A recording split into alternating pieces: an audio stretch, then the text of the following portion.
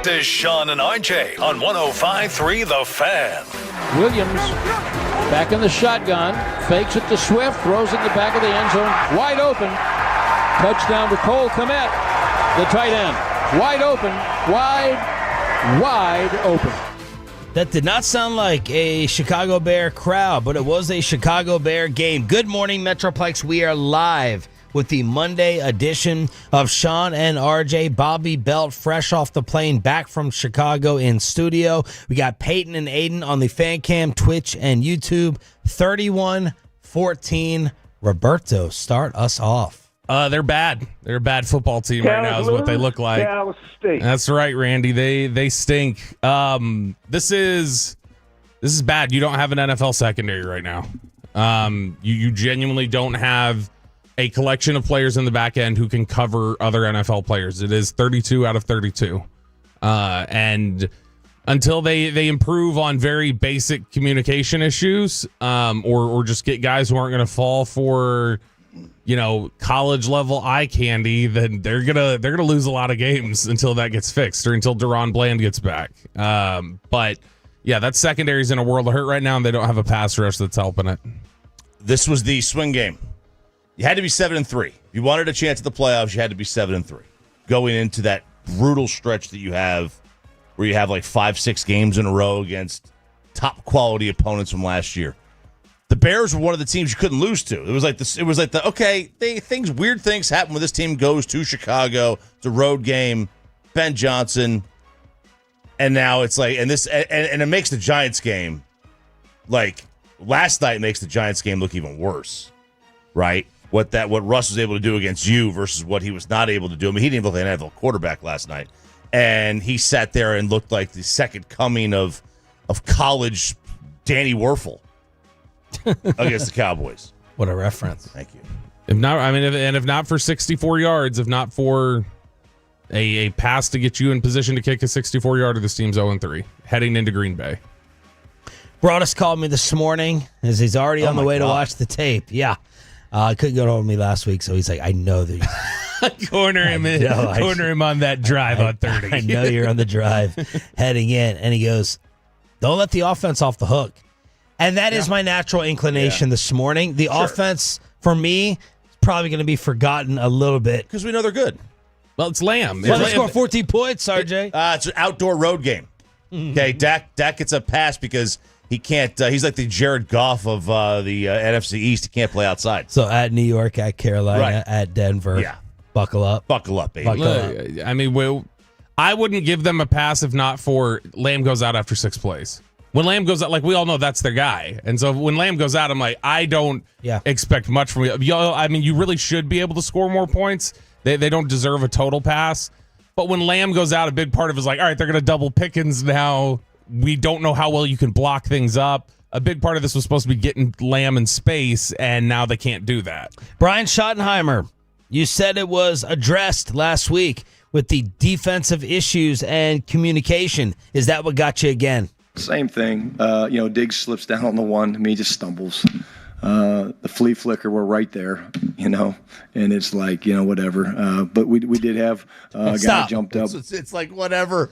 It's like whatever. He's starting to get irritated. Oh, my God. That's irritation? Yeah, no, you're starting to see. You see that right there was irritation? No, you're starting to see like whatever. He's going to let the cracks out. Like you saw last night, he was very irritable on his face. He's not there yet, but I'm just saying he's starting to get to a point where he's going to start blaming guys. Because I just wanted to hear his presser. So I head on over to DallasCowboys.com, and they have Yeomans and Nate and Isaiah and Barry Church. And to their credit, on the team's official website, they all went at Schottenheimer for sounding too ho-hum. Oh, well, Diggs, he just slipped. And then, what was it? We were right there. And it's like, whatever. Yeah, like, whatever. And they're like, yo, man, players, they know what you're saying in these pressers. Now, my immediate counter back was he a hard ass in there?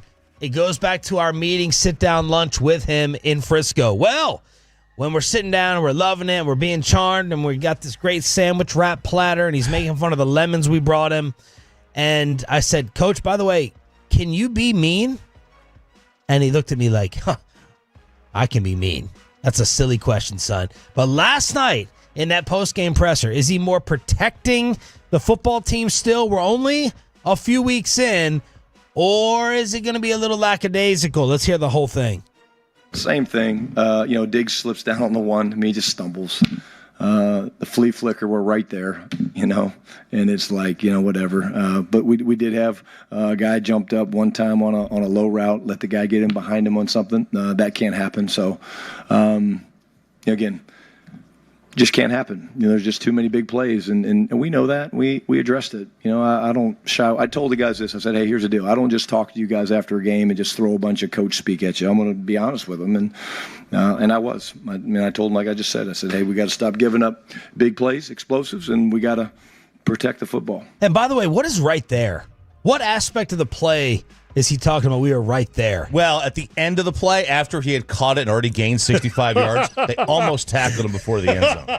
I was like, you were almost there with the highest flea flicker pass back in NFL history. We need a hang time. That thing went higher than the snap over Manning's head in the Super Bowl. And it's like, I've never seen a snap or a flea flicker that high in the air. The hang time on that flea flicker could have hit the damn scoreboard in Arlington. And I know you weren't right there in terms of the DB and the wide receiver. So I don't what right there are we talking about? That was he was at 6 yards separation there at the time. I mean that was easy 6. No, that's the I assume it's it clearly wasn't in coverage. I assume when he's saying we're right there, he means close it in on Swift.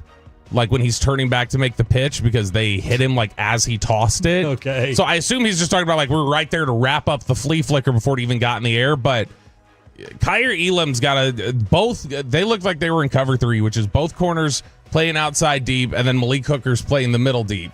And both corners, I think it was Booth and Elam, both of them crashed down and completely abandoned their zones and then turned around and had to run. And the only guy who stayed back was Hooker. And then Hooker's standing there, is supposed to play the deep middle, and is having to just chase whoever. And so, yeah, your corners were bad again yesterday. And then last night on the post game, we're talking secondary. We're talking corners. This is the first time that Caleb Williams was not sacked. So the whole you can generate pass rusher is coming back to haunt Stephen Jones like the drought. Yeah. That's the new thing everyone is picking up on. The misevaluation right now of the collective group of Nealand, Williams, Ezeraku, where has Dante Fowler been off of his double-digit sack seasons? That's destroying them on the front end. It makes life even more miserable on the back end. Here's Schottenheimer on where's the pressure? Yeah, it's all rush discipline, Patrick. I mean, it's staying in your rush lane. And, again, I'm going to give Caleb a lot of credit. I saw him find rush lanes and step in, up and out on some things and stuff like that. But, line games help because it kind of muddies it up, and that's a big part of it. We do some line games. But, I just think at the end of the day, it goes hand in hand. The pressures and the quarterback pressure and the coverage, they go hand in hand. But when the quarterback goes to break, you got a decision to make. And you got to make a decision. Do you want to come up and then let him throw it behind you, and that's the game you play. And he did a nice job. Give him credit. Tolo's already texting in the Cowboys are willing to help out the youth and the elderly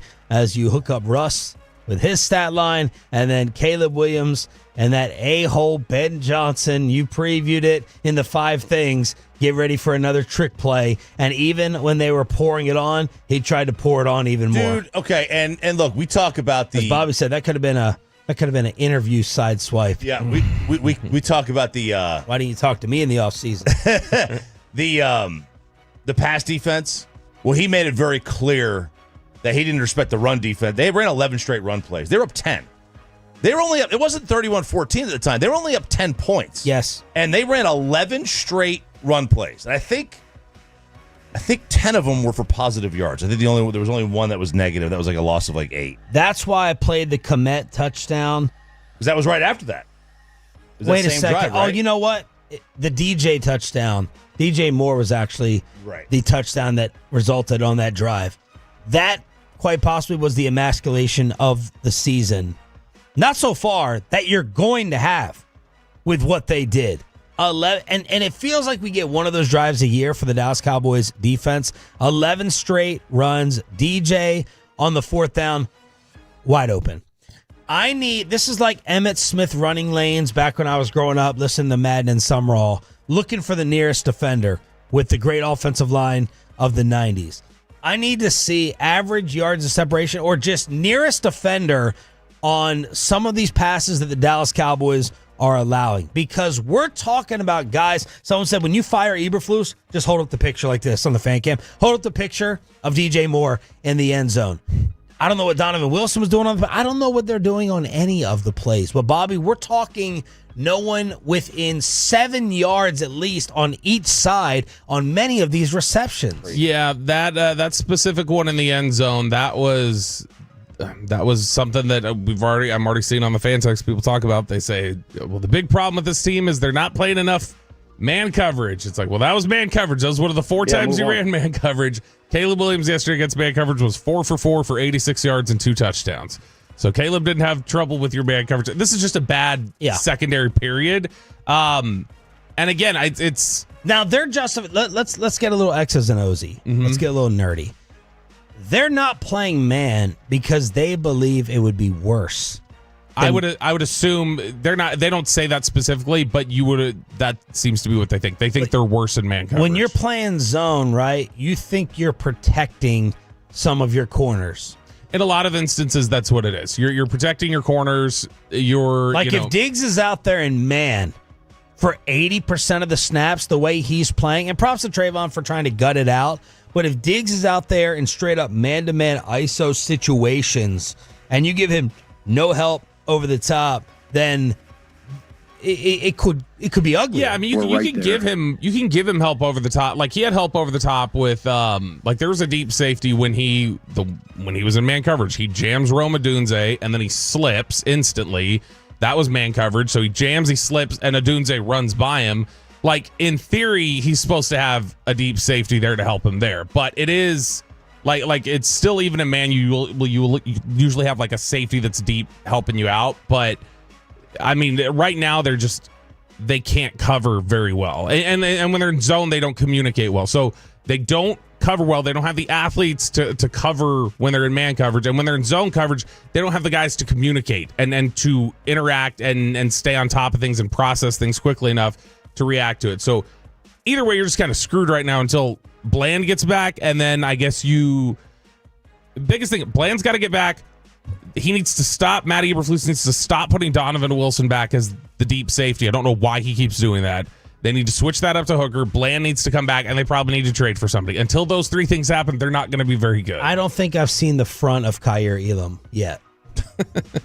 I don't think I've seen the front of a receiver either. I don't think I've seen the front of Kyer Elam. All I've seen is the back of the jersey. They're all just playing tag.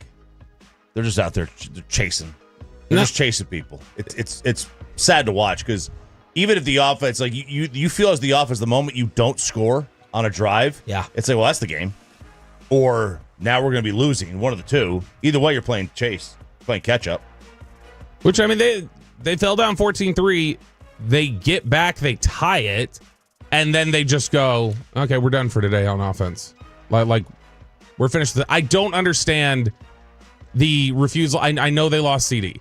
I don't understand why they didn't want to push the ball downfield at all yesterday. Brian Schottenheimer may be on Bobby Belt's star down list. It's star up, star down. Are there any star ups? It's your Cowboys report card brought to you by Wild Fork Foods. We do have, don't leave us. We do have a sweet giveaway. Not SW, SU. We're putting you in a suite for Sunday night for Micah's return. All right, so even if you think they're going to get beat down, even if you think they're going to get blasted, you're going to be in a suite enjoying it Sunday night. That giveaway is at 7:20 in the commercial-free expressway here on Sean and RJ. Your star up, star down for yesterday's beatdown, brought to you by Wild Fork Foods, is next. But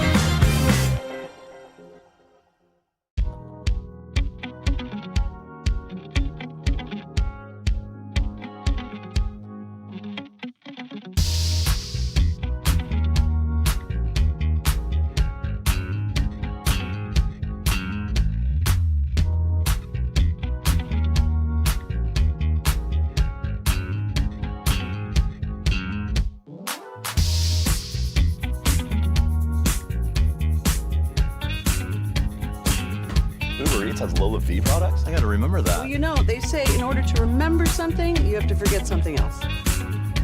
Okay, now that is a very cute haircut. That's like a little shag. I've never seen it before. Well, I mean, of course you haven't. It's the Rachel. Oh, is that your name? No, I mean like your name. No, I'm Jen. My name's Jen. Right, but I just mean like this is your haircut. But that's hair on your head. I'm not saying this is your hair. Okay.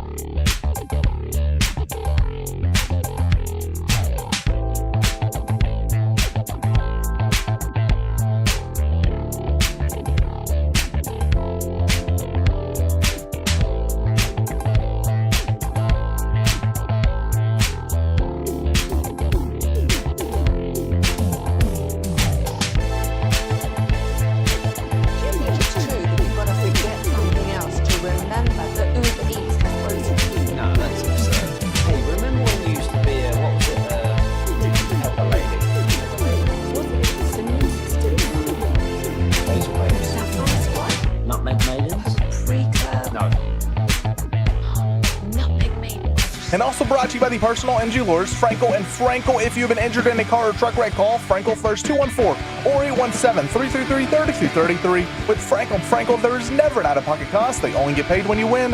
Frankel and Frankel, the go-to car and truck attorneys in Dallas. Lamb goes in motion. Here's a little toss left to Williams on the end. He gets a couple of blocks, first down. Left side 40. Steele way out in front downfield. And he was stripped of the ball stepping out of bounds. And is it in play or is it a Bears recovery?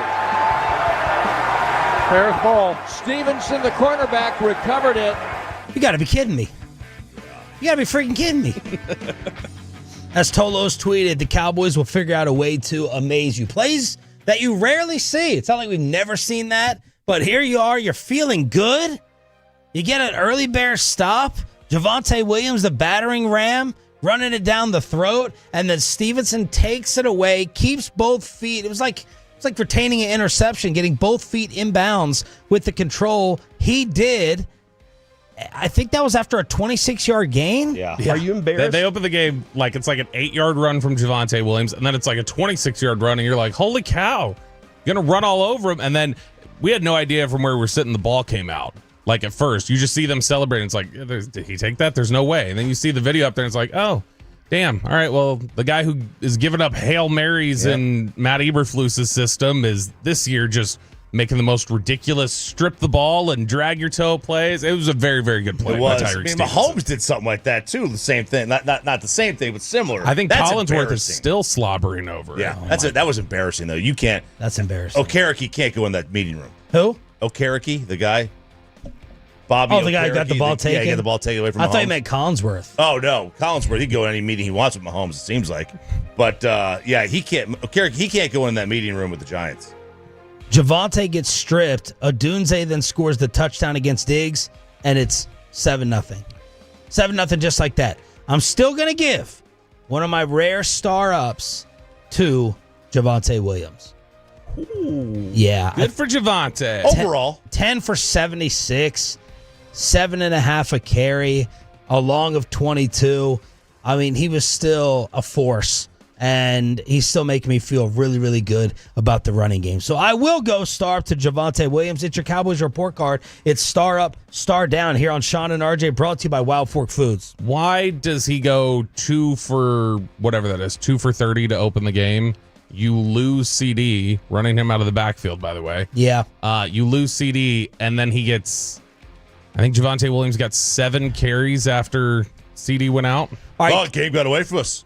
2 instances to focus on. 2 instances. In terms of Javonte work. A lot of people are now, to me, it's a hindsight nitpick of CD carrying the football. Yes. You know, I see a Mike Leslie and I see other people, you know, after it becomes popular on social media. I'm turning into Bobby here. Why CD carrying? You got Javonte, this is such and such a clip. Look, man, you're going to have different plays. Yeah, you're playing football here. The guy runs reverses. Everyone, when he was coming out of Oklahoma, was just lauding him for the ball in his hands. Tyreek Hill's going to get reverses. I have no problem with different ways to get the ball in the hands of your best player. So I'm not going to blame Brian Schottenheimer for CeeDee Lamb getting hurt. Because it's a play they ran last year. McCarthy ran the same play. It's like it's okay. Ooh, that's a bad indicator. It's a lot of teams run that play. You tell me Tyreek Hill's ever run a running play before? Yeah. So here's the only difference. And I was standing in Schottenheimer's press conference last night. And I was like, yeah, I know. I'm a big deal. So I was like, I thought about asking him about it.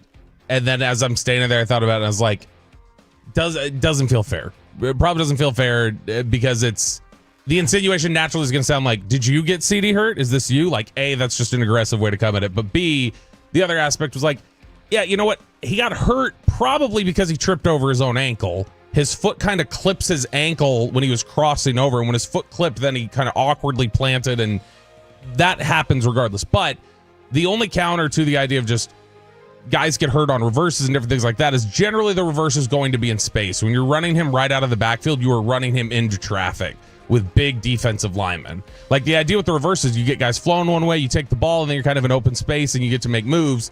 And that's no different than taking a quick pass or something like that. But running him out of the backfield, the question is just, are you running him, especially a guy who's not built like Debo, are you running him into too much traffic? I'm still okay with it. The other Javonte usage question I had was when they failed at the goal line. They threw the third down pass to Pickens on the fade. I could not have hated the call and the play more. I hate that. You're right down there near the goal line, and I think Dak ends up with the interception. Is that ended up with? Are you talking about the one in the fourth quarter? Yeah. Late? Yeah. He ends up throwing the interception, and I'm like, look, you can just run it at least once or even twice with Javonte Williams. Like, don't throw up the third down fade route to Pickens. But those are the questions I had on Javonte's usage. So that is a star down for the fumble, a star up for his overall game for me to begin. All right, and one of my star downs is, and we talked about this being a potential issue. It's how good Brandon Aubrey is. And you're down. It's early on. You've had the fumble on the first drive. Second drive rolls around. It's 4th and 2 for the Bears 34. And you lean into the, hey, this is an automatic 3 because it's Brandon Aubrey. Let's just take the points. No. You got up to the line of scrimmage and you did the whole, I'm gonna walk and I'm gonna point and then I'm gonna waste a timeout. You're not including the timeout. They burned a timeout for no reason. They planned to burn one. They basically planned to let's just use one. And let's do this. Like, guys, it's 4th and 2 is not even we're not trying to trick you here. Just run a play. 4th and 2 is a go for it, especially at that part of the field.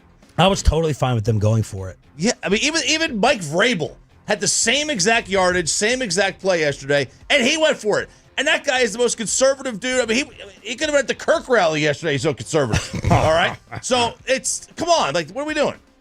Who made the left joke on our group text? Someone. That was a good joke. It was not me. It was me relayed Nick Harris's joke about some.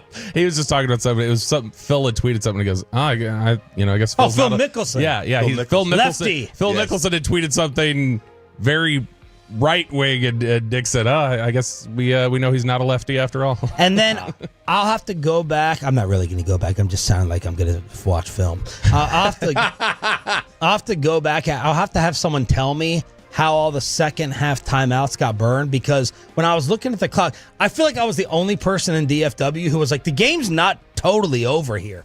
I even had a question about Dak getting pulled when he did. Because before 17. Before that interception, you score there and it's 10 and you're in it. I think there was like 4 minutes, 4:45 left. So I was like, is this too early for Joe Milton? But I look at the clock in order to try to strategize. They didn't have any timeouts.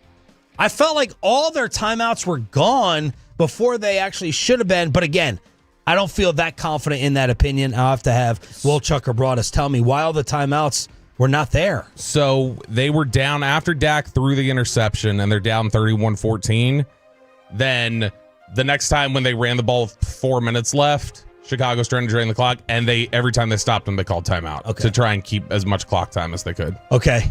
Some star downs, Pepe, on the fan text, brought to you by Wild Fork Foods. Yeah, we got 817 says star up to George Pickens for stepping in after CD got hurt. 214 says star up to Williams, Ferguson, and Brock Hoffman. 214 also says too many to count for star downs. And 936 and 817 both say star down to Diggs. Let's keep it on Schottenheimer while we're talking about timeout usage and some play calling issues.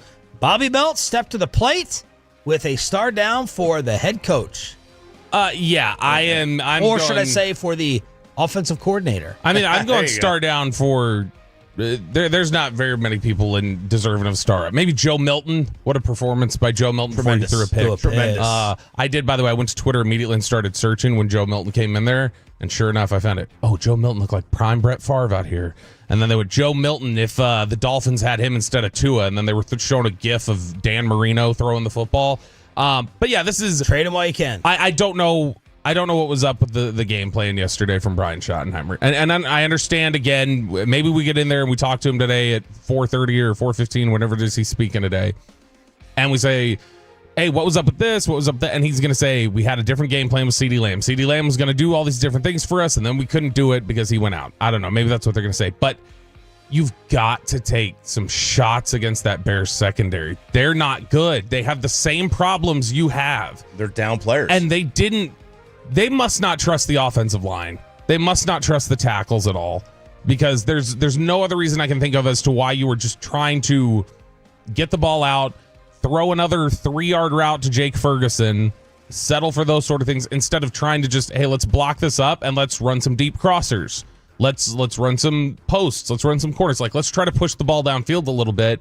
And they have just refused to do that. And I don't know why yesterday of all days, with the field surface fine, didn't run into any weather issues with the surface yesterday, why they just allowed Chicago to push the ball like they did.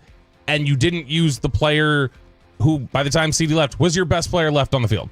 Dak is your best player left on the field at that point. Why are you not pushing the ball down the field with him? Why are you not taking advantage of it? Are you giving Ferg a slight star up? 13 catches, 6.3 a catch. Sure, it was nice to have Michael Thomas yesterday for an afternoon. Man, when you throw when you have a tight end and get 13 catches, that signals something's wrong. Like maybe Dak. Well, CD's gone. Well, CD's gone, There but I mean, you still have Pickens, right? It's like Pickens at 5 for 68. Yeah, but 13? I mean, 13 is like, that's what a backup quarterback does. They just lean into the tight end because they're scared. I mean, Pickens was getting doubled pretty heavily yesterday. After Lane went out, they just went, all right, let's double Pickens. But again, you talk about a number 3 wideout. You know, Cavante had 2 for 64. Jalen Tolbert had 3 for 24. Star up, star down, brought to you by Wild Fork here on the Fan. They were just trying to get the ball out quick yesterday, it felt like. I would guess that yesterday, I'll look at it during the break. I got to see what his intended air yards were, because there was nothing pushed down the field. Other than he had that one throw to Turpin down the sideline, which is late, where Turpin kind of got laid out. But not kind of. Otherwise, I mean, he got murdered. You've got really nothing that you really tried to push down the field. And again, maybe a lot of it, when I watched tape of Chicago, everything that they gave up that was big, deep overs, deep crossing routes, like that's the way to get them confused and to cause them to cover poorly. And I don't know, maybe they thought, all right, we're going to run all this with CD and Pickens and we're going to cross them up, or we're going to get all these things, and then all that went out the window as soon as CD couldn't run. Well, let's talk about one of the tackles, because I'm going to have to rely on post-huck clarity tomorrow when Bobby rewatches this mess at 7:20 tomorrow here on the show. I'm not loving the instances that I see from Tyler Guyton. I'm not. Dude. It's a body language thing, too, for me. I wish I could take some of Tyler Booker's body language and put it into Guyton. 3rd and 3, false start. I had that in my star down. Can't. You're inside the 10, or you're at the 10. Yeah. Led to an Aubrey chip. That's 14-6. But that's a 3rd and 3 false start. He whiffed against Robinson. You're opening the 3rd, right? This is your, okay, here we go now. It's 24-14. Let's make this a one-score game. He whiffs totally against Robinson. Opening 3rd down, you automatically punt. And again, a punt on this team is basically like giving the other team the ball at least 3. At least 3, yeah. Right? Your expected points is probably 3.6. The way the defense is playing, punting the ball is similar to a turnover around midfield. It's very similar for most teams. All right, let's continue. Star up, star down, and the defensive help that's coming, he got arrested a short time ago. It's the home of the Cowboys. We continue the other devastation that happened inside the NFC East. It's not going well. Let's stay together. We need you, especially with a Micah Parsons sweet giveaway for Sunday Night Football. It's all on the way on Sean and RJ. Doesn't sound right. What's it, Saffron Squad?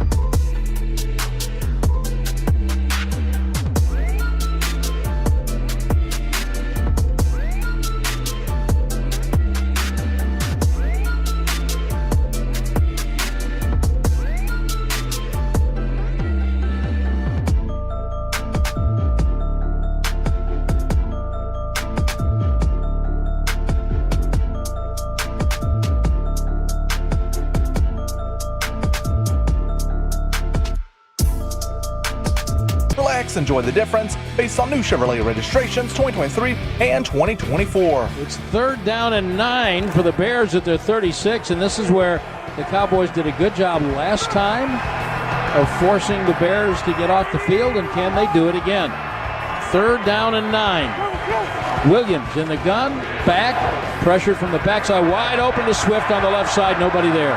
And he ran through a weak arm tackle, and he's to the 40, and he's to the 30, and he cuts left to the 23. Man, you can hear the defeat in Brad Sham's voice. He was becoming delusional yesterday, right, Pepe? He was doing play-by-play of replays. Yeah, they got so many screens up there in that broadcast booth that he was, I think it was going into the 2-point conversion for Dak. He was calling the touchdown play to Pickens. I think he saw Pickens made the catch. He was like, wait a minute, that's the exact same catch he just made. But he addressed it on the air. He was fine with it. Well, we may need to play it. That was 3rd and 8. Momentum was building after you tie. Starting to catch it a little bit. 3rd and 8, Swift for 41. I don't know what Damone Clark was doing. Holy crap. I'm just sitting there like, is that 18? Taking that angle? The big gains from the Chicago Bears offense. 41, 35, 31, 29, 65. They ripped off those yardage amounts. 65, 31, 35, 41 and 29. And Jerry Jones, who's now what? Is he talking after every road game now? These first two he has. Jerry Jones afterwards. He'll join us at 8:30 tomorrow. Jerry on the big plays. Well, those big plays on either side will eventually take the heart out of you when you get a bunch of them.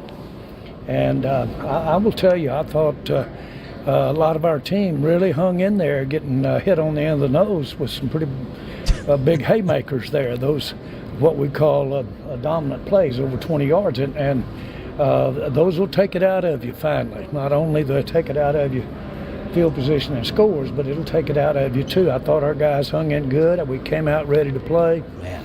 I thought we ran the ball about as well as I've seen us run the ball, but it wasn't enough when you have the guys open that we've got, and some of the things we did to that fumble hurt us on that first drive, but in general, they came back out the second half, though, and took it to us physically, so give them their due. Okay. At least he gave the due at the end, because I was worried that the collision with us or KNC was coming sooner rather than later, and it's going to come with Schottenheimer and Jerry continuing to either spin, justify, or pacify the defensive problems, and we got to sit here, right, with eyes and a semi-functioning brain and say, this isn't getting fixed. And us continuing to pound at that, and then continuing to, they're not going to destroy their entire locker room and team publicly in these interviews. That's where I see it, Bobby, coming when Jerry tomorrow's going to, now we got help on the way. We got help on the way in Bland and Clowney. And then we have the Packer game, and then we're right back at it again on Tuesday of, yo, man, this is not getting fixed, versus Schottenheimer and Jerry not firing Eberflus after 3 weeks. Yeah, I would say, I'm going to guess that Jerry will start throwing players under the bus pretty consistently before Eberflus, because he's already started it a little bit. I think right now he's given his coaching staff throwing under. Yeah, I think he's giving the coaching staff a little bit of a grace period right now. When Fred asked Jerry on Friday while he was with KNC about Jaden Blue and Mozzie Smith being inactive, Jerry just underlined of those players aren't active. They're not active for a reason, usually multiple reasons. Like, he's willing to just say, don't question not having them active. That's not the coach, that's those players. And last night didn't seem to want to really entertain an Eberflus problem or a scheme problem. Wanted to just more say players need to communicate better. Their communication's bad. They're not executing. They need to do that. I think he's definitely going to lean on the players right now before he leans on the coaches. 877-881-1053. Franklin Injury Attorney text line for Star Up, Star Down, brought to you by Wild Fork Foods. Who else do you have on your Star Down list? How you going with your grading? Oh, my goodness. We got a big Star Down list. Matt Eberflus needs to have a Star Down. This is a defense that, and Shoddy said it after the game yesterday. He's like, okay, if the communication's bad, then we need to do a better job of simplifying communication. So regardless of what it is, like, Shoddy's trying to basically say it's on us. That if it's bad, there's some level that then you just have to tailor it to those players to like, hey, this is how you can digest the information. This is how you can do it. So it's a star down for him, but it's really a star down for, again, I understand you need a couple weeks to figure out your personnel. And there needs to be grace there of Dan Quinn took 8 weeks to kind of figure out the Cowboys defense before he put everybody in the right position. Mike Zimmer took 8 to 10 weeks before he put everybody in the right position. So I understand that. The glaring one right now is, why are you so frequently letting Donovan Wilson be your last line of defense? I don't understand that. I want to give him a star down, Donovan Wilson, but also at the end of the day, it's like he's being asked to do something that he's not very good at. So I don't know how much it's totally on him. Nick Harris asked Eberflus last week about Wilson playing as a single high safety. Now explain single high and what that means. The what single that high role safety, like a lot of times, whatever the single high safety is playing in zone coverage, he's going to be your center fielder. He's going to be your wide-ranging cover man, which between the like two, Ed Reed. Malik Hooker, Malik Hooker and in a related story, Ed Reed does not play for this team. But he could. Between Malik Hooker and Donovan Wilson, he could, definitely. Those are two. If you're going to talk about whose skill set is better to play in the box and who's better playing center field, there's no question it's Hooker playing deep and Wilson in the box. So I don't know what the reasoning and explanation is there. Eberflus said Donovan's been great for us. He can play down, he can play back, he can do a really good job with the whole spacing and understanding space. He's doing a good job with that. So he's not. Just flat, and like you just, I guess, have to. That interception last week, I was afraid that was going to buy them and Wilson. It was just a chuck. A little bit of favor. He just chucked it. Yeah. Off the fair catch. That was basically a fair catch. And it's like, is this a coaching issue or is this a front office? Like, how did you give us this? And that is a great. Bobby, you go with that, and then I want to jump on RJ's point. I think that just the idea that Wilson would have, him getting an interception, it does cover over it a little bit. Like where you'd say, oh, do we give him a little bit of grace? But only just in the moment of like, okay, well, you made a play where you needed to, but the reality is that Malik Hooker to me has done so much more throughout his career to show that sort of skill set than Wilson has. But if Matt Eberflus is just going to tell you he's done a great job of it, then it's like, then I guess there's nothing to discuss if you think he's been good at it. Yeah. Okay, then you're just then we've got a problem if you think he's good at it. So the issue with the front office is like, all right, is this the best you could have done? Yep. Did you think these guys were good enough to begin with? And then if you knew, like I would assume that when you're hiring a defensive coordinator, you would do some like research on it. And I'm sure they didn't even have to. We had the guy. We've had him, right? We already had Eberflus here. Like you would know if your personnel matches what he runs. Yes. And if you didn't do that, that's a big miss. So I wrote down kind of that same thing. Put the three in order right now in the fan text in terms of your blame of, because I keep saying players are scheme, players are scheme, players are scheme. To me, it's not any individual one. Is the defensive embarrassment right now more the players, the coaches, or the front office for what was put out there? Is it the coaches coaching them wrong with the scheme? Is it the players for doing the wrong things? These miscommunications are horrific. Or the front office for the talent that is just left out there? How would you put them in order of 1, 2, 3? I would put coaching last. Coaching is number one to me is the players. The players are. You think the players are capable of more than? I think players should be capable of executing high school level zone concepts, and right now they haven't. So to me, that's the players. After that, you could go.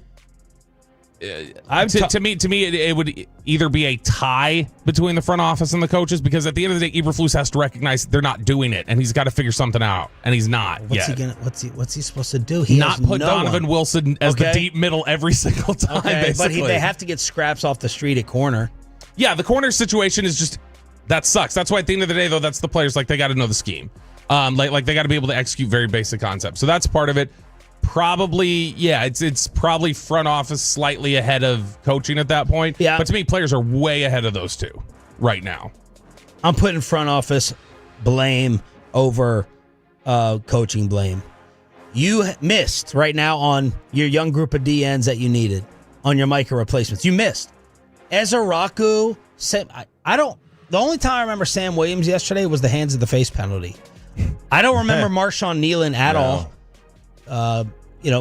Odigizua, has he been quiet? I don't remember him yesterday, except for Brady butchering his name. So your young D-line and prospects fail. Your no-name at linebacker, and then the secondary is an abomination. So that, to me, is the front office and what they put out there. Yeah, look, the players, I would probably put coaching last. I think the old adage, Jimmy's and Joe's, but at the top, it is the front office. I mean, you put a roster out there. I don't know how, especially after the trade. You said you could manufacture pressure. You're not manufacturing pressure. Said you'd be as good or better. This team without Parsons. And that's just not true. It's just not true. It's just not true. So I would go organizational, front office, player, coach. Well, I mean, but manufacturing pressure, if we're going to incorporate that aspect, that is coaching. That's stubborn Eberflus not blitzing like he should then. And Jerry was asked after the game if they need to go ahead and blitz more. Well, of course, if we can't cover them, there's not but one thing to do, and that's try to rush them up. But we've got to get better. We've got to get better. We've got to get more on the page. I'm confident we will, but we've got to get more on the page. And this is inordinate to have that many big plays. And the big key question here in all of this moving forward is, it's like your kid failing his homework or getting C's and D's. Are they capable of being better? Yeah. Are they capable of improving? My mom never got mad at me for a C. She goes, that's really what you are. You're kind of a dummy. You're a dummy. But if I got a B, great. So Luka, are you mad at Luka, or are you like, this is what it is? Okay, so for him, it depends on the class. If it's an advanced class, not mad. If it's a regular class, there's no it's clemency isn't the word. It's like they'll give you like for athletics. If he's got like a D in an advanced class, they give him basically a C for it, so he could pass. There's no grace period if it's in a regular class. All right, help on the way, but we have news of a Jadeveon Clowney arrest, and my Sunday was made even worse with what happened in the NFC East. That's next on Sean and RJ 105.3 The Fan. But maybe your weekend was even...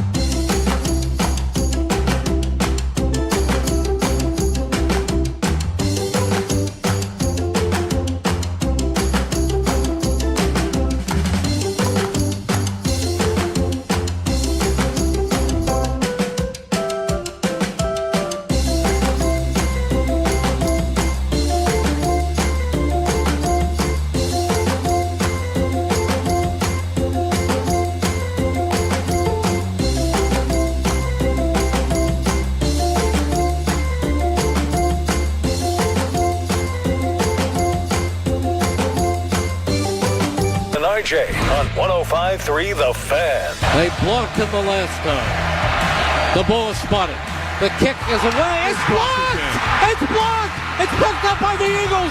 Running with it is Davis. 30, 20, 10, 5. Touchdown! Game over! Jordan Davis! Are you kidding me? Blocked him again! Are you kidding me? Blocked him again! Have you ever seen anything like this? Do you believe in miracles? The Rams are standing silent. They can't believe what just happened to them. That legitimately ruined the first half of the first quarter for me of the Cowboy game. Oh, yeah. I was sick. And you felt the comeback. I didn't tweet anything in the first half. I didn't want to run my mouth when it was 19-7 Rams because I was like, okay, this is too good to be true. But Stafford kept missing. The Rams kept missing 3rd and 2. Short yardage situations. Settle for a field goal. Have to go ahead and kick it. How many field goals did they have? Their field goal kicker had 6 attempts on the day. That's because they were coming up short in the nail-in-the-coffin situations against the Philadelphia Eagles, and then freaking A.J. Brown and Jalen Hurts get going. Jalen Hurts is getting mocked and made fun of throughout the entire Twitterverse, throws 3 touchdowns in the second half. A.J. Brown suns the Rams secondary multiple times, but don't worry. No. Zach Wilczek is still going to win. It's early on, Bobby, because Stafford's coming up short on these third downs, but Zach Wilczek's going to win because Matt Stafford, with a heroic drive at the very end to set up a very makeable field goal, and then not only is it blocked, but the Eagle bets covered with the Jordan Davis return for touchdown. And then on top of it, I'm facing Philadelphia's defense in fantasy. Oh, no. 2 straight punches to the gut and then a right hook across my face, and I was dazed until about halfway through the Cowboys' first quarter. He got up to 18 miles an hour on that run. Now, I have no idea what that means. It could be fast. I think it's fast. I think it's pretty fast. For a man of that size. I think anything over about 12 is fast. That is a thick 6. That is very, very fast. I took this game way more harshly than anything in the Cowboy game. I'm not mad or furious or going to throw any fits this morning over the Cowboy game. The Giant game took me through way more of an emotional roller coaster than the Cowboy game for some reason. But this Eagle game, in fact, the Cowboy, you know what part of it was, honestly? When the Cowboys started to get their ass kicked, it made me feel better. I was able to go ahead and bargain or whatever the stage of grief is. Yeah. I was able to come to terms more so with the Eagle game, like, wake up! You're not close to them at the top of the division. Yeah. But I try to do that at the beginning of every season. Like, hey, here we go. We're going to be tied for first at the end of today after you beat the Bears. But then as the Cowboys continue to embarrass themselves defensively, it made me feel better about Philadelphia. And the longer the season goes and the larger the gap gets, I'll be more okay with these Eagle wins. First of all, how was that game at noon? Game of the week, Cowboys-Bears. Yeah, could you imagine? That's what Dave Portnoy was asking. You've got, 2 teams that met in the playoffs the previous year. That generally, if you have a rematch of a playoff game from the previous year, that's usually like a night game. You got to take advantage of the Dallas and Chicago markets before reality hits of the season. That's fair. That's fair. But it's not like it's L.A. and Philly, too. That's big as well. LA but L.A. doesn't have they're just looking for the bodies. I bet you the ratings in LA's market will be higher for the Cowboys game than the Rams game. Yeah. So I mean, that's. Yeah. How about right the there. Charlie Kirk procession got higher ratings in California? That'll tell you how bad their football audience is. The Charlie Kirk Memorial. Yeah, in California. In California, yeah, Know what I'm saying? But look, that's. First of all, the Rams can't lose that game. You're dominating that football game. Ugh. The poor kicker, he probably has to put his leg in ice. He kicked it so many dang times. That's probably what happened. He had a hamstring injury, I'm sure, from kicking so much. You've got that offense with Nakua, with Devontae, with Stafford, with Williams, with the play caller. It's too good to be settling for that many field goals. Puka had 11 for 112. Devontae had a 44-yarder. He was 3 for 56 and a touchdown. Kyrie Williams got stopped on a 4th down, but Bobby, this hurt me. This hurt me bad. Yeah, I mean, this was because this was you said you weren't talking. I was. Oh, I was talking in our text thread. I don't know if my texts were going through totally. There were a couple times yesterday where I wasn't sure if they were, but I made sure when it got up 26-7, I was like, how's those power rankings looking last week, guys? You guys throwing them before, which still is accurate because that was pathetic opening to the game by the Philadelphia Eagles. Still can't trust those guys. Don't worry, I got your trash talk with your power ranking coming up here in a second. Don't you worry. My power rankings will be just fine. No, this is something where the more you watch Philadelphia play this season, the more I think there is still concern about the way. But the problem is Hurts went off throwing in the second half. Yeah, I'd be fine if Saquon ripped off some 40 and 50-yard runs, but now I can't even laugh at them and Jalen because his arm did it. Yeah, and he's done that in his career before, not so much last year, but 22 he did it a lot. But yeah, I mean that I still look at Philadelphia right now and I go, there's something not totally right with them. Now, this is a great opportunity for the Rams because Lane Johnson was out of this game for a large portion of it, and that was clearly an issue for them because they were getting a lot of pressure from the right side. Philadelphia was when I was watching. So, I mean, it was a good opportunity for the Rams, and they flush it down the drain, but it does tell me, at least these first 3 weeks, that I feel like Philadelphia is close. Philly's close to being teetering. Well, your stuttering and stammering throughout that did not convince me. Let's get to last night. He brings Kareem Hunt in motion to him. Now he pump fakes right, throws up for the end zone, and the pass is caught. Tyquan Thornton, touchdown! Kansas City, Tyquan Thornton with the TD on a 5-yard throw by Mahomes, and he threads the needle for the first Chiefs touchdown of the game. Talk to me about this game last night through Cowboys lens. That's all I was watching this through. Through Cowboys lens, this looks and a fantasy lens, which I'm going to smash the glasses in my eye for drafting Mahomes. This looks even worse. First off, the Cowboys gave up 41? Was it 41 to the Giants? 37. 37. They gave that many points to the Giants. Russ was throwing it all over the place. Russ was getting picked off on those same passes last night. Some good plays, but this is actually you are allowed to intercept the passes downfield. I didn't know that they knew that. Collinsworth and Tirico talked about Russ with a little arrogant smile when he walked into their pre-production meeting like, you guys see last week? You guys forgot what I'm capable of? You guys forgot who I am? Mr. Unlimited. And who I is in this league? And then that mess. But then on the other side. You know what his QBR was yesterday? No. Russell Wilson. Oh, my gosh. Look away. 9. Too high. You thought that was low enough. 6.5. 6.5. He had a 43 passer rating. 6.7. He had a 43 passer rating. It's Do you know? Unlimited. So he had a 43 passer rating. If you spike the ball on every play, it's a 39. Shut up. Yep. What? Yeah. If you just take every snap and spike it, it's a 39 passer rating. He had a 43. Machota tweeted this. Russ, week 1, 168, no touchdowns. Week 3, 160, 0. You know what's coming next. Week 2, us, 450 and 3. But the bigger story here is Kansas City, man. Are you finally? It's that is not a Mahomes thing. That is an Andy Reid thing. Oh, here we go. Andy Reid. Here we go. Andy Reid has quit. I thought coaching didn't matter. Well, it matters when you can't even get up to the line of scrimmage. It matters when you're not even a cohesive unit. Who's responsible for getting them up to the line of scrimmage? You've got. It's not even that. I'm talking offense, defense. It is a complete failure from the coach. That Andy Reid, the game has passed the buck. But what are you referring to? Everything. Everything. I'm referring to everything that happens to the team. They're nearly unwatchable. Yeah. They are. They really are. Not nearly. They are. They've hit that. It's brutal. Like all the fun I was talking about with Mike McDaniel last week offensively. When's the last time you had like a fun Chiefs play?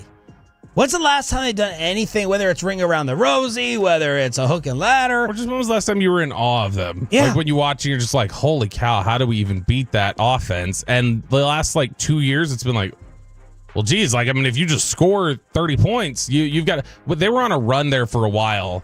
And I can't remember they were on a run there for a while where they'd gone a significant amount of time without scoring 30 points. Like last year. It was like they may still be in a stretch. I don't remember, but I'm gonna have to look. They went on a run last year where over 30 points. They didn't score over 30 points until the Bills playoff game. That was the first time all year. We are about to take your Cowboy calls. Need you to unleash during the Express. All right, 2 things are happening during the Express Day, but we're going in order. Okay, kids? Okay, children? Hello, children. Hello, children. We're going to take calls first, and then as the Expressway goes, we're going to play the Micah Sounder. That's going to be you going to a sweet Sunday Night Football. Great job by the Cowboys. Thank you to them. Thanks to the promo department. So we're taking your calls, and then we're going to get the phone calls to win the Micah tickets. But your Cowboy rants first. Now let's check in on DC. Handoff right up the middle. That's Jeremy McNichols bouncing off the 3 Raiders. Oh, wow. Breaks into the free. 40, 35, 30, 25, 20, 15, 10, 5. Unbelievable. Touchdown run. Touchdown. Touchdown Washington. Jeremy McNichols broke through the Raiders D. This game ended up 41-24 with Marcus Mariota. So here I am. Jaden Daniels is out. I thought the Raiders could be pesky. They're going to sit there. Tom Brady maybe relaying signals from Chicago, helping out his team. No, this was an absolute beatdown. Yeah, this was what I was genuinely. I thought the way they were talking about it all week, I thought there was a little bit of gamesmanship, and I was like, yeah, Daniels will be out there. They're going to throw Jaden Daniels out there. No concerns. But then they ended up running out there with Marcus Mariota and just absolutely no problem at all with what is a bad Raiders team right now with Pete Carroll. But look, Dan Quinn, he spent lots of time with Pete Carroll. They're going to know each other's weaknesses. They're going to know each other's strengths and how to lean into that. But well, he's going to spend a lot of time with the ice pack. Yeah. After he got run over on the sideline. Football guy out there. That is a football guy. Yeah, if he actually wore his hat forward like a normal person, that would have... You're a thief. Spieth Island tweeted that. That's like the third thing you've referenced, or I know you took it off Twitter. Spieth you should know that I don't go on Twitter. That's true. He probably texted you. I don't even know who that is. Oh, you know. Oh, that's not nice. By the way, Washington. That's hilarious. If he had his hat around the right way, would have broken the fall. Washington, Cliff Kingsbury, and that running game that he went back and was like, okay, I'm going to reevaluate. I'm going to turn into a guy who can have a great running game. They are number 1 in the NFL in yards per attempt through 3 games with 5.7. The Commanders? Mm-hmm. Jadeveon Clowney. What happened to him? Why did he not play? He had a good game. And did this factor in whatsoever? We had an incident in South Carolina, in his hometown, actually. Rock Hill native Jadeveon Clowney was arrested on September 12th for trespassing and failure to identify. Both charges are misdemeanors. He was trying to park at an apartment complex to go and see his aunt. He was not allowed to park there. Off-duty officer was assigned to go take care of the problem. Clowney got into an argument with the cops, did not show his ID, and was arrested. What do you know about this? Look, I know it's garbage. You can't park at an apartment complex to go see somebody who lives there? They had something up saying you can't park in this area. Yeah. Follow the rules. Well, I saw Nick Harris tweet, oh my God, and in his hometown. This ain't Varsity Blues, man. Just follow the damn law. Follow Rock Hill, it might be a little varsity. Follow the law. They tell you to show the ID. Don't park there. You're about to go play with a new NFL team. Don't get in trouble with the police. Well, and apparently this was... Well, he's just letting him off the hook. Come on. Well, this is one where he got snippy because this whole thing is like, I'm not here to park for the stupid football game. I'm here to park with my aunt who lives in this complex. So no, I'm not gonna park over there. This is where she lives. And probably got a little pissy, and then decided to get a little chippy with it. The complex across from AT&T, I think it's on the Walmart side. Whatever the Walmart says at the north side. There's an apartment complex there. My buddy used to live there, and on game day, we would try to go there. We were going to the game. They wouldn't even let you into the place to park. And I was like, yo, I'm literally going here to hang out with somebody. And did you end up parking there? Yeah. You did? Yeah. Oh. And they were like, you might get towed. And I'm like, well, I'm not going to get towed because I'm literally in the apartment. Jadeveon Choppy. Brian Schottenheimer, why didn't Clowney play? Yeah, again, at the end of the day, you just feel like he still needs a little bit of time to ramp up. He hasn't played football. He wanted to go, but the concern would be if he had to play a lot of snaps, would he be able to do that? But again, he's doing everything in his power to be ready to go. He wanted to go, but he understands as well. And again, really good conversation with him before the game. Okay. So that's great. No Clowney, no Blue. We did get Mozzie activated. Line them up. What do you do? 877-881-1053. Your Cowboy phone calls. We go commercial free with the Expressway. You call about the game, and then we'll give you the cue to call to win the tickets in the suite for Micah's return on Sunday night. Next.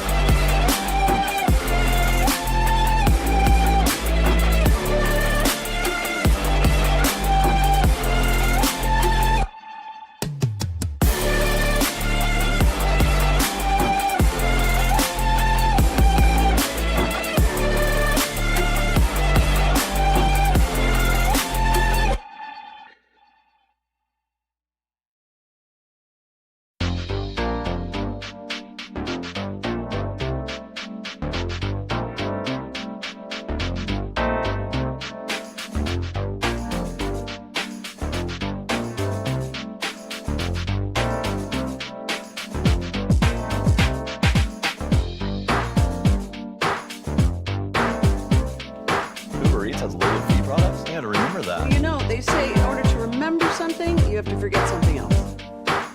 Okay, now that is a very cute haircut. That's like a little shag. I've never seen it before. Well, I mean, of course you have. It's the Rachel. Oh, is that your name? No, I mean like your name. No, I'm Jen. My name's Jen. Right, but I just mean like this is your haircut. But that's hair on your head. I'm not saying this is your hair. Okay, freaking out.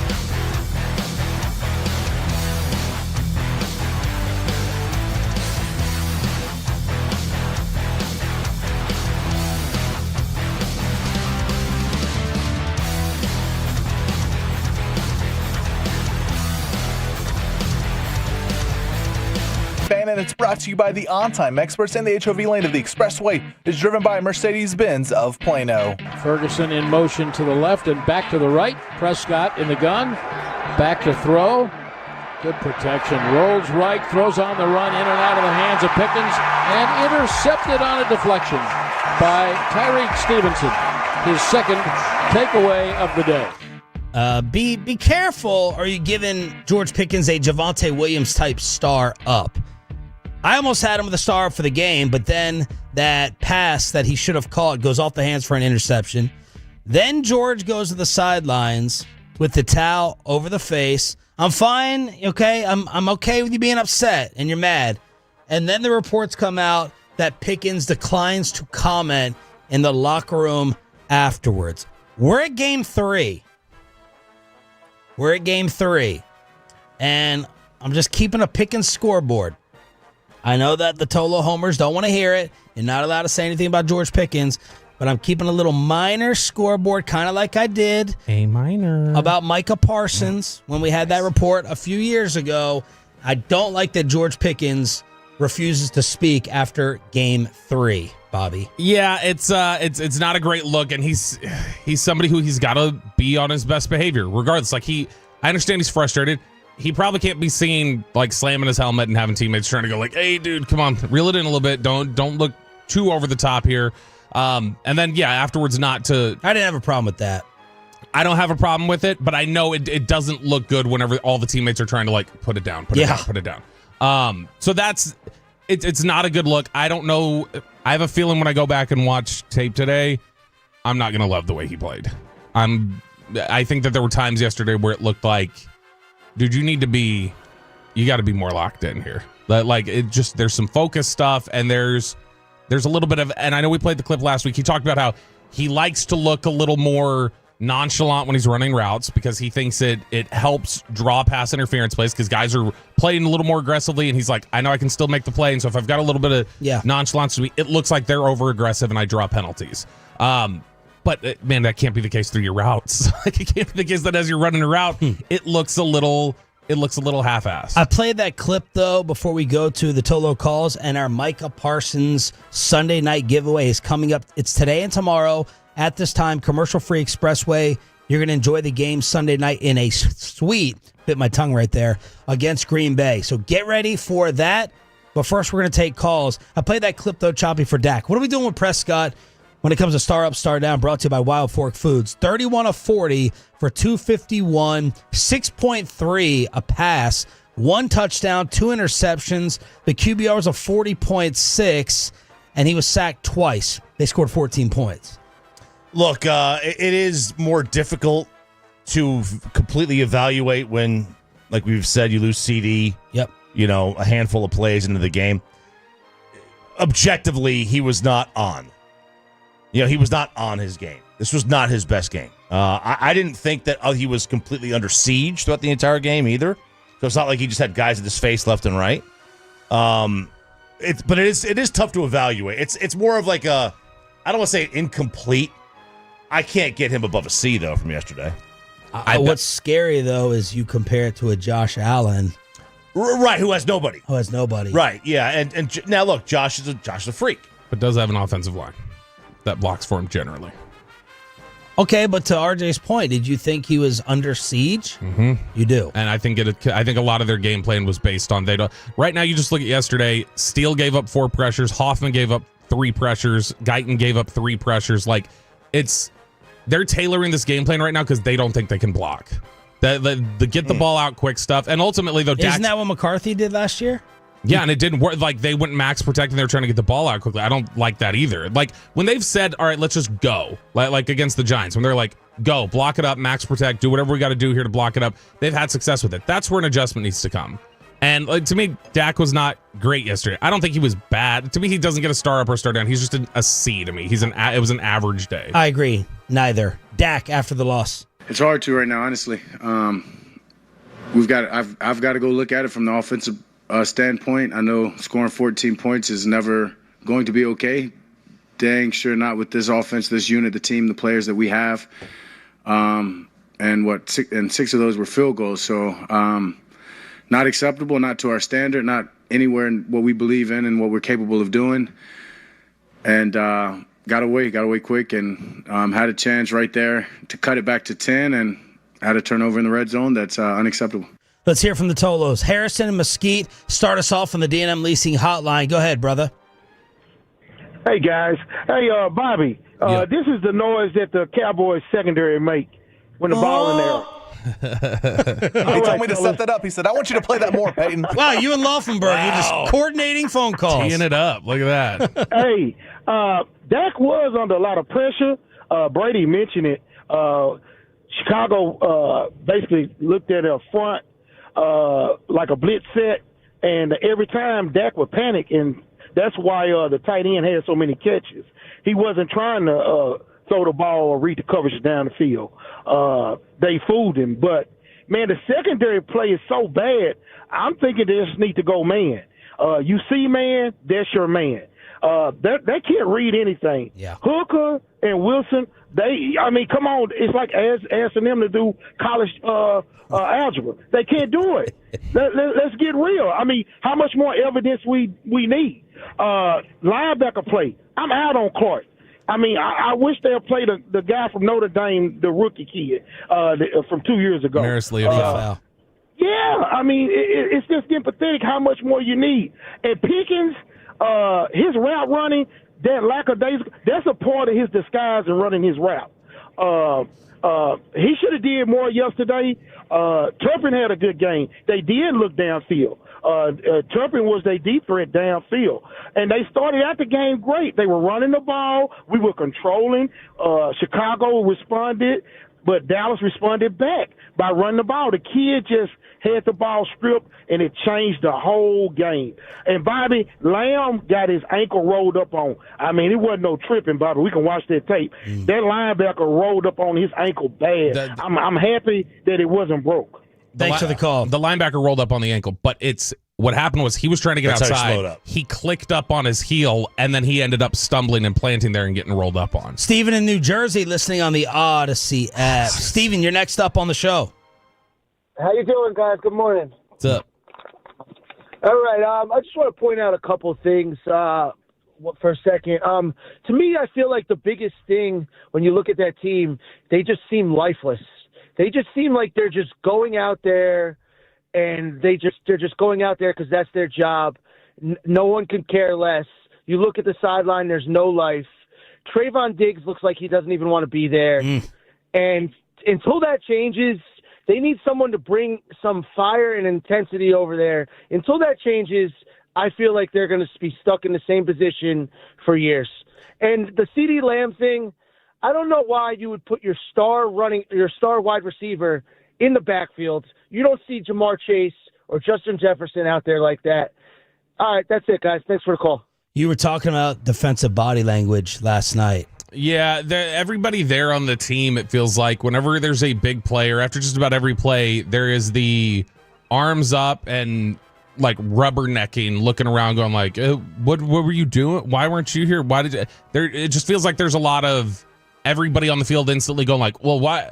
Very publicly showing like, "Why weren't you there? You should have been. I was where I was supposed to be. Why weren't you where you supposed to be?" Like, it just feels very much like everybody's passing the buck right now. And that's frustrating. Michael, you're up next. Michael, you're live on 105.3 The Fan. Yeah, man. Look, Schottenheimer's mantra is what? Compete every day except on game day? I mean, these guys out here, they don't want to play like the last caller said. And this is getting ridiculous. And then, we harp on Schottenheimer and all these guys. Matt Eberflus is a one-and-done coach. He's Mike Nolan Jr. Call it what it is. And then look at all these. Look at these draft picks. Exaraku. I know 6-man football players bigger than Exaraku that can play better in this league than him. And you got Tyler Guyton. Looking like a butt. I mean, Will McClay is Will McBust. I mean, we got to stop giving this guy credit. He's hanging on the coattails of Zach Martin. This team is ridiculous. Jerry Jones has the nerve to say this is a playoff-winning team. Jerry, get somebody to clean them glasses again, brother, because we're not seeing the same thing. Thank you for the call. Two-part research study for you tomorrow, Choppy, or this week. Is this Cowboys defense off to a worse start than last year? That's part one. Part two, and it's going to be a painful exercise. Compare Eberflus to Mike Nolan and Rob Ryan. We got to rank the futility of these defenses tomorrow or later on in the week. By the way, Rappaport coming in. Let's see who sent this to me. So Curtis Payton, Top Tolo. The Cowboys believe Lamb suffered a high ankle sprain that is not as bad as it originally seemed. Meanwhile, the 49ers are doing tests on Nick Bosa's knee. Are you grabbing your chest? I know you need a new cardiologist, but is that a good sigh or bad sigh? It's a good sigh. That not as bad as they thought. What about the high ankle part? The high It's part. bad. It's bad. But it's not, and I guess they say, right, sometimes you'd rather break it than get a high ankle sprain. Like you'd rather break a bone than get a high ankle sprain. Maybe. I don't know. I've never heard that. CD sounded optimistic afterwards. Like Jerry did too. It's good. And he'll tough it out. I mean, do we expect him to play this week? No. If it's a high ankle sprain, I would not think he would play this week. But my gosh, we haven't heard too many Will McClay stuff. He is right now. It's like if this is gonna go down this road, he's gonna fit the die a hero or live long enough to be the villain, because we have not heard anybody really kind of ever criticize Will McClay. CD on whether he could have gone back into the game. Yeah, this was like one of those protect me away from myself type of deals. So once I started feeling, much better, and then I started to get the strength back in my ankle as far as mobility and able to cut and like real dynamic movements, I was ready to go back out there, but then they told me no. So he was sounding optimistic. As for that last Tolo who talked about Jerry, this question was asked, are they still a playoff team? This was Jerry's response. The Cowboys? Yes. I will tell you, yes. And it's because you saw number 4 out there today, and you saw what I think we're capable of doing in the running game and that type of deal. So, yes, I fully do. Now, we've got to, as we evolve toward the playoffs, we've got to get better defensively. Who else would he be talking about? It's like me asking you how Oliver's doing. You go, my son? The Cowboys? No, the other one. The other Oliver that you know. How's your adopted brother? Oh, you mean the younger one? No, the other adopted brother. My prop now, I know a lot of people are going to say, what do you expect him to say? You want him to punt on the season? There's nothing wrong with an in-between. Not everything in life, that's the problem with this world. Everything's got to be black or white. Yeah, they're Sith Lords. There's nothing wrong with the gray answer of saying, I can't say that with a straight face right now. We don't look like a playoff team. There's nothing wrong with that answer. You're not saying that they're losers, and you're not saying that they belong in the postseason. I just want a semblance of reality.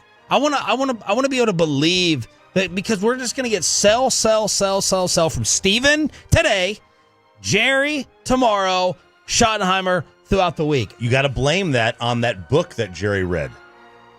In that documentary, that book he read, whatever that old man was, that said nothing ever goes wrong. Right? You have to project that nothing's ever going wrong. Yeah. That's the salesman. Yep. That's just how they operate. Like, and I think you can look at a lot of billionaire and entrepreneurs, and they all have kind of that same mantra. Our Micah Sunday night giveaway is coming up momentarily. First, Andy in Pittsburgh. You are live on Sean and RJ, the home of the Cowboys. Hey there. I just think simple as that. Cowboys just need to do defense. They need to beef up on defense in the draft. And as far as Pickens goes, he's just getting a bad rap. Everybody's going to get upset when they don't have a good day at work, or whether you're a professional player or whatever. And I think he just got a bad rap here in Pittsburgh because of Antonio Brown. They think, oh, no, here, not again. And they just panic too quick. And I think Pickens will be all right. He's just like anybody else, and he just needs teammate support. Oh. And I've just got a curious question for you all, too. Why is Javonte Williams wearing 33 when Tony Dorsett's number should be retired? Thanks for the call. This was the first question, the opening game. We were at the home game, and one of the guys in the press box, like working the press box, walked up to me and asked this. He's like, is this guy really good or something? I was like, Javonte Williams, he's fine. Why? And he's like, why is a running back of all people wearing that number. Now, to his credit, for anybody who cares about this is respect given.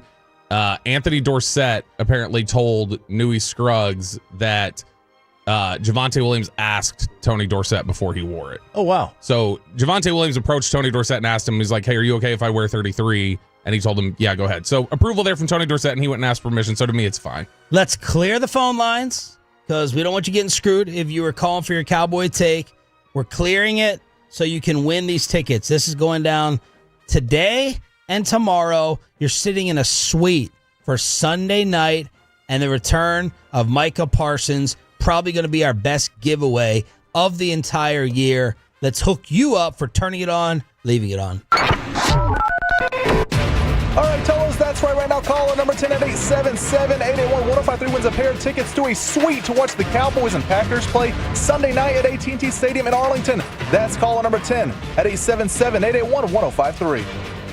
Tomorrow, Expressway, this time, tell you and your buddy. How many was that for? Did you give the amount? Pay? A pair of tickets. A pair of tickets. So tell all your buddies to listen, and if they win it instead of you, they got to take you. Tolo D won the fan hang experience at the Ford Center at the Star in Frisco. So happy for Mama D on Friday. Hopefully you win these today or tomorrow. By the way, the Cowboys have opened as 5.5-point underdogs for the Packer game. And I know everyone last night was saying, I don't want to go to that. Okay, you don't want to go sit in a suite for Cowboys? Are you freaking kidding me with drink and food? And by the way, did you miss the 12 o'clock games yesterday when this happened?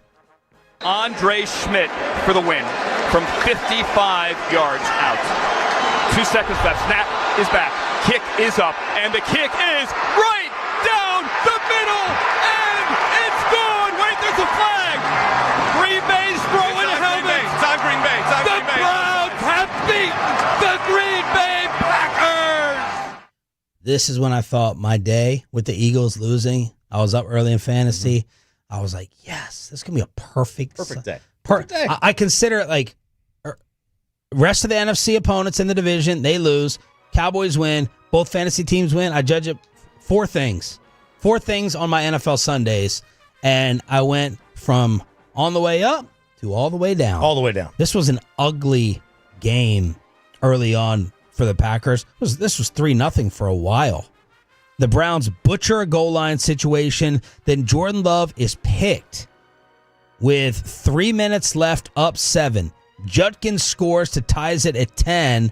I thought they got screwed. I thought Josh Jacobs actually fumbled it. But then chaos ensues, and the Cleveland Browns take down. You want to make your power rankings? Bobby's being a little smart ass from the Eagles. Oh, yeah, you're looking good. You all's number one team in the National Football League. Not mine. Wait till tonight. We'll see tonight. Baltimore. I have Baltimore. The Green Bay Packers lose to the Browns. You cannot lose that game if you're Green Bay. I mean, like you're fighting for the 1 seed. The Browns are pesky. I've been trying. I mean, they got the number 1 defense in the league. That's a dirty defense. Flacco can beat you. Yeah, I would not want to play that team, especially as the weather changes too.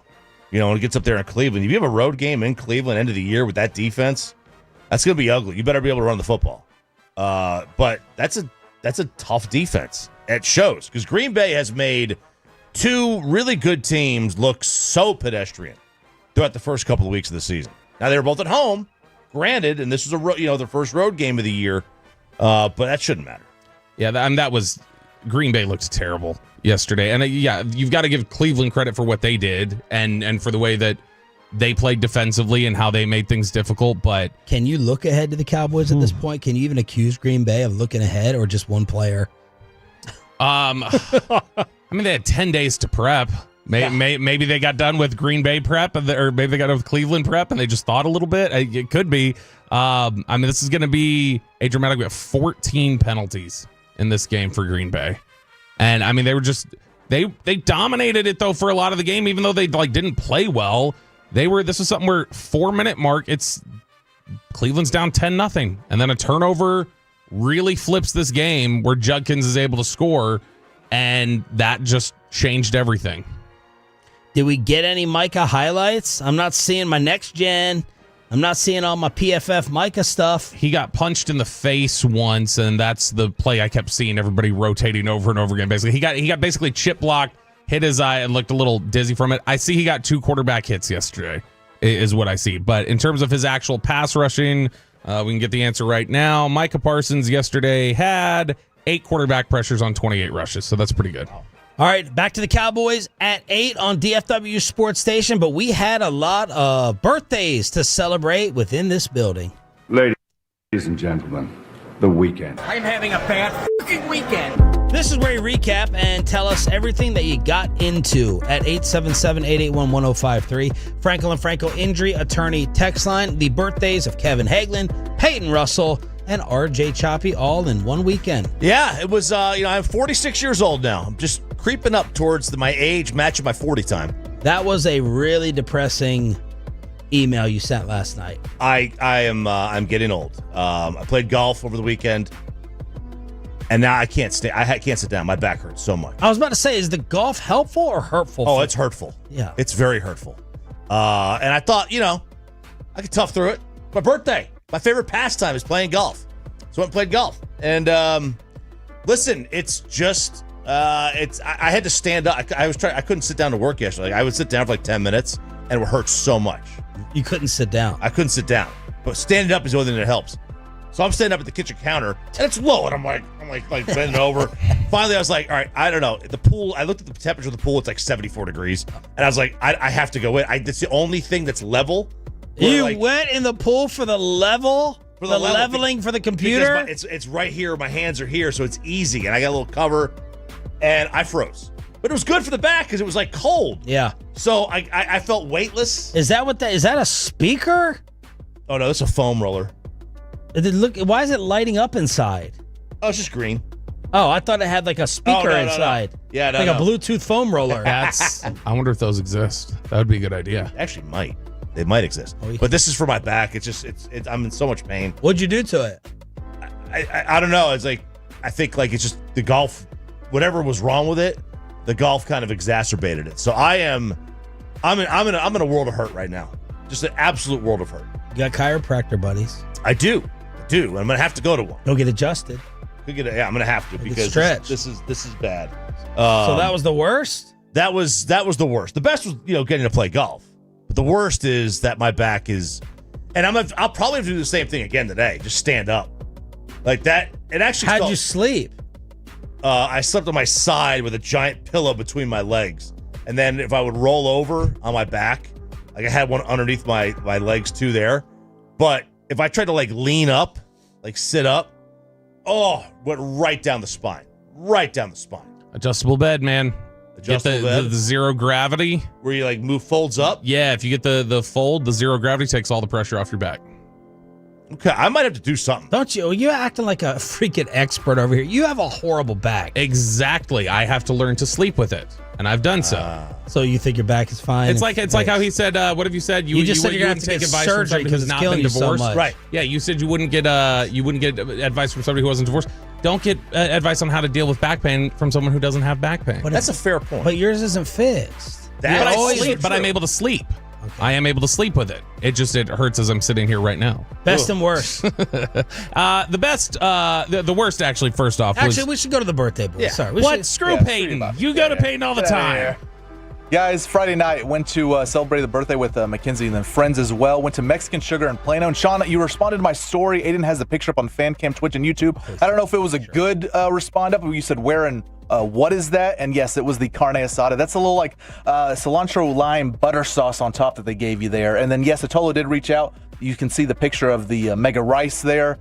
He was like, where's the beans? I said, man, get those nasty ass beans away from me. I always go double rice. Double rice always. You don't like, were they charo or refried? I don't care what it is. Beans, they could be raw beans. I don't care what it is. All of them. It could be raw beans, like they're the best beans. It could be raw. There's so many different kinds of beans out there. I don't want it. I love charo beans. No, I that was an impressed tone that I was giving you. Like, I thought that looked really, really good. Yeah, it was the carne asada, so I had some veggies there as well, pico de gallo and then guacamole. But yeah, really good stuff at Mexican Sugar in Plano. And then afterwards, I was like, you know what? The night's so young. It was like 9:30. I was like, let's go to a bar somewhere right around Legacy West there.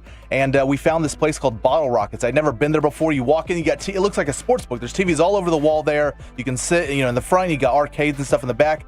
And I found my new game, darts. I found my game. It only took one game to adjust to it. I was like, all right, that's a practice game. The next game, I hit 2 bullseyes. Oh! And I figured it out. I don't know if it was the drinks or what, but I was like, okay, it's just a timing thing, RJ. It's just a timing. It's just a flick of the wrist. You got it. It's a flick. flick. I hit 2 bullseyes, and I played pretty well, and then me and Adam ran the tables. Wow. Now, was this the cork board, or was this like the one that's the plastic one that's got the score, keep score for you? No, we had to write up the score. It had like all the 2019 all the way to 15. You had to write it in. Cricket.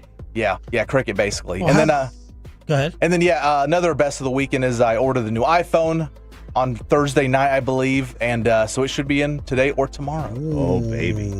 Okay. I did not get the Pro though. I just got the basic iPhone. They were like, yeah, if you get the Pro, you gotta charge you extra or whatever. I was like, just give me the basic 17. What's the Pro supposed to do? It might be a larger screen. Battery life might be a little better. Maybe memory's a little better, I think. But and you get different colors, I think, as well. But I just need the basic iPhone 17. Battery life will not be better. Every new phone, it feels like that comes out. It's like, oh, you're actually going to downgrade on the battery life because of everything else. Well, happy birthday to the both of you and Kevin Hagelin. Bobby, best and worst. The worst was the awful travel delays that occurred Friday because of the comms issues with air traffic control and radar and everything else. What happened? I don't know, but both airports were hit radar issues that their comms went down, and I guess they had to ground like everything around DFW and Love. So that started a domino effect where I was trash talking other people on the beat, laughing at them just as a bit, and like telling them like, you guys are gonna have to adjust your flights. Everything else, Nick Harris had to fly into Wisconsin and drive to Chicago to get there. So I was like, yeah, silly. We'll be on the charter. We'll be just fine. Nope. That delayed the charter by 2 hours, arriving on Saturday. And then, my gosh, storms between Chicago. We flew up through Nashville and Louisville to get around to Chicago. That added 30 minutes. Holy cow. Last night, it took forever to leave the stadium. We didn't go. This was a 3 o'clock kick. Flying from Chicago, it should be an under 2 hour flight. I laid down in bed at 1 o'clock in the morning. Jeez. Like it was just the most ridiculous. And this is on the Cowboys charter. Yeah. It's just the way, the fact that weather delayed things. The FAA taking off. The FAA issued ground stop orders after controllers lost all radar and phone communications. This is from the New York Post. Love and DFW both under a ground stop and a ground delay for several hours after communications equipment malfunctions popped up, and they're blaming like old equipment. Yeah, so basically the last time that the air traffic control was like updated was in the 80s. What does that mean? Does that mean like the equipment that Peyton's working with airlines? What are we talking about? Peyton's working with better equipment than the airline. So a utility crew cut a fiber optic cable is what happened. They cut 2 of them. And that's what happened. And the fan text is talking about that now. So I don't know how the FAA keeps saying, like the FAA referenced it and then still said, this is proof. But it's like, well, that just sounds like that could have happened to anything you could have They're probably trying to like get new equipment by saying that it's like, because I've been told that they use a floppy disk to update things still. There's some airports. We did the story a couple months ago. There's some airports that are still using the tags. Yeah. For to keep air traffic control logs. They're still using the paper tags to swap them out. Like, I mean, it's it's doing like the donation board for the NBA telethon. Let me make a proposal, like Trump in the middle of Charlie Kirk yesterday. Why not? Let me make a political. I'm fine with my tax dollars going every 3 years. Government program, my tax dollars can go to updating all the airline equipment. Yes. Let's do that. That seems safe. Every 3 years, it's mandatory, so I don't have to worry about someone paying for it, all the complaining, get the updated equipment. Right. Your phone goes out of date in like 6 months. Yeah. You would think after 30 years they would update the radar. Yeah. And the best was the city of Chicago. First time going there, Chicago's great. Like first time. Yeah, it's right up there with Philly for me now. I love like the aesthetic of it all, everything there is to do, everything there is to eat around there. It's fantastic. We did go to Lou Malnati's. It was very good. Tommy Arsh was right. Really? Yeah. And your first time with real true deep dish. Everybody who went to Giordano's or whatever the other one was. Yeah. Everybody Zero. they were just like, it was okay. everybody who went to Lou Malnati's was like, it's good. I was surprised because the bottom, I was anticipating it was all going to be bread. The bottom was crunchy. Like, it was like legit pizza. And so I was like, oh, okay, this is a little bit more tolerable. We did have a waiter. We were kind of messing with the waiter a little bit. And he was like, where y'all in town from? We're like, Dallas. And he's like, oh, that's cool for the game. Yeah. Where y'all staying? And I was like, we're staying near O Block, which is like the most dangerous community in America.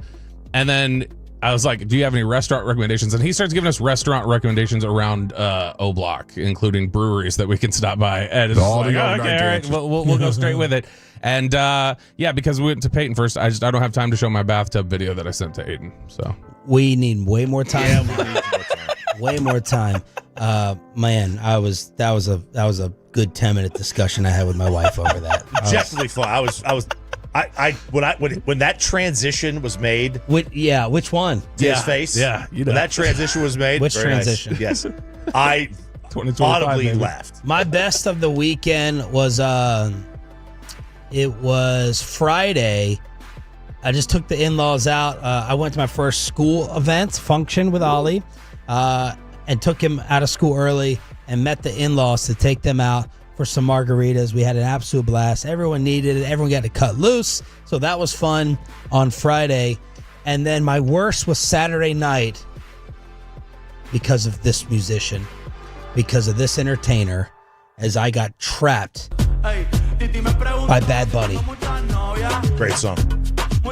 Friday, Amanda's like, hey, would you mind if I have a couple people over? I have to watch this Bad Bunny concert, which is being broadcast free on Amazon Prime. It's going to be broadcast for free. And I was like, sure, I don't care. I'll go in the room and watch college football. I don't give a crap about this. Well, I'm getting ready to exit. The girls come over. They're making their, Puerto Rican themed drinks. They got their, pina coladas, and they got their mojitos and all that. And as I'm getting up to walk into the bedroom and disappear, one of the husbands is at the gate who's shown up late. And he goes, hey, what's the gate? And I said, Robert's here. And they're like, oh, that's cool. That's awesome. And no offense to Robert, but it ruined my entire night. Yeah. You had to come out. Guy code. Yeah, you had to come out. Guy code. Mm-hmm. He was the only husband. He would have been the only husband there. I could not. So this concert, I thought, there's a Google question on my phone. How long is this Bad Bunny concert? Oh, it's 3 hours easy. Easy. No, it was about 3:45. Oh. It may have been 4. That sounds awesome. It was awful. The first half, the songs were so slow and boring. I'll have a full review maybe later on. I got trapped because of guy code. I couldn't leave the one husband in the living room with the girls. And that was my worst. My worst of the weekend. Yeah, because your option was bring him into the bedroom with you to watch football. Right. And I've been like Jimmy Johnson and Troitman watching the fish tank. That's weird. And the kids were upstairs playing in the playroom. Absolutely. We could have gone upstairs in the big room. The kids were upstairs taking that over. So if you would have just fallen asleep, if you would have gone to bed 10 minutes earlier and fallen asleep. I can't go to sleep at 8. But if you would have just retired to the boudoir, like if you would have done that, then you would have been home free and he just would have been stuck. Well, I would have had to be asleep. Amanda would have come in and woke you up. You don't want to woke me up, but I'm not going to sleep at 8 o'clock. All right, we got star up, star down, or a starcastic. Yeah. Star up, star down from RJ Choppy after another Cowboys embarrassment. That's next on Sean and RJ 105.3 The Fan. But did you...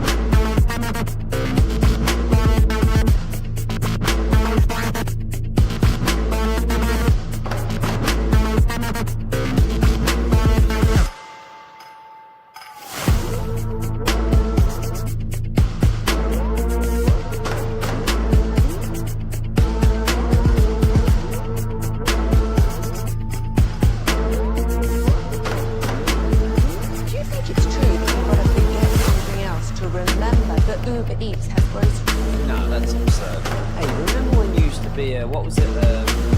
Pepper Lady. Wasn't it Cinnamon Sisters? Razor Base. Fun Squad? Nutmeg Maidens. Nutmeg Maid. I just said that. Was it Spice Girls? Doesn't sound right. Was it Saffron Squad?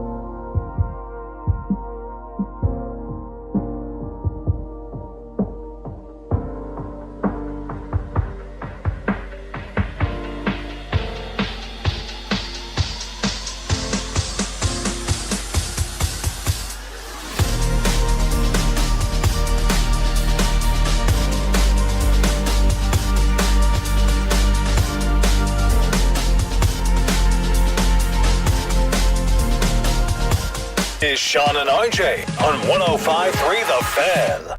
Milton back, a bullet into the end zone, intercepted. Picked off by the safety, Byard. He had Turpin, but they were not on the same page. Yeah. And Milton threw a bullet right at Byard. Speaking of Brad Sham on the home of the Dallas Cowboys, I got a text message from, you know what? I'll let Bobby guess. This is going to be star up, star down, kind of. It's RJ Choppy with sarcastic star up, star downs, brought to you by the greatness of Wild Fork Foods. So I need to guess who texted you? Yep. Ready? Yeah. Ask Bobby why he stole Brad Sham's seat on the bus, row one, like he's some type of hot shot. I'm going to say it's Zero or Ivan, one of them. Zero. Yeah. What happened? Okay. Well, because you it's not enough to steal Brad's seat in a training camp? No. That was me. And now we got to do it on the team bus? No. See, I defer to Brad. I very much. So you get on the team bus. When you get on the team bus, whether it's coming off the plane or leaving the stadium, everybody leaves the front row open. Because the front row open, like, we assume, like, all right, Brad's getting on the bus, so, like, we'll let Brad have the front seat because he just generally is ridden there. Or one of the camera guys may have a giant camera with him, so he just gets to sit there, plop on the bus, and set it down. So I got on the bus. Brad was already on the bus, and he was 3 rows back from the front. And they were just open. So I was like, okay, well, if he's not going to take, then I'll just sit here, I guess, and I'll take it. And so when I sat down there. Who else sits in the front row? Usually just whoever's last on the bus, because people leave it open. It's weird. It's like this psychological Why thing. leave it open if you see Brad on there? Because I think a lot of people just leave it open for Brad, and then naturally when people get on the bus and they see half the bus is full and nobody has taken the front, then they're like, well, these must be safe, and so then they leave them. So in fact, I was sitting there the whole time going like, maybe I'm not supposed to sit here. And then Babe freaked me out, and I almost got up because I was like, oh crap, I didn't know this. Babe walked on, and he goes, oh, usually you see the coach sitting there. And I was like, wait, this is a coach's spot? The coaches don't usually rent. And he's like, no. He's like, I just mean on team buses, usually the coach sits up front. So that's all I was saying. And so that was, But then I was waiting for Zero to walk up there. And I knew it was Zero or Ivan because I was literally waiting for them to walk up. And I was recording and like put my phone right in their face to agitate them. Brad Sham, yesterday, this game was such a calamity. Brad was apparently doing different play-by-play. All right, 2-point try. They're going to fake to him, and Prescott throws. Sorry, I'm looking at a replay. Snap to Prescott. Looking. Back of the end zone. Throw perfect. Right to the post to Jalen Tolbert for 2. I think that is a perfect introduction to not sarcastic, but starcastic ups and downs from Ralph James Choppy. Man, they're all ups. They're all sarcastic ups. But you got to be positive here. You got to look at things, in a good way, like sarcastic. Maybe we need Mickey Fisher this week. You know what? To talk about the Micah deal, preview the Packers, and why this defense is not that bad. Mickey Fisher. I think that's a sound, sage advice right there. But look, you always want to know what others think of you, and you get the answer. It's 4th and 5. 4th and goal for the 5, and they go for it.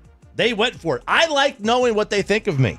All right? They only do it to a bad defense, so you get to know kind of in the middle of this game what you really are. Starcastic up to George Pickens. That drop he had on the interception went right off his hands. Okay? He realized on that play those gloves didn't have the sticky tack to them. Mm-hmm. So he was able to change those gloves in the middle of the game.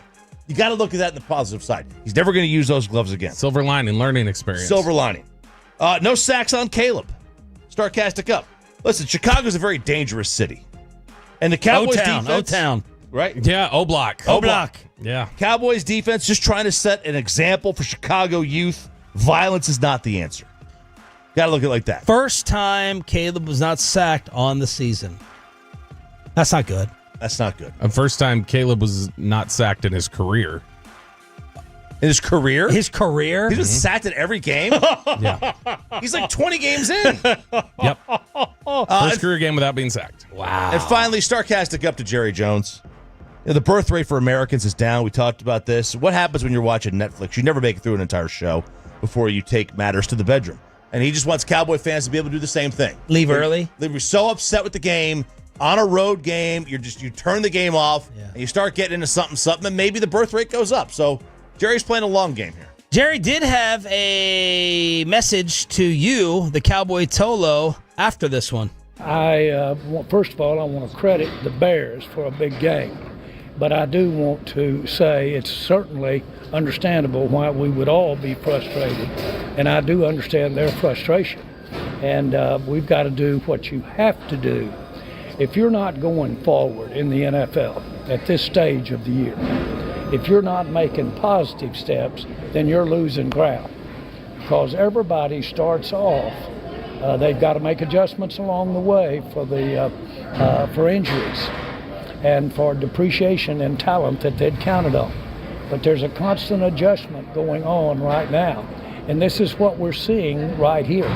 Teams have lost their third game in the NFL, and they've gone on and participated really well in the playoffs, and more than likely have won some Super Bowls, even though they lost the third game in the NFL.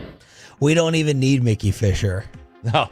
With this guy, you could write down the AI Jerry of what is going to be said to keep the Super Bowl in sight after every single event. That's amazing, right? That's amazing. It's amazingly frustrating, really.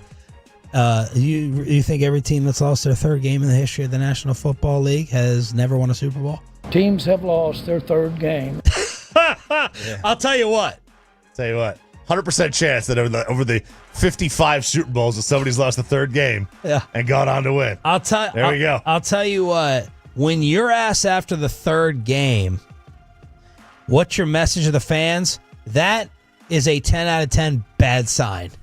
That is a bad question to be getting after the third game of your season. That's not good. That's not good at all. Yeah. No, nobody has won the Super Bowl starting 0-3. So no, that's never happened. In no, fact, but Jerry's just saying the third game, losing week 3. Yeah, losing just low individual week three losers. I mean, I'm surprised he didn't say, back in '93 we started 1-2 and won the Super Bowl. Yeah, after Micah got dealt, that's what we heard first. Yeah. It was Emmett. It's actually a good thing. Trade Herschel Walker. Makes the rest of your team better. They got to step in. They get reps. Herschel Walker, Emmitt Smith, we won the title. No, Bobby, it's not 0-3, young man. It is. You telling me you lose week 3? That means you can never win it all? Check your stats on that. I'm going to have to look now. I know we're at least on a 1-year streak because the Eagles did win in week 3 last week. They lost in week 2 and week 4, but they won in week 3. And I think the Cowboys, all their Super Bowls, I think they won in week 3. So a lot of the tweets and messages, now you're getting overreactions, of course, from fanatics. But you have now people going, this is a 3-win, this is a 5-win football team. Find me the W's after we get smoked by the Packers. Find me the W's on the Cowboys' schedule. And again, I'm hoping that last year the defensive improvement shows up this year and shows up a little bit earlier. Bobby, did you have the notes on last year's start compared to this year? Yeah, I've got in fact, we can go super deep if you want. We can go back all the way to Rob Ryan, different things like that. So through 3 games last year. Points allowed. Last year they allowed 89. This year they've allowed 92. Defensive yards allowed per play. Last year they allowed 601 per play. This year it's 648. So it's almost a half yard higher. Oh my God. I mean, they allowed almost 8 yards per play in the Giant game. 7.8. Yeah. Last year they did allow 12 touchdowns. This year they've allowed 11. So that's improvement. Their point differential after 3 games last year was -12. This year it's -18. Their completion percentage allowed last year was 61.8. This year it's 73.9. Oh! They had 73. Can you imagine? 74. Can you imagine? Wait, the completion percentage of the other quarterbacks is 74%? Yes. Last year they had 7 sacks through 3 games. This year they have 4. They had 3 interceptions last year. This year they have 1. The passer rating last year through 3 games by the opponent was 87.3. This year it is 125.3. In fact, 125.3. Yeah, why 125? I think 125.3. It's definitely the highest in the last 15 years. That might be the high. Yeah, that's the highest in the history of the Cowboys through 3 weeks. It's 11 points higher than the Mike Nolan year. So... All right, I need to be in this room as much as possible. The only way to cope with this is to have fun with it right now, because I don't have this type of laughter in my living room by myself, or when I'm driving in and talking to Brian Broaddus with 4:45 a.m. conversations about what is going to happen with this team. So every single metric except for one has this start defensively being worse than last year. Yeah. Yep. It's not good. So Now the run defense is the run defense is better this year. That has but they're throwing the ball like crazy on you. But the run defense is way better than it was through 3 games last year. Okay, how about Tolo Darryl real quick? Darryl tweeted, "It's not all on Eberflus. Jerry got rid, and this is fair. We do have to be fair. Jerry got rid of his best player. He has 2 sorry safeties. Bland got paid then hurt. Diggs is either washed or hurt, and no pass rushers." That is being fair to Eberflus. Like, what is he working with? That's true, right? I mean, and you got, obviously you have the injury, you've got... And let me say this on the record. Micah Parsons on this football team is not making this defense good enough to... Micah Parsons ain't fixing this. He's not. There's been plenty of it. That defense that we just made, that hysterical comparison to last year, had Micah Parsons on it. Now, Russell Wilson ain't dropping back 16 straight times without someone sniffing him and seeing what Sierra smells like. With Micah Parsons is changing that. That flea flicker that hung like a Chris Jones punt. He might have intercepted that one. He may have intercepted that one. So the defense would be better, But Micah Parsons is not fixing how bad this is to a great degree. He's just not. We've seen demoralizing drives like what happened yesterday, the drive of the year, the longest drive in the National Football League this year, by the way, at 19 plays with 9:54 off the clock when they emasculated you and ran it down your throat 11 straight times. I've gone on that type of rant for 3 or 4 years around here. Micah's been on that D. 11 straight runs. That's still demoralizing. But I went not all designed, by the way. Three of them were scrambles. Sure, but still, that is Mickey Fisher joining us right now on the Fan. Yeah, I'm just saying I know. Well, they tried. It wouldn't have mattered. That's an emasculation, but it is about as easy to complete a pass on the Dallas Cowboys this year as it is to make a free throw in an NBA game. The completion percentage of opposing quarterbacks is almost identical to the league average NBA free throw percentage. By the way, there's nobody covering you in an NBA free throw. All right, and it's 15 feet away. Same here. And the same thing here. But, I mean, it should not be in the ballpark, but it is. It's also, we said highest pass rating. It's also the highest completion percentage they've allowed by 5 percentage points in the history of the franchise through 3 games. 877-881-1053. Jerry Jones tomorrow at 8:30. Back to the Cowboys at 8:40. Nick Eatman will join us at 9:20. Let's talk about the rest of the NFL. And you want to keep calling people out? RJ Choppy says it was a gutless ending to the Texas Rangers season. That and Around the NFL is next.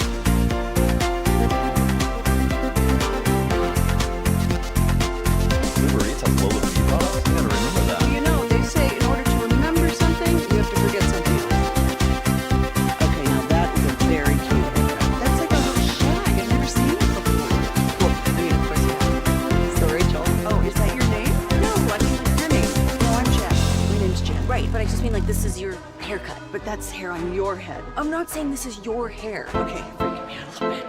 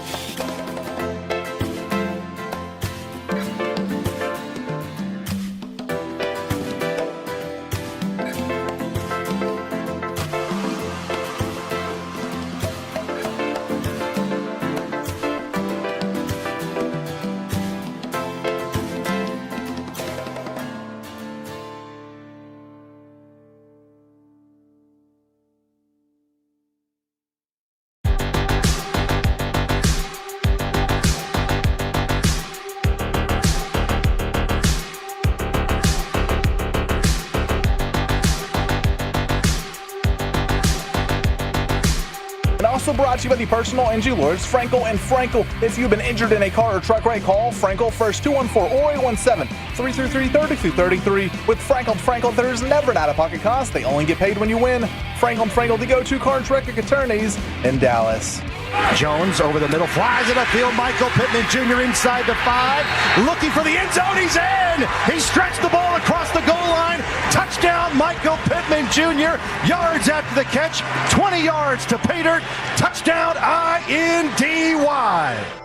My miserable NFL Sunday included losing to Daniel Jones in fantasy football. The meatballs of all people, the New York Giant fans that I went to college with, are playing Daniel Jones. Play Daniel Jones against me because Jaden Daniels was hurt, and I ended up losing to the Colts quarterback. As the Indianapolis, you saw one incompletion yesterday in your highlight reels, which didn't make sense. Sean, RJ, and Bobby, by the way, on the home of the Cowboys and Rangers, 105.3 The Fan. Below the belt coming up at 8:40. That incompletion marked the Colts' first punt in the first 3 games.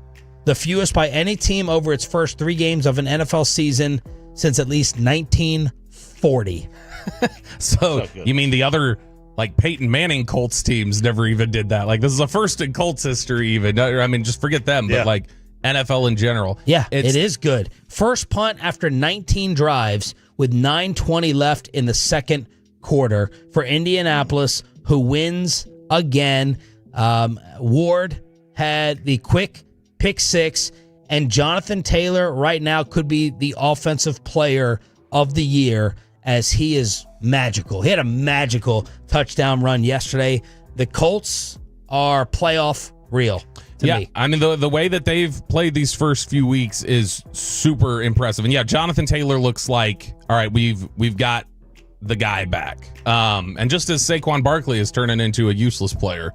So that's a good time for the NFL to keep their running game up. But the Daniel Jones thing, this is going to be 41-20 Colts. This will be such a massive, massive victory for Shane Steichen in his career if he's able to salvage Daniel Jones. Like this is a reputation flipper for him if he's able to clean this up.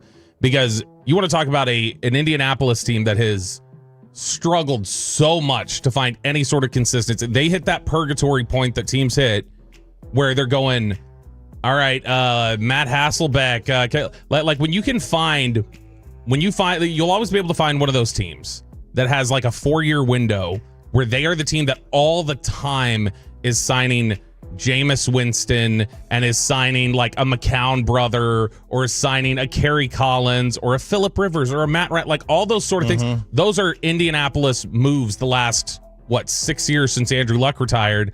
And if he's able to flip this around for Daniel Jones of all people and it not work for Anthony Richardson, this is a job saver. This gets him his next job.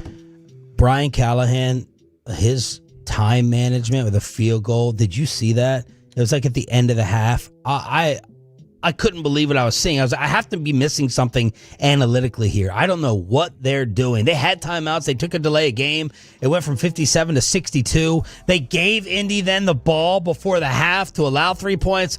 It was as bad an end of half management as you could get. And then, of course, we know that a former Indianapolis Colts quarterback now resides in Minnesota, and the QB fixer. You talk about Shane Steichen. This is my transition to Carson Wentz and the Vikings beating the Joe Burrow-less Bengals. This is the backup quarterback game. 48-10 Minnesota, with Carson Wentz going 14-20 for 173-2. This game was a destruction. Backups went 3-2 yesterday.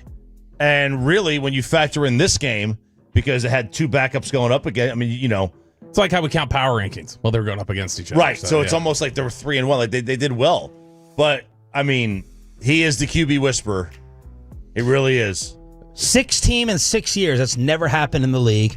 Opening drive touchdown for Wentz. Never happened, I guess, for a quarterback. Go ahead, Bob. This is just, the KOC ability to just get the most out of anybody that's playing for him is wild. That's the way he's able to maximize what feel like bad Minnesota teams in the past. Like when they were below. They were -1 on their point differential a couple years ago, and they were 11-2 at the time or something like that. It's wild how he's able to maximize things. And I'll own for 1 week, I guess, the backup quarterback, that Jake Browning was god awful yesterday and really terrible. And it's 1 week. I guess it's 2 weeks technically. Why are you sweating him? It's just what do you mean? What's the motive here? Nothing. You It's know just- him. You know his agent. No, nothing. It's What's just going on? I had said it, and now that I know, but you said it for a reason. Well, just because in general last year he was not. They were still able to facilitate the ball. He turned the ball over, but he was still able to push it downfield. And they were still able to pick up yardage. This game, though, really is not about Wentz. It is maybe the best defensive game, maybe the best game that anyone is going to play in the NFL this year. Jake Browning out of the shotgun throws a quickie right. Caught Noah Fant, his 5th catch. He dropped the ball. Isaiah Rodgers picked it up. No way. He is gone. 2 defensive touchdowns for number 2.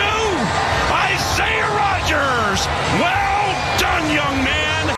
2 touchdowns, 2 forced fumbles, the interception for Isaiah Rodgers. Game. The Bengals played this game like they were throwing it in Vegas. Like, don't be surprised if months or years from now, people are like, was a Cincy player on the take? Vikings fumble return touchdown. Then Jamar Chase gets stripped to make it 31-3. Then P-Ryan immediately fumbles before the half, 34-3. This thing was over. There should have been he should have done the he is loose. That missed. That's a hell of a game, though. Like, you're not going to get games where you have one player do that. I mean, if you had a fantasy football league and you had individual defensive players on it, like, I played in one league like that. It was awful. But that one dude just changed your entire game. By the way, this is how much Kevin O'Connell is the quarterback fixer. That Carson Wentz performance yesterday was a higher passer rating than any single game he had while he was with the Eagles. So even during that year where he was basically the MVP, that's the best game from a pass rating standpoint than any game that he played for Philadelphia. It was a turnover fest between the Patriots and the Steelers. TJ Watt recovered the 5th New England turnover. Aaron Rodgers with the go-ahead in the 4th quarter. New England on a 4th and 1 had a second effort that came up short. The Steelers bounce back. They moved to 2-1. The Patriots fall to 1-2. Here's a game that stung me yesterday because I wanted this team to lose for Cowboy NFC playoff purposes. Field goal dead in the middle of the field from 36 yards out. Snap is down. Kick is on the way. Kick is good. And the Tampa Bay Buccaneers are 3-0 for the first time since 2005. I didn't know Ed Werder was doing play-by-play for the Tampa Bay Buccaneers. Yeah, where's Deckerhoff? I think that was Westwood. I think that was Westwood on the call. Sounds like Werder. Westwood. Okay. The Tampa Bay Buccaneers moved to 3-0 for the first time in 20 years. Aaron Glenn gives you the NFL GIF of the season. GIF. The dance? The run. Yeah, the dance. Right, yeah. That was amazing. Yeah, it was fun. This was a 23-6 lead. Bucks pick 6 against Tyrod before the half. They're wearing the creamsicles, by the way.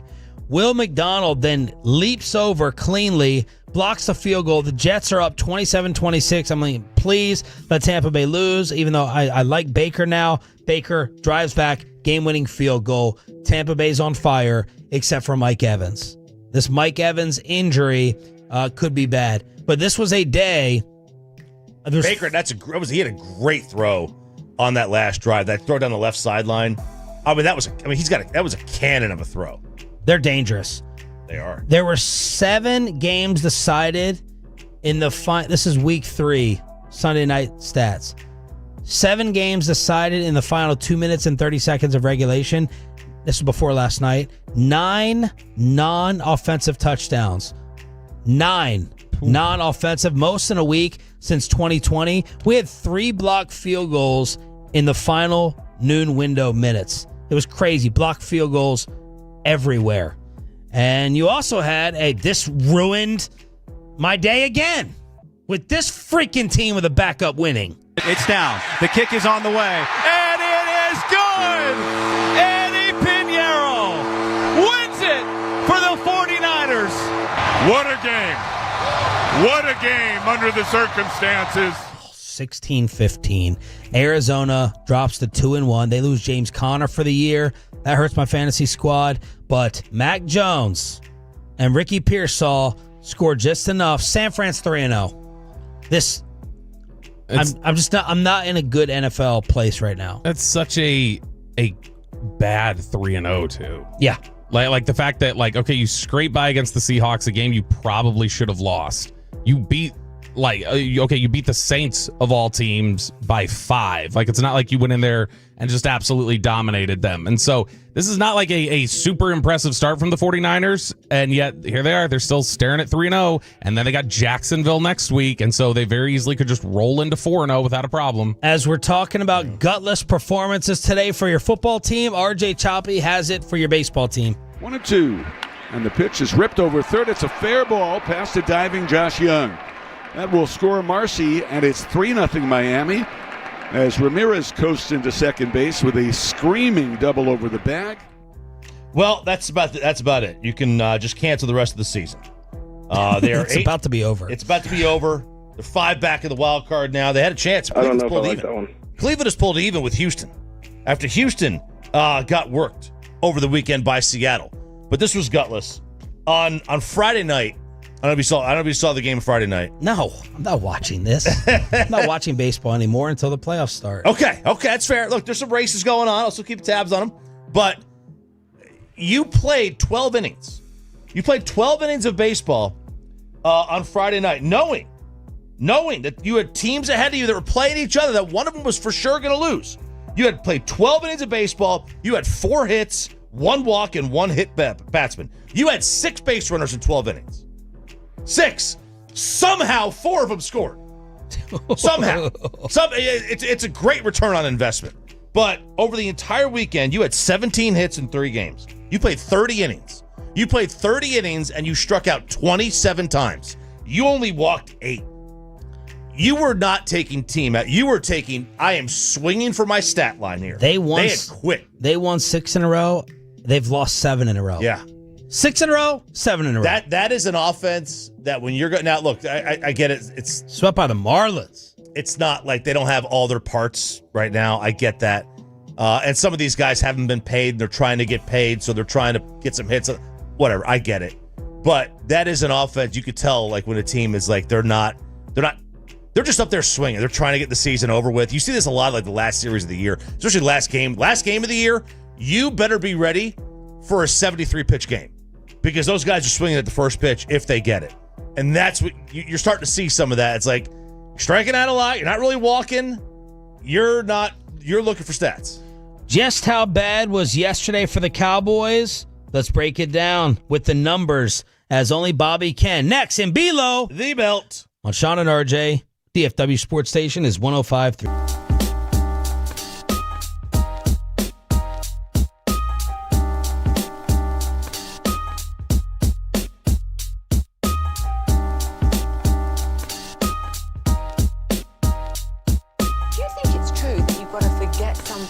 To remember that Uber Eats has groceries. No, that's absurd. Hey, remember when you used to be a pepper lady? Pepper lady? Wasn't it Cinnamon Sisters? Basil Babes. Saffron Squad? Nutmeg Maidens? Pre-curb? No. Nutmeg Maidens. I just said that. Was it Spice Girls? Doesn't sound right. Was it Saffron Squad?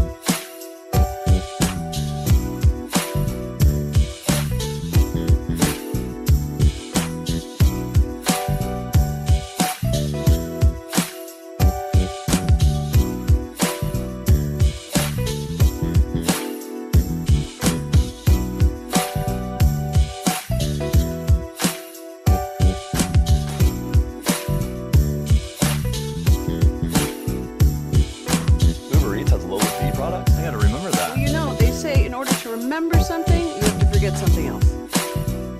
Okay, now that is a very cute haircut. That's like a little shag. I've never seen it before. Well, I mean, of course you have. It's the Rachel. Oh, is that your name? No, I mean, like your name. No, I'm Jen. My name's Jen. Right, but I just mean like this is your haircut. That's the hair on your head. I'm not saying this is your hair. Okay, forgive me.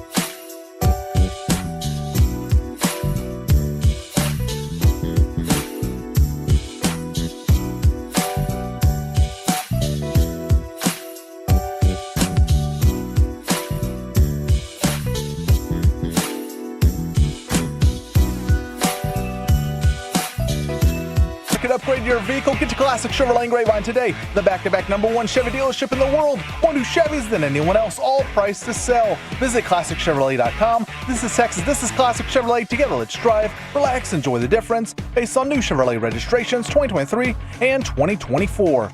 And the Bears left to right at the 35-yard line. Go with an I formation. Williams with a toss right to Swift.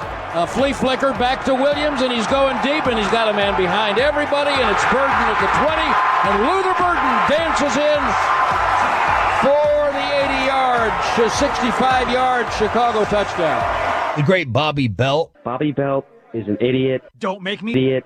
Take off my belt. Don't make me No, take off my belt. we're not. Over to you, Bobby. Oh, it was worse than you could even imagine. Let's talk about it here in Below the Belt, which is brought to you by D&M Leasing as well as Window Nation. The Cowboys lose their third game of the season, 31-14 to the Chicago Bears. In what is, I don't know, where would we put this in terms of just how good we think that team is that they just played? I'm trying to think of something that stands out as similar of just like, that was embarrassing. Like the fact that you let that team do that to you. I'm sure there was one last year. But like the Saints, that in retrospect looks terrible. But at the time, everybody was like, man, the Saints might be pretty good. So you were trying to figure out, all right, maybe you just got cooked by one of the better teams in the league. This is one where, you know, there were some growing pains. Ben Johnson was screaming at his team in press conferences this week, talking about what losers they are at practice. And then you step out there and you do something like that. I hate him now. I hate him. He had Jalen Hurts' face. Jalen Hurts. Did you see? He didn't react at all. He was like Larry Bird during the Pacers shot, the Reggie shot against the Bulls. Hurts didn't even crack a smile with the blocked field goal return touchdown. It irritates me. And then Ben Johnson, yesterday, game's not over. Game's not over. Let's continue to run trick plays while we're beating your rear end already. Yep. I'm out. I'm rooting against him. Rooting against Ben? Yep. Okay. Yep. It's tough because I hate Petty. trick plays. You what? I hate trick plays. But I like Ben Johnson. So I'm at a crossroads and here. that disproves that stupid saying I've been telling you to get rid of. Well, Lou Holtz told it to me. Well, it's dumb. Lou, it's a dumb saying. There's a lot of stupid Micah sayings. said it. Well, Micah, it doesn't apply. They were kicking our ass before the trick plays. Yeah. And that doesn't mean... the flea flicker. That's right. trick play. Just trick talk. play. Go ahead, Bob. It was a trick play. All right, let's take a look at some of the details. These flea flickers are so dumb now anyway. They get tossed back so quickly. Yeah. You don't even gain the advantage of fooling them on the carry, except there was a Cowboys corner who bit. Kyer Elam. It was Kyer Elam who bit on that. Holy mackerel. Yeah, he was just like, oh, what's this deep third I'm supposed to take? Forget that. I want some eye candy that's over here. I'll be honest, when I saw that play initially, though, from where we're at, so we're in the press box, we were in the corner where Burden caught the pass. So we were in that corner looking towards Chicago on the other end of the field. When you saw that play, I think a lot of us in the press box, I know I did, when you saw it initially, the flea flicker was so odd, the way it was thrown up in the air, basically, and it happened with a collision. I think we all thought it was a run that got blown up, and the ball just flew in the air, is what it looked like initially. And then you realize, oh, no, wait, this is a flea flicker, and they're absolutely destroying you. Okay, so the Cowboys have been bad on defense this year. No doubt about it. And there are a couple of different things that people are saying, well, there are these fixes that we can have. If we would just do this, we would have more success against this passing attack. And one of the things you've heard, we need more man coverage. We need more blitzing. Let's take a look how Caleb Williams did yesterday against both of those. Against man coverage yesterday, which is not very often, Caleb Williams was 4 for 4, 86 yards, 2 touchdowns, a perfect passer rating. Okay, what about against the blitz? Let's generate some more pressure here. Against the blitz yesterday, Caleb Williams was 7 for 8, 175, 2 touchdowns, a perfect 158.3 passer rating. Is that good? The two things you're asking them to do right now, which I still would like to see them do more of it too. I'm just saying, the two things that everybody says we need more of this, Caleb Williams absolutely torched in a small sample size yesterday. Absolutely destroyed them. And part of that is because of how wide open they were. I know we saw the one DJ Moore one, but there was plenty of times yesterday where somebody was just, oh, look at that. How lovely for them. They are wide open on this play. The NFL league average is right now through 3 weeks is 3.5 yards of separation. That's the average? That That's seems high. Target separation. Not every individual route being run. Oh, okay. But target separation, because that's the only thing they track. Target that separation seems high. I would have thought that would be high. Is 3.5. The Bears yesterday averaged on Caleb Williams' 28 attempts 5.1 yards of target separation. In fact, they were 4th in the NFL in target separation heading into this game because Ben Johnson likes to scheme things up. And I will say, just to be clear here, full disclosure, somebody like Javonte Williams catching a swing pass in the backfield where there's nobody, that counts as 10 yards of separation. It's whatever. So that gets included in there. But that's why you got to take the raw numbers. And the raw numbers yesterday, the receivers, Luther Burden's target separation was like 6 yards. So the amount of separation, and I had it with the one touchdown in the end zone on the 4th down with DJ Moore. The 20 yards of separation there? Yeah. The amount of separation that's happening, if this happens later in the year, everyone accuses them of quitting. I don't believe that they're quitting right now, but I'm just saying it's that bad. Mm-hmm. It's that embarrassing. It's that alarming. It's that inept. Yeah. It's that inept. If this happens later in the year, we're saying they've quit on the coach. They've quit on the organization. Which I agree. Like, I think later in the season, we naturally think something like that. I think when you watch this, it doesn't look like people aren't running or giving effort. It just looks like they have no idea what they're doing. This is Brian Schottenheimer asked about the defense again. Same thing. Diggs slips down on the one. To me, just stumbles. The flea flicker, we're right there, Right there. And it's like, whatever. But we did have a guy jumped up one time on a low route, let the guy get in behind him on something. That can't happen. So, again, just can't happen. There's just too many big plays, and we know that. We addressed it. I don't shout. I told the guys this. I said, hey, here's the deal. I don't just talk to you guys after a game and just throw a bunch of coach speak at you. I'm going to be honest with them, and I was. I told them, like I just said. I said, hey, we got to stop giving up big plays, explosives, and we got to protect the football. Yeah, I mean, whatever. Very ho-hum. Yeah, I was hoping he was going to be a little bit more of a hard ass in the presser, but Nate Newton, Barry Church, and others, they kind of called out Schottenheimer yesterday on DallasCowboys.com. And I want to dive into that a little bit more. Is he protecting them? Is he totally different behind the scenes? Way too early to kind of snap? I want to find out a little bit more about Schottenheimer's disposition in the locker room because, Diggs, he just slipped. Well, is Trayvon Diggs capable? The real question, Coach, is Trayvon Diggs capable of standing out there with an NFL wide receiver multiple times and not having something happen like that? Because right now the answer seems to be, no, he's not capable. That wasn't just, once in every 50 plays someone's going to trip. No, that seems to happen to like Diggs all the time. He's going to fall, he's going to stumble, he's going to trip. All right, it just wasn't a wet blade of grass. This feels like it's a consistent thing. What do you mean you were almost there? What part of the flea flicker were you almost there on? If for damn sure wasn't the quarterback, the thing had a hang time like a punt on the pitch back, and I don't think the corner... They almost tackled him at the goal line. Just before the goal line, they almost got him. What do you mean we were almost there? Whatever. 60 yards. Yeah. It's very nonchalant. He has to be referencing the running back. Like, we were almost there to, like, wrapping him up and him not even getting to throw it back, I guess. Because they did hit him, like, as he was pitching it, so that's the only thing I can think that they were talking about. I don't care. And I don't care. And I know fans care. I don't care if a coach destroys a player publicly. It doesn't matter to me. And we see this. Every city has that one coach where they always protect the player publicly. They never call him out. And the fans get all upset about it. And all that matters is, are you correcting it behind the scenes? It doesn't matter to me whether he's protected the player in his press conference. How much of a problem do they really think it is behind the scenes? That's my question. That is the question. That is the question. And obviously early on, is Diggs compromised, right? If you can't do it. This is the same thing we talked about with grading. If you can't do it, can you get mad at them for not being able to do it? No, you can't, right? But you've got to take step 2 of that is to find somebody who can. Yeah. I mean, here's the wild thing about watching them in coverage right now. If I walked up to you and I said, Sean, or you walked into an NFL huddle and I get on the headset and I say, over pinch 3 sight is the call. Sure. And you walk in there. Exactly. No, this is my point. And you walk out there and go, now go do that. It looks like that the way they cover sometimes. Of just like, you just walked in the huddle. You have no idea what any of this means. You were told to do it. And you're going, I guess I'll just guess what I'm supposed to do. But how is that possible? It shouldn't be. That's what I'm saying. That's so wild. I can't. The communication, it's got to be where Schottenheimer really underlined he thought they had problems during last week was he said that when adjustments are made or formations change once they're at the line of scrimmage, those things, that's what's going wrong, is that everybody knows, all right, we're in this coverage, we're in this look, this is what we're doing based on what we're seeing.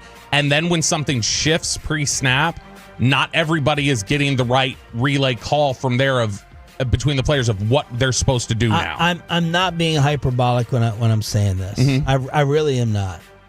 If you took 10 Dallas Cowboy defensive players, 10 Texas Tech Red Raiders, and 10 any local high school kids, and you quiz them on their playbook, their defensive calls, right now it seems like the Dallas Cowboys would do the worst on the test of their own defensive calls. That's how bad they are. That's how bad they're playing. Give me a top 5 high school defensive player. Give me any local college defensive player. And I ask you to tell me what these 10 defensive calls mean. And the professional football team getting paid the millions of dollars, I would not have confidence comes in first place with the way the secondary is communicating. So here's right there. Here's how, like just to break down an example of it. Let's talk about like last week. Darius Slayton runs free on that 51-yard pass where it's like, why does Kaiir Elam think he's got somebody behind him that he clearly doesn't? How does that happen? So Brian Schottenheimer would say that what happened was when they broke the huddle, this wasn't specifically what he said, but this is an example of what he's talking about. They break the huddle in cover 2. That they're in cover 2, and Kaiir Elam is going, cover 2, okay, that's what we're doing here. And they line up, and then something happens pre-snap that everybody else on the defense goes, we're in cover 3 now. Okay, so all right, we got to be in cover 3. And Elam either misses the adjustment or Elam doesn't get the signal, and Elam still thinks, all right, we're here in cover 2. And so snap the ball, Elam's standing in cover 2, and somebody's running free. And it's like, the hell are you doing? Yeah. And so the issue right now, it seems like, is either player recognition or player communication is a big part of it. All right, we have the Odyssey app to unleash on the Dallas Cowboys. Pepe, how are we doing it? How's this thing work? Yeah, so it's easy, Tolos. You just go to the Odyssey app, click on 105.3 The Fan, then you should see a microphone icon there right in the middle of your screen. You click that, you can record up to 60 seconds of audio and just send it in with your name and where you're from, and we'll play back. The Odyssey app messages going off on the Cowboys, or maybe you're happy for Team Tank. Is it starting already? And the tush push is still cheating NFL teams. Final hour, Cowboys Monday next. After we get your...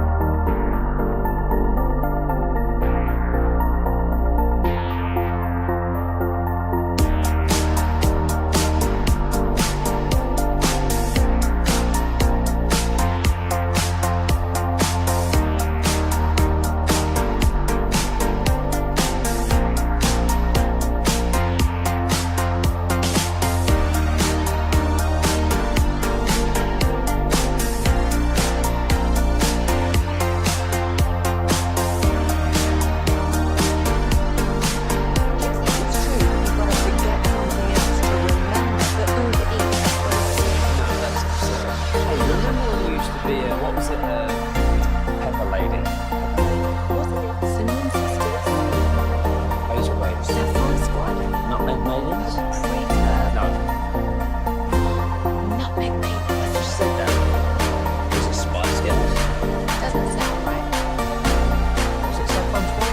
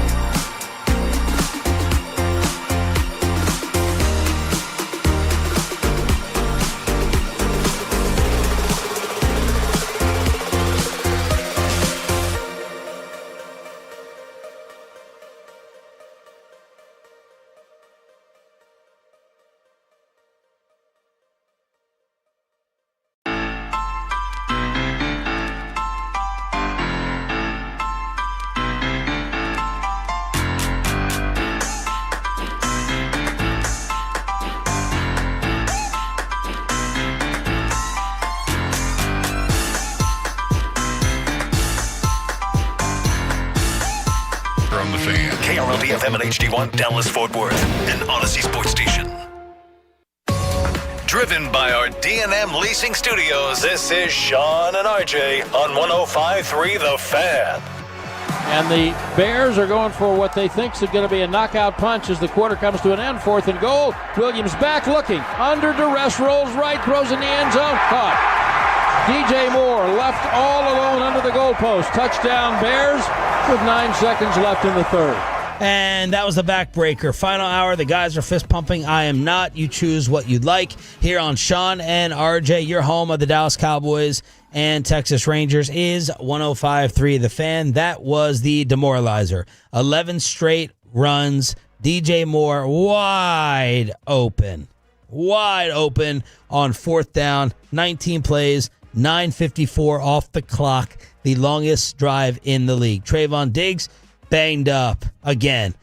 Then you thought you lost Kenny Clark. He had the ankle. CeeDee Lamb, of course, 6 plays in, and the Dallas Cowboys get humiliated by the Chicago Bears 31-14. Elias points out that the 13 completions and 5 passing touchdowns of 25-plus yards are the most that the Cowboys have allowed over the first 3 games of a season in the last 45 years. So yesterday they gave up chunk plays of 29, 31, 35, 41, and 65. Star up, star downs. Like I had Houston and Stewart in the very beginning with opening tackles that led to a 3 and out. There's something I don't understand the lack of play time for James Houston. That one's becoming really concerning because last week it was even brought up to Eberflus during the week. Like, you know, James Houston, and before the question could even finish, he was like, well, he's been impressive, hasn't he? He's we're definitely going to get him some more work. He's earned every opportunity. His snaps were down.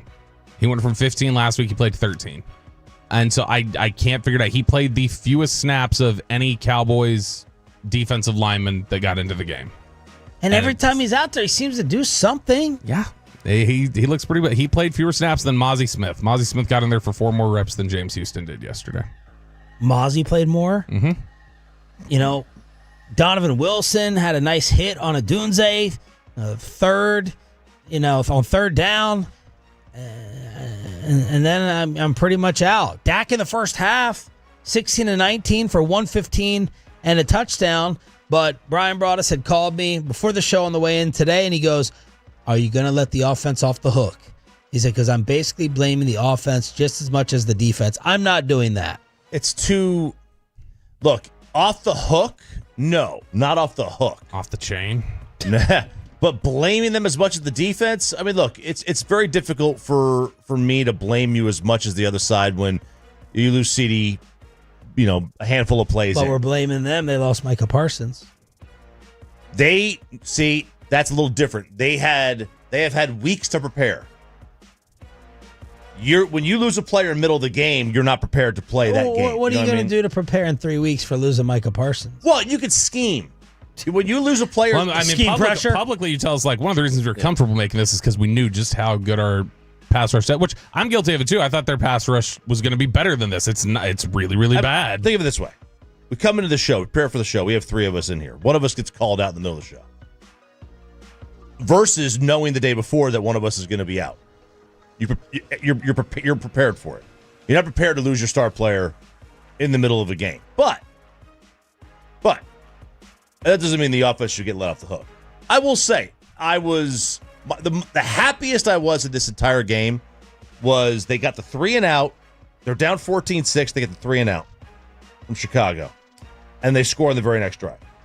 Right when you're down and you force them to punt, and you score on the very next drive, like that's all right. You put up a 0. You gotta get some runs on the board, and that's what they did. That was the happiest I was this entire game. I was like, okay, that's some signs of life. Let's go. And then 17 unanswered.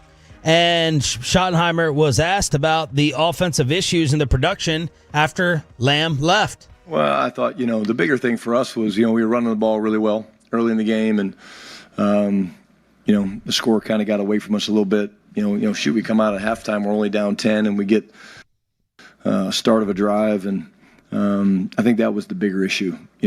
Certainly you lose a player like CD, it affects you. But, again, we just didn't play well.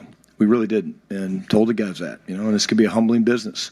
If you don't take care of business, you don't play well, then you're not going to win. And what I pointed out to the guys very clearly was, we got to stop giving up big plays on defense, and we got to stop turning the ball over on offense. I mean, it's a bad formula. But, we have played 3 out of 17, did not play well tonight, certainly didn't play well enough to win. Give them credit. They did a good job, and they were better than us tonight.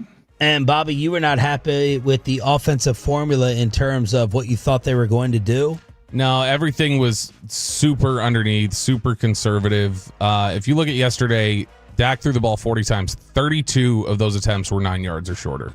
Everything was underneath. You weren't trying to stress them at all. You weren't trying to press the ball down the field. You were just trying to, all right, let's never reject a profit. Take it. Let's move forward. Let's do some of this stuff. That's what Ben Johnson was Caleb to do. I'm gonna have to look at the play. There was a 3rd and 6 or something like that, and you guys may remember. I think it was in the second quarter. Dak throws like a quick just out route or something to Jake Ferguson for like 3, and then they punt it. How are we going to remember that one? That was all 13 of Jake's catches. Well, yeah, but on 3rd down, it may have been a little different. So he throws this route. It's nothing. I only saw it live once. I think Pickens was open vertically because, and it was just a quick throw to underneath. If they would have just looked for it, and it was on that same side, it was within the progression, it was something he could have taken, then they could have been in a better position. But yeah, they didn't press the ball down the field nearly enough. And it's a problem that you're not trying to really target a team's weaknesses. I'll say this too, and I like Brian Schottenheimer. Schotty talking about, like the big things, we got to stop giving up plays, and we got to stop turning the ball over. I mean, even if you just take away, if you take away the what turnovers. Did he say their formula was? 3 turnovers a game? They want the other team, they want to generate 3. Yeah. They want to win that battle. Yeah, and they haven't done a very good job of generating any turnovers, which 3 a game seems high. Eberflus, well, I mean, not for the Quinn era, it wasn't. That's what they got. But no, this is something that yesterday, the Javonte Williams fumble was bad. But if you take the interceptions out of it, I still think they lose the game by about the same amount. But like, you're still looking at roughly the same sort of performance yesterday. They've got to take advantage of things on offense. Like that's good. This team has to score points to win because you're going to give up a ton. Let's unleash you on the Odyssey app, Peyton. Yeah, so first up here on the Odyssey app messages, again, you can just go to the Odyssey app, click on 105.3 The Fan, and you can have the microphone icon. You can record up to a minute long of audio. We have Keith in Dallas venting about the loss of the Cowboys to the Bears. Man, what to say? A running game works. Kicking game works. You have a pass rush that allows 5 seconds to the NFL quarterback that can hit anyone.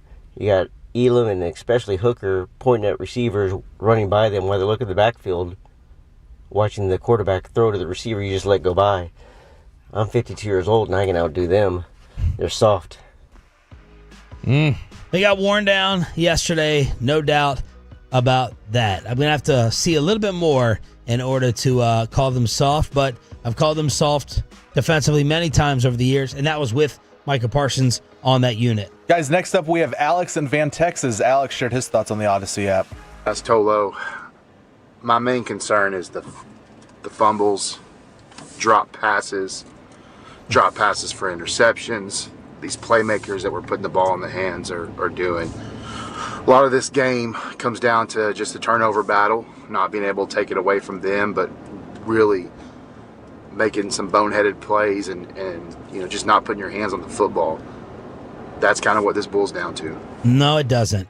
With all due respect. Appreciate you being a Tolo. Pickens, Lamb drops, that's way down the list of concerns. Those things can easily get fixed, to me. And even if they don't, that's not way up the list. Way up the list is wide receivers having the entire third of the field to themselves to catch it. Way up the list is the communication where guys aren't even in the same zip code. Way up the list is not generating any pass rush to pressure Russell Wilson or Caleb Williams. And way up the list are these tackles that could be causing the type of game plan that Bobby just criticized Brian Schottenheimer for. All those things are way, way up the list over CD's dropsies or George Pickens off his hands. Now you wouldn't. You're talking about just in general as a macro issue. Like obviously, like when you drill down to the moment, like CD's drops cost them a game. But you wouldn't like that was something where if he makes those catches, they probably win that game. But maybe. But there's if he catches that and they get down there, you're going to be talking about them. What was the score? It was 24-20 when they were driving. Okay. And it would have been like a minute left. Yeah. I have to assume they're going to score a touchdown, but. Well, okay. I mean, there was the one he dropped that should have been. But if you look at the fact that, the bigger problem overall is the fact that you can't cover. You cannot cover at a very, what seems like simple level of just like you're letting people. Level. They're just running by because you don't have any clue where you're supposed to be standing. Franklin injury attorney's fan text. Dak is not good. Baker lost his top receiver. They still performed. He's got Egbuka. Yes. Dak was not a star down yesterday, although I got the Joe Milton. Oh my God, here we go. Yeah, there we go, Joe. I actually thought Dak should have probably stayed in the game. I'm like, don't wave the white flag too soon. When do we go team tank for the high draft pick plus Green Bay's? This is just Jason Garrett 2.0. This is my problem. This is head versus heart right now. I know, and maybe y'all can help me with this, but I don't think it's going to work. I know mentally in my head I should be happy with as many losses as possible this year. I can't do it in the first quarter of the season. It's tough. I can't. It's tough. I cannot against Green Bay. I'm still in want the Packers to lose, want the NFC East to lose, try to make a wild card. When we get maybe to the halfway point or turn that corner, I can do it. I'll be full in on Team Tank, but I know the smart thing to do is to get the highest draft pick because this defense is not getting fixed. Right. I can't do it yet. It's tough. It's tough to do now. I have to be a fan right now first. Now, there are certain franchises where you can do this with, where those franchises are at the moment. If you're a fan of, just the, not even the Browns. The Jets could probably do this, right? Just the worst teams that there are out there. Yeah, but they still have, everyone has early season excitement. They, can Fields resurrect the career? Brand new coaching Glenn. Yeah. I can sell anyone. You could sell a lot. I mean, the Colts had that going into the season thinking, hey, we got nothing. Yeah. And all of a sudden they're 3-0. But more, when is Will McClay going to get called out? He's overrated. Why is Pickens never looking for the ball? These are all from the Franklin injury returns fan text. They didn't want to. Did y'all hear Brady's dog take? A lot of people have said this. What was the dog take? I don't remember this. Dog? Saying something about a dog with a helmet getting slammed. Oh, I did. He did I don't remember that. He said something, and I was like, did he call him a dog? I do remember saying something to myself like, is that going to get him in trouble? Basically, I was like, did he just equate him to an animal? I don't know what that was. Tom Brady, it's during the George Pickens helmet slam. He said, kick the dog, throw the helmet, whatever it takes. Yeah, it seems a little weird. Don't kick the dog. Come on. Yeah, don't kick the dog. All right, so thanks for the messages on the Odyssey app. We will keep it going on Sean and RJ. You're home of the Cowboys. Tomorrow, Jerry Jones at 8:30. I guess the word before that he said was, it's like the dog at home. Kick the dog. Throw that, basically like to, hey, vent your frustration. Just kick your dog. PETA! They're eating the dogs. Oh, God. That's probably why Giselle dumped him. He probably abused that animal right there. Get him some of them dog gummies that Choppy's swooping up in the other room. It's not hard. It's in your second box over there. Right. Nick Eatman says it's not hard to identify the problem.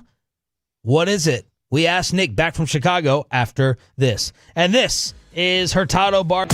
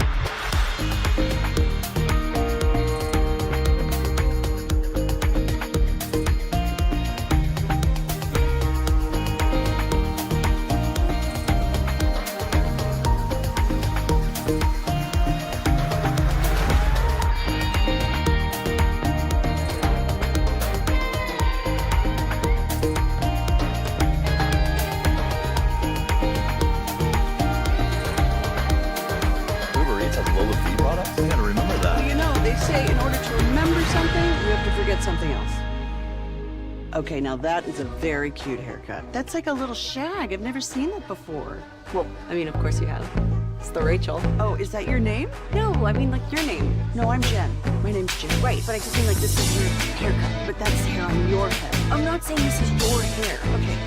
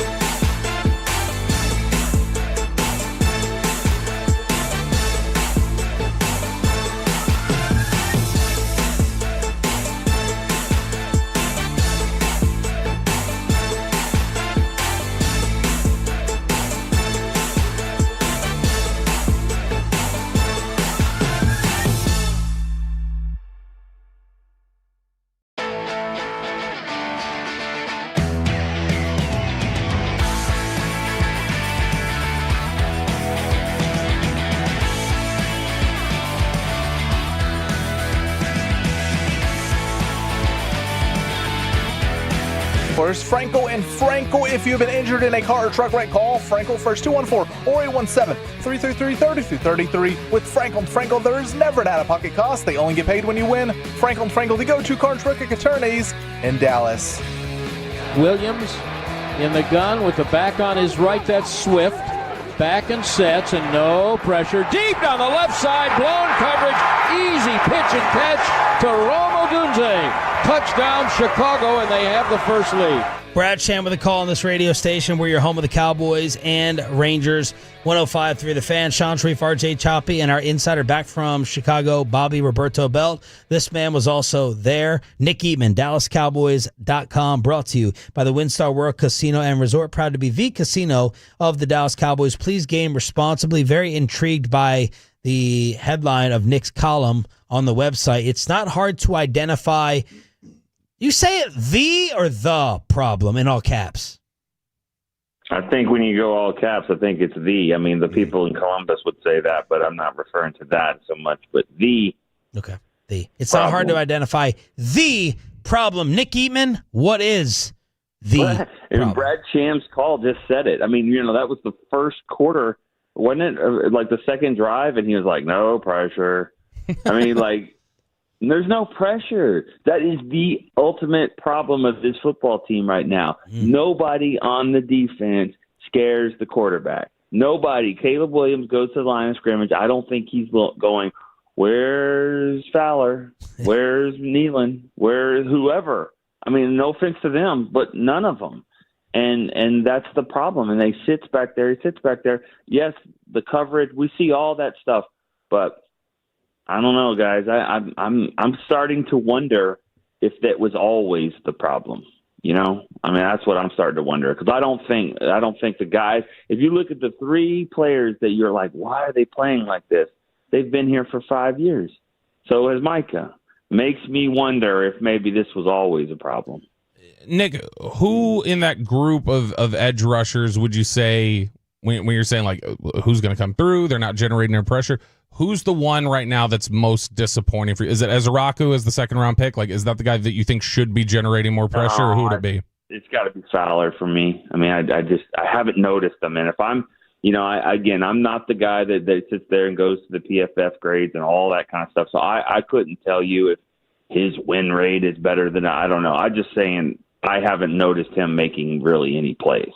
And I know that was a guy from a veteran, experience come in here and do what you did last year, or even the year before. He's been the one that I just haven't seen much of. And yeah, as Araku too, you'd want to see there. Sam Williams. I mean, none of them have done anything really consistently. Nick, if you were to break down the blame game, the pie, how much of the pie would be the secondary versus the front? I mean, I that's kind of what I wrote. That's the very first thing I said about this. I've heard it in the past, chicken and egg theory. There's a great pass rush, leads to great secondary. Does a great secondary give you a great pass rush? And I don't believe it's the latter. I think it starts up front. I think it's the guys up front, it's the scheme, it's whatever it is that they're not getting pressure, generating pressure, that they said that you could always dial up pressure. I don't agree with that. I mean, because I haven't seen it. And I think there's been times in 3 games where they have absolutely had to get pressure. And I'm just not convinced that these quarterbacks are good. Russell Wilson isn't. I don't think he's turned back the clock, but he certainly looked that way against the Cowboys. And same with Caleb Williams, best game of his career. I mean, this defense is making these guys look great, and I think it starts from the fact that they're comfortable. Nick, when you look at the issues in the secondary, we've heard a lot from Shoddy, Jerry, Matt Eberflus. They're all talking about communication, and that communication is a big problem with this. If I told you that they could have their best possible combination of communicators in the secondary that they've got on the roster, and it would be a significantly less talented group than the one they have out there right now, do you think they're playing better? Do you think the communication is legitimately that big of a problem? Yeah, it is. But, I mean, I'm not trying to sound like a broken record here, but it's a problem because you shouldn't have to be talking that long. Mm-hmm. You know what I mean? I mean, they could send a postcard to each other on how long they're back there covering. So I get it. Yeah, I mean, communication, who's got this guy? Yes, that's all great, but I think it's needed. But I just can't get over the fact, and if I'm wrong, I'm wrong, but I just can't get over the fact that I think it all stems from the fact that they're not even remotely getting close to the quarterback. And so that's when you're starting to see these things. I don't think Deion Sanders and Darren Woodson, with the greatest communication that they have, would sit there and cover receivers, James Thrash out of the from the Eagles or Redskins or whatever he played for, a guy like that. I'm just saying, I don't think if Charles Haley wasn't rushing from the edge, I don't think it would have mattered. Nick Eamon, DallasCowboys.com on the D&M Leasing Hotline. What was it like in the locker room? It was a little testy. It has to be expected. Dak was pissed, just with the loss. He was fine, but it was just. I think the whole thing was everybody was kind of like you would expect them to be. Guys that didn't want to talk, and that's always the case. It's all great after a win, but when you don't win and you don't play well, then it's like, there's guys that don't want to talk. That's part of it. I just hope that they don't make him a captain, and I didn't see that, but that's one of the things. I think it's all great to say I'm the captain, I got the C, and all that kind of stuff. But in games like that is when you need to stand in front of your locker and give some answers. And because the other guys don't have the answers either. I'm really, honestly, not calling anyone out. Yeah. I'm just saying it's glad that certain people that didn't want to talk aren't the ones that are being called captains. Which defensive start do you think was worse between this year or last year to begin under Zimmer's defense? Ooh. You kind of have to remind me a little bit. I know New it was Orleans, bad early. I'm trying to think. Baltimore. Oh, yeah. Okay, bad. Yeah, worse. That one was really bad. I think that one was probably worse. Because you didn't really know the reasons back then. Now, Deron Bland wasn't playing either one of those. But Micah was, and for me to sit here and say that, hey, this trade has really, really hurt them. And I get it. Down the road it should help them. Yeah. And the Kenny Clark addition, they're doing what they said they wanted to do, which was stop the run. But I don't think they realized that they had this big of a problem in the pass defense. So I would say last year was a little bit worse just because you did have the all-pro player there rushing the passer. Were you there for Shoddy's presser? I was not. I was in the locker room. So, I heard a little bit about it. So your colleagues, I'll be interested, for you to maybe, chat with them or kind of do some, recon today or this week. But Nate and Barry and Isaiah and them, they were a little bit critical of Schottenheimer for kind of like a ho-hum delivery. And I was just curious to get your thoughts on that. There's pros and cons, right? It's like, I'm not going to go up here and blast these guys. Did he blast them behind the scenes?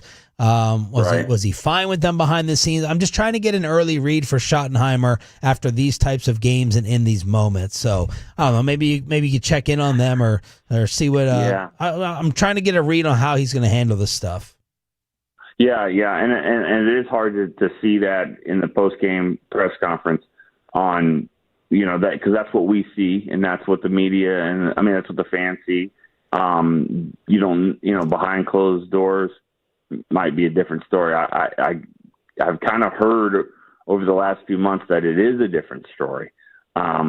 So the front that you put on there is obviously not the same one that you give to the team, and that's just the way it goes. That's what we see. That's what those guys are talking about. That's what they refer to. Guys, I remember being in some of the worst losses, like a playoff loss on the road, season over, could have won, should have won, and the first thing you hear is, "How are we doing, guys?" And I'm like, "Wow!" Like that. But that's who he was. Yeah. That's who Jason was. But it was kind of like, "How are you doing?" It was just shocking sometimes. But it taught me that what they say right then, is not necessarily the same. And I've told y'all, I think I've told y'all the story about the 1999, my very first trip. I mean, my two very first road trips. They couldn't have been different in terms of how they turned out. One was a 41-35 overtime win over the Redskins, with a wild 21-point comeback with Rocket scoring a touchdown.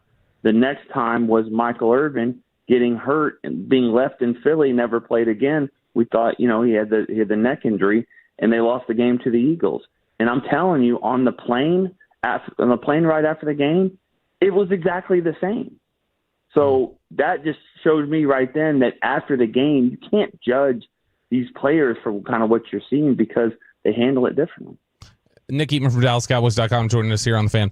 Nick, if you're Jerry sitting in that Monday meeting today with the coaching staff, what is the number one thing that you're saying, hey, I need an answer on this? Like you guys need to provide a reasonable answer as to why this is happening.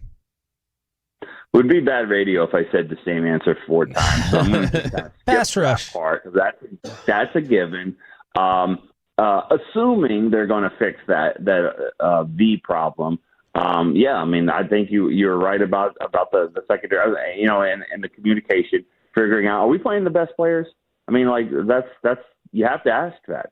Are we playing the best guys at safety? Are we playing? At corner, you don't have a lot of options. And then on the offensive side of the ball, you figure out what's going to happen.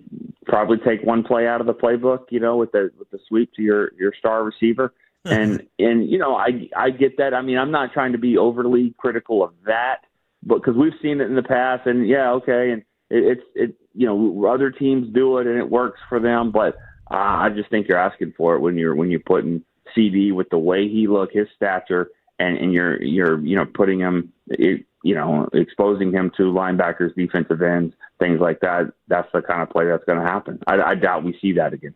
All right, I'm going to throw a lot at you with this final one here. Rappaport is saying the Cowboys believe CD suffered a high ankle sprain, not as bad as it originally seemed.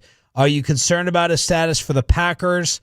Why didn't Clowney play, and did his legal status with the arrest in South Carolina have anything to do with that? Is it going to be a thing?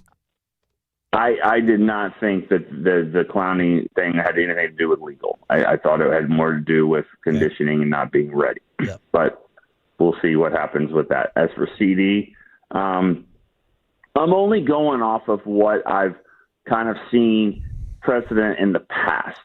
And the fact that he was shut down early, that makes me think he probably won't play in the game. And I obviously am not a doctor, and I know what CD said and all that, but I've heard players say that before. But the fact that, even some of them were saying he could have come back, he could have played, well, then why didn't he? It was a huge game. Yes. Week 3 games can be huge, especially when you're playing a bad Bears team and who's already been beaten twice by teams that you have to play. This was a huge game. So why, if he could have come back and played, why didn't he?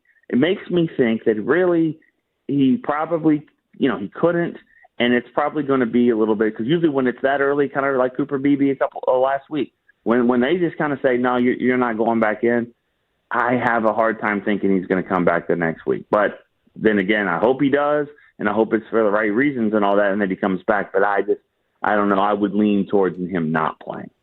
Thank you, Nick. We'll talk who on Wednesday. Appreciate it. All right. See you guys. Nick Eatman, DallasCowboys.com, brought to you by the WinStar World Casino and Resort. Proud to be the casino of the Dallas Cowboys. Please game responsibly. Let's join the KNC Masterpiece and invite them to the pity party, or are they celebrating Team Tank early? KNC, Cowboys Cross after this. After we get...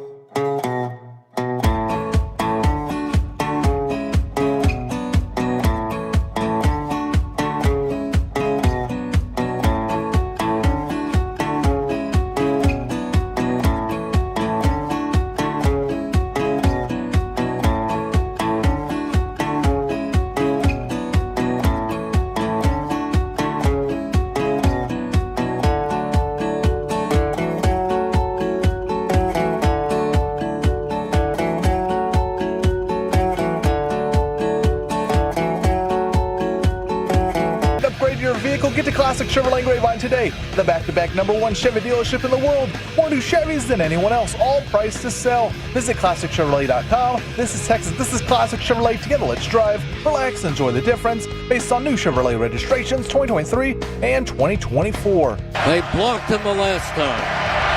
The ball is spotted. The kick is away. It's blocked! It's blocked! It's picked up by the Eagles. Running with it is Davis. 30, 20, 10, 5. Touchdown! Game over! Jordan Davis! Are you kidding me? Blocked him again! Are you kidding me? Blocked him again! Have you ever seen anything like this? Do you believe in miracles? The Rams are standing silent. They can't believe what just happened to them. A sickening early game result. They all were sickening except for the Packer game. Yeah. It's Crosstalk with a KNC masterpiece. Tampa Bay won. I wanted them to lose. Freaking San Francisco, who I detest their fan base the most of anyone. They pulled out another victory without having their starting quarterback. And then what happened there with the Eagles getting lucky against the Rams while cheating on another tush push? I mean, look, that's down to incompetent referees at this point, right? Yeah. They just got the league memo to focus on it more. I know. And Kellen Moore showed everyone the blueprint yesterday while they were getting destroyed. I was like, did this game start early? How is it like, is this 38-3 or something at halftime? They ran a tush push and the offensive line all went early. I think it got called as a false start. But that is like a little, another layer of this whole thing continues to develop. No, you got to go early even though the ball has not been snapped yet. Kellen tried it, got flagged. Whoops. I think a couple of things about that Eagles-Rams game specifically. Pretty sure ESPN bet earlier in the day paid out for teams that were 15 or more points ahead. So, whoops. And then also, if you had the Rams and the points, that last play was pretty heartbreaking for you. Huh? Yeah. Crazy cover. Corey, what's coming up? What they did, though, Sean, when they needed a drive and a score, they got the drive and the score. Multiple. That's the difference between the teams that are there and the teams that aren't. When they need to, they can. I'm just saying the blocked field goal aspect of it. Yeah. They earned it with a comeback.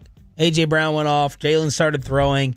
But I was like, it's still not going to matter because Matthew Stafford is going to get this done. I thought the same thing, and then it didn't happen. But then the Cowboy game. What Cowboy game? Today we prepare for Sunday night's football game against the Packers. The team with the most embarrassing loss. This bye week that we just experienced was fantastic. People will probably rather hear more about yesterday's game than Micah build-up. We're going to get so much.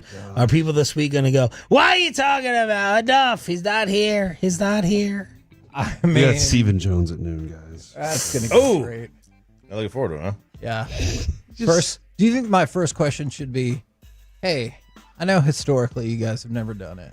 But have you thought about just firing your defense coordinator right now? You're just going to be like, 3 weeks is not enough time. And I'd be like, right. That's not what I just said. Okay, sorry, Steven. But yesterday, when you had Mike Nolan. So you asked Grok. You knew. I know. And I actually fooled Grok. I tripped Grok up. Ooh. Even Bobby Bell couldn't do it. Bobby. In your face, Bobby. I'm embarrassed to ask Grok. I don't. Why? Because what if it's already been asked? That's why I don't ask questions. It depends. In general. It depends what the question is. Fair. People are trying to figure out if the Cowboys have ever fired a defensive coordinator in season, and what's the earliest that a defensive coordinator has just been fired in the league.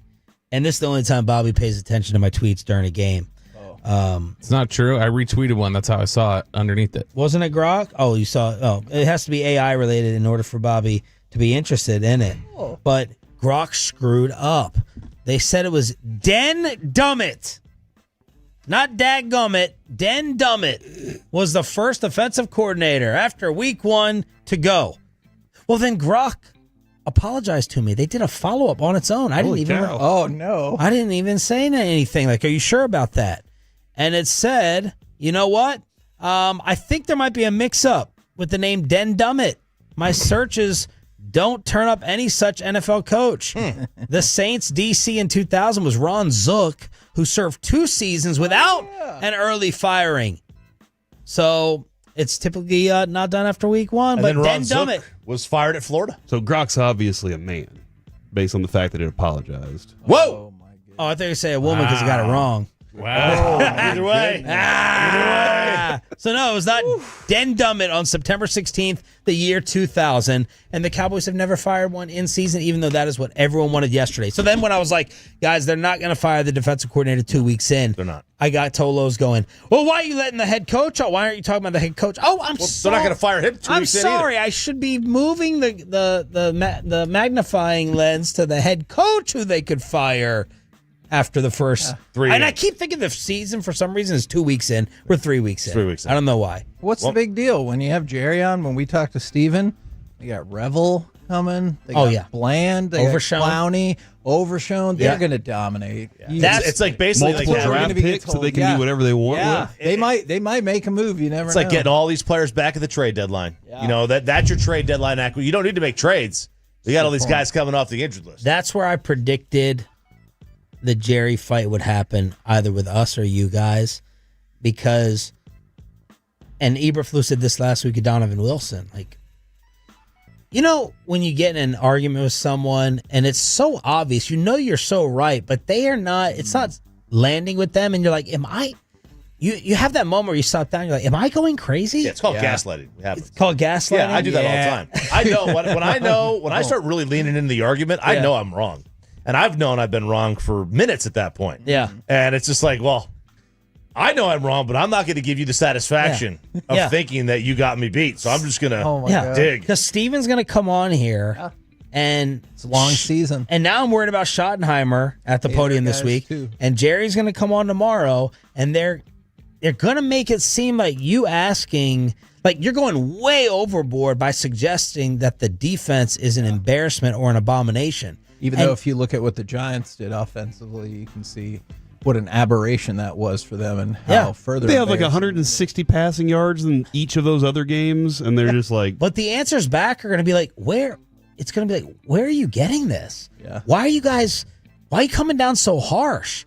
And it's going to make you question to yourself for a second. But when we get to week 5, 6, 7, and if it's not fixed and the help is back, and Jerry's still trying to sell us on postseason and playoffs, I feel like the collision is coming for I told you for before us. the season, that was what we were going to hear about 3 or 4 weeks in, was we're still developing, this thing's evolving. We heard it last week from Steve. Oh, yeah. It's communication. Do you think I'd be better off if my first question to Steven was, all right, it was a great day yesterday. You guys lost to improve your draft position. The Packers lost to improve that other I think he's going to draft see his position. sarcasm here, How Kevin. stoked are you about that? I wouldn't do that. I think he's going to definitely see the sarcasm. By the way, Not appreciate it. why Chat GPT is better than Grok? I did say Is you give Grok me just for Twitter? an earlier example. Yes. Yeah, but it's there are aspects of it that are fine. The Philadelphia Eagles in 2012 fired their defensive coordinator Juan Castillo after a 3-3 start. So they went 6 games in the season, but he had already done it for a year, so it was a year and 6 games. But he went ahead and he got fired after 6 weeks. And that's a real name. I did look it up to make sure that I wasn't getting Grok. Are y'all, let me ask you, because I know y'all have seen the fan text all morning. Y'all been taking calls. I know where y'all been. Do y'all want the defensive coordinator fired? No. Okay. No. And I'm glad you asked that. Too early. I wanted the defensive coordinator probably never hired. That's Okay. different. That's a different ballpark. Okay. But now that you've got him, you can't. I don't think you can go after 3 And not years. hired. Why? Because I thought you were going back to a lot of similar Rod Marinelli type concepts that the team had been trying to move away from. Makes sense. Yeah, people keep going, oh, it's the scheme, or oh, it's the players. It's not either one individually. Yeah, it's both. Yeah. It's the whole thing put together. Answer this for me, Corey. Okay. Put the 3 in order. All right. You put the defensive blame more on the front office Okay. for the talent that's out there, Yeah. the coaches for the scheme, Okay. or the players for screwing up the communications themselves out there and not executing. What order would you put them in? I'll probably say the talent first, because I always feel like the talent's the most important thing for success. Well, who picks the talent? The people in the front office. So that's what I'm putting it on. Yep. The second one would be the coaches, because they're not clearly getting the message across or teaching the talent correctly. Then them. Now, I'm not letting the other ones off the hook by any means. I'm just saying that they fall in the category last to me comparatively because of the way I think that the order should be. And what's your order? I think I'd probably just flip 1 and 2. I think I would go coaches, talent, front office. So I asked Bobby to check. Nick Eatman on Feel said that last year felt worse defensively to start the year than this. Bobby gave the numbers. Yeah, that's not correct. In fact, if you look at last year, Which one do you guys feel's worse? 3 games in. You had New Orleans, you had Baltimore. Man, they ran all over. Yeah, the Cowboys stopped the run for the most part yesterday up until that 19-play drive. But until they ran 11 times in a row. They stopped the run. I mean, it wasn't that that effective yesterday. It was Which the one pass. felt worse? Probably last year. if you just take, apparently not. if you were to take, well, I mean, I guess it depends on how you look at it. So Mike Nolan season. if you take defensive yards per play, you take passer rating, you take completion percentage. You basically go down the list of every defensive. Just metric go down you the can have. list.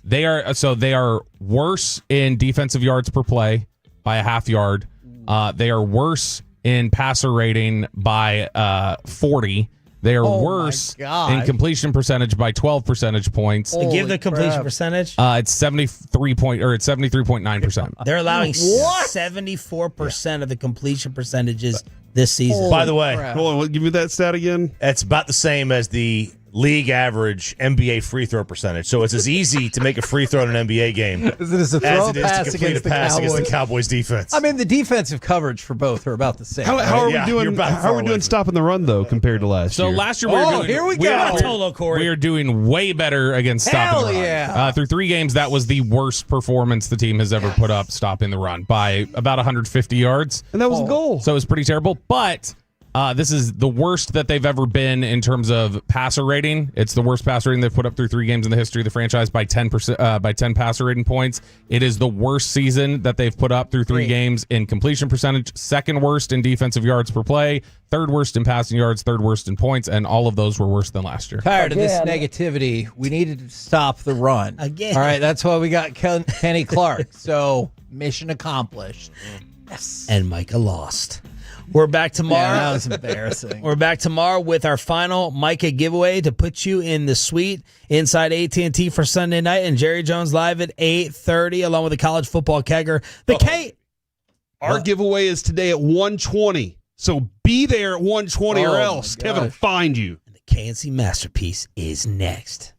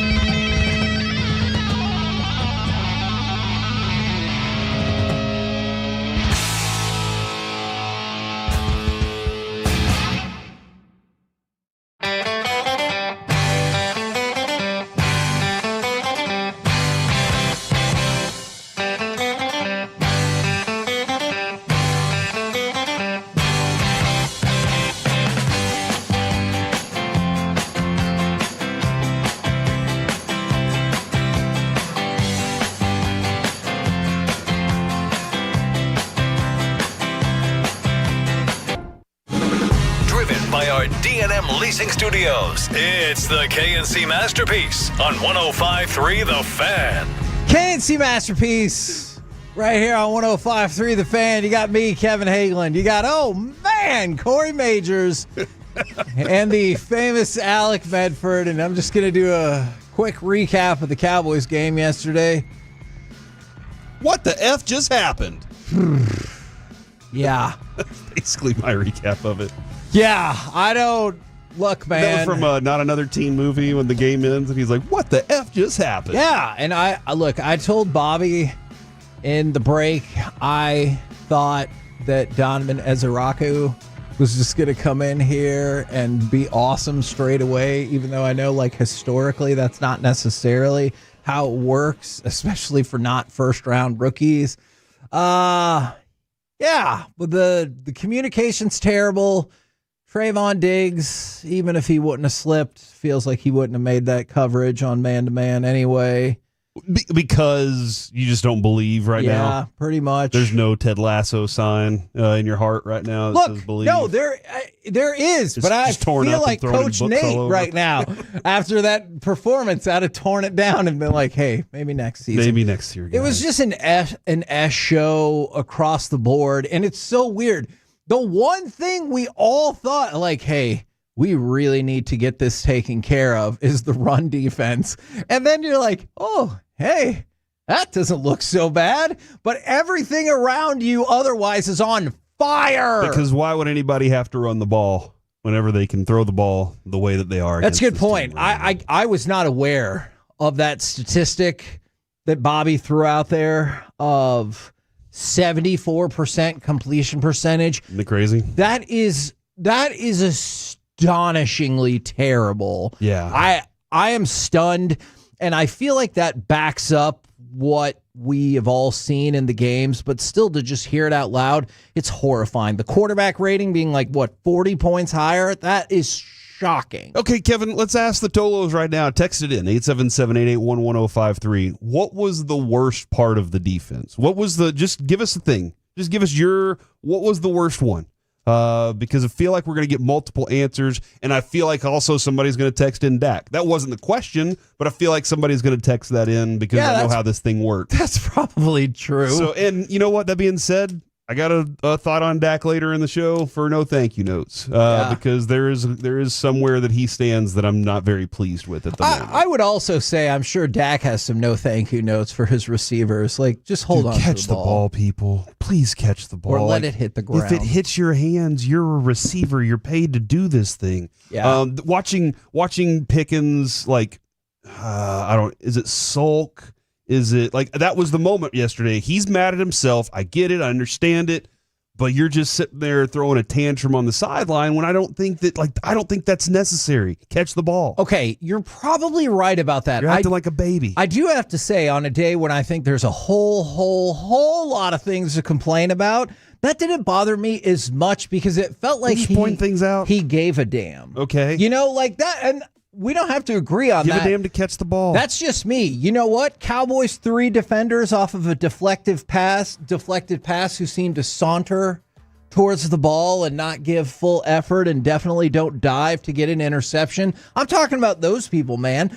The ball was up in the air for 10,000 hours, and they had 3 people who all saw it and all seemed to converge on it in slow motion and let the ball fall on a time when you kind of wondered, would a dive have meant an interception? Was that ball in the air longer than the flea flicker pass?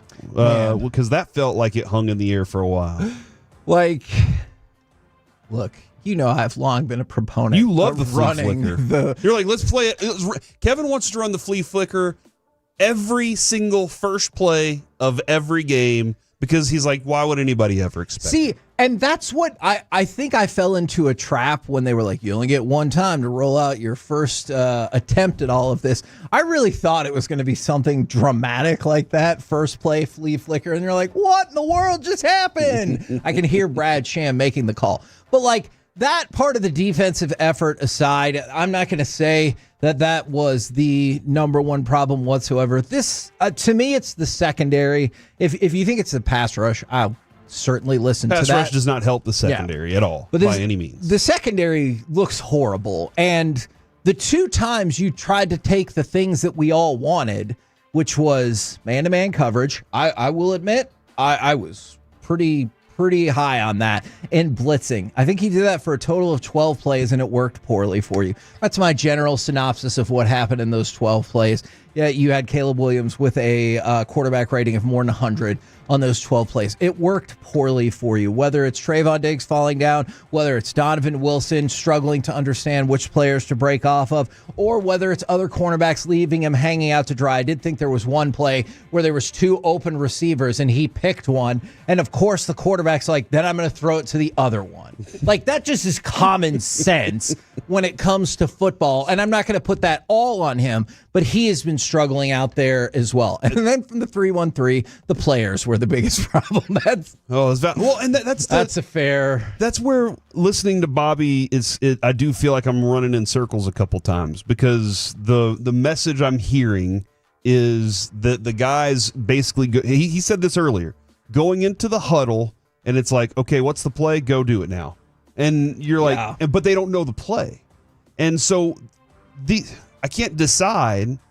Do you not know who your corners are all week, and that's a problem? Right. And you don't teach them the right way. Kevin, when it comes to hearing the story about Caleb Williams and how terrible he was, and it was all these other coaches that are basically blaming Caleb Williams on them being fired, now I'm looking at this going, hold on, this team looks as unprepared as Caleb Williams seemed to be unprepared. Right. Was the equal factor not you in this situation? Because these guys don't look prepared. They look like they have never played this kind of defense before in their lives, let alone been taught it all week, compared to the players that they're going to be playing against. So that is where I do see a lot of lack in whatever the coach is giving these players in that information. Or maybe they are just not good enough to play in the system. One of those 2 things can be true. It could be both of them. And you know what? The only hope we have is that, like last year, the defense becomes a stronger thing at some point. Because right now, it has started off very poorly. Maybe you shouldn't run your preseason with a 7-iron the whole time. Yeah, and I know the company line. I understand it. We've already heard it preemptively from both Steven and Jerry. We challenged them on that last week, but Land is out. He's coming back. Revel, who I don't know if you heard, might be the greatest cornerback ever drafted. I think he could be really good. I don't think that, though. Yeah, he's on his way back, despite the fact that he's never actually practiced in the NFL, but he'll just be ready to go. Nor has he away. ever played in the NFL. But he'll just be ready to go straight away. And then we've got Jadeveon, don't hassle me about a parking ticket, man, Clowney, coming back. And so those 3 things, you just watch.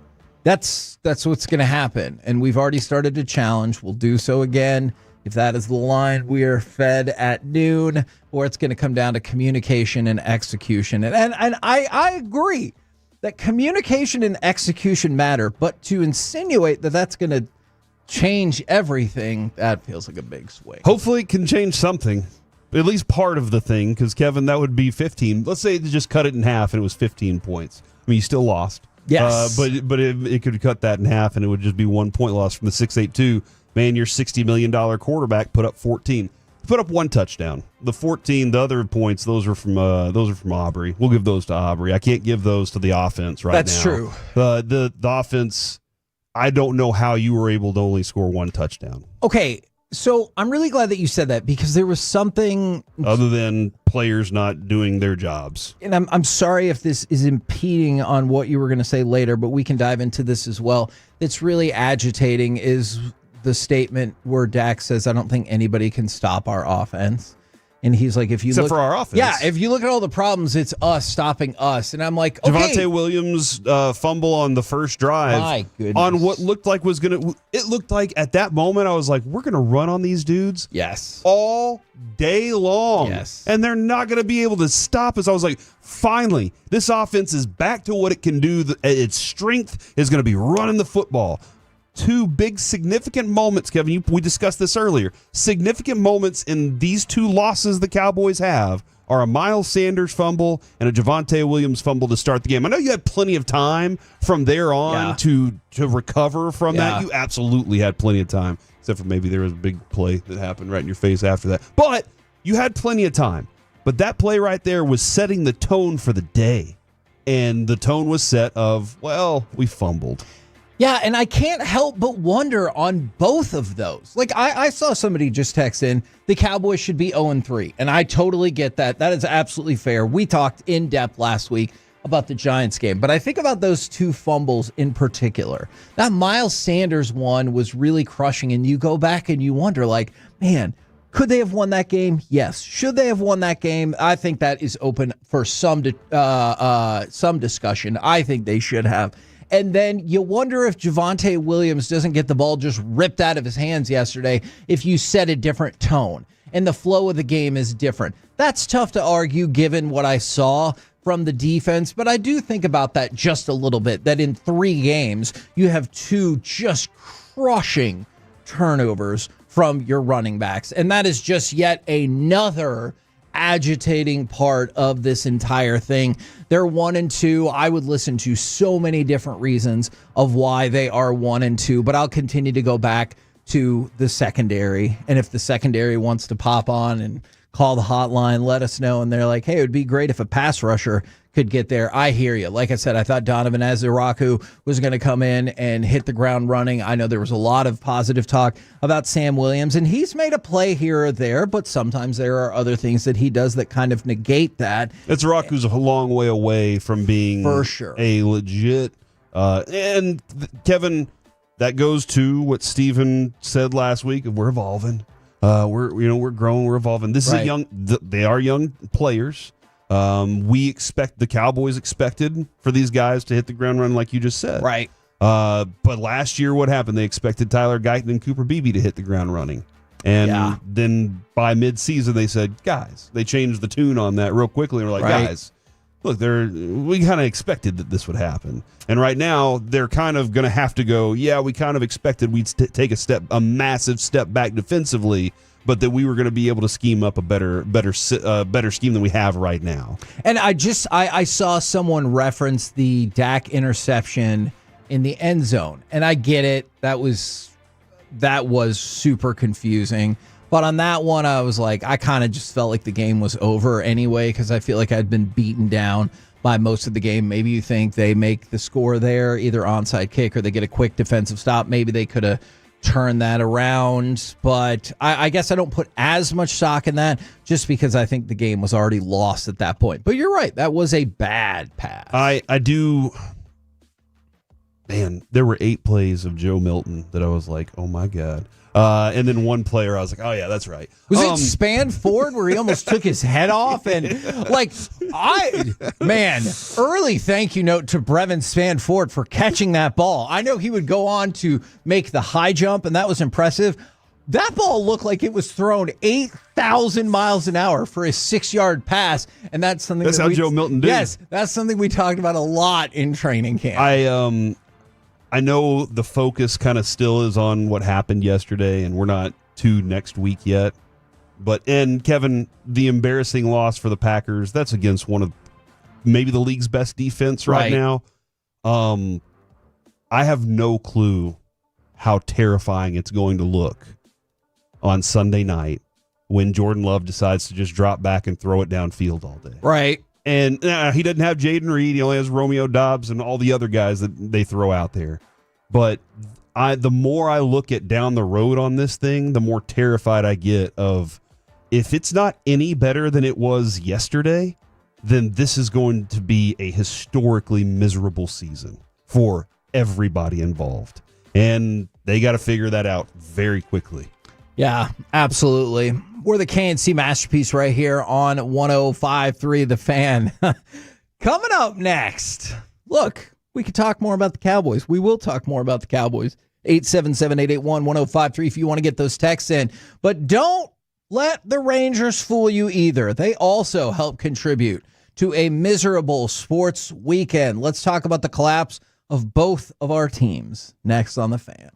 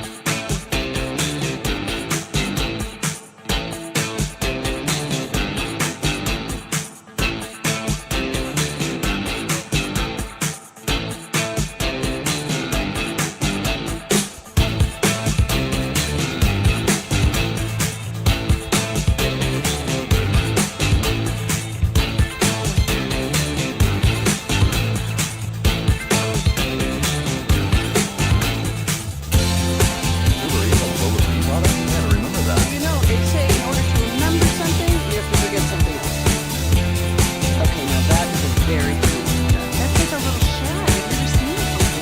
Well, of course, so Rachel. Oh, is that your name? No, I mean, it's your name. No, I'm Jeff. My name's Jeff. Right, but I just feel like this is your haircut. But that's not your hair. I'm not saying this is your hair.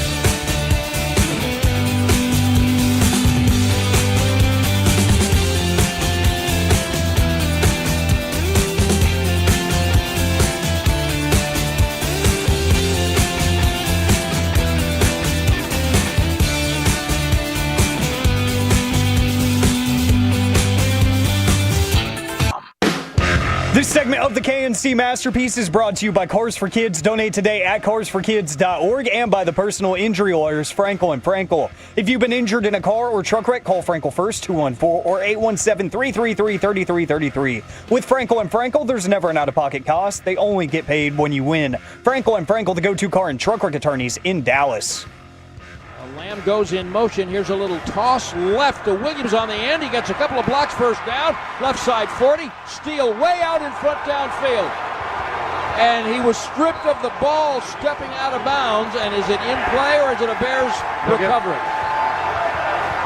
Bears ball. Stevenson, the cornerback, recovered it.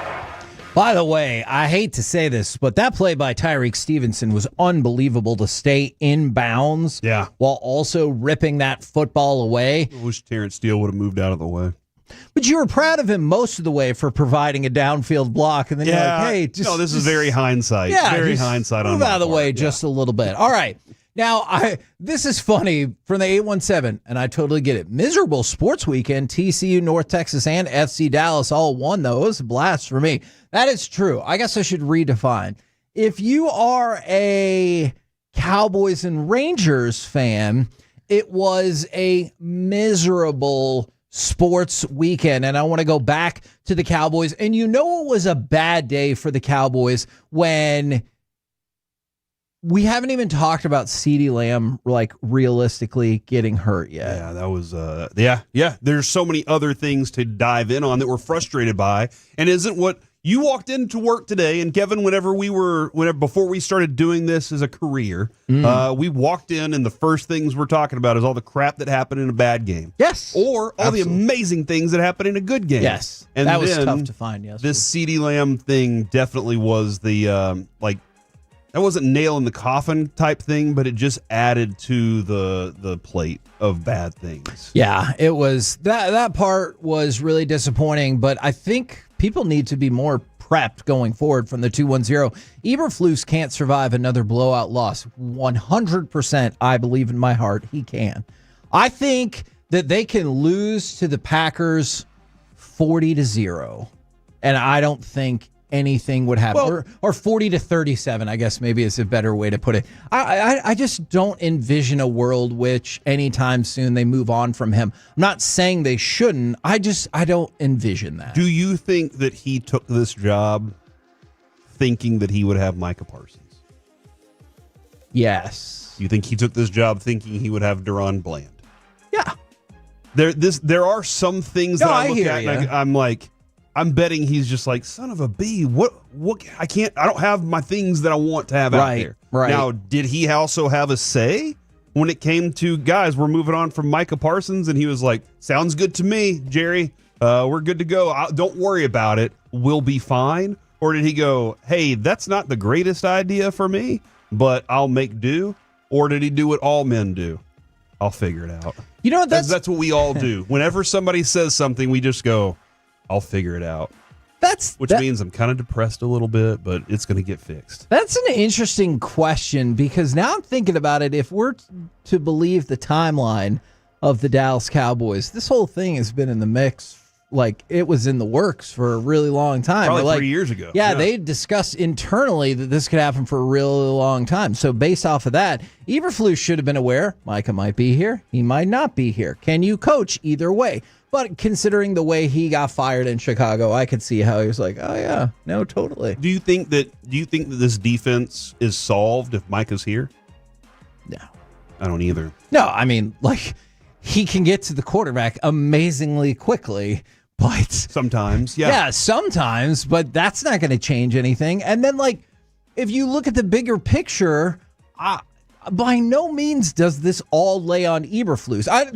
That is the easiest thing to do because you can just fire him and hire somebody else. Whereas if you wanted to move on from, like, not necessarily Deron Bland, but like Trayvon Diggs and all these other people, there are going to be financial repercussions to that, and you can't just easily fix them up. Look, there are a lot of people to blame in this situation. If you want to throw Marshawn Nealon into the mix, the Cowboys drafting ability into the mix, because a lot of their draft picks have started off exceedingly slowly. And if you can't draft, go sign free agents. Exactly. And you now have the money to do that. Yes. But they haven't in the past. Yes. And so there's plenty of blame to go around. So I don't want to make it sound like it's just Eberflus. I also think that Trayvon Diggs shouldn't fall down on a man-on-man. I also think the week before, when he had man-to-man coverage, he should be able to lock down or at least slow down Malik Neighbors and not give him the easiest catch of the week. Yeah, I also, like, I can blame a manager for not training his staff.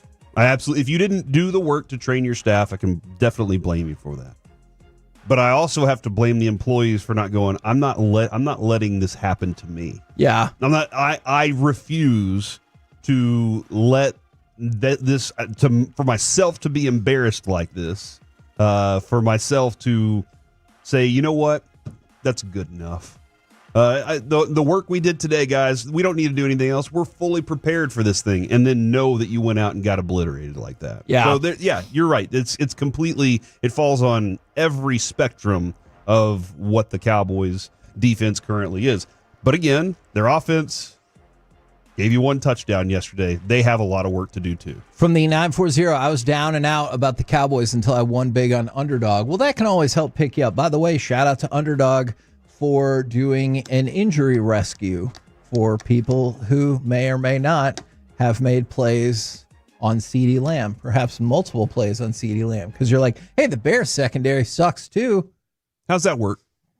You just get the money back in bonus. They're like, hey, it was an injury in the first quarter. Exactly. Cool. That guy was playing in fantasy. He lost CeeDee Lamb for the whole game, so he got 0 points against me. And then Corey emailed him and said, I will take this win off my record. And Absolutely we did switch not. Both I to said, a draw. I have Travis Kelce as my tight end. I'm dealing with the same stuff, buddy. From the 972, yeah, you get shoulder checked by Andy Reid. Dallas lost to Chicago. Duncanville lost to Waxahachie. It was a horrible weekend for that person in particular. Question, if you were at the game, did Duncanville start a fight with Waxahachie? Because I saw the video and I saw people claiming that Duncanville started it, but I don't think I saw the origin of the fight. So I'm not comfortable saying that happened until I can get more information and more context, or if you have the very beginning of that video that led to the fracas.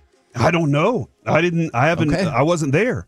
From the from the 940, at least we still have Brandon Aubrey. And I know that's kind of tongue-in-cheek, but you did get to see Brandon Aubrey go out there again and kick a 53-yard field goal like it was nothing. And he's like, whatever, I don't even care. So there's that. I gave up being nervous when he kicks field goals. Okay. Yesterday, because I was like, A, what the F does it matter anyway? That And is a B, good point. He's going to make it, so. This is a weird thing. I think I get more nervous when Brandon Aubrey kicks now because now I want it to be so definitive that he's the greatest kicker ever that, like, I don't want a block. I don't want to miss. I don't care if it's from 70 yards. I don't want him to miss it. So I think I do get a little bit nervous about that. But not to be lost in all of this is the Rangers picked the worst time to have their worst stretch of the season. They are now on a season-high 7-game losing streak, and their playoff run is over. And you might argue mathematically they still have a tiny, like 1% chance to make it, so I guess. But essentially, it's over. You got swept by the lowly Marlins after you got swept by the Astros. The fact that they have played their worst baseball in the most important stretch of the season is depressing and shocking. Yes, it's depressing. They ran out of that group of little rascals, Kevin, just had nothing left. Yeah. It was a great little pop, a great little surge that they had. But there was really no way we could expect them to continue that. Like, you have to try to expect the Corey Seagers and Simeons, the guys who've been pros for their entire careers, won World Series, done all these things, that they can maintain and sustain something like that. But it was a fun little miracle we were hoping for. So I just take a little bit of an issue with that because, for the most part, you're right. But Third time now you've taken an issue with me, so... Let's see where we stand on things. It's because I'm feeling really emboldened by Underdog giving me that injury protection. They're like, I saw those plays you made. CeeDee Lamb had 0 yards. Come here, break. The defense, I thought, really let you down in 2 or 3 of these past 6 games. And so that's the only reason I take issue. I think your broader point is definitely correct. But I just look inside, especially that Houston series, and I'm like, man, your defense, which has been really good all season, is really what failed you. And I'm not going to bail them out for injuries on that. But broader picture, you're probably right. Yeah, no, in the grand scheme of things, like the offense, slow start this year let them down to start the season. And then it fell apart late in the season here. And I don't know what I kept expecting and kept hoping that there was a magic wand that Bruce Bochy could wave. Right. But the reality is the talent just isn't there. Adolis wasn't the same Adolis Garcia he was 2 years ago. Marcus Simeon struggled throughout everything, except the only things that really were great were Patrick Corbin and Nathan Eovaldi when he wasn't injured, and DeGrom. Like, there were some really good starting pitching moments. But other than that, this team had a bad run in that stretch. Kevin, you're right. This stretch where we really needed it. This is it. You have to do it now. They weren't prepared for it or able to do it. Hey, and I know there's still 6 games left, and technically you have a shot. I also really hope we get to Wednesday, and Boch can be like, hey, we were 3 out with 3 to play, and we did it. So now maybe we're 4 out with 4 to play, and we can still do it. And I'll be. If he does that, dude, I will be pumped about that. What would have to happen, Kevin, for us to be able to accomplish that? Who would all have to lose? Let's see. You would need, at this point, a lot to fall specifically your way. So you're going to be rooting, of course, for the Astros and Guardians to lose, I think. And you'll make the argument that you finished the season with that 3-game series against the Guardians. That would be great. I would love it if we got to Friday and you were 3 games back of Cleveland, although I did not check the tiebreaker on that. And then you could sweep it, and then pandemonium would ensue. And then maybe we could ignore the Packers-Cowboys game because it also feels like that might end up being embarrassing. But if you're like, I don't care, I demand it, I need to be there. Remember, in the 120 segment, we're going to be giving away a pair of sweet tickets for that game. Unbelievable giveaway today and tomorrow right here on KNC Masterpiece, but also Sean and RJ, G-Bag Nation. So we're trying to help you out. Mostly at 120 today. mostly for our show. I don't know if we're supposed to phrase it like that, but okay. If you the want, whole station, baby. Yeah, if you want. Mostly us. Mostly us. It's a sexy pick. Yes. I think you're going to get most satisfaction from winning from our show, is what I'm saying. Mm-hmm. Because you're like, I love those guys so much. You know? Okay. Not that you don't love the other shows. Look. Not as much as us. You know what? You might. I am not going to say that. I will say. You scared? Yes, I am. I ran into numerous people at Cosm where I went to go watch wrestling on Saturday, and they're like, oh my God, I love your show and I love your station. But there was one person who said, man, I love your show. Y'all are by far the best in the station. And I never know how to react in that situation. What am I supposed to say? You're right. Those other shows we have are trash. Like, that's not going to happen. Go ahead and mark that for Friday. I'm going to say... And crosstalk, it sounds like, that geez, is Evan, unfortunate. wow. I specifically said... That is not what I'm going to say. But by the way, I guess if that counts, that was a win for me. I got an opportunity to go to Cosm and watch wrestling. And they won Noah over straight away because they have these cookies. And it said cookies for $8. And if you've been some places, I just assumed it would be one cookie. They brought out 5 cookies. Now, Noah didn't eat all 5, but you could tell he was like, oh, I'm good to go for a really long time. The camera angles were crazy. I got to see what was happening on the big dome while they were not even focusing on that. And so I got to see like different things. And it was wild. It was my first experience there. We sat in the second row of the third deck. I thought those in the middle? seats... Yes, or I sat off to the side. Yeah, middle's where it's at. Dude. I thought it was perfect, and we really enjoyed it. And we had these brisket fries that looked like elongated French toast sticks, and I was a little weary because I don't like new things, but they were really good. Yeah, no, they're amazing. We're the KNC Masterpiece right here on 105.3 The Fan. Coming up next, what was the most surprising or interesting result of the NFL weekend to you? Plus, probably more Cowboys next on The Fan.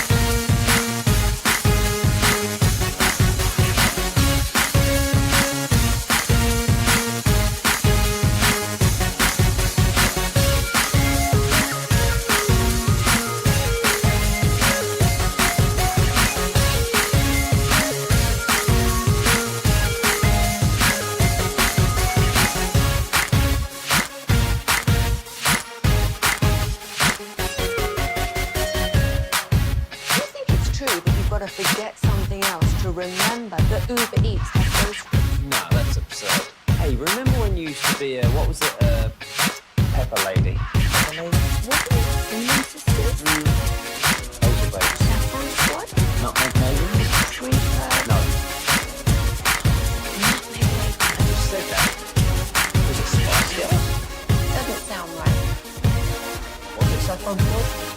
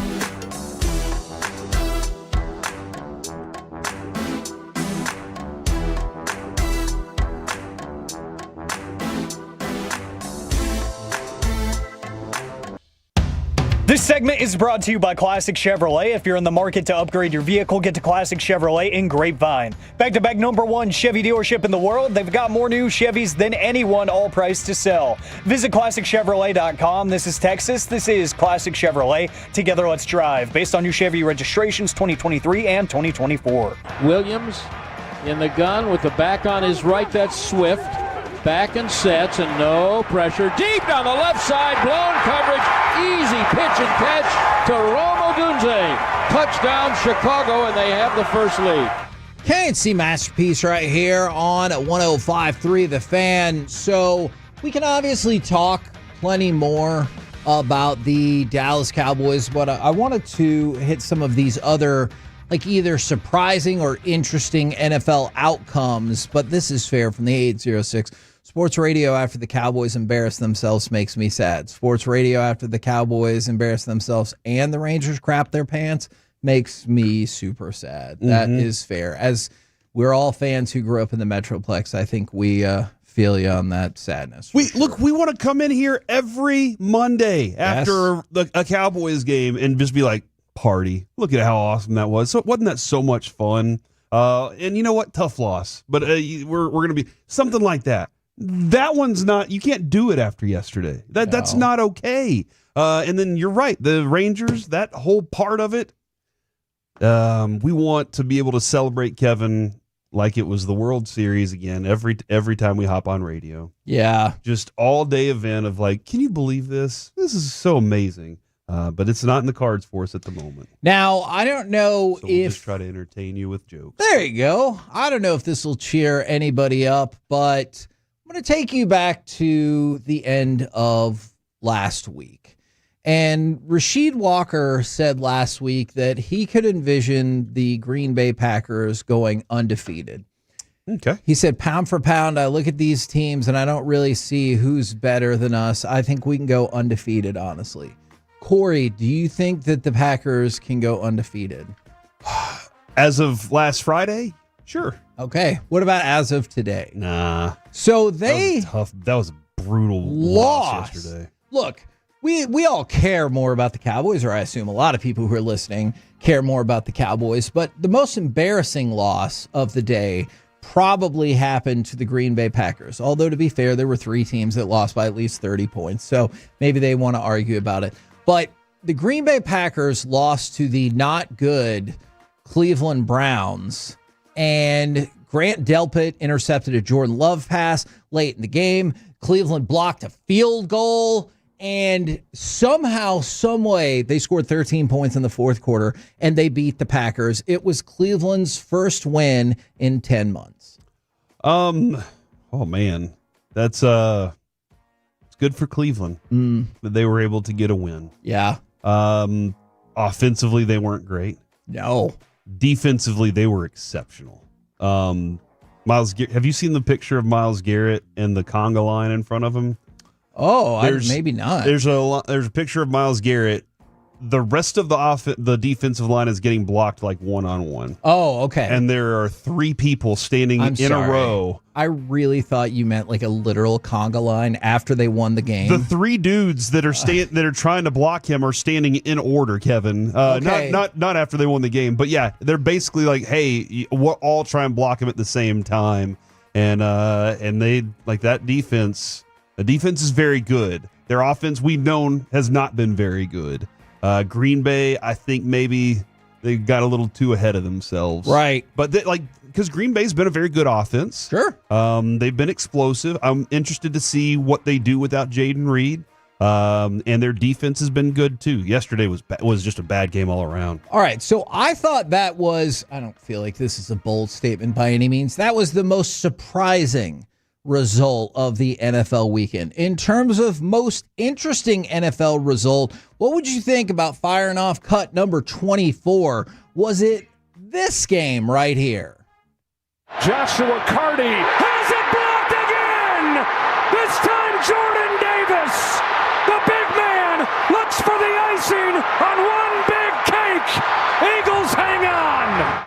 Now, this is a game that, I mean, it felt like a big game going in because you're like, hey, I really want to see, like, are the Rams about to really kind of put their stamp as we're maybe top 2. Maybe you think number 1, depending on what happened with the Packers game. They just can't beat this Eagles team. Yeah, in the NFC. But for most of the day, it looked like they were going to kind of cruise to a win. They were up 26-7. The Eagles scored 20 straight points. But even then, it was a very manageable, field goal that would have won the game for the Rams 29-27. We just played the block. It got returned for a touchdown, which, if you're not invested in the Rams, but you bet on them, that made it even worse because the Rams were depending on where you went, +3.5, +4.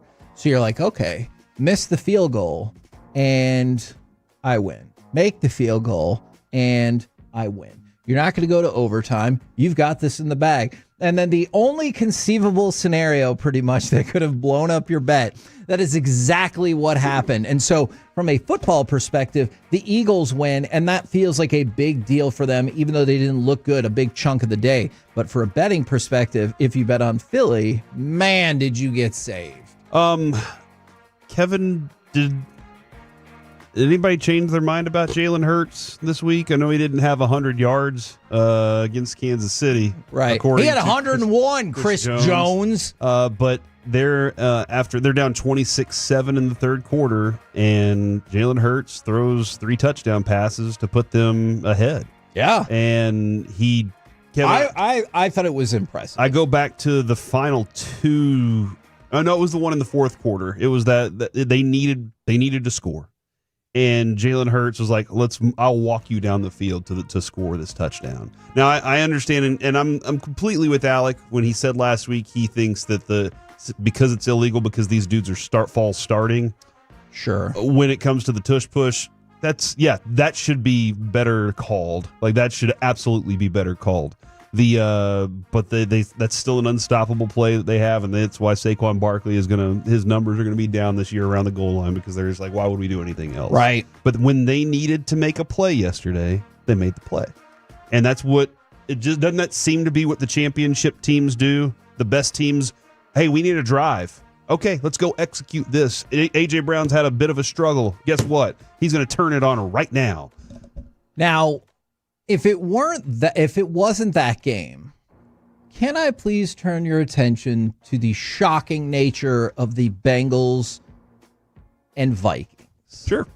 So the Bengals just got their ass kicked up and down the field all day long, almost exclusively to start by Isaiah Rodgers. Isaiah Rodgers put together one of the unbelievable performances in, not hyperbole, NFL history. Mm-hmm. He became the first player with a pick 6, a fumble return for a touchdown, and 2 forced fumbles in a single game. He did it in one half. Like, that is a mind-boggling. I'm pretty sure the Cowboys as a whole haven't even combined for that. And this season, but think about it, in one half, he had a pick 6, a fumble return for a touchdown, and 2 forced fumbles. That had never happened ever. And he did it in one half. And Carson Wentz. So Carson Wentz was there. He threw 2 touchdowns. He did. Jordan Mason carried that team, basically. I'd say Isaiah Rodgers scored as many touchdowns as Wentz did. The boogeyman, Brian Flores, put together a defense that said, hey, good luck to the Bengals and Jake Browning. And they really, that didn't look really super good. And we might have an overreaction in reality based exactly on what you just said. This is the Bengals' biggest regular season loss in franchise history. And then if you want to add some more things in there, the Vikings also made history by kicking the longest field goal they've ever had as a franchise. Good for them. So you have a defensive player who makes NFL history, your kicker makes franchise history, and then your team makes franchise history for the Bengals. Like that. We forced franchise history upon you. Yeah, that's incredible. And at one point, it took 1 minute and 47 seconds. That's 107 seconds for them to score 17 points. 17 points because it was a Bears scored a touchdown in 11 seconds against the Cowboys. Oh man, if you would have told me that the Bears scored all of their points in a total of 90 seconds, I would be inclined to believe that.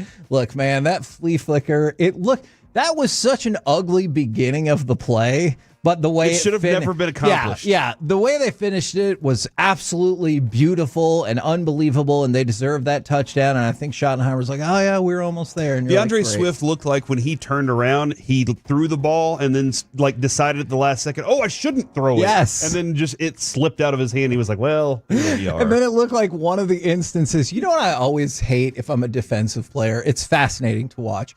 Is when they show the full view, or if you get like the all 22 view, when you can see the players converge, then thinking it's a run play, only to have to turn around and pretend that they need to run. Because I'm not saying they weren't running, but I'm just saying they didn't need just to. give up. Like you're not either. It's going to be incomplete or a touchdown. You're not catching that person. I don't care if you were prime Usain Bolt. You were not going to catch that person. We're the KNC Masterpiece right here on 105.3 The Fan. Coming up next, let's talk with our Dallas Cowboys insider, Mickey Spagnola. But you know what? I've seen it enough. Maybe we'll shout out the stars and Kyrie Irving next on The Fan.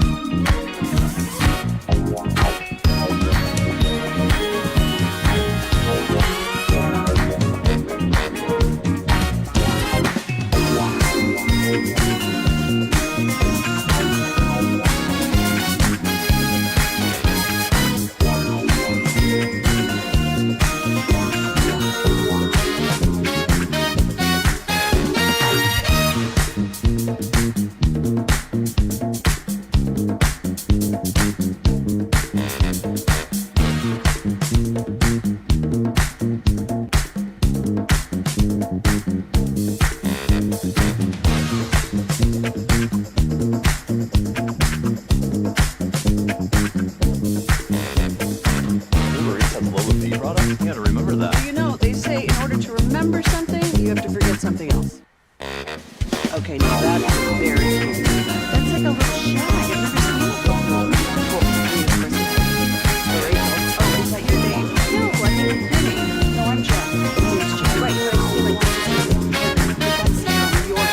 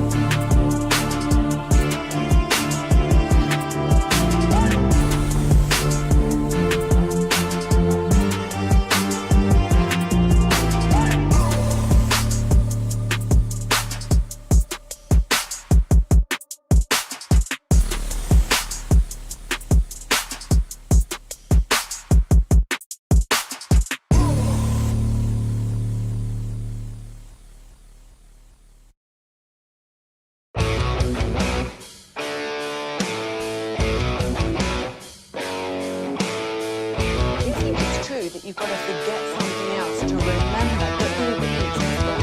No, that's absurd. Hey, you remember when you used to be what was it, Pepper Lady? Hazel Baby. Not McNaden? No. Nothing. Let's just say that. It's a Spice Girls? Doesn't sound right. What's the Saffron Squad? Driven by our D&M Leasing Studios, it's the KNC Masterpiece on 105.3 The Fan. KNC Masterpiece right here on 105.3 The Fan right now, brought to you by Ford and your North Texas Ford dealers. Ford is the best in Texas. We bring you our Dallas Cowboys insider, Mickey Spagnola. Good morning, sir. Gentlemen, how you doing? Well, we're going to make the determination. Did you go with the other riders to Lou Malnati's, or did you go to the other pizza place and regret your decision? What do you mean?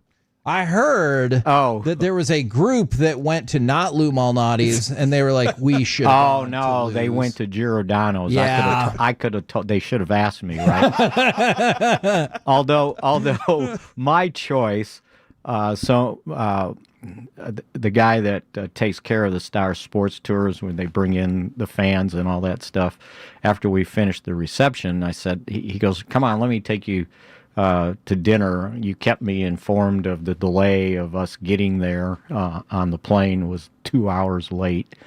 And I said, okay, let's go to Gino's. That's my favorite place. So we go to Gino's. It's 10:05. They close at 10 o'clock. Oh. And I said, oh, are you kidding me? So we walked to the closest Lou Malnati's and had our deep dish pizza. Yeah. Do you think it's a shame that Gino's wasn't being covered by someone in the Cowboys secondary? Because then, it would have been open.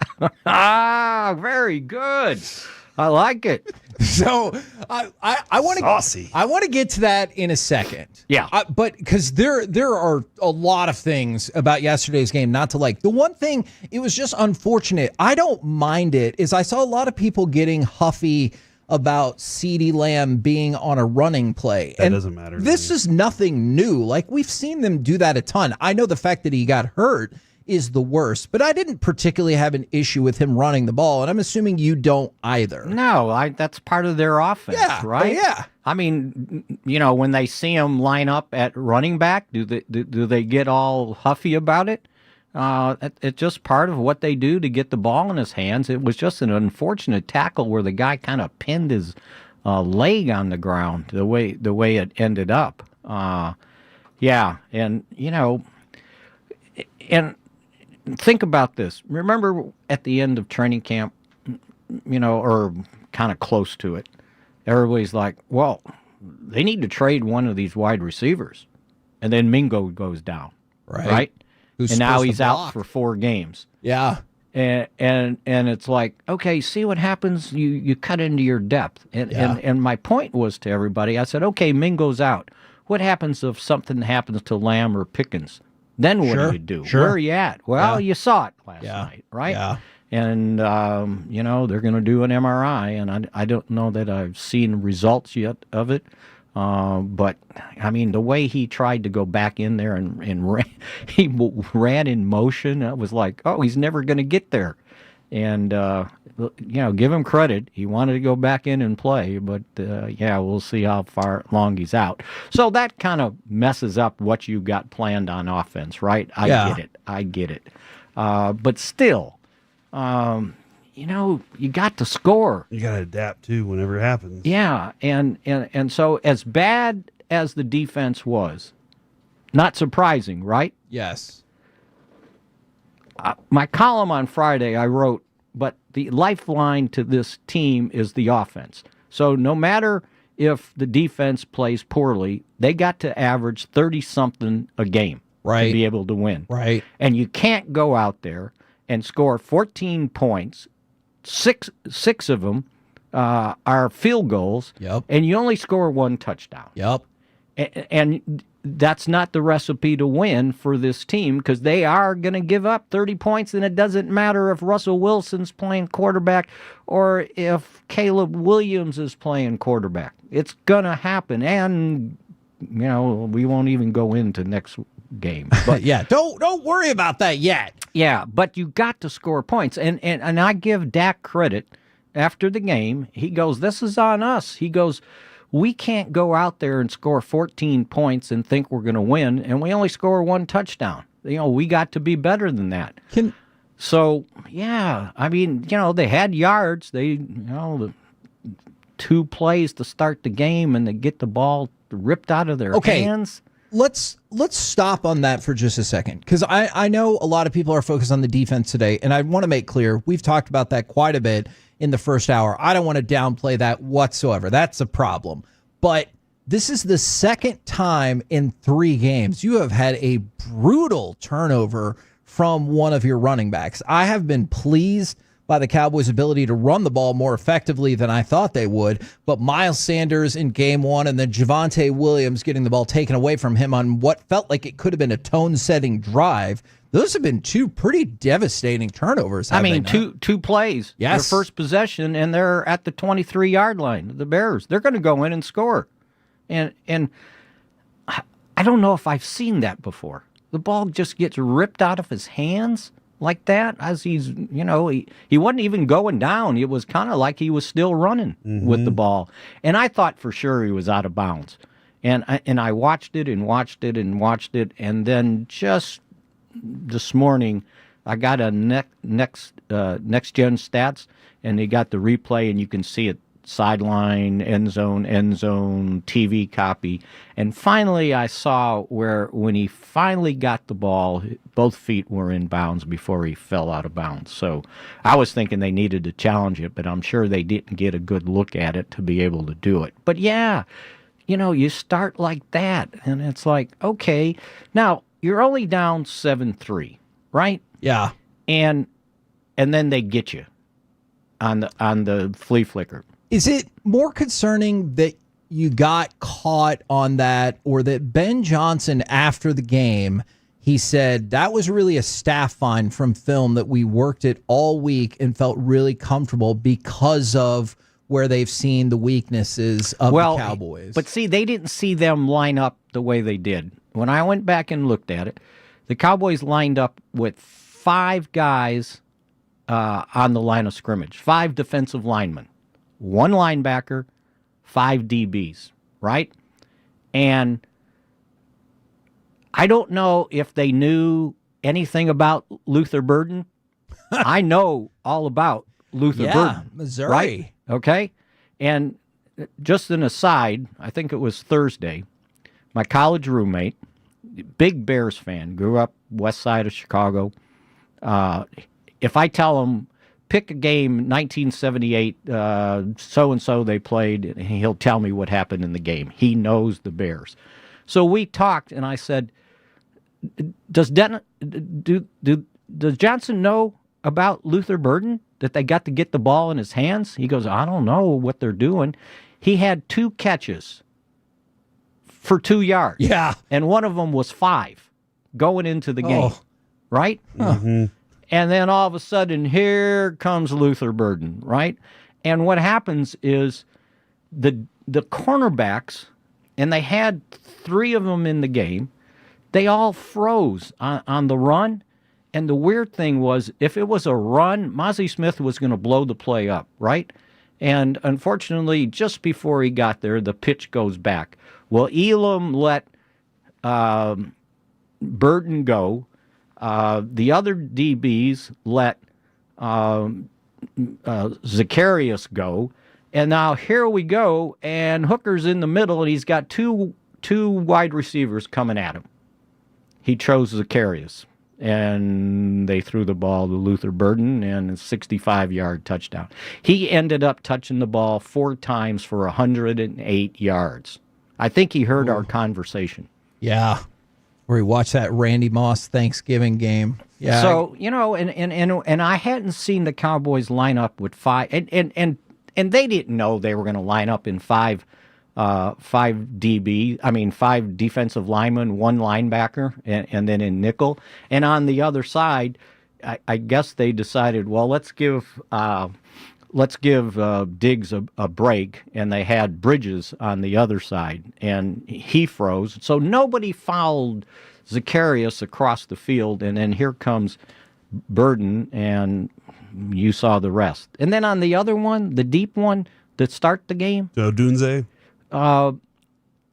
they decided they were going to go man, and Diggs goes up to the line of scrimmage to bump him, and he slips and falls. Yeah. And it's like, are you kidding me? And it's like, yeah.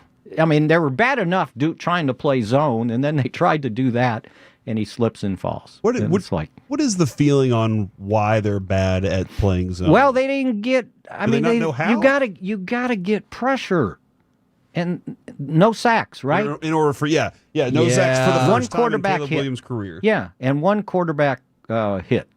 And if you look at it, they're just not getting there. I don't know if anybody's got any moves on the outside or what, but they get a little penetration up the middle, but other than that, nothing on the outside. I mean, Dante Fowler Jr. has just been a ghost out there. Yeah, I'm with you on that, and I liked that move because of how productive he had been here before, but then especially in Washington. But you're right, man. He has been MIA. Unless Azuruko seems to be flashing at times. I know he hasn't gotten there, but I see him getting pressure. They're having to deal with him, but the rest of them on the outside, just nothing. And so, if you're in zone, you're thinking, okay, they got to figure out where the coverage is and where the holes are, and nothing. And they got him. They lined up on that flea flicker with two tight ends, and you're thinking, okay, well, this is a rundown, and we're going to stop the run, and then they throw that. And it was a good timing of it, by the way, because the Cowboys had just kicked the field goal, so it's 7-3, and you're thinking, okay, the defense is going to be all revved up to come and get me, right? And okay, let's do a little okie dokie here.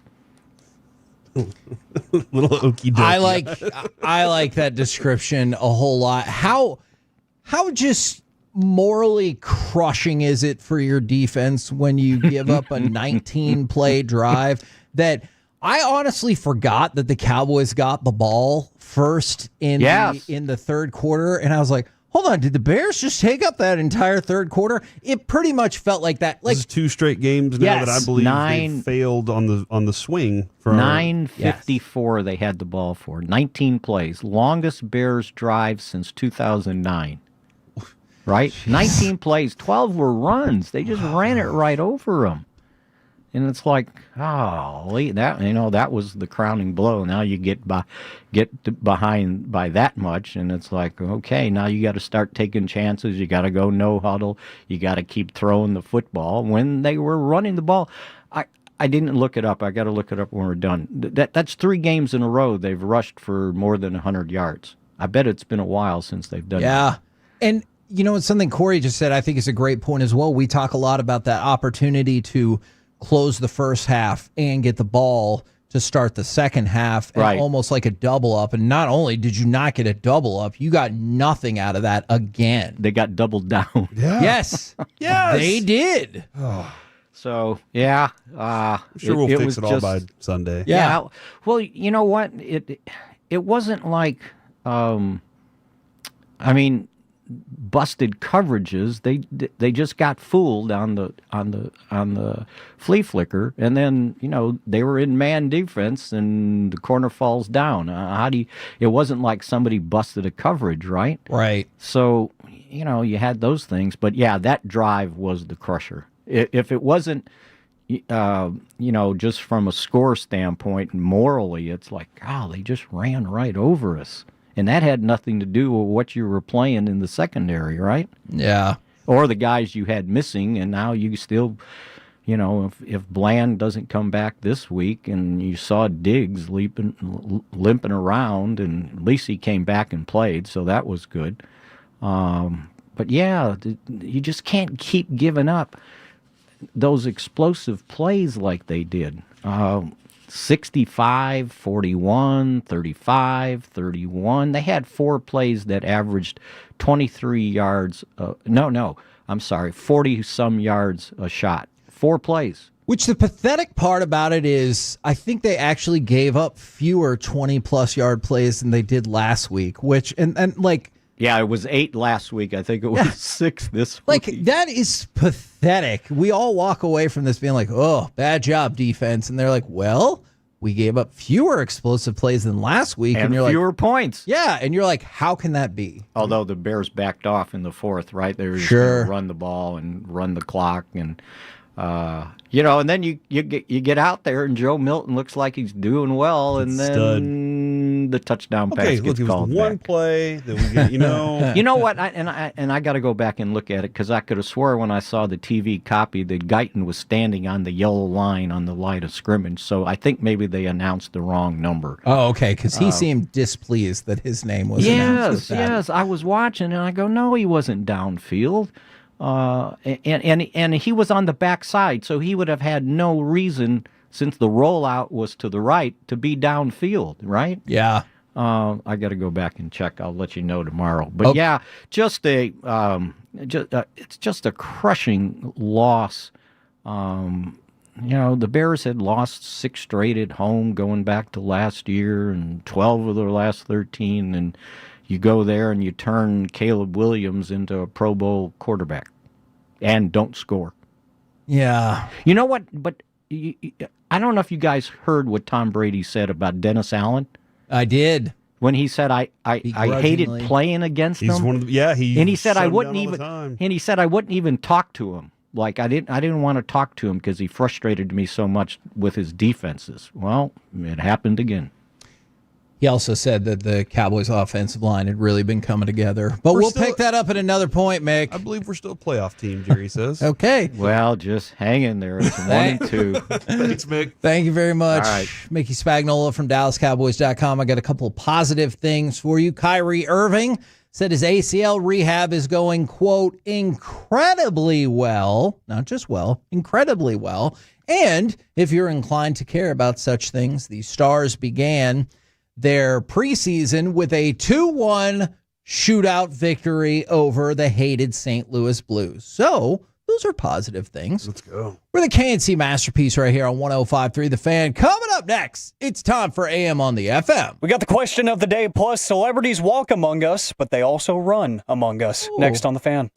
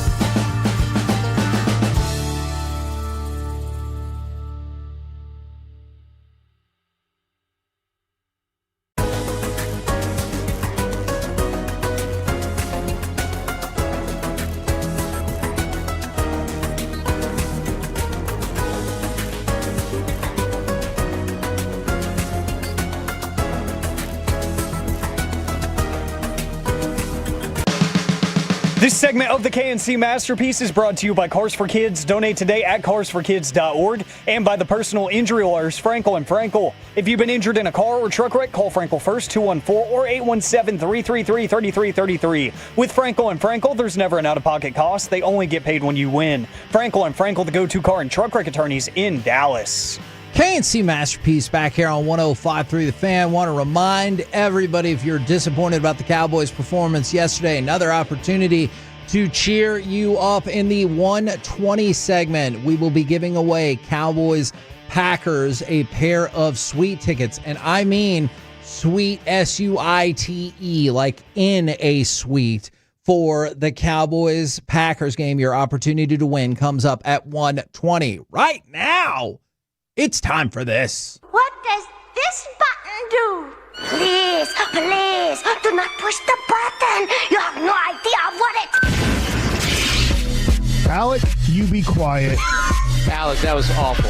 1 for Alec, 0 for Peyton. Don't you dare touch that dial. Don't you dare do it. It is time for AM on the FM. My name is Alec Medford, the man that they call the pride of Mansfield, Texas. 877-881-1053. Yeah, that is the Frankel and Frankel Injury Attorneys text line to answer today's question of the day. Plus, celebrities do walk among us, but sometimes they run among us. What do I mean by that? Like Corey? Is that what you're saying? Yeah.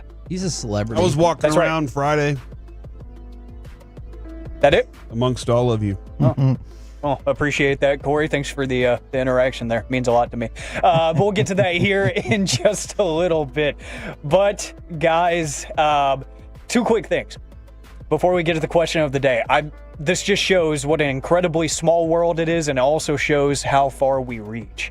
So you guys know that I call football games for Fort Worth All Saints. I did know during the season, and my producer, Do It All cameraman, everything. He's an educator at All Saints. He teaches sports broadcasting. His name is Elliot.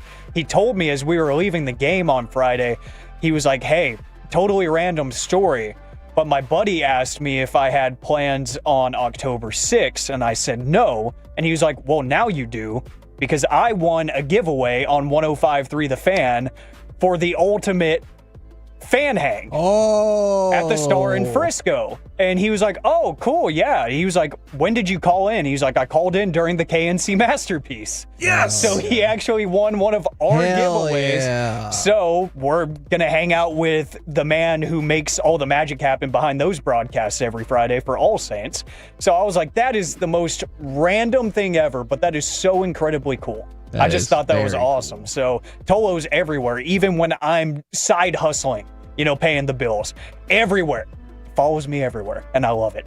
But to the question of the day, gentlemen, I looked at the National Day calendar, as one does. I'm sure y'all do it every day. And really, I feel like this is just going to be for Kevin today, just to please him and for him to flex, Corey. Oh. It's National States and Capitals Day. Oh. So we're gonna for you. We're gonna have a 2-part question here, which is rare. I don't often do the 2-parter, but here we go. How many states have you been to, Kevin? And 2, what's the coolest place you've been to? 877-881-1053. I have been to 49 states. Wow. We should have gotten Hawaii, but then the COVID and whatnot, and that prevented. Are you going to get to all 51? Look, man, if they start adding states, I feel like I'm required to go there. You know what I really loved? I really thought that Mount Rushmore was super cool. Now, Mount Rushmore is super cool for a day. If you were planning your entire vacation to spend the entire time at Mount Rushmore, thumbs down. Don't do that. But for a day, you can pack a ton of fun stuff at Mount Rushmore. We had a blast. There are some incredible views out there. There are actually some smaller kind of places that you can climb up and everything, not on the mountain, of course. I thought Mount Rushmore was super cool. And then there's a spot I think it's in Wyoming, where they had the Devil's. Hold on. Okay. I have more Mount Rushmore questions. Okay. If you could be on one of the president's face, Which president would it be? Oh, I do not like the way you phrased that Me neither. question. You just get to stand on his face. On your face. Whatsoever. Well, I mean, I feel like theoretically I'd have the best shot with Lincoln, right? Oh wow, dude, he was shot. Nope, that's not what I meant. Oh, because okay, gotcha. The Kevin, out of all the presidents that aren't on Mount Rushmore, which one do you think should be? Oh, crud. That feels like a question that's going to elicit some angry responses I don't either know, way, dude. right? You Not can from say us. President of A&M's University. Oh, well, crap. last few Never days have mind. been I just read that story. last too. My few days bad. have been kind of tough for him. Topical. I'm so sorry. You just throw the president of your student council. I don't know, man. This question's really gone too far. President I of the feel. PTA. Yeah. What was your Wyoming story? Yeah, I'll have to think about that. The Devil's Tower, I believe, was in Wyoming. So I wrote in the bathroom, there's a chalkboard on there, and I wrote like 105.3 The Fan, KNC forever. I'm sure that is like long since been erased, but because of the chalk? Probably. Yeah. And like you're supposed to write on it and stuff. But also, they have the Devil's Tower out there, which was prominently featured in Close Encounters of the Third Kind. There's like a little village out there that sells all kinds of like alien paraphernalia and everything like that. And they like really lean into like, hey, you're here because you probably believe in aliens. Uh-huh. And what did you say to him? I was like, I will buy one of those little light up wands. Because Brandon thought it was neat. What'd they say? Take me to your leader. Is that what you're looking for? I don't know what you want. Then what'd you do? Shut up. I just there's one thing I know about Kevin. It's if he's interested in the concept, he's in. You know, like this. But it doesn't seem like aliens is your thing. But I can also see you being like, no, I'm here, so I might as well have some fun with this. Yeah, for sure. Yeah. And I like that concept too. To reset real quick before you majors, 877-881-1053. It is National States and Capitals Day. So 2-part question of the day. How many states have you been to? And what's the coolest place you've been to? Who's your favorite former Washington Capital? Well, I feel like that applies to maybe like, I don't know. It's 5% Jaromir of- Jagr. Because he was like 45 and he hooked up with like a 20-year-old or something, and she tried to shake him down for money because she said she'd put the pictures out, and he's like, I'm not married. Oh yeah. Like, go ahead. Oh man. I feel like it's 20-something state. I haven't counted, but it's like 20-something. It's the north central area that I'm missing the most of. The empty states, if you will. Oh man, they really are empty too. Those are the ones that I'm missing, that section, because I'm like, why? Like, what's the reason that I have to go there other than maybe Mount Rushmore, obviously, so I could be on a president's face. I still don't know if you're totally saying that right. The coolest capital I've ever been to, though, is the capital of Florida. That is Disney World. It was amazing, and every time I've ever been there, it's just been an enjoyable experience. Okay. I like that. Hey, if you want to drive fast because there's no one around, those big rectangular states are great for it. Like there was a time driving through one of the Dakotas. If you'd have told me that there had been like some sort of annihilation of the human race, I'd have been like, I could see it. I will say, I thought Charleston, South Carolina was pretty cool. Okay. That was an area that I went when I went to South Carolina. We were in Charleston area, and I just thought that was a really cool Charleston area to be in. From the 469, been to every state except Wyoming and the Dakotas. Former professional actor, and I did several national tours. Oh, name a movie. Yeah, a movie, as some might say. Now, did they have to have been in it or just a movie? It's up to them. Okay. All right. It's up for But interpretation. I do want to know what movies you've been in if you were a professional actor. I'm kind of interested now. I like this from the 214. Just got back from Alaska, and I've been to 42 states. Alaska is badass. Believe it or not, I've been there twice. It's awesome. Best views? Yes, and also it's unique stuff, unique backgrounds and for stuff. sure. And they also don't totally care in certain spots if you live or not. Because we were climbing up this like mountain that is outside of this touristy hotel, and there's a big drop off at one point of which they have a little rope there, but it's like a rope to keep the kids from running into like a part of the petting zoo. I'm like, that's not gonna stop anything. Like if you fall, if you're over there, that's Did it keep the pets in the petting zoo? Yeah, too? like probably does both. Mm-hmm. Yeah, Alaska's awesome if you get a chance. If you also get a chance when you go to Alaska, get one of the prostitute tours. Now, I understand you're concerned about this, but they have this lady who like dresses up as like an 1800s lady of the night, and she like marches all fancy across the streets and stuff. Is she attractive? Ours was not, but hopefully you would find one. But we were in a big tour group, and they take you to all the brothels and stuff that are, well, they're different places now, but how they used to be. It was really fun. They show you how to do I'm going to change the language, the prostitute walk. That is not what she called it, but. Did you have a safe word? Yeah, it was bloomers. All right, this is where I changed the topic because we are up against it and I'm scared. Guys. That's all fair. I said that celebrities walk among us, but sometimes they run among us. Like that prostitute. Yes. Well, we're going to go to the Berlin Marathon, not literally, just storytelling-wise, where there was a man named Stead Sarandos who ran the Berlin Marathon. You're probably saying, not a real person. You'd actually be right.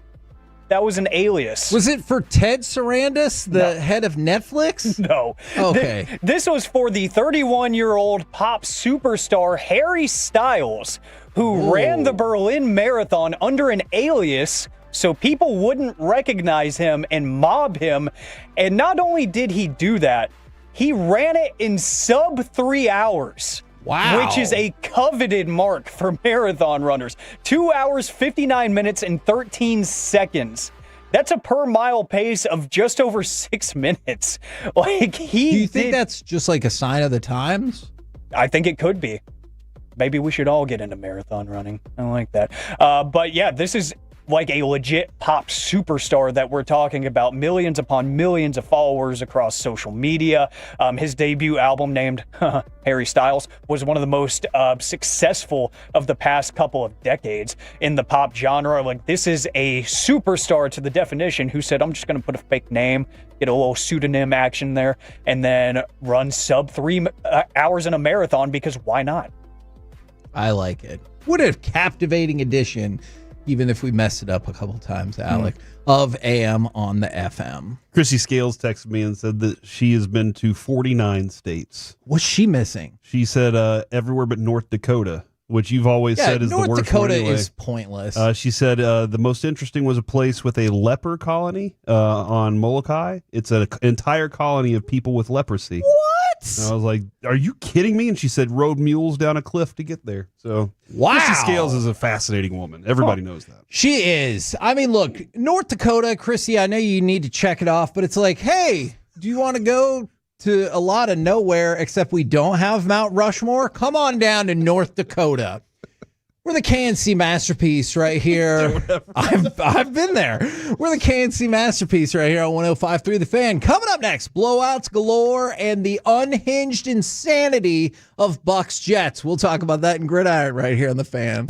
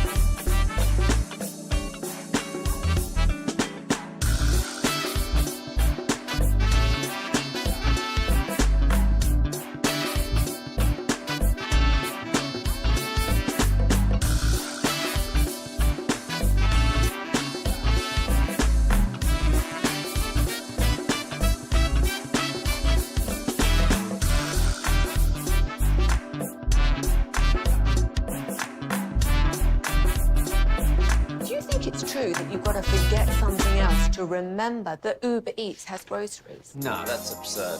Hey, remember when you used to be what was it, Pepper Lady? Pepper Lady? Wasn't it Cinnamon Sisters? Basil Babes. Saffron Squad? Nutmeg Maidens? Paprika? No. Nutmeg Maidens. I just said that. Was it Spice Girls? Doesn't sound right. Was it Saffron Squad?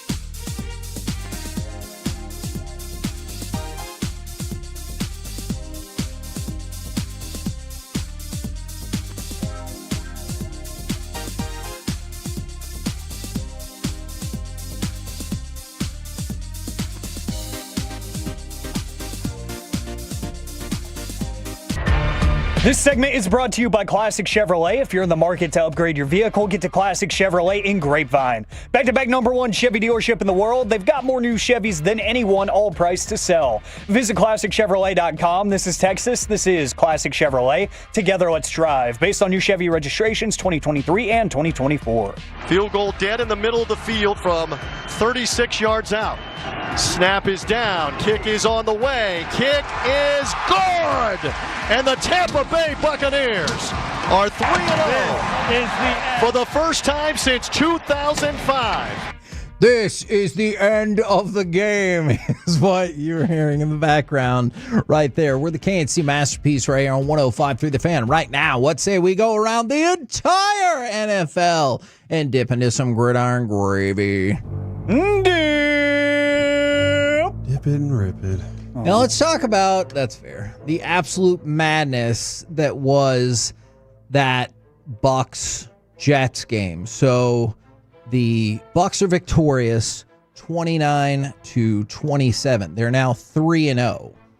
Their plus 6-point differential is tied for the lowest in NFL history of teams that start 3-0, along with Washington in 2005 and Tennessee in 2020. Do you think that's as damning as winning one-run games? Yes. Okay. Yes, I do. But that game got even crazier when Jets edge rusher Will McDonald jumped over the long snapper, blocked a kick, and returned it 50 yards for a touchdown. Yesterday was the day of wackiness in the NFL, from all the block kicks to the returns to the different ways of scoring. But I want to go to Todd Bowles. This is cut number 25. What was his reaction when the Jets returned that blocked field goal for a touchdown? My thoughts were going from when we run for a touchdown. Excuse my language, like you got to be me. But and then after that, you see how much time on the clock, and you calm down and you try to win the game.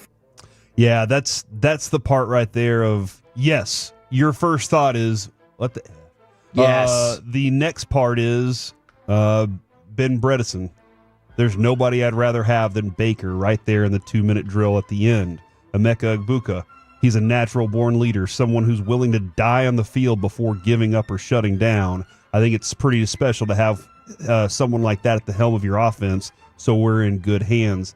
And Kevin, right now, I have as much confidence in Baker as I ever have for whatever reason. Yeah. He just looks like the dude that I remember playing at OU, where he's like, I got this, and he does bleed that way towards his teammates for whatever reason. Ever since we've known Baker Mayfield, it seems like the team has always liked him. And Ibuka and Shepard, they picked up 58 yards on that via completions on that ensuing drive. There's 1:49 left. They kicked the field goal, win the game, and Baker Mayfield talked about it afterwards. He said their defensive coordinator, Steve Wilks, was the one who cut me in Carolina, so a lot of stuff was personal today. Asad Reddick, former Jet, a lot of people. Yeah. Dude, hey man, we always talk about it.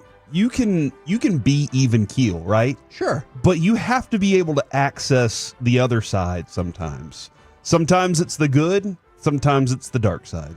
And whenever you're in sports, you have to be able to get yourself into that place that makes you ultra competitive. Every one of the great competitors seems to be able to access that at some point. Baker seems to always live that way.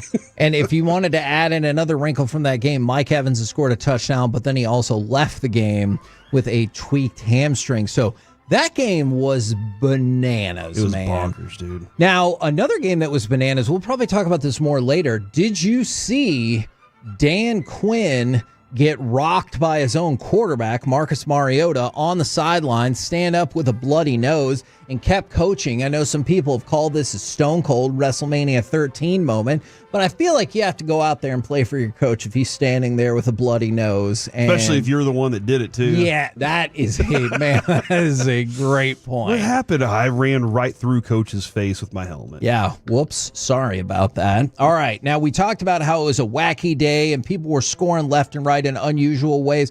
Go ahead and give me cut number 22 if you can. I bet you can hear this as Tony Horton took it to the house. Back to his 6-yard line.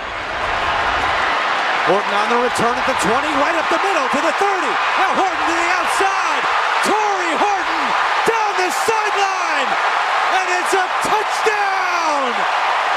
95 yards. Who? Yeah, you heard it. It was Torrey Horton with the 95-yard punt return touchdown for Seattle. That was the first Seattle punt return touchdown since Tyler Lockett 10 years ago. Really? Yes. Well, I mean, Tyler Lockett was also a rookie then. I don't feel like they're all that easy to come by, right? Like, I mean, except for yesterday. I agree with that. Yes, absolutely. All right. Looking ahead to tonight, if there's something that you just kind of want to keep an eye out on Monday Night Football, this is crazy. Lamar Jackson is 7-2 on Monday Night Football. He has thrown 22 touchdown passes and no interceptions. Really? Yes. It's the longest streak without a pick in Monday Night Football history, according to ESPN research. Makes you want to reflect on what happened in those two losses. Yeah. But he's also 24-2 in his career against NFC teams. I don't know if that will impact you going into the Lions game. This but is tough, Kevin. No, you're talking about potential plays on the game. I have St. Brown going tonight. My opponent, we're tied, by the way. Tied! Well, I mean, it says Lamar Jackson plays well. It doesn't say his defense My plays opponent has the kicker for the Lions. Oh. And so I'm trying to figure out which one's going to score more points. It's got to be St. Brown, right? You better hope he scores touchdowns and not just that they kick all these field goals because St. Brown gets it down to the 3. Yes. And that would really end up screwing you. But yeah, on that. well, that's awesome to hear that stat on Lamar Jackson. Hopefully his the Lions are able to put some points on the board tonight. Now, Drake May and the Patriots, you might be like, oh man, the Cowboys turned the ball over 4 times. That's the worst. Hey, guess what? Patriots turned the ball over 5 times in their loss to the Steelers, including the Patriots turned the ball over twice inside the Steelers' 10. Wow. Yeah, look, you're going to lose a game like that. Yes, you absolutely are going to lose a game like that. And it does feel like the protection for Drake May isn't completely there right now. Like that, I could see that. Just kind of what I was watching of that game, it just seemed like he's got to bail this team out all the time. And I think you can only make so many plays. Sometimes you really need other people to help you make those plays. But it just seems like they're just like, go do it, Drake. And he's Right. like, I get. What other choice do I have? From the 214, how many blocked field goals were there yesterday? At least 5. I need to go back and check. I'll have to know the 5th one because I counted 4. Okay, I'm pretty sure there were at least 5. Okay. Maybe one of them was a blocked punt. Blocked punt, yes. Okay. But also, there were 3 games decided yesterday by at least 30 points. So, yes. For all the close games we got yesterday, there were a bunch of blowouts, too. And we did, because the Vikings beat the Bengals by 38 points, and we talked about that earlier. The Panthers-Falcons game, we can get into that if you want. That was 30-0, and Penix looked terrible. And then the game we were just referencing. Replaced. Yes, he did. And although they have been quick to say, like, that's still their guy. Okay, well, Bryce Young was just destroying them. And then the Seahawks beat the Saints 44-13, and that game was just miserable as well. What's everybody so upset about? Cowboys didn't lose by 30. That's true. It just felt like that. It just felt like 30. You know what? Go ahead and give me, since we talked about it, go ahead and give me cut number 23. This is Michael Penix looking, I don't know at what. Penix looks, passes, intercepted. Mike Jackson, who might take this to distance. Penix gets a piece of him. Jackson stays on his feet, reverses field, tries to spin away. But it's the second interception thrown by Michael Penix. Now, the Falcons outgained the Panthers by 109 yards, but Penix only completed 50% of his passes and threw 2 interceptions. And as you just mentioned, he was replaced in garbage time by Kirk Cousins. He looked so calm on in the game against Minnesota. He looked so calm. Right. And this one, he looked completely different, man. We're the KNC Masterpiece right here on 105 through the Fan. Coming up next, let's talk with Dallas Cowboys Executive Vice President Stephen Jones right here on the Fan. Sean and RJ, the KNC Masterpiece, G-Bag Nation, and Fan After Dark. Live and local. Turn it on and leave it on. 105.3 The Fan and our Odyssey, iHeartRadio, and TuneIn apps. Hey, everybody. Best.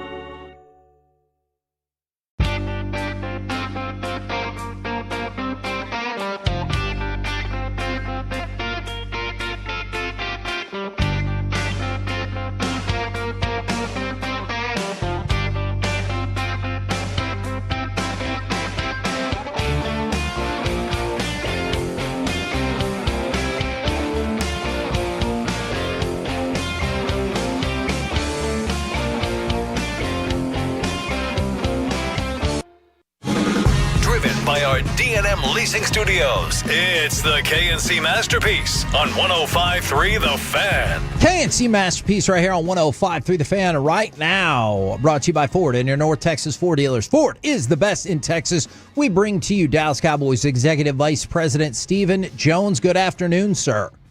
Good afternoon. Now, I know CeeDee Lamb afterwards was talking about, hey, I feel like I can be ready for the Green Bay game. Absolutely, for sure. Is it just too early to say that, or do you feel optimistic about that possibility?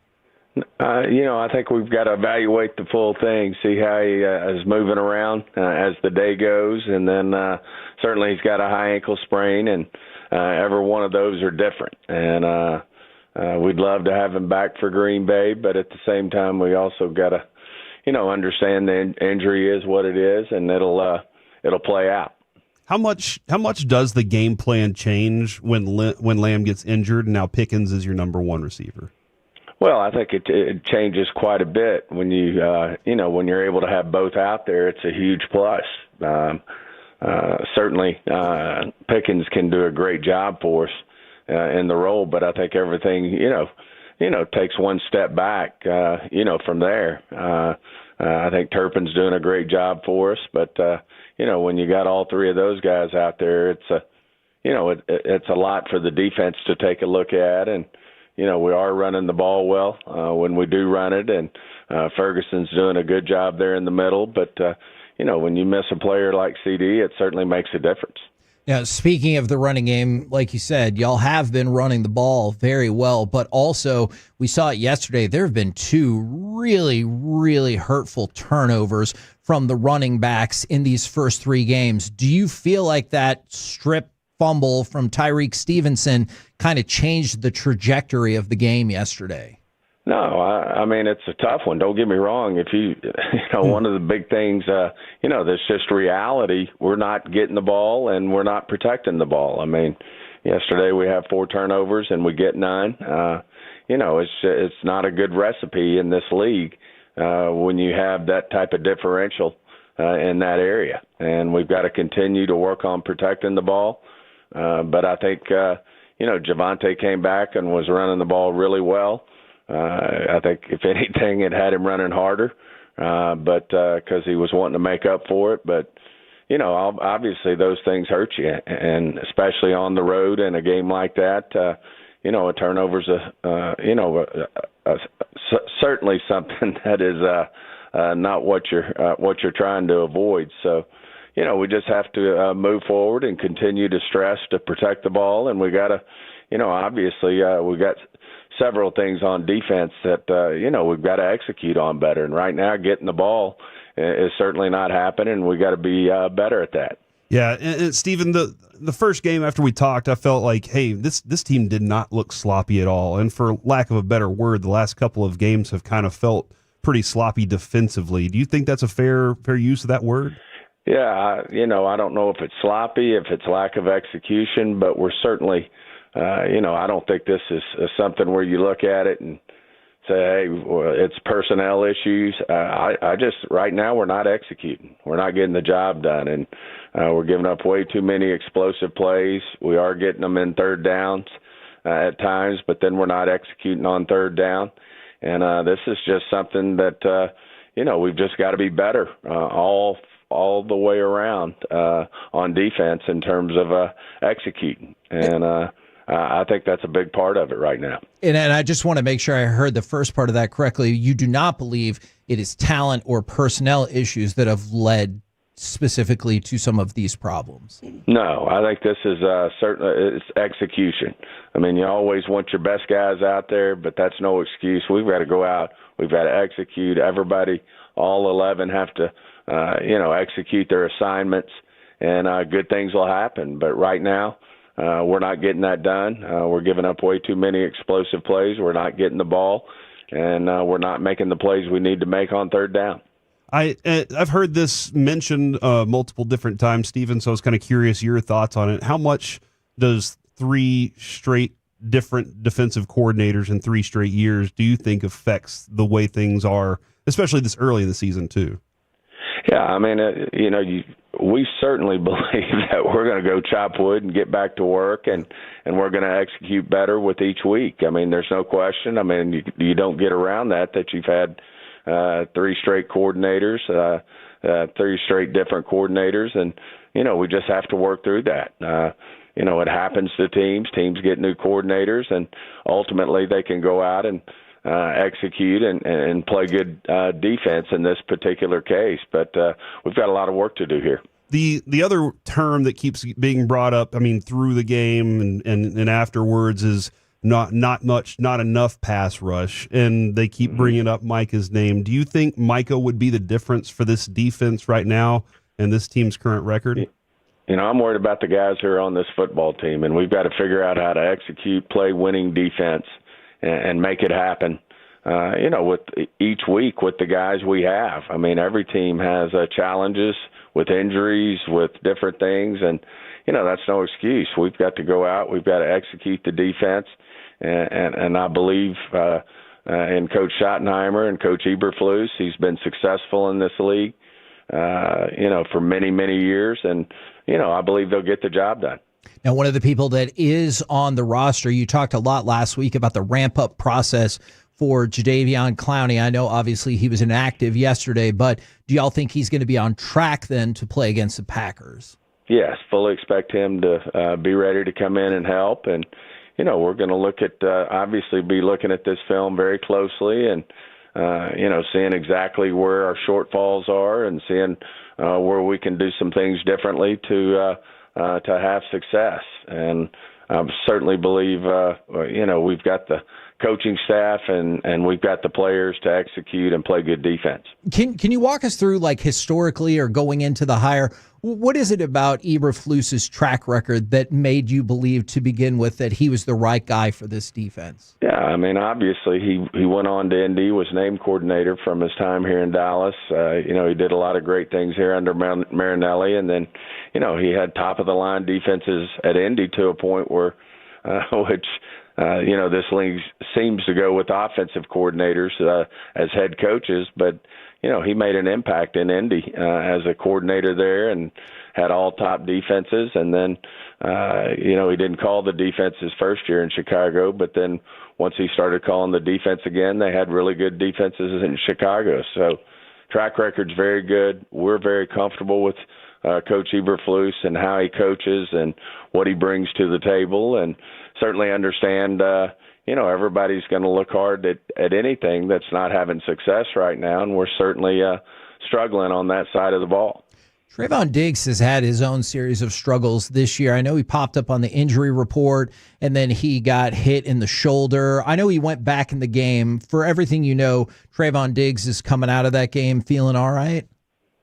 Oh, yeah. I mean, he's obviously, had a shoulder issue there when he made the tackle out in the open field there. But, this is part of the game. I mean, it's a violent game out there, and certainly, guys get beat up during the course of a season. And, he did, came out of the game there for a little bit, but went back in and everything checked out. And, he came back out and finished strong. When you talk about the defense executing better, how high up on that list is the tackling? Because there was one play in particular where I know Kenny Clark got dinged up for a second, but there were at least 3 to 4 missed tackles on that play. How concerning is missed tackles early in the season?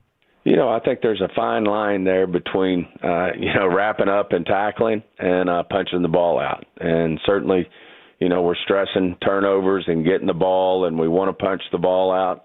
But sometimes you sacrifice a little on your tackling accuracy when you go for the punch outs. And that's certainly something I know they're going to continue to look at, the give and take that comes with that.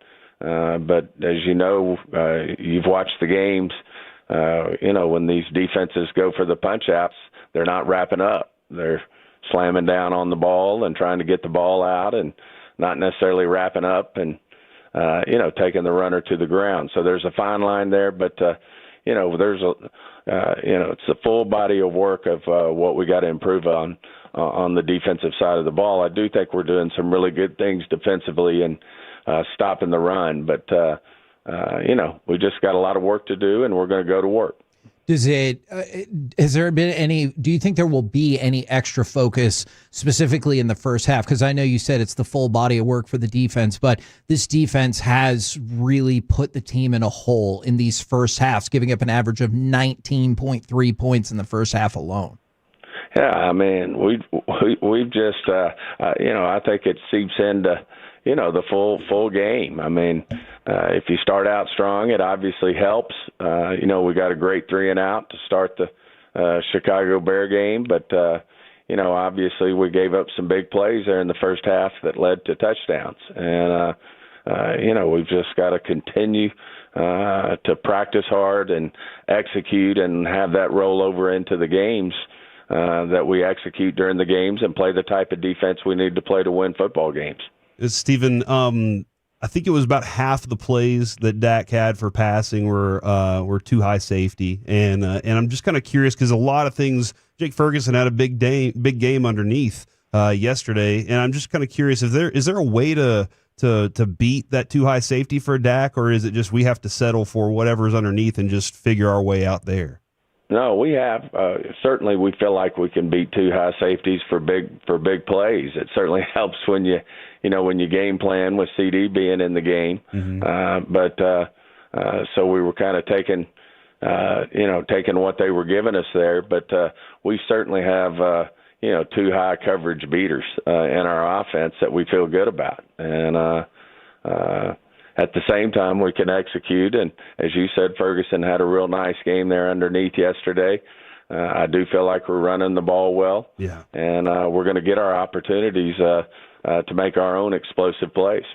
Yesterday after the game, Jerry did say that he still believes this is a playoff team. And I don't necessarily need you to speak for Jerry on this, but if that's the belief within the walls of that place, is it because there's still a lot of season left, because you see some growth? What are your feelings on what he said there? Oh, I do. I mean, that's why we're in the business for, is to get in the tournament. And we've got a lot of work to do. We certainly understand that. We think we've got a lot of good things that are going for this team. And we do think we should only get better as the season progresses. And, one of the guys in the locker room said, hey, this is a 17-round fight, and we're only in the third round. So we've got obviously got a lot of work to do, but we feel like that with this coaching staff and with this group of players that we'll do the things that we have to do to be successful. When you talk about a lot of good things to take away from this team so far, obviously a lot of fans are looking for positives today. I know you talked about the positivity of doing well against in the run defense and then doing well running the ball. Are there any other particular aspects or players or anything that you're like, hey, this is working early on? Well, I think we can move the ball, throwing the ball. I think Dak's having a great year so far. I mean, that was unfortunate on the pick to Pickens, where unfortunately bounced up in the air off his hands. But, I do think we can move the ball against anybody. And I do believe that, we're going to do the things that we have to do to execute on the defensive side of the ball, especially in the back end, to make the plays we have to make to have success. I know there can be a fine line between showing that passion and maybe going too far. I appreciated how frustrated George Pickens was after that interception. Any issue with the slamming of the helmet or anything like that?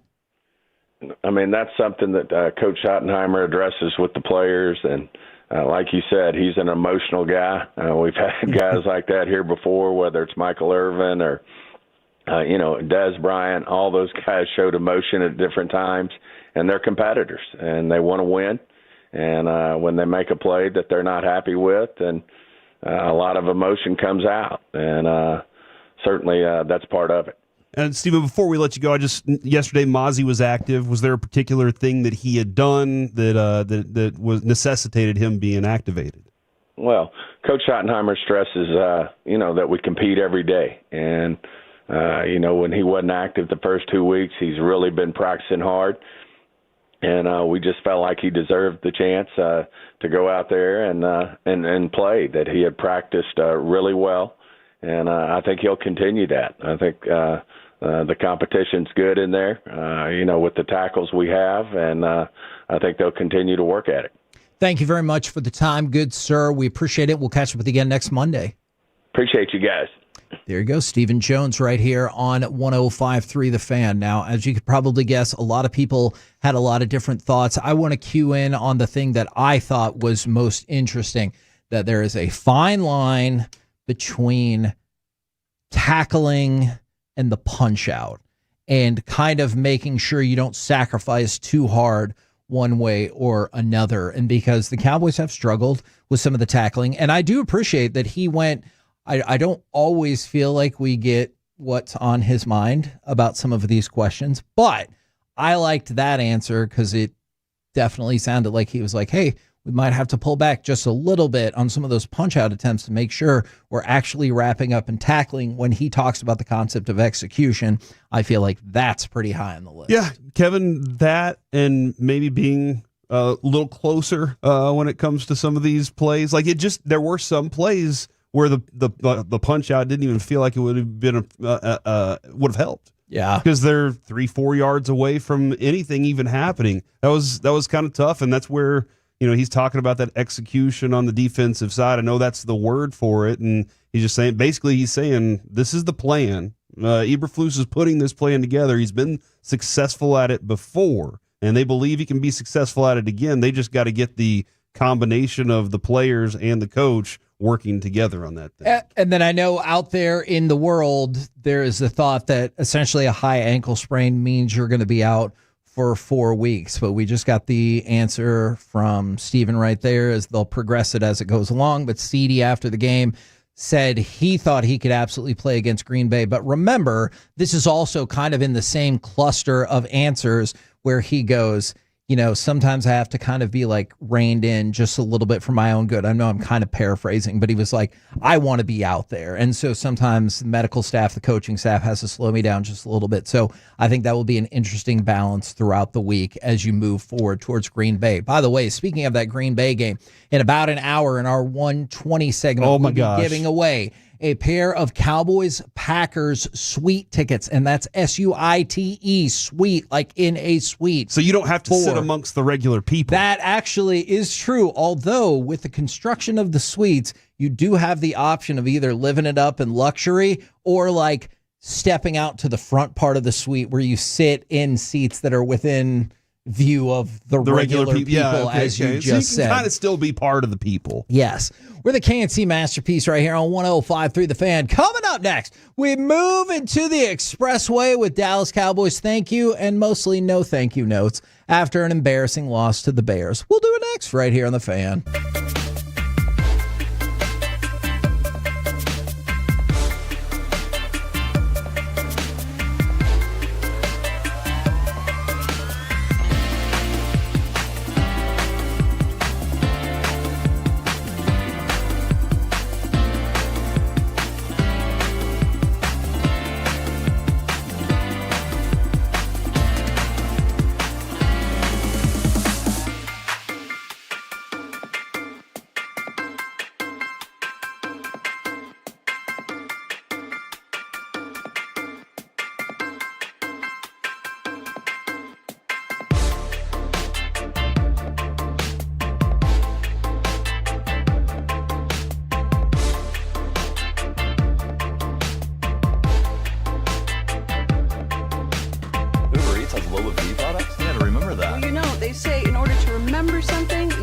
Something else.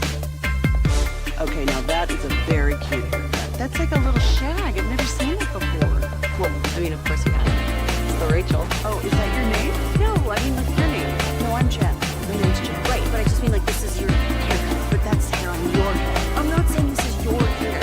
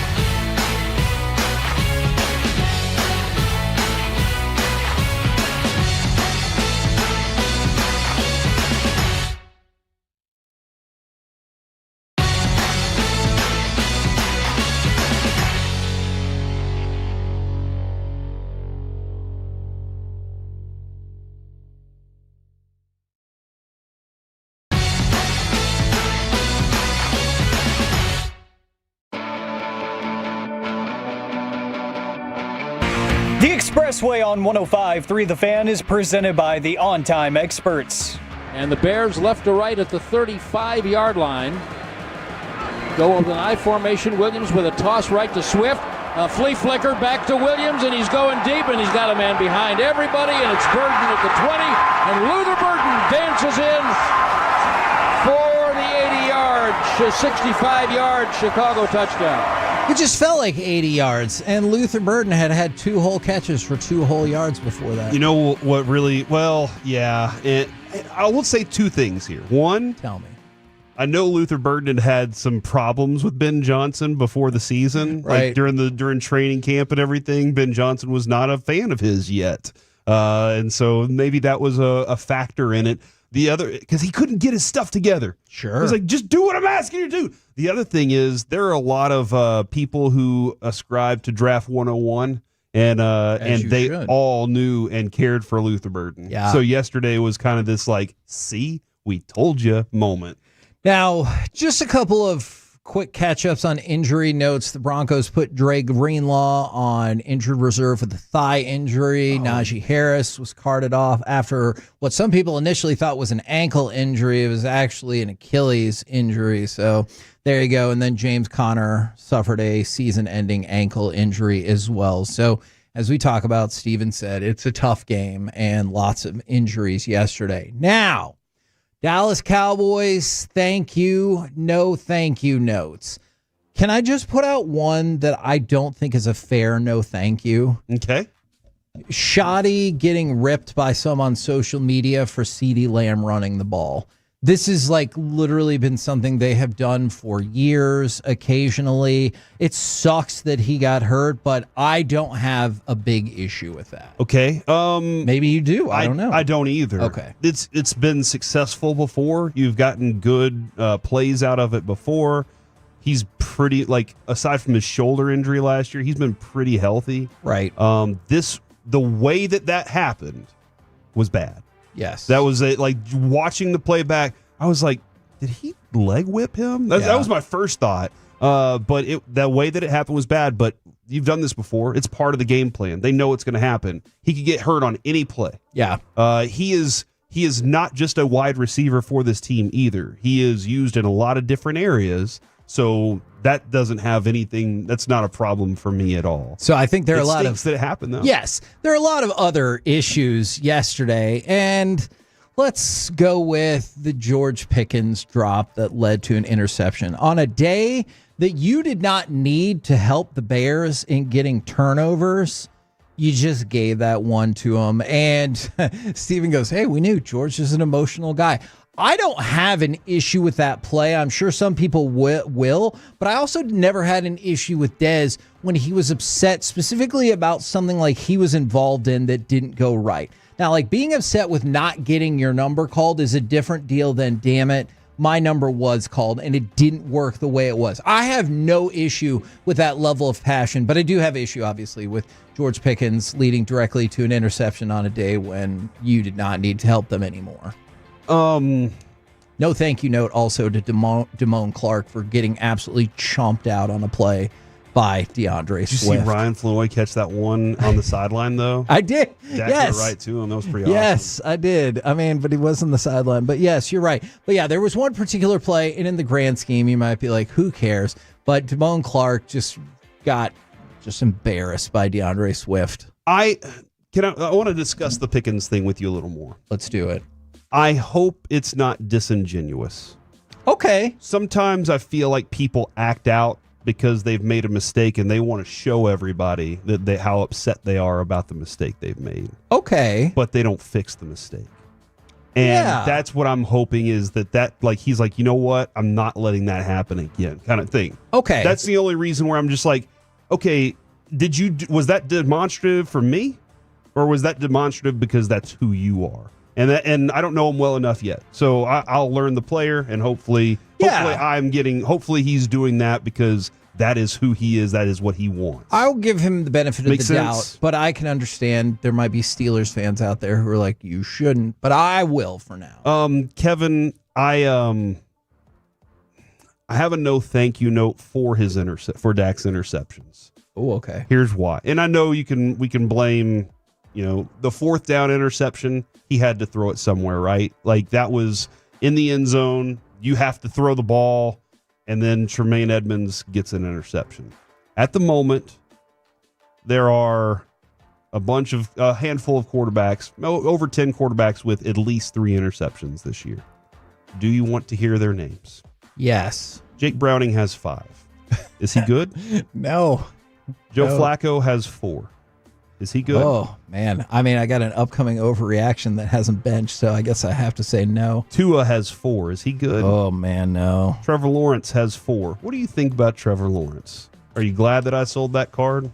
Oh, I'm glad for you. Geno Smith has 4. I thought Geno Smith was going to be better this year. He good? Okay. He's fine. Okay. I'll put him and Trevor Lawrence, and they're fine. Aaron Rodgers has 3. Russell Wilson has 3. Ooh. J.J. McCarthy, Bryce Young have 3. C.J. Stroud and Bo Nix also have 3, and so does Dak. Ooh. And again, I know one of them bounced off his receiver's hands, and it's very early in the season, and maybe Dak doesn't throw another freaking interception for the rest of the year. I doubt it, just because of the nature of the sport. But that's not the company I want Dak to be associated with. And I know this offense did not look good yesterday. It just didn't function the way that we need it to function if your defense is going to be what your defense is right now. Your offense has to be a well-oiled machine. And that's just not the company that I want him to be in, if that's a fair thing. No, I get it. That is that is an unfortunate grouping to be in. And when it comes to the touchdown numbers, like they don't match up either compared to the other really good quarterbacks. Right. That like Baker Mayfield has 6 right now. This offense has to be so much more, and it's an unfortunate. It's a bad thing to have to put on the offense, and Dak's going to carry it all because he's the quarterback. He's the $60 million man. He's all these things. But this offense has to be the thing that carries until the defense turns over. Yeah. So that's just where we are at the moment. Yeah. No thank you note to, I mean, look, it's one specific play. You could go across. But the 3 missed tackles on one play in the third quarter, the play in question led to Kenny Clark being down for a minute, at which point I was like, oh dear God, no. Yeah. Although this is a bizarre no thank you note, because also thank you to the Bears, I guess kind of for running that play since it lost 8 yards. But that was part of the 19-play longest drive in the NFL this season. Marched down the field, took about 10 minutes, 19 plays, and that play right there encompassed a lot of what was problematic during the day. I know it was a big loss, but the fact that you missed so many tackles on that play was freaking infuriating. I saw this from Joseph Hoyt, Kevin. I know him. No thank yous to pressure.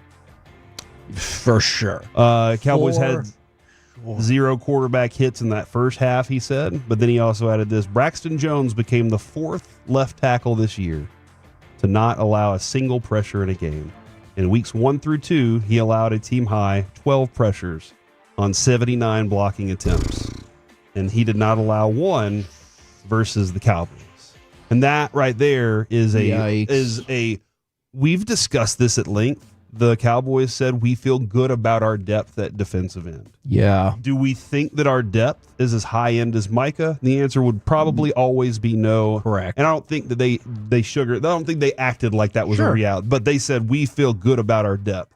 Right now, the depth is proving that's part of the execution detriment on this team. Not only is the secondary not playing well, but the lack of pressure on the quarterback is creating too many opportunities to just say, I'm comfortable in the pocket and I can deliver passes easy. Yeah, and you need one.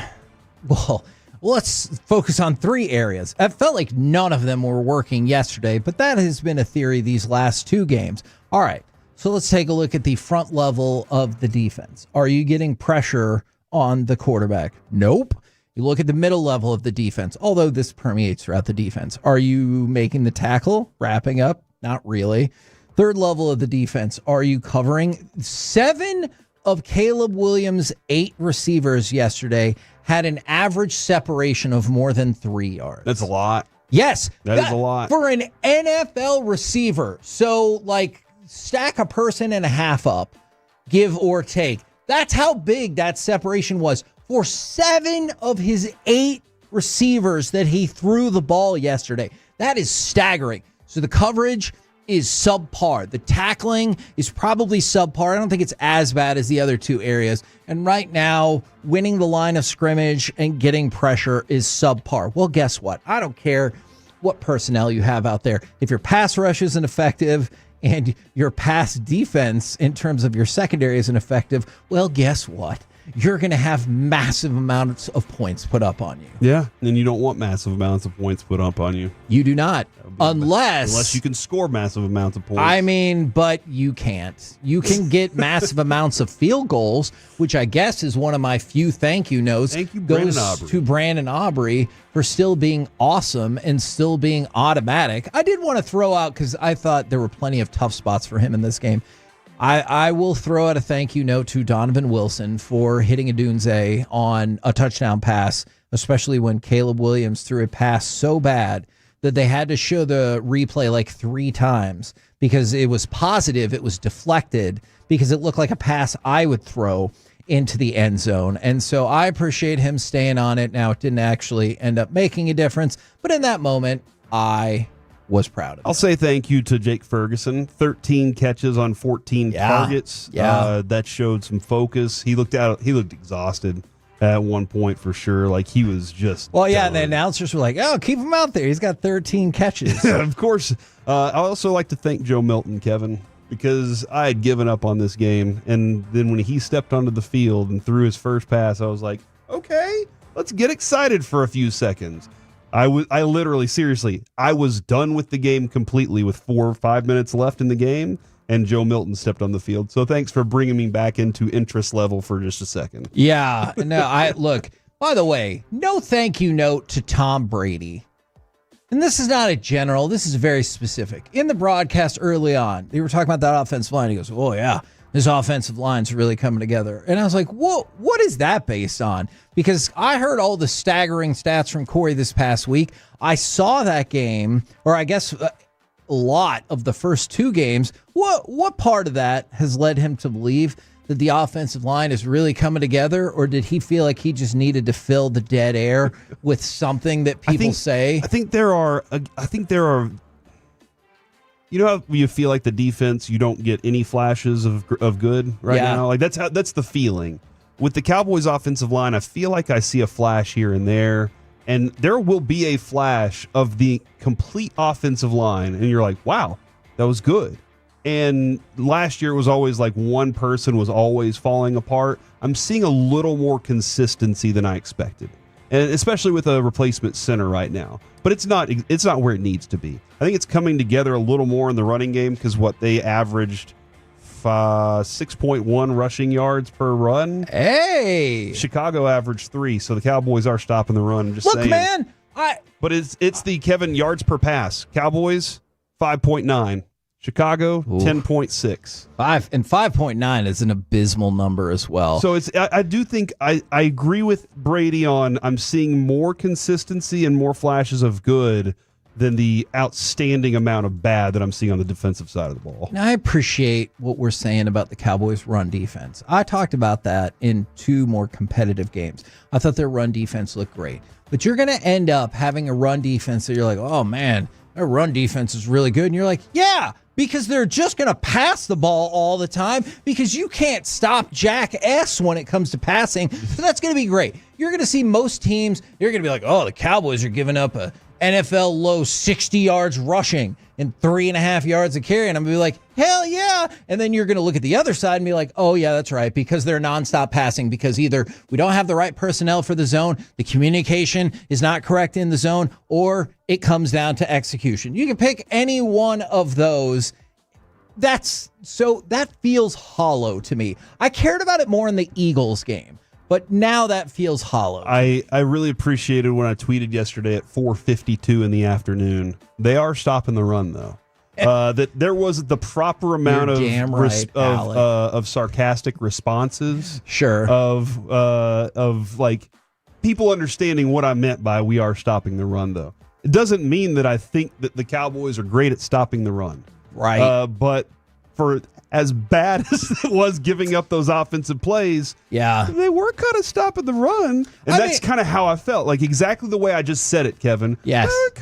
Yeah. Like that's how it felt. Yeah. I mean, look, it feels. And then the response, like I said, the responses on Twitter, very sarcastic, and I liked it. Which it feels like what the Cowboys might do, or what you're doing in a sarcastic way, is you're doing the distractionary tactic as a magician. Yes. So, like, I'm not supposed to think there's two people in those boxes, but in one of the boxes is Caleb Williams throwing for a career high 239 passing yards in the first half alone. And in the other box is Caleb Williams tying a career high with 4 touchdown passes, but you just threw that smoke bomb down, and that's what I'm paying attention to instead. I mean, think about this for a second. This was the first time Caleb Williams had not been sacked. That is also bad. Not for him. You know what? That is a good point. You know what? We did this all wrong. We should have had all Chicago players and fans writing in thank you notes to us for things that the Cowboys could not do appropriately yesterday. We're the KNC Masterpiece right here on 105.3 The Fan. Something to pick you up. Don't forget, we're going to give away a pair of tickets to Cowboys Packers in a suite this weekend. That's going to come up in the 120 segment. But right now, brought to you by Reliant Air Conditioning, gimmick-free AC repair and replacement. It's time for a little baseball nuggets, where I wish I had more good news for you. But Alec, can you go ahead and play cut number 26? Because there wasn't positivity for the Rangers this weekend either. I'm sorry. One. Swinging a chopper, third base side. This should do it. The third baseman, Norby, has it on to first. And that's the game. The Marlins over the Rangers 6-4. The Rangers' playoff chances, if they still exist, are fleeting and fleeting fast. Sorry, somebody said they stopped the run so well that they scared the running back into pitching the ball back to the quarterback on one play. Man, the front half of that play was so ugly. But then when you zoom out and you're like, oh yeah, our guy's not even 15 yards within that play. Well done. Well done. All right, so Rangers, huh? The Rangers' playoff hopes do still technically mathematically exist, but we're being honest with each other. Their playoff hopes went the way of the Peagle on Friday night as the Rangers retired the, this is a generous use of this term, fan favorite Peagle uniform after Friday's game. The uniform was launched in 2023. It was so popular, it lasted for 3 years. 3 years is a long time. Is it?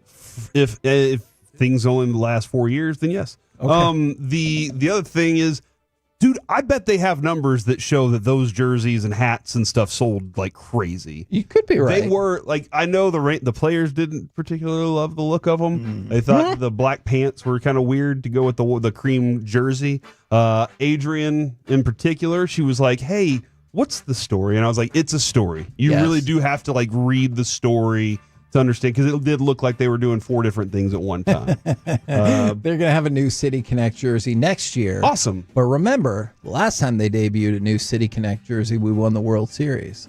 So we're winning the World Series next year is what you're saying. I mean, it ain't going to be this year. Kevin, as far as the Rangers go, they were 3-7 in their last 10. So they had won 3 games. Yeah, but they won those 3 at the front. And then they lost 7 in a row. Yeah, this is a bad slide here. Let's take a look at the standings. You don't want to do that. We are currently 5 games back. Mm-hmm. I bet we can make this up by the end of the season. You could, theoretically. See? That could happen. All you need is for the Astros to lose. And the Guardians, or you need the Guardians to lose. You have 3 games against the Guardians. Can you make up 5 games in 3 games? You cannot. Right. But the Astros and Guardians don't play each other. So theoretically, they could both lose their last 6 games to put them at 84 and 78. Meanwhile, the Rangers could win their last 6 games to put them in 85 and 77. That's all you got to do. It could happen. I just don't think you should put a lot of stock in that. By the way, speaking of the Guardians, They pitched shutouts on both sides of a doubleheader over the weekend for the first time since 1964. That gave them their 15th win in their last 16 games and pulled them within one game of first place in their division. This is prior to Sunday's game. The last time that they were that close was 5 months ago, but they did lose on Sunday. However, this is the part that is so devastating to me as a Rangers fan. You're looking at it right now. During this hot streak, you were still ahead of Cleveland. Like a week ago, you were neck and neck with Cleveland, and now you're 5 games back of the wild card, and Cleveland has shared possession of one of those wild card spots. Well, maybe, Kevin, maybe that 9-1 in the last 10 games they have. Maybe that's it. Maybe that's all they had left. I mean, they did lose yesterday. We're always told you either start too soon, or finish too late, something like that. Hold on, are you insinuating that in September the Guardians have peaked too soon? Maybe so. With a week left? Maybe that's it. Maybe the Rangers are like, all right, now is the time we turn this thing on. I don't know that I believe what I just said, but I have said it. All right, and I want that on record. Let me ask you a question. Do you think you're going to find yourself in a situation on Friday where you want the Rangers to get swept? Maybe. Because that could help facilitate if it kills the keeping Astros' chances, yes. But if there's a chance that the Rangers can make a miracle happen, all right, I will hold my breath for it. This is going to be a sports moral compass later. Even though in the I week. know I waved the flag and I might be right about that, but all right, I would love it. It's Sunday afternoon. The Rangers are beating the Guardians 2-0, and their pitchers have a no-hitter. If the Guardians lose, the Astros get in the playoffs. If the Guardians win, the Astros are out of the playoffs. The Rangers have no chance to be in? The Rangers have no chance. What do you want to happen? The game to be called. Well, how would that solve anything? I guess it would, because there'd be uneven amount of games. Yeah. So I just leave it at that. All right, I want you to ponder that. I'm going to present that scenario more in depth later in the week. G-Bag Nation? Actually, that is a good idea. We'll do that. All right. So keep an eye out on this for the Dodgers. We've talked about just the massive injuries that they've had all season. All-star catcher Will Smith has a hairline fracture in his hand, Dave Roberts said on Saturday, and he's not expected to be activated from the injured list before the end of the regular season, and his start to the postseason is now in jeopardy as well. And like we talked about, he has been through a lot. That team has been through a lot of injuries, so this could be another one that could take them down. The Blue Jays clinched a playoff spot over the weekend, but they are still trying to win the division and have the best record in the American League going into the playoffs, but some momentum there as well. Unfortunately, momentum continues for the Seattle Mariners as well. They heard that I did not believe in them, and they are on pace right now to win the division. Part of the reason, Cal Raleigh. You've been all over this story all season long. The big dumper. The big after it. dumper. He hit 2 more home runs over the weekend. He now has 58. Why that's noteworthy? Well, there's a couple of reasons. First of all, that means he surpasses Ken Griffey Jr. for the most home runs in Mariners history. And that's just something like, there are a few players in my mind that are so synonymous with a team as Ken Griffey Jr. with the Mariners. Even though he played like a decade in Cincinnati, I still just think of him as the end-all, be-all of Mariners baseball. And so That's weird because Randy Johnson, I consider a Diamondback as much as a Mariner. Okay. But with Griffey, I'm right there with you. He's a Mariner in my mind. Even though he played for the Reds forever. Cal Raleigh is now on pace for 60 home runs for the year, but it could make for an interesting last week of the season if he keeps up a really impressive pace. We could find ourselves in American League record position. Very similar to the way I feel about Mike Trout. I feel that he is a great player despite the fact that he hasn't been in the playoffs very often in his career. How much did you love the thing that happened with Mike Trout over the weekend? So Mike Trout hits a 485-foot home run. It was one of those, like, the other day we played that cut, I think it's from Hicksy, and as soon as he hit it, he was like, oh, well, that's a no-doubter. And, like, you didn't have to wait for any suspense. Yes, Mike Trout did the same thing for his 400th home run. After the game, the guy who caught the baseball gave it to Mike Trout. He was there with his wife and his 2 kids. He got 3 autograph bats, 2 autograph balls, and at the fans' request, he said, would you go play catch with me? And Mike Trout, if you see the video, he goes, yeah, do you want to do it right now? And then they go out and they play catch just like right outside the dugout. And I love Mike Trout's quote about this, talking about the kids. Once they get older and realize that'll be an awesome memory for the dad to tell the kids to experience that. I know how I felt when I went to the ball game with my dad. And I just thought that was super duper cool, man. Dude, let's have a catch. Are you kidding me? And he's like, Field of Dreams. You want to do it right now? Let's Yeah. knock this sucker out so Yeah. I don't have to stress about it later. Yeah. But also, I know how to play catch.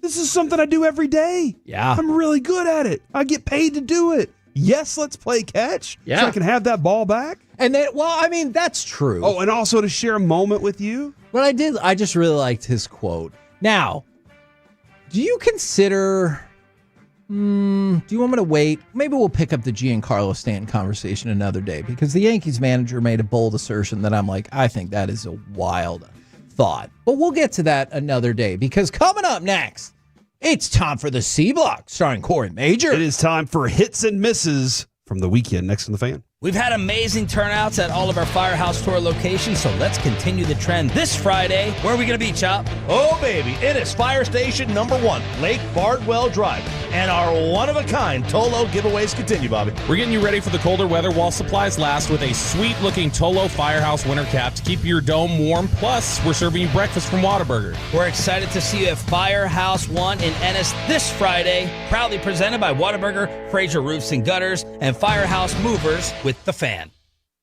The more time you give, the more our crush grows. Together we continue to build something special. Keep turning it on and leaving it on 105.3 The Fan and the Odyssey, iHeartRadio, and TuneIn apps. This Odyssey Sports Minute is brought to you by Bosch Power Tools. The more you Bosch, the more you feel like a Bosch. This is Andrew Perloff with an Odyssey Sports Minute. When coaches say all 3 phases, offense, defense, and special teams, they were talking about Sunday's NFL slate. 2 games came down to blocked field goals. The Eagles' dramatic win over the Rams and the Browns' shocking upset of the Packers. The Jets almost pulled the same trick against the Bucs, but just fell short. We've also had punt and kick returns for TDs all season. It's early, but this is not the season to take special teams for granted. I'm Andrew Perloff. This is the story of the one. As a custodial supervisor at a high school, he knows that during cold and flu season, germs spread fast. It's why he partners with Grainger to stay fully stocked on the products and supplies he needs, from tissues to disinfectants to floor scrubbers. All so that he can help students, staff, and teachers stay healthy and focused. Call 1-800-GRAINGER, click Grainger.com, or just stop by. Grainger, for the ones who get it done. Hey, want to hear something great? Right now at Wendy's, you can get 2 of the #1 selling bacon cheeseburger in all fast food, the JBC, plus medium fries and a medium soft drink for just $8. Want to hear something else great? Double the burger means double the bacon. Now that's a game changer. 2 of the #1 bacon cheeseburgers with fries and a drink for just $8. Gotta be Wendy's. Limited time only. U.S. price and participation may vary. Request $8 JBC meal deal to obtain discount. Individual items at regular price. Colos, we're back on the road for 105.3 The Fan's Friday Football Feast. Come join me and Kevin broadcasting live from the home of the official taco of the Dallas Cowboys, Taco Bueno, at 5748 Southwest Green Oaks Boulevard in Arlington from 10A to 2P. We'll be previewing the upcoming Cowboys game and giveaways every hour. This week, come feast on a $6 party box. Come get your weekend started right with us at Taco Bueno at 5748 Southwest Green Oaks Boulevard in Arlington this Friday from 10A to 2P. We're live at Specs, where elite snack strategies are unfolding. This shopper just dove headfirst into the cheese section, barreling through the brie like he's got something to prove. Now he's eyeing that top shelf tequila. Does he have it? He does! Unbelievable! Specs selection, flawless. Specs savings, unstoppable. He's loading the cart like a man possessed. And it all started at Specs. Cheers to savings. With the Bosch 18-volt Bulldog rotary hammer, you can conquer your construction needs. And when you can powerfully break through concrete, the more you Bosch, the more you feel like a Bosch. Are you looking for a job where you can have a ton of fun and make great money? Twin Peaks is the team for you. We're looking for Twin Peaks girls, cooks, bussers, barbacks, and more. Text work for TP to 85,000 to apply. All right, gentlemen, this is Emmett Smith on behalf of Depend, and I've got the perfect play. Run straight to your doctor's office for a life-changing catch. Because when prostate cancer is caught early, it's up to 99% treatable, and one blood test might be all it takes. And now through November, Depend is donating to the Prostate Cancer Foundation for select purchases. Talk about a great play. From September 1st to November 30th, Depend is donating 25 cents to the Prostate Cancer Foundation for Depend Shields Guards Real Fit products purchased in the U.S. up to a maximum of $300,000. Or in Mississippi. Hi, I'm Michael from the War and Treaty. You know the jingle. Now discover the facts about Ozempic, a GLP-1. Only Novo Nordisk makes FDA-approved Ozempic. Learn about the real thing. Talk to your healthcare professional today. Call 1-833-OZEMPIC or visit Ozempic.com to view the medication guide and to learn more about Ozempic. Semaglutide injection 0.5 milligram, 1 milligram, and 2 milligrams.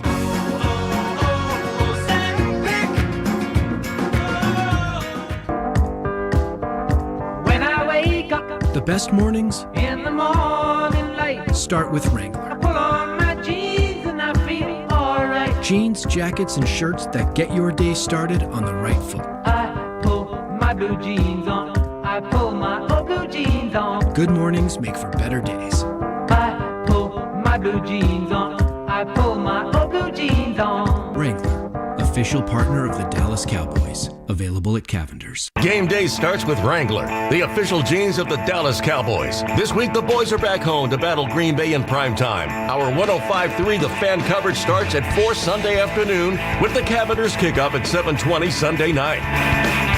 Oh, could this vintage store be any cuter? Right? And the best part? They accept Discover. Accept Discover? In a little place like this? I don't think so, Jennifer. Oh, yeah, huh? Discover's accepted where I like to shop. Come on, baby, get with the times. Right, so we shouldn't get the parachute pants? These are making a comeback. I think. Discover is accepted at 99% of places that take credit cards nationwide. Based on the February 2025 Nielsen report. Tulsa is my home now. Academy Award nominee Sylvester Stallone stars in the Paramount Plus original series, Tulsa King. This distillery is a very interesting business. And we gotta know the enemy. From Taylor Sheridan, co-creator of Landman. What are you saying? I'm a rat! If you think you're gonna take me on, it's gonna be really difficult. Tulsa King. New season now streaming exclusively on Paramount Plus. Most people don't think about their garage door until it quits working. It's time to call the doctor, Garage Door Doctor. We've been Houston's go-to for over 35 years, and now the doctor is in the Big D. No subcontractors, just pros who show up and fix it right. If your garage door is loud, slow, or letting bugs in, don't ignore the symptoms. Call Garage Door Doctor. We've been all over Texas, and now we're right here in the Big D. Call Garage Door Doctor or schedule online at garagedoordoctor.biz and ask about our $29.99 tune-up special. Since I began my program with Men's T Clinic, everybody has noticed the difference. And then the test proved it works. My muscle mass is skyrocketing, my body fat's disappearing, and visceral fat has fallen off the midsection. With Men's T Clinic's individualized and comprehensive plan, I feel like a new man. And bonus feature, my wife sees the revitalized energy I have too, and she loves it. Get into Men's T Clinic today and transform yourself to exactly what you want to be. Call 972-GO-MEN'S-T today or visit mensteclinic.com. That's mensteclinic.com. You're turn it on, leave it on. Home of America's team is 105.3 The Fan. Hello, baby. KRLD-FM and HD1, Dallas-Fort Worth. An Odyssey sports station. Driven by our D&M Leasing Studios, it's the KNC Masterpiece on 105.3 The Fan. KNC Masterpiece right here on 105.3 The Fan. We're about 20 minutes away from our Dallas Cowboys Green Bay Packers sweet ticket giveaway. But right now, Time for the C Block, starring Corey Major. Thank you very much, Kevin. I really appreciate that. It's not sweet as in sweet tooth. It's Correct. sweet as in sweet life of Zach and Cody. Mm-hmm. Yes. Or sweet life on deck, if you will. That is correct. So you actually get to go to a suite and watch the game, and you can either cheer for Micah or you can cheer for the Cowboys. That's up to you. I do not care what you cheer for when you're there. Mm-hmm. All right? All I care for is that you win these tickets and you go tell everybody that you know. I want them with the fan, baby. Okay. Because the fan is awesome. Okay. That's the truth. Kevin, as you know, I like to start off the C Block with hot takes, as always. Hot take number 1, the Snickers ice cream bar is superior to the regular Snickers bar. That's a fact. Ooh. 877-881-1053. Text in if you agree. If you disagree, don't worry about it. I'm going to have to think about this. I don't know if I've ever had a Snickers ice cream bar. That's why I sighed. I was like, I've eaten a lot, but I don't. Wow. Alec, your thoughts? I haven't had it. See? But I will say, I would probably believe you because every ice cream iteration of some big name brand snack that I've had has been better than the original. Yeah. So I believe you, and I haven't even tried it yet. See, here's the other thing, though. My son, Carter, my middle son, I was like, man, I really want a popsicle. And so we went to the store to get some popsicles. And whenever I got to the store, I saw a box of Snickers ice cream bars. I love them. One time, though, in middle school, may have stolen a case of them. And then our band director forced us to eat all of them because we stole them. Oh, no. What were those popsicles that were all in plastic? You know, like the really long ones. Mm-hmm. Then you would finish them and there'd be all that juice in there. I'm going to stop talking, but you know what I'm talking about. I do like this from the 469. I think I want to pitch this to Men's Tea, the Men's Tea hard fact of the day. I like that. I really do like that. Man, that's really good. Oh, man. Yeah. I'm pitching that idea. When you need it hard and you need it fast, Men's Tea, I got you. But whenever I saw the Snickers ice cream bar, I was like, Carter, get those. And he looked at me and he goes, okay, grabbed them. We got home and he goes, so what is this, like frozen Snickers? I was like, no. And he goes, hold on, there's ice cream inside? I was like, yes. And he was like, oh my gosh. It changed his life. Did you think that was a reasonable question he asked, though? If he had not ever had it, yes. But it did say it on the side of the box, so I'd like my kid to learn to read. Yeah, me too. Yeah. The younger one. Brandon knows how to read. So that's it for hot takes, though. All right. Ooh. I don't know if I believe that. We might have another hot take in just a moment. I knew it. All right. The top 10 rushing records and the top 10 passing records of the weekend. Kevin, the rushers are now 21-9 on the year, having gone 6-4 this week. So 7-3, 8-2, 6-4, their worst week so far. The top 10 passing records of the weekend, you're now at 11-19, as you went 3-7 over the weekend. Again, that is just a shocking divide. I'm just going to keep track of this for the rest of our lives, just because it's fun. People can argue and be like, dude, yeah, of course you're going to have better rushing yards if you're ahead. Yes, I get it. And if you're behind, you're probably going to have more passing. But if you have the balance on offense, you might have better chances to win. I feel like we usually get at least one of those quarterback is not a win stat person that's really upset about it too. Yes, that does happen sometimes. I also saw this stat earlier today. So far for the season, Chase Brown, the running back for the Cincinnati Bengals, has 47 carries for 93 yards. Kevin, that totals out to how many yards per carry? I think it's 2, but it might be closer to 1.9. He also is minus 54 yards before contact. Oh my gosh. That's bad on the Bengals. That's bad on. That means that he's getting stuffed in the backfield so many times. That's where he gets touched first is negative. So I don't even know that's a real stat. I feel like it shouldn't be, honestly. If it's not a real stat, I feel like you shouldn't be telling it to us. Oh, I mean, it's real. Oh, okay. It just doesn't feel like it should be real.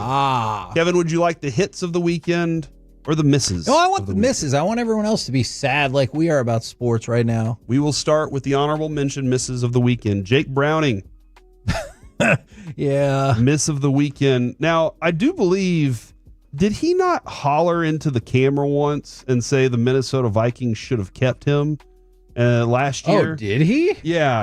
After leading a win over the Vikings years ago, he hollered into the cameras, insisting Minnesota should have never let him go. And then yesterday, he had a absolutely miserable football game. Sorry, Jake Browning. It was not your best outing.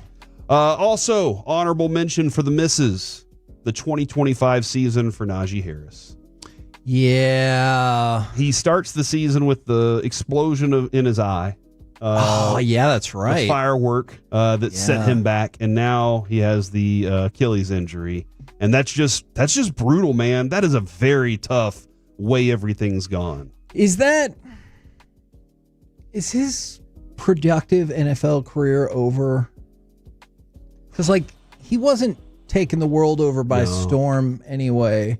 The Achilles is one of those injuries that you feel like you never quite have the same burst, the same stability. You might be right. He's gonna, if he's committed, he'll go fight his butt off to be back. But you're right. He never was what everybody expected him to be as running back. Yeah. And then this put him in this place. So, in order to get my final honorable mention from the misses out, I must give an honorable mention from the hits. Defensive scoring.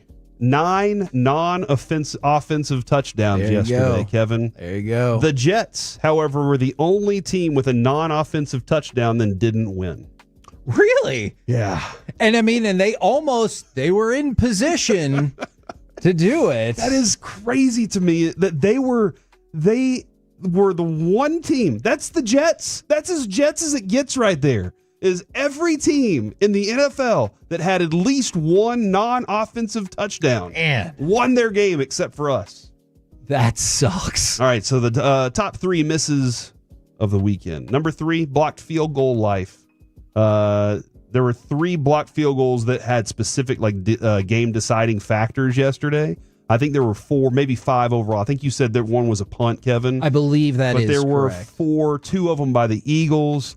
There was a moment in the same quarter, dude, and then within minutes of each other, the Jets blocked the Buccaneers and took that to the house for a touchdown as well. So that was wild. And what I wanted to do? I wanted to really watch closely and be like, where's leverage for this Jordan Davis one? Like, there had to have been something. Yeah. And then you're just like, no, he's just a big, strong, powerful man that was able to plow through the special teams offensive line and block 2. You think he's still mad about people saying they won because of the tush push, and he's just kind of like, I'll show all of you. Yeah, I'm going to go out there and just be the dude that I am. And then there was the video of him, with Maria Taylor for NBC's Sunday night special. And he's being interviewed, and Jalen Hurts just storms into the room, and he's like, I knew you were going to make a big play. I did not Did you see the video of Jalen Hurts when that play happened? Didn't even smile. Because he's focused. What a weirdo. Just enjoy it, dude. That feels rude. Hold on. Alec, are you shaking your head yes at the weirdo comment? Absolutely, yes. Thank you. Show some emotion, man. Your team is doing good things. You Lance Berkman? Overreaction to reality. Jalen Hurts is a weirdo? Is that what you're throwing out for me? Number 2 on the misses over the weekend. Matt Eberflus defense. Ooh. That's 2? He has no pass rush. He has no coverage. The offense that's supposed to help him out is at best. That's where we are right now with the Matt Eberflus project. But we can stop that run, baby. I'm hoping, Kevin, that by week 8, we see a turnaround here with this defense. Obviously, I want to see a turnaround next week from what we just saw. Okay. But by week 8, we go, okay, this thing's really starting to come together. All right. Are you worried about that at all, though? Because it feels like by week 8, with this defensive performance, you could essentially feel like the season is donezo. And then they'll win too many games to really mess up my grand draft plans, whether that's Lenore Sellers or, Yeah. No, that's a possibility. Okay. We'll see. Number 1 on the misses list, people who said Justin Herbert and Daniel Jones were cooked. Hold on. You were one of those people for Daniel Jones. I absolutely was one of those people for Daniel Jones. And I'm not sure that I was. Like, I just had, I've always been very consistent about Justin Herbert. He has every physical tool to be a successful quarterback. It has not come together for him. True. That was always my stance on him, is he has a live arm. Daniel Jones, I thought, had zero tools to be a successful quarterback. However, here we are with a dude who never doesn't get the score points. Right. Like all they do is score points whenever he drives the ball down the field. They finally had to punt, and they punted once. And that was like a big to-do. It's so wild to me that happened. Maybe that's the audio we should have called for, is the Colts punting. Yes. Like, oh, it's a first this season. So for the people who said that Herbert and Daniel Jones were cooked, that's a miss of the weekend. Oh, well. And Kevin, you know what? I can take credit for failing on that one. I was wrong. Daniel Jones is amazing. Should be considered MVP at this moment, based on the fact that all his team does is score. Look, and I was part of the group that said that Justin Herbert got more hype and less blame for anything for a quarterback that's never done anything than anybody else in NFL history. And maybe he'll be like, well, now I've done something. How He's about like, blame me for this. Yeah. Honorable mention for the hits this weekend. As I said, defensive scoring, 9 non-offensive touchdowns. Puka Nacua, 11 catches for 15 targets for 112 yards. And he was the main target on that final drive. And he was an absolute beast. Unfortunately, they couldn't convert the field goal. But like Puka Nacua is one of those receivers that he makes tough catches. He's a tough dude. You can throw to him all day long. He's a fascinating dude to watch. Jonathan Taylor, also on the honorable mentions list. 3 touchdowns. 102 yards on 3 touchdowns. I did write 102 touchdowns on 3 touchdowns, Oh, man. so that's my fault, but I didn't have to tell you all that, honestly. Too many. Let me ask you this. Cowboys somehow would have won that Bears game last night, but Jonathan Taylor had 102 touchdowns in his game. Do you think we should have led with that, or the Cowboys come from behind win? The Cowboys come from behind You win? don't think we should have led the show with the 102 touchdowns from Jonathan Taylor? For the Cowboys? No. Oh, for 100. Oh, for, yeah. You know what? No. We should have teased that story so that people stick around for our topics. Man, that's some madness. That's how you do it. That is some madness right there. Hey, quite honestly, Tolos, if I had my way, we would tease the whole show all day long. I've told Kevin this. I would have one thing that I would tease you for all day long. Have I not done that with the contest? Pay it off in crosstalk, and you'd be like, God, listen all day. See, but wouldn't you eventually so mad, grow to dude. hate that show? I did grow to hate that show. Trust me. Trust me, I did. Number 3 on the hits list, Caleb Williams, 298 yards, 4 touchdowns. First game without taking a sack, had a 142.6 rating. That's pretty impressive. I mean, unless you're a Cowboys fan. Well, I think that if you know this team, you knew, like, everybody wanted to be like, oh, Caleb Williams stinks. You're that good. The Cowboys, I guess, are that bad right now at executing, according to Stephen Jones. Did you hear the one part in his interview with us? Yeah, where he changed up the phrasing and definitely said execute the defense.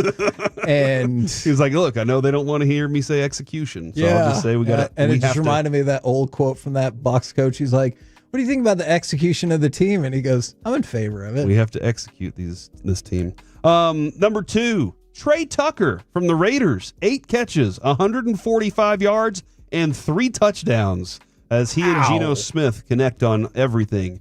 And then the number 1 hit of the weekend, Kevin, you discussed it earlier, Isaiah Rodgers essentially winning a football game on his own. 2 forced fumbles, 1 returned for a touchdown, also had a pick 6 to add to the 9 non-offensive touchdowns for the day. He was... Man, he feels like he should be like 1, 2, and 3 on the list. That performance was so freaking incredible. Yeah, and I think everybody kind of thought, hey, you know what? Isaiah Rodgers is going to be the reason the Vikings win today before that game. I'm pretty sure that was on the bingo card. I did not think that. So good to all of those people out there who did think that. And there you go. That, ladies and gentlemen, is hits and misses. By the way, Bruce Pearl, the head basketball coach for Auburn is expected to retire kind of rather abruptly. At least that's what it feels like. So just wanted to throw that note out for you. Coming up next, let's do some wanker of the weekend, including, unfortunately, the Texas Rangers, but also we will start up our ticket giveaway for the Cowboys, Packers, a pair of sweet tickets for that game on Sunday. All of that coming at you next on The Fan.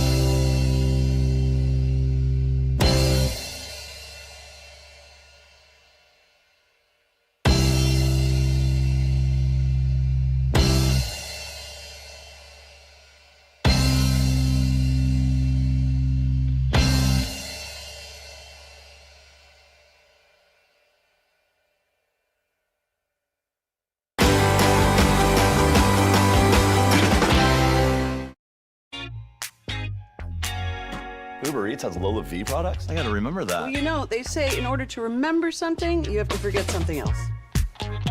Okay, now that is a very cute haircut. That's like a little shag. I've never seen it before. Well, I mean, of course you have. It's the Rachel. Oh, is that your name? No, I mean like your name. No, I'm Jen. My name's Jen. Right, but I just mean like this is your haircut. But that's hair on your head. I'm not saying this is your hair. Okay, freak me out a little bit.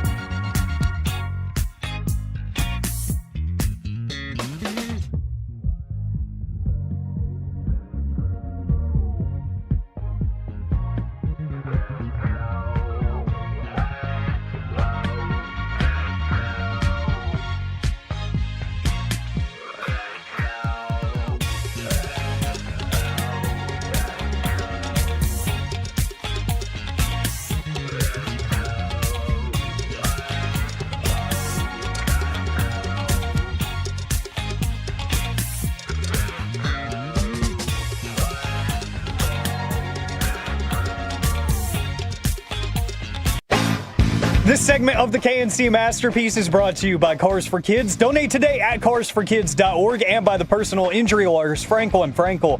If you've been injured in a car or truck wreck, call Frankel first, 214 or 817-333-3333. With Frankel & Frankel, there's never an out-of-pocket cost. They only get paid when you win. Frankel & Frankel, the go-to car and truck wreck attorneys in Dallas. Williams back in the shotgun, fakes it to Swift, throws it in the back of the end zone, wide open.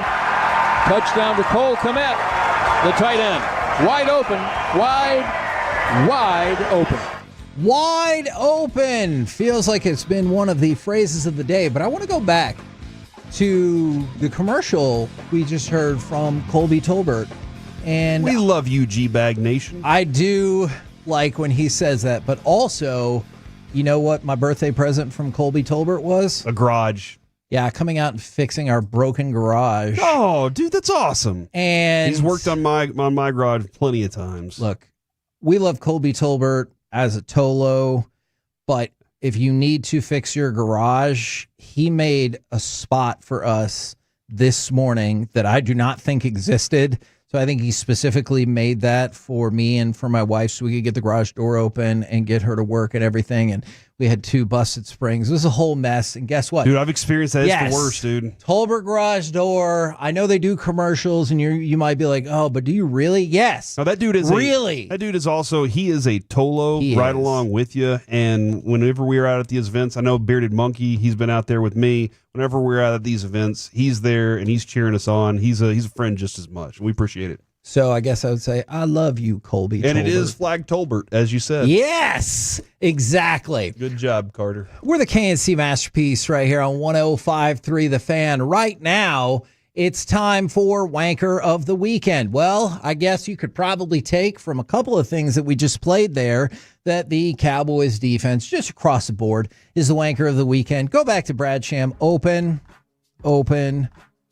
They had multiple wide receivers for the Bears who created 5 yards of separation. And we already talked about it. 7 of their 8 receivers had an average of at least 3 yards of separation. The secondary was embarrassing yesterday. The pass rush probably fits the same bill, and our tackling left something to be desired. So I feel like the Cowboys and their defense can lead the way on this. How many yards of separation did DJ Moore have on his touchdown? Because here's the deal. My God. I've now seen it on Twitter, and I'm watching the highlight, as a matter of fact, right now. But I was in the car yesterday, Kevin. There was somebody's special's birthday.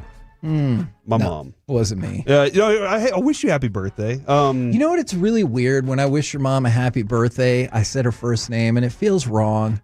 I just feel like I should say Mrs. Majors. That's not her last name. I was going to say, and even that is not correct. Yeah, but like the whole, we went over to her house and hung out and watched the game, and then on the way home, because for that celebration with her, on the way home I was listening to the game, and I was like, I heard Brad Sham. I heard it in his voice. And even Babe. And Babe, it just seems like he has this positive, and he was just like, he was hurt by the way that game went yesterday. It looks like Nick Bosa is believed to have suffered a torn ACL on Sunday. So that is according to Ian Rappaport.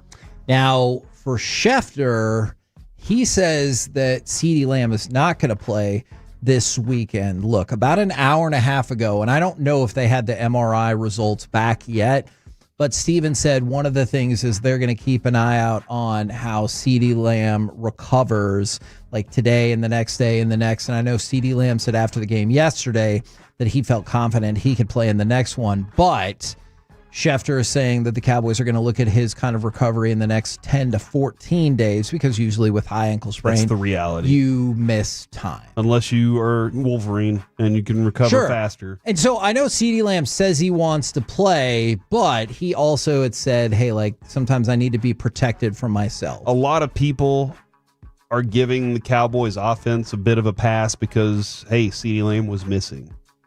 If CeeDee Lamb's missing in this game, you have a whole week to prepare a new offensive plan. That is true. Are you still going to be productive? That's a question I have. Kevin, I would like to contribute to Wanker of the Weekend. Mm-hmm. Is that all right? Yes. Still concerned with your phrasing today. Is the principal of Brighton High School a wanker of the weekend. The principal of Brighton High School banned the Memphis Central High School band from performing at their game because they play, quote, too loud. What? They said that your band is too loud. Mm-hmm. You cannot play. Mm-hmm. However, the band showed up anyway and played kazoos. Please tell me they played the national anthem with kazoos. That is one of my favorite videos. So they showed up and played kazoos, and Central ended up winning the game because obviously the kazoos. What would you rather hear? The loudest band or a band full of kazoos? Look, there's no way it's the kazoos. It is 100% the kazoos. But that is also because I don't shake your head at me, Alec. But that is also because I have watched that national anthem kazoo video like you actually have at least 50 times. That's probably low. So I see the appeal of that. I could see how every other rational-minded person would be like, no, not that one. They showed up. They said, "Oh, you don't want our instruments? That's fine. We'll bring some kazoos." Now, the NFL referees, once again, are the wanker of the weekend. You were specifically told to keep an eye out on the tush push. Yes.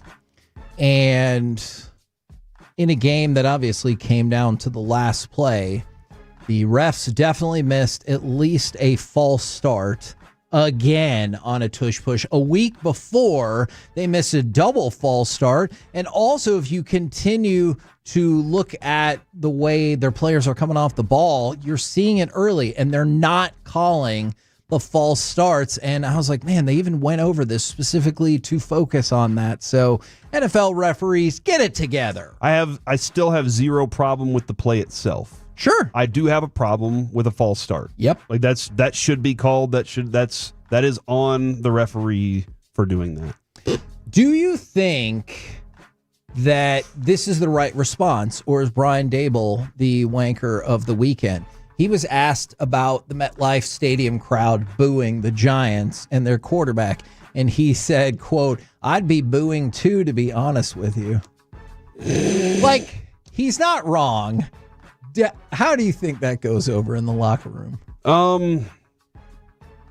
Probably not well. Yeah. Those guys in there are probably just like, hey, man, why'd you have to take a shot at us like that? And coach is probably like, play better, and I won't. Is that how you would do it? Yeah. I don't know if I would be the most effective coach, because I think I would talk to some people the way I would want to be talked to, and I'm guessing that is probably you got to know what your team. For everybody. You got to have your finger on the pulse. Yes, you got to know exactly what your team is capable of accepting and incapable of accepting. Kind of like with Mozzie, right? We're told Mozzie he needs an arm around him, and hey, we're gonna do this together, kind of thing. Instead of being one of those guys like, I'm a self-motivator, I can do it all myself. Can I do a serious one real quick? And this really is a bummer. Death, once again, is the wanker of the weekend. I'm sure you saw Texas Rangers special assistant player personnel, Scott Littlefield. He passed away. He was only 59. He spent the past 16 years with the Rangers, and his career encompasses 34 years of MLB scouting employment with 3 different teams. We've talked with Broadus a whole bunch, and I know baseball is another deal as well. It can be an incredibly difficult job. Oh, yeah. Baseball scouting, extremely. So I really appreciate the people that do it, and our thoughts and prayers are with his wife and his family. That is very sad. Absolutely. By the way, he scouted with the Braves when they won their World Series. So has a World Series ring as well to go along with the 2023 one. So he has 2. All right. Wanker of the weekend, the WNBA. They fined Caitlin Clark $200. For what? Well, she did comment on an Instagram post, which that means they're looking everywhere. Oh, okay. And said that even the refs can't stop us. Now, I kind of wonder if you're not a really well-known player. That needs to be a fine. Yeah, I know. But $200? And so this is what I always wonder with kind of unknown players across sporting leagues. Like, if you're the 14th person off the NBA bench, like, there's not going to be a story probably about you putting something like that. But like, if PJ Washington did it, of course, or Kyrie or Caitlin Clark or whoever, you're going to get a story about that. And then the league found out, and then they fined her a whole $200. Didn't Sophie Cunningham get fined $500 for the same thing? Yeah, yeah. Useless. Something like that. Yeah, and I've seen that video a few times. But she posted it like on a dance video or something that wasn't even about the WNBA in theory. And so but Kevin, that money, I'm sure that fine money goes to a nice charity. And most of the might go into their collective bargaining fight they're having right now. I have no clue where it goes, but are you kind of saying because why who's the wanker here? The WNBA? The WNBA for fining for the amount of fine. Give a real fine. What should a real fine be for that? Should have a comma in it. I'll let them make the determination from there.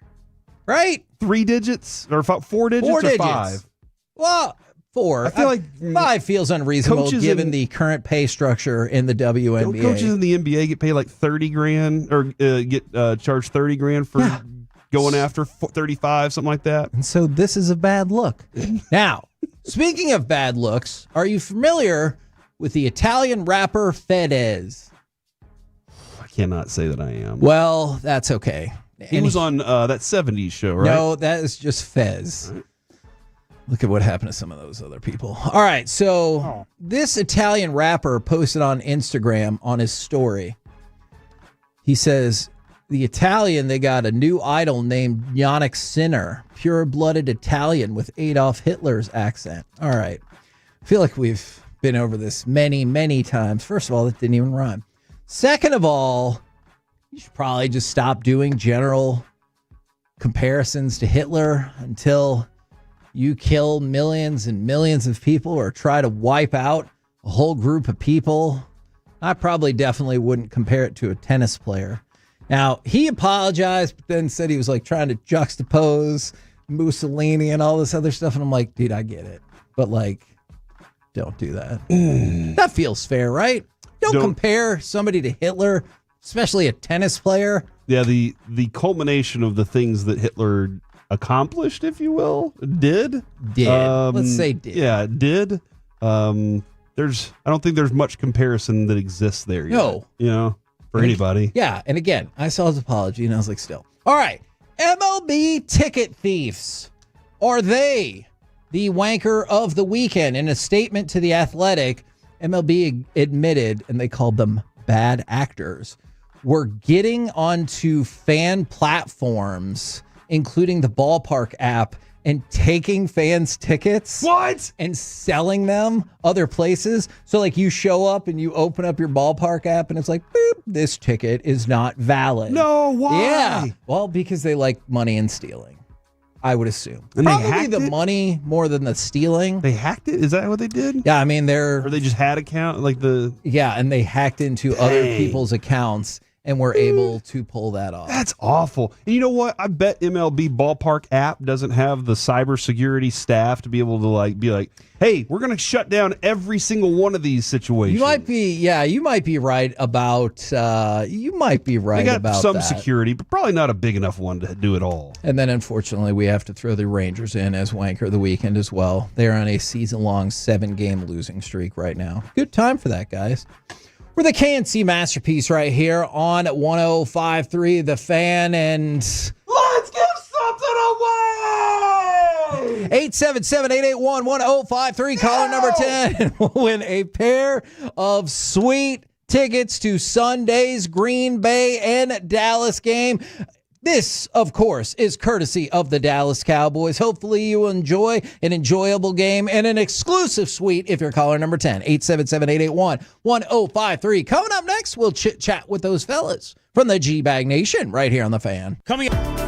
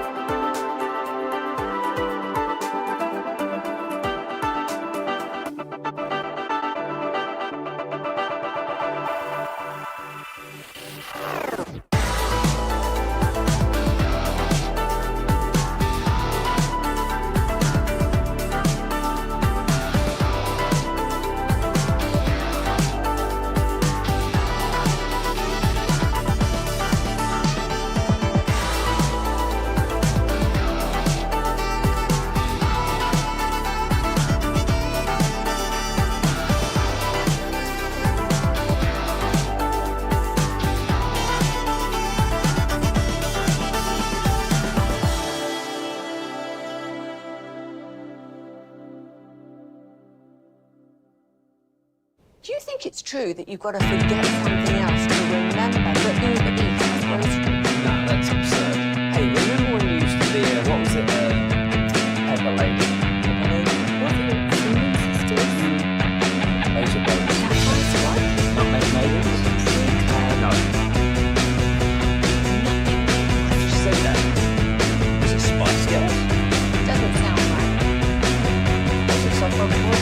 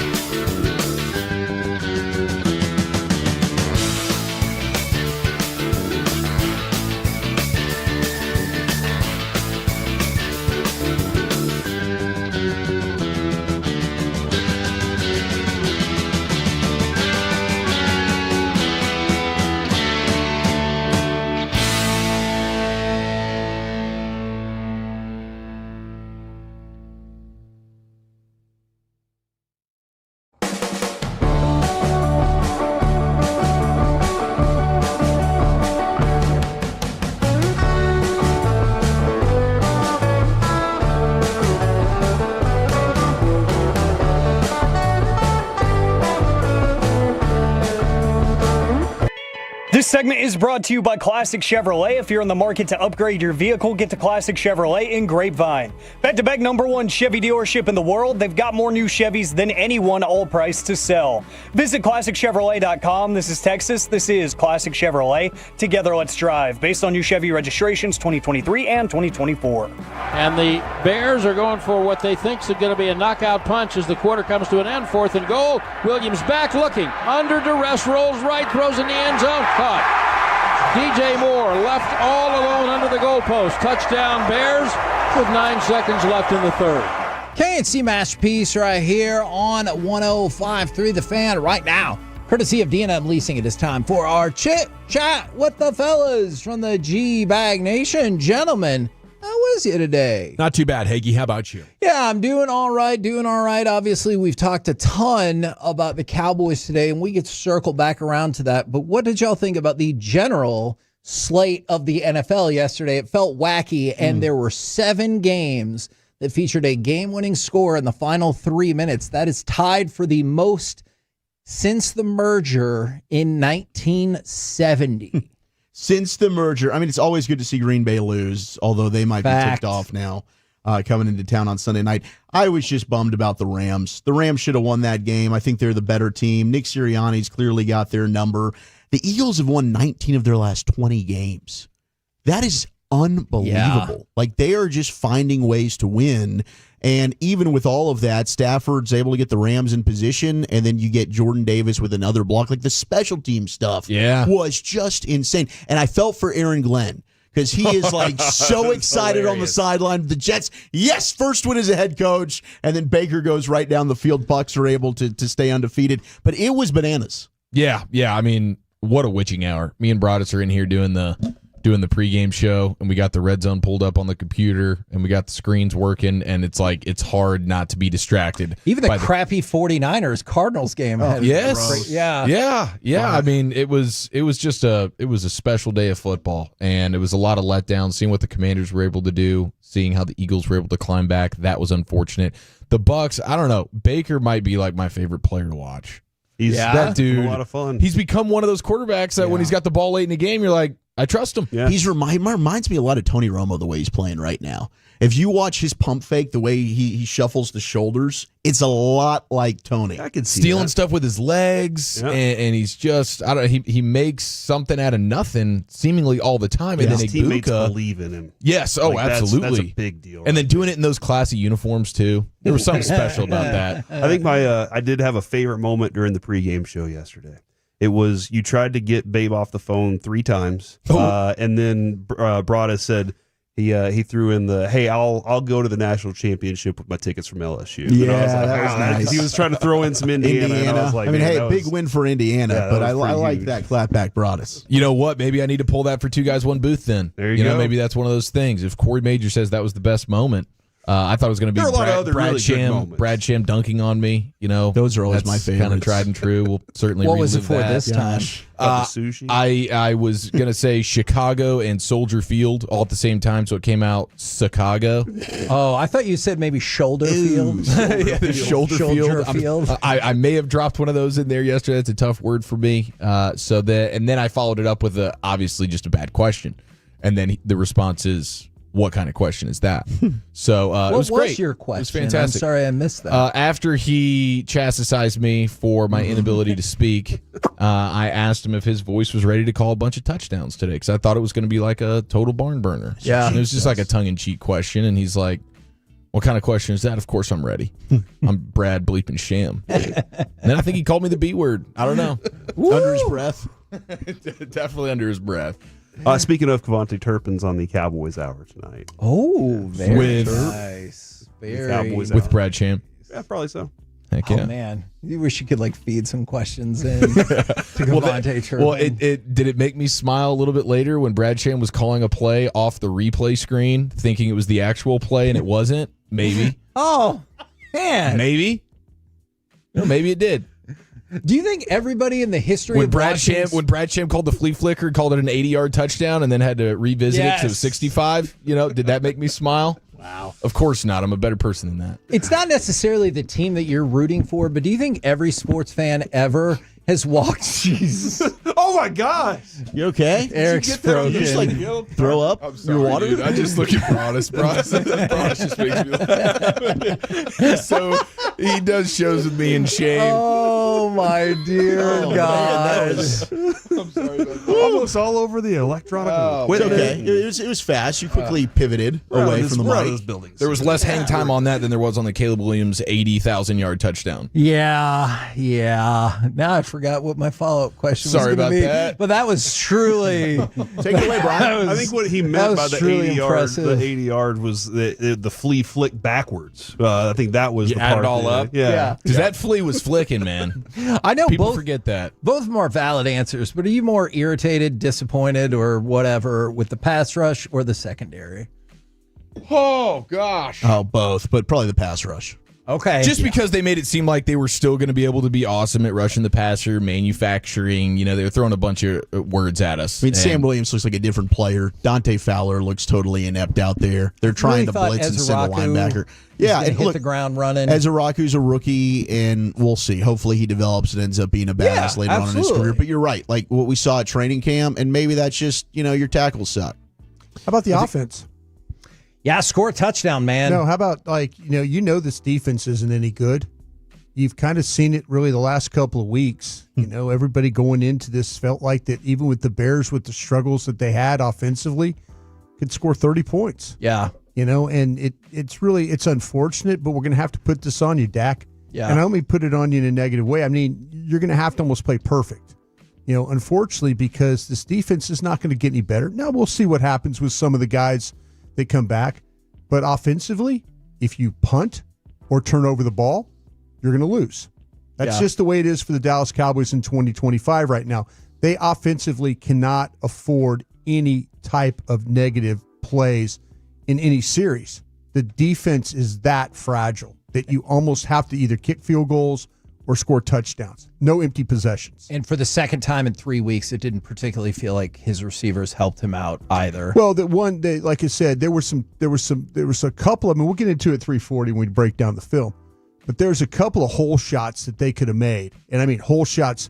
The one that Turpin caught that he got whacked? Yeah. There were probably 3 or 4 of those they missed in that game that were that way. That's what I kept wondering is just nobody open down the field here? Because when you guys sit down and watch the All 22, is it up yet on? Yeah, it's up. I watched. Okay. They missed some opportunities, specifically with Pickens on right, which was frustrating. Yeah, and then you've got a guy. There were 2 guys we talked about all week on our show that we always kind of break down what's going to happen on defense, and they were throwing the ball against Nashawn Wright. Yeah, in the nickel corner for them, they were 10 of 11. But the other passes going at Stevenson, they were 3 of 10. What does that tell you a little bit about yourself? Probably should have altered that game plan. Huh? Yeah, the touchdown drive, they threw on Wright twice. Yeah, maybe or 3 times. 1 to Tolbert, 2 to Pickens, and 1 was the touchdown to Pickens. Maybe you should find a way to get your best players on their worst players. That would be a good start if you're the offense. Yeah.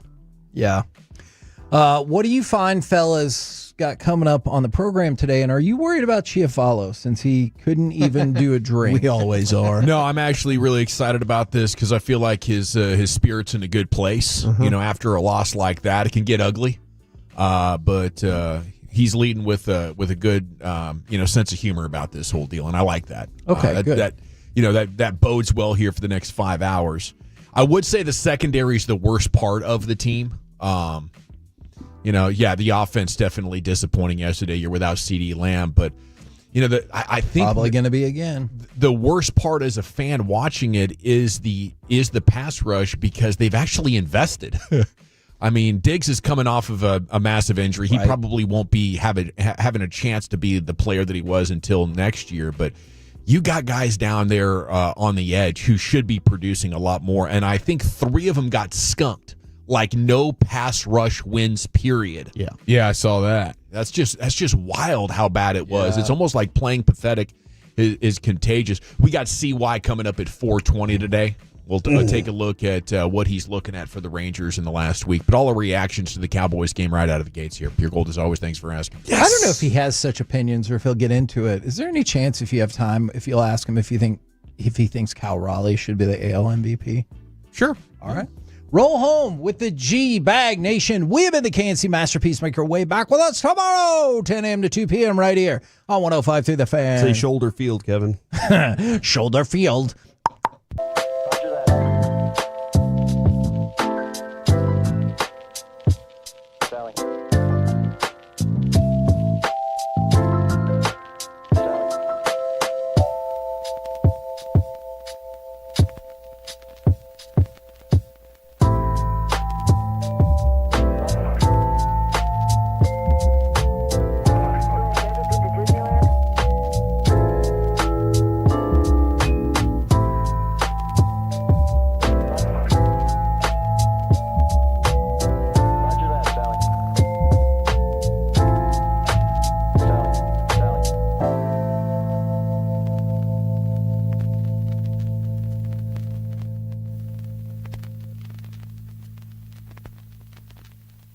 Roger that, Sally.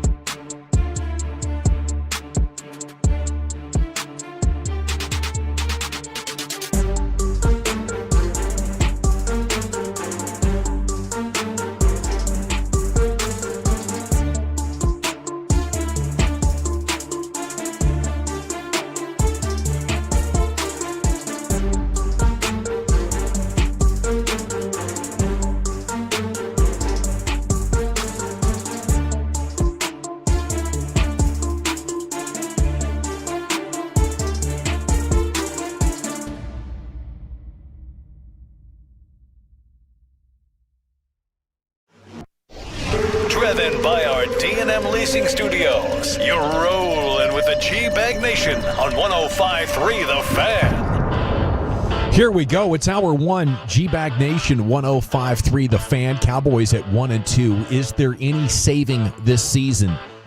The Franklin Injury Attorney text line is open for you at 877-881-1053. Seems like a lot of issues to get corralled here if you want to come back and have any sort of success. I guess after the Packers, you're going to get the Jets and Panthers, so maybe they can get some momentum built by then. General at your service. What do you think? There's Broadus, the former Cowboy scout, the Super Bowl champion. Krusty's Corners coming up at 3:40 with his film takeaways. Of course, we're going to do a lot of those right here.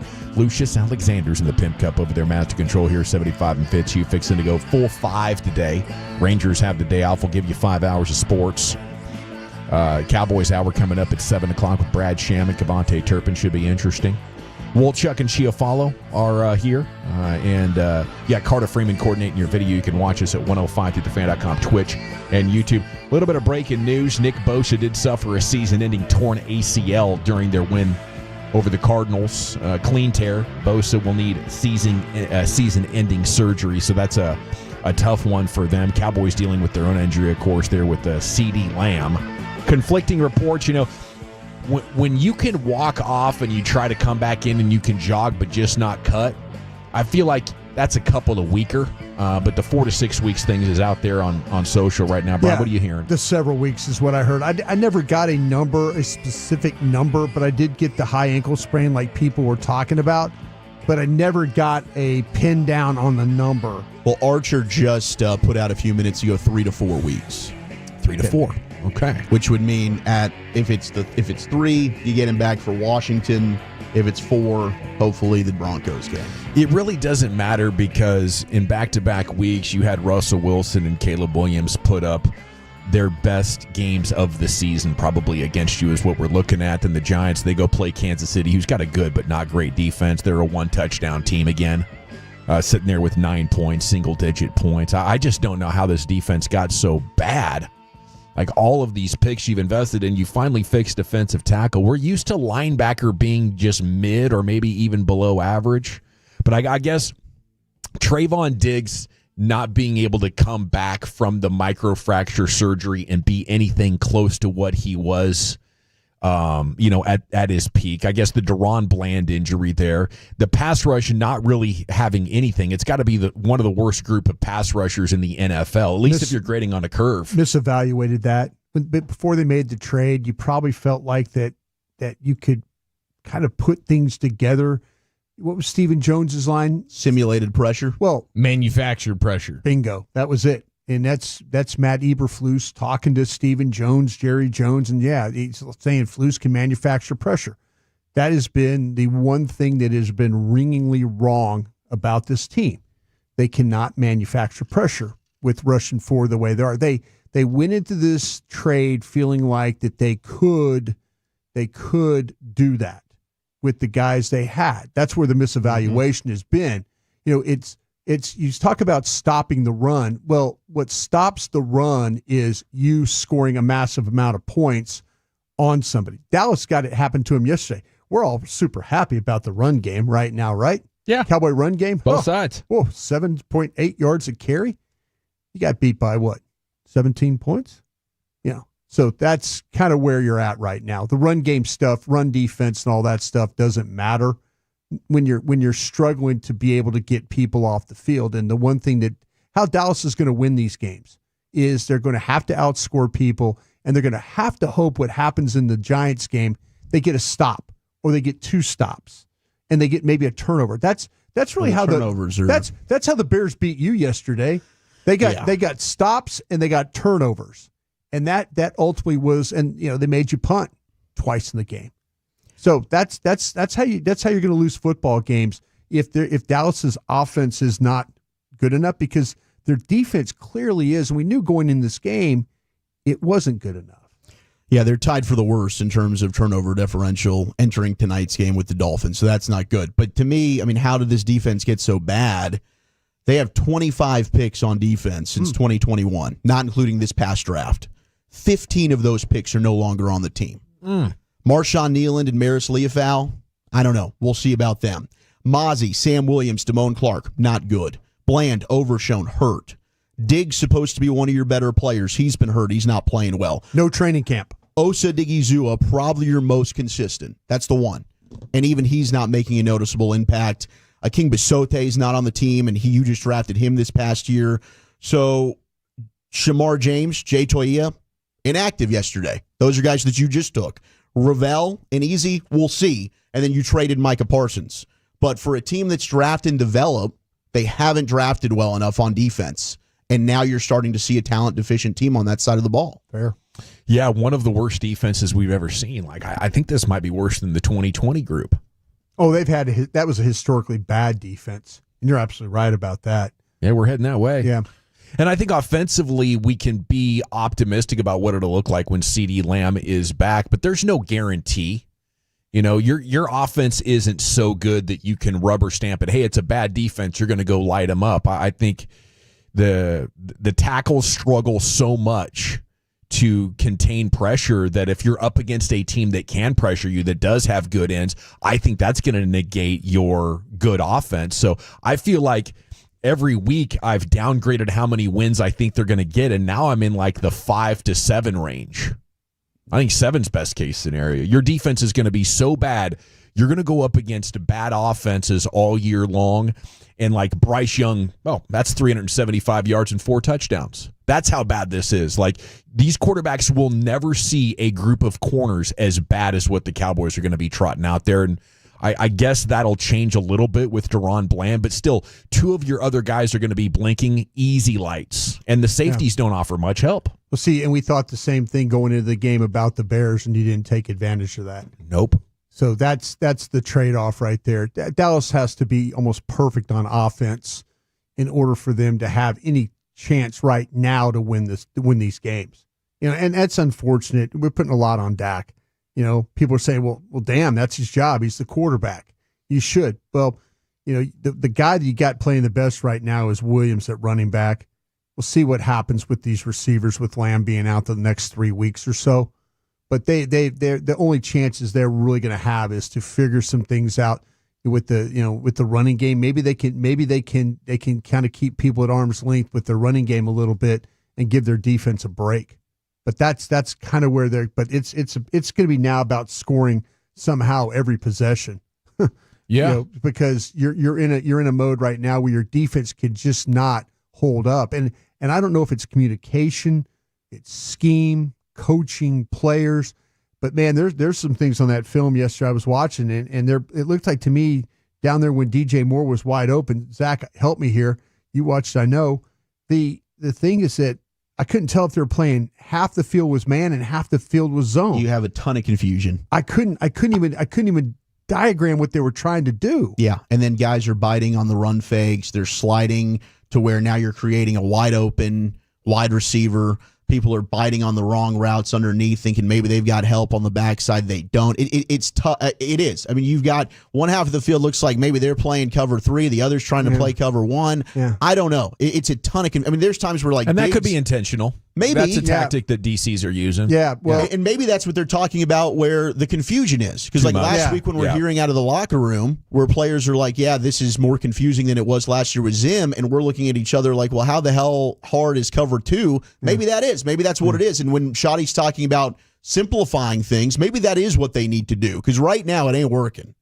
No, and there's just a general lack of awareness when they're in zone, the way that players are moving behind them. They're not checking their shoulders to figure out where the targets are. I mean, it looks bad. And then, you know, on top of that, at best, you have, you know, guys that I guess can cover a little bit in man, but still they're very vulnerable there as well. So, you know, where does this go from here at 877-881-1053? Can you believe how bad this group of Cowboys is there's just nobody on the edge, no linebacker, no corner that you feel good about, and you know there's no reason to believe this changes. So it's only week 4, Brian. Mm-hmm. Have people been reaching out to you about covering this draft already and what could be possible? Yeah, that's when I know that people have asked. I've been tagged in a lot. When does draft show start and all that? But yeah, you know, it's it's unfortunate that you know every game it looks like it's a little closer to maybe having to get something started like that, and we're only 3 weeks in. But Yeah, it just I don't see It should be a good spot to take an edge or a tackle or a corner. Yeah, and the thing you might want to worry about if you're a Cowboy fan is, would Jerry Jones make a move with one of these picks on a team that might not be good enough to go make a move for one of these picks? I think if you could get a corner and an edge, you might be talking. Get a corner, an edge, and a great linebacker, and I think that would fix this defense. So it's just a matter of how aggressive you want to be, but you would have to do all three of those. Well, that's what I'm saying. Are you interested in moving one of those? Okay. Yeah, I would do it. Yeah. If you're moving your own pick, considering your own pick here, the way it looks right now, you look like you're going to pick in the top 5. Yeah. I would be really careful with that. I would be really, really careful if, in fact, that you move. Yeah, we're going to need a great player. And you move your own pick, and then all of a sudden you're going to need a great player out of this. You don't. If you move Green Bay's pick, that might be a little bit different story. That's a different area code you're talking about. And the Joneses are out here selling. They're saying, we'll move our picks. Jerry's saying, yeah, we're still a playoff team. Steven today on KNC saying it's not a talent thing, it's execution. I think that is the biggest batch of BS that they've spun all year. Totally. And there's been a lot of BS spinning going on. So I think what I want them to be processing is this is a great rebuild year. You look at the schedule. It's not meant to be. You're going to be bad some years in the NFL. If we embrace that, don't rush guys back from injury, develop guys, then have a top 5 pick, you could get an outstanding edge. You could replace Micah Parsons, or you could replace Terrence Steele. There's a lot of things you could do. But now Zach's got me nervous about how they've been drafting defensively. That just hasn't been. It's not been great. Hasn't been that's good. And then that's the thing. It looks like to me that the Booker and the Tyler Smiths, we'll see with Guyton. I felt like personally in the game, watching the tape, I kind of felt like Steele was worse than what Guyton was. Steele was bad. Not that. In Not pass protection, he was not good at all. And that's where I even tweeted out too that I felt like that maybe this might be a week that you think about Nate Thomas. Nate, to me, Steele and Micah Parsons just does not seem very good right now. That doesn't seem like a really good matchup for me right now. But I might consider somebody with a little bit more power over there, like a Nate Thomas, somebody like that, a little bit bigger guy. It just, you can't just keep getting compressed like Steele has been. He can't set his feet. He's not strong enough. It's just now the run blocking stuff. Actually, there's been some good things of him doing that, but the pass protection stuff is really making me kind of nervous. Good things that happened in the game. 121 yards on 20 carries. It was Javonte Williams, 10 carries for 76 yards. I do feel like, 2-1, way too many passes. We know just teams in general, the more they pass, it doesn't bode well for their success. But I would love to see them optimize a game plan around running the ball. I think with CD and Pickens and them telling themselves that Dak's an MVP candidate, I think they get a little bit carried away with trying to design too much of a pass-first offense.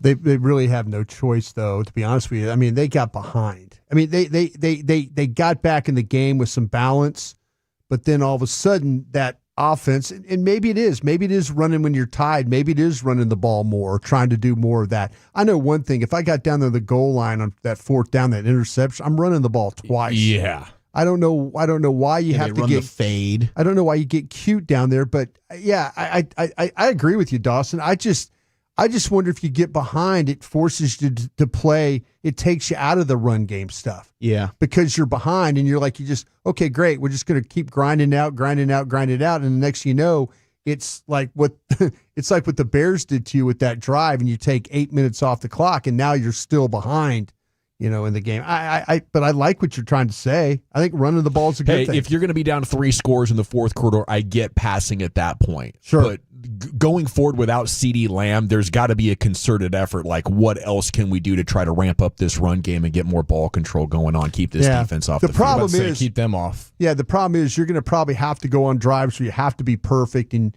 there's no margin for error for the offense. There's no, and the one thing that sets you back, they had to punt one time because they had a holding penalty. And then the sack to start the second half. They were moving the ball. They get around midfield. Yeah. You have that big sack, and that ruined the entire drive. And from that point on, the game was over. To his point, they were running the ball makes you not have to. I thought they actually had pretty decent balance when it was 14-14. Yeah. And then it was just wheels off. Jake Ferguson, our guy, had another 13 catches. Dude has, 27 catches now in 3 games. Would like a little bit more big play factor from it, but a lot more. Well, the yak's just not. He can't make a man miss. I put that in the notes to ask him on Thursday. Hopefully he doesn't get ticked off. It seems like the offense is built around let's try and get Ferguson the ball at the line of scrimmage. Well, yeah, there were a couple of times where we'll talk about they threw the ball into a blitz. It's one of those things, you get a slot blitz and they're throwing it basically hot is what they're doing. Dak's just trying to kind of get rid of it. But, man, I swear, when people go back and watch the tape, you're going to see how many spots or opportunities where they had exactly what happened with Turpin that they didn't do that. Turpin down the sideline or Turpin on that over route? What you have is the we call the hole shot. It's between the safety on that cover 2 safety and the corner. And you throw it right, you run right into that hole and you throw it in there, and then it's exactly how it worked. It worked perfectly, and they had some opportunities to get more of those. They had an exchange route too with Tolbert. That, I mean, they switched routes with him and Pickens, and it went up the sidelines, and Dak checked it down. And that's you got to try and make that throw down the field if you can. But he might not trust the line completely. He might not trust Steele completely or Guyton, to make those throws. But it's a little unfortunate they left some of those plays out on the field. All righty, it's the G-Bag Nation here on a Cowboys Monday on 105.3 The Fan, home of the Cowboys. We're coming back with the G-Bag of the Day champ and Wolchuk's top 10 here at 2:20. Buddy, where are you taking it? Yeah, it's National Family Day. In honor of National Family Day, what are the top 10 TV families of all time? We'll do that next on the Nation.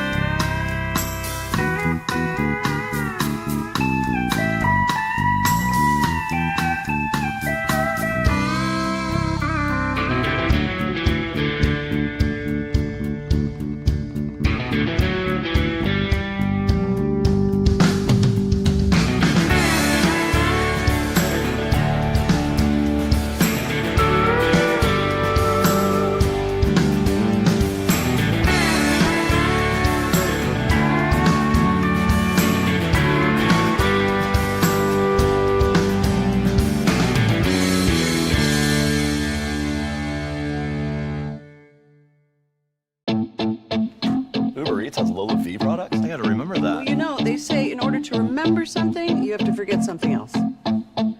Okay, now that is a very cute haircut. That's like a little shag. I've never seen it before. Well, I mean, of course you have. It's the Rachel. Oh, is that your name? No, I mean like your name. No, I'm Jen. My name's Jen. Right, but I just mean like this is your haircut. But that's the hair on your head. I'm not saying this is your hair.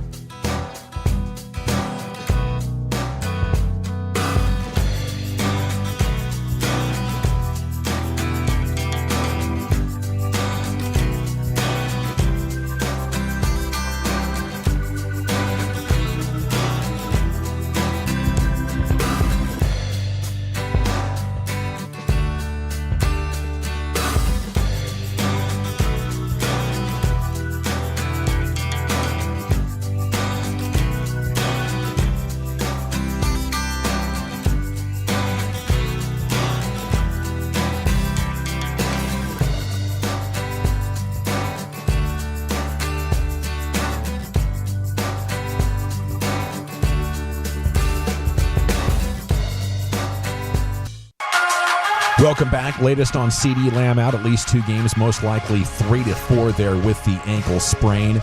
This segment's brought to you by the Frankels. Life's unpredictable. Accidents happen. If you've been injured in a car or truck wreck, call the Frankels first, 214 or 817-333-3333. There's never an out-of-pocket cost. They only get paid when you win. The Frankels, the go-to car and truck wreck attorneys in Dallas. Also brought to you by Cars for Kids. Donate today, carsforkids.org. Do you have a 5-time champ, Lucius? Vacated title? Yeah, vacated title, big dog. Vacated. This is day number 2 for this one right here. Okay. The Chili's worker. Oh. Yeah. In this economy, you need multiple streams of income right here. Mm-hmm. This man was just trying to do his job. He got another job, a second job, but Chili's would not let him go to the orientation, so he went to his car and crashed out. I feel like I just went through a breakup, bro. I got the second job, which is better than this big-ass job right here. Dude. So, I try to get them to work with me, because I wanted to keep this job too, alright? But my training for my other job is going into the time for this job, which I've been here for months. I've been coming in on days that I don't even need to come in. Like, they busted my f***ing ass! And they don't even want to give me just a few weeks or a week off to do my f***ing training, bro. Like, you then, Chili's. I really liked working here too, bro. It's f***ing nice, but no. They had, no, we can't work with you. You know what? I don't know. I lost one of my jobs. I did have 2, but now we have 1. Because that bitch, like, I'm still out here. Like, I just got off of work. Like, I'm outside at Chili's right now. Like, God damn it, dude. Oh, no. Big. You, Chili's. Bitch. Not happy with his boss, apparently. No. That's our one-time champ. Looking for 2 tonight, 5:30. Teddy Atlas lost in a vote-off at G-Bag Nation, now I remember. So we'll make Teddy an honorary 5-time champion, still eligible for the G-Bag of the Year coming up in January. Time now for Wolchuk's Top 10 at 2:20. Here he is, Zach with an H. Let's do it. Happy National Family Day. We've got the top 10 greatest TV families of all time. 877-881-1053. Go ahead, text in your favorite. We did get breaking news that Auburn's men's basketball coach, the former very sweaty Bruce Pearl. Speaking of family. Expected to retire, yes, and they're keeping it in the family. His son, Steven, expected to be the head coach for the upcoming season there at Auburn. Didn't see that one coming. I don't know, Steven's track record. Might be one and done. Maybe. I don't know. But shout out to Pops for just teeing this up for him. I mean, I don't know. When Belichick gets fired midseason at UNC, do they end up just saying, Steve, you can take this over now? Or maybe it'll be Jordan Hudson. It's just crazy. Well, yeah, she's all over the sidelines. I hope Lombardi gets me all my gear before they get fired. Man, have you seen the AI videos where they're on the sidelines together and all of a sudden they just start making out with each other? No, but that's Belichick and Hudson. It's pretty ridiculous. Not been good. But how about Bruce Pearl, man? Like just a few weeks before things really get cranking there in college basketball, he just punts. He kind of he gives it to his son. He strong armed it. Well, he didn't give them much of a chance to get a new coach, did they? No. So I think he played it perfect. Yeah, he did. Go ahead, take over. What do you think? Jeff. Is it health concerns here for Bruce? We've had that. It's got to be, right? I think that's got to be what it is. Because didn't he take a leave for a period last year? Yeah, I think he might. I don't know if it was heart stuff, but yeah, I think he's got to be health related. I think he's figuring out that he could be on TV and make politicking, baby, a lot more money and not be stressed out all the time. Does a good job on TV. Yeah. So maybe that's probably like the Urban Meyer route. I imagine this was all cardiologist recommended. Like, dude, you can't. The amount that you're sweating during a game, we got to stop. Like, yeah, SEC basketball and deep dish pizza not working together pretty well. Yeah, it's not working for him. No. That Alabama diet, man, it can get the best of you. Well, speaking of the SEC, did you see your 3 games that the SEC is going to get, the annual 3 opponents for the next 4 seasons? Who did LSU get? I'm sorry. As they go to the 9-game schedule. LSU, you've got Ole Miss, Texas A&M, and Arkansas. Those are going to be your 3 for the next 4 years. We don't have to play Alabama every once in a while? You might still get that in the rotation, but these are like the guaranteed 3 teams so A&M, that you're going to have on the schedule. A&M, Ole Miss, Arkansas. That's good. That's good. Not bad. That's fair. Oklahoma for the Fighting Carter Freemans. They got Mizzou, Texas, Ole Miss, and Texas. Yeah. Texas has Arkansas, OU, and A&M, which means A&M has LSU, Mizzou, Texas. That's the old Southwest Conference right there for Texas. That's kind of cool. Yeah, I can't really say anybody got it really easy especially with Vanderbilt now being pretty damn good. Give me, who did South Carolina have? South Carolina's got Georgia, Florida, Kentucky. Ooh. So that, I mean, they might. Yeah. Okay, give me Florida. Florida's got Georgia, Kentucky, South Carolina. Ooh. Yeah. And Bama's got Auburn, Tennessee, Mississippi State.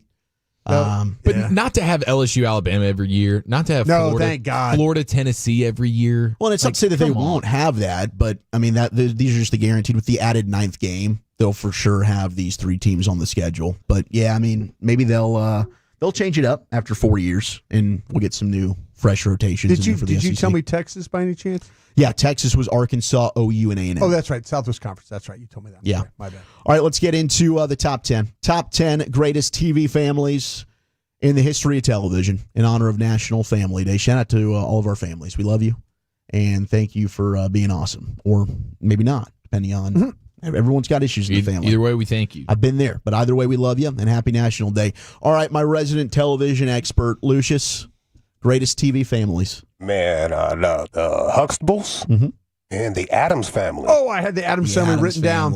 I mean, I'm glad they found each other. Yeah.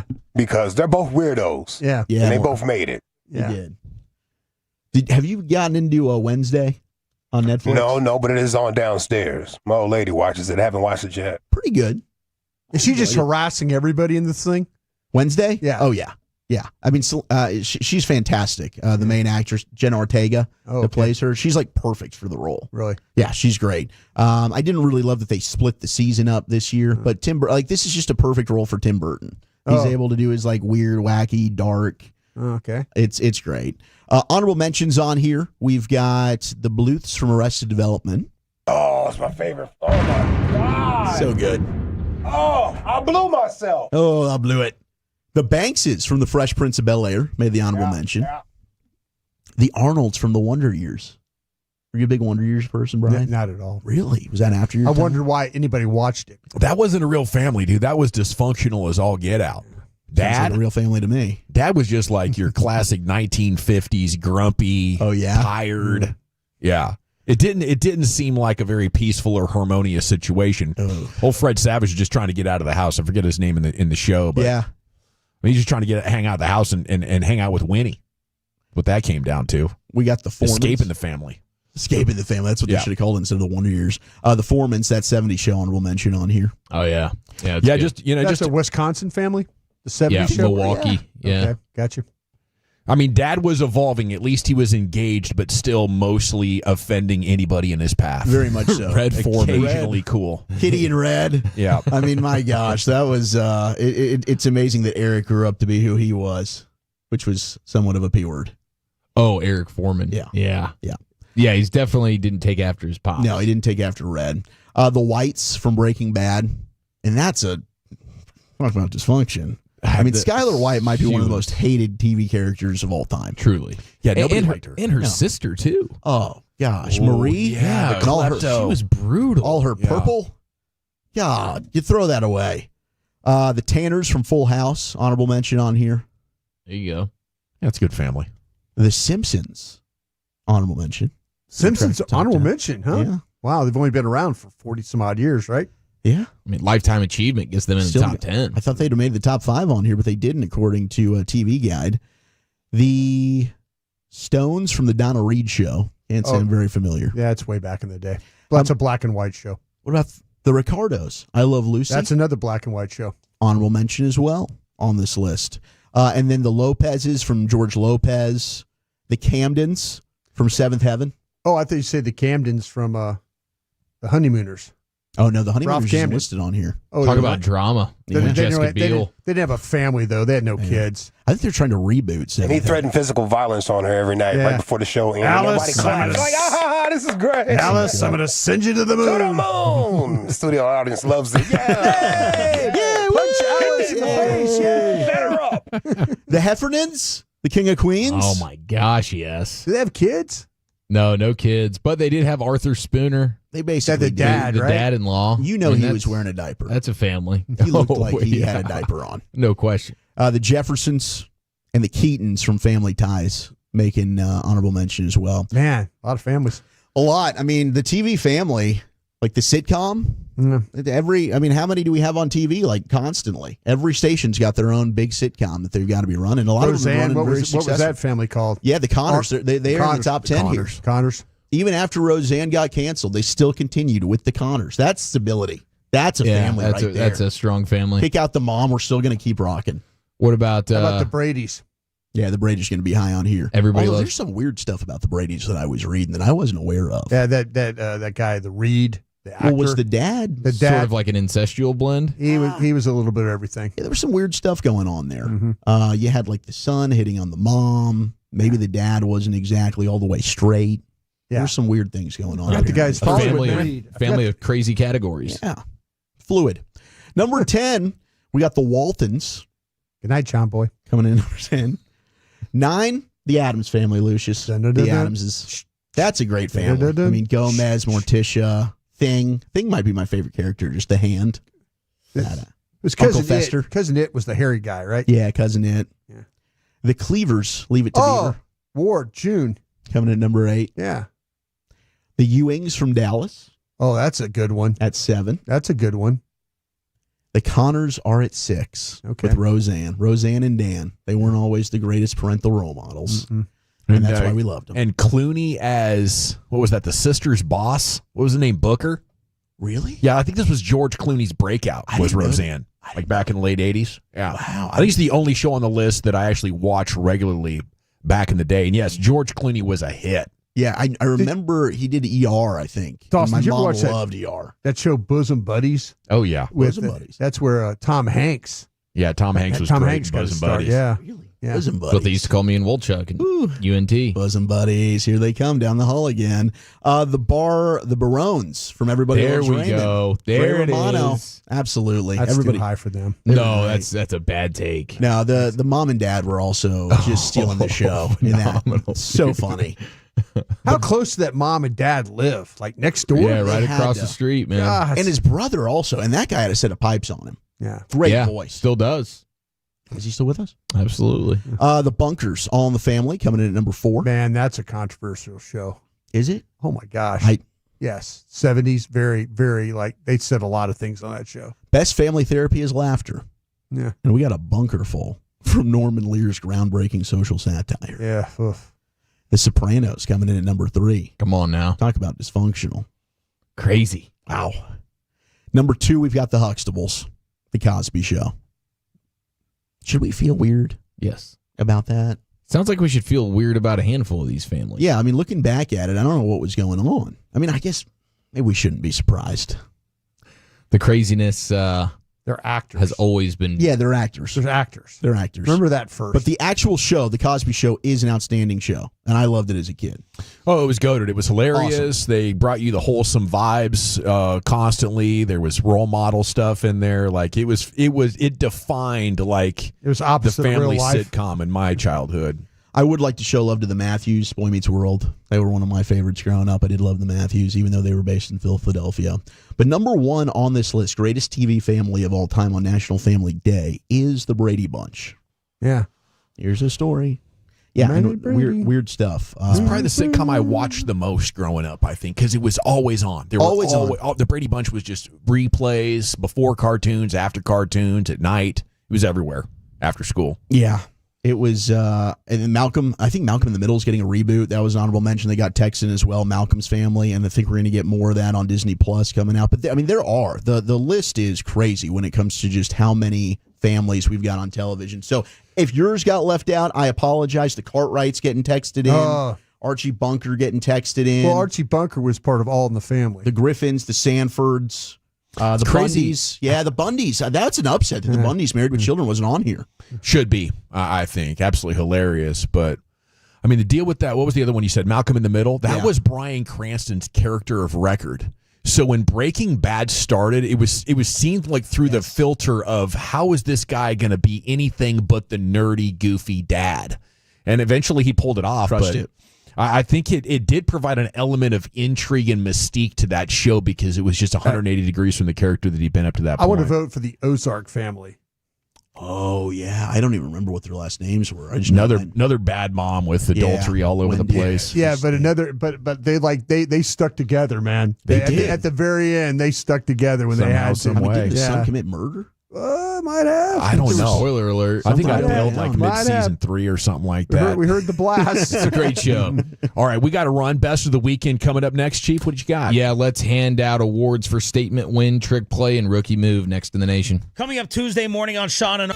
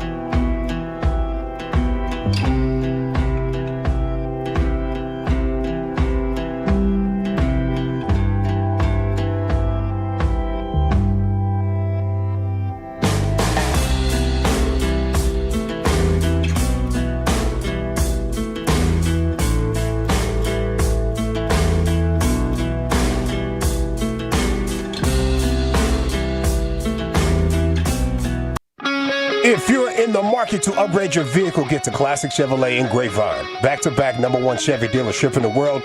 They've got more new Chevys than anyone in their all-price sale. Silverados, Tahoes, Blazers, Malibus, Equinox, and more. Visit ClassicChevrolet.com. This is Texas. This is Classic Chevrolet. Together, let's drive, relax, and enjoy the difference. Based on new Chevrolet registrations 2023 and 2024. Yes, sir. Thank you, Lucius. It's the G-Bag Nation here on 105.3 The Fan. And it's time now for Chiefs Best of the Weekend. Here he is, Eric. All right, we will hand out some awards for the sports weekend. But first, where do you guys think the 65-yard flea flicker touchdown for the Bears yesterday ranked in SportsCenter's top 10 plays?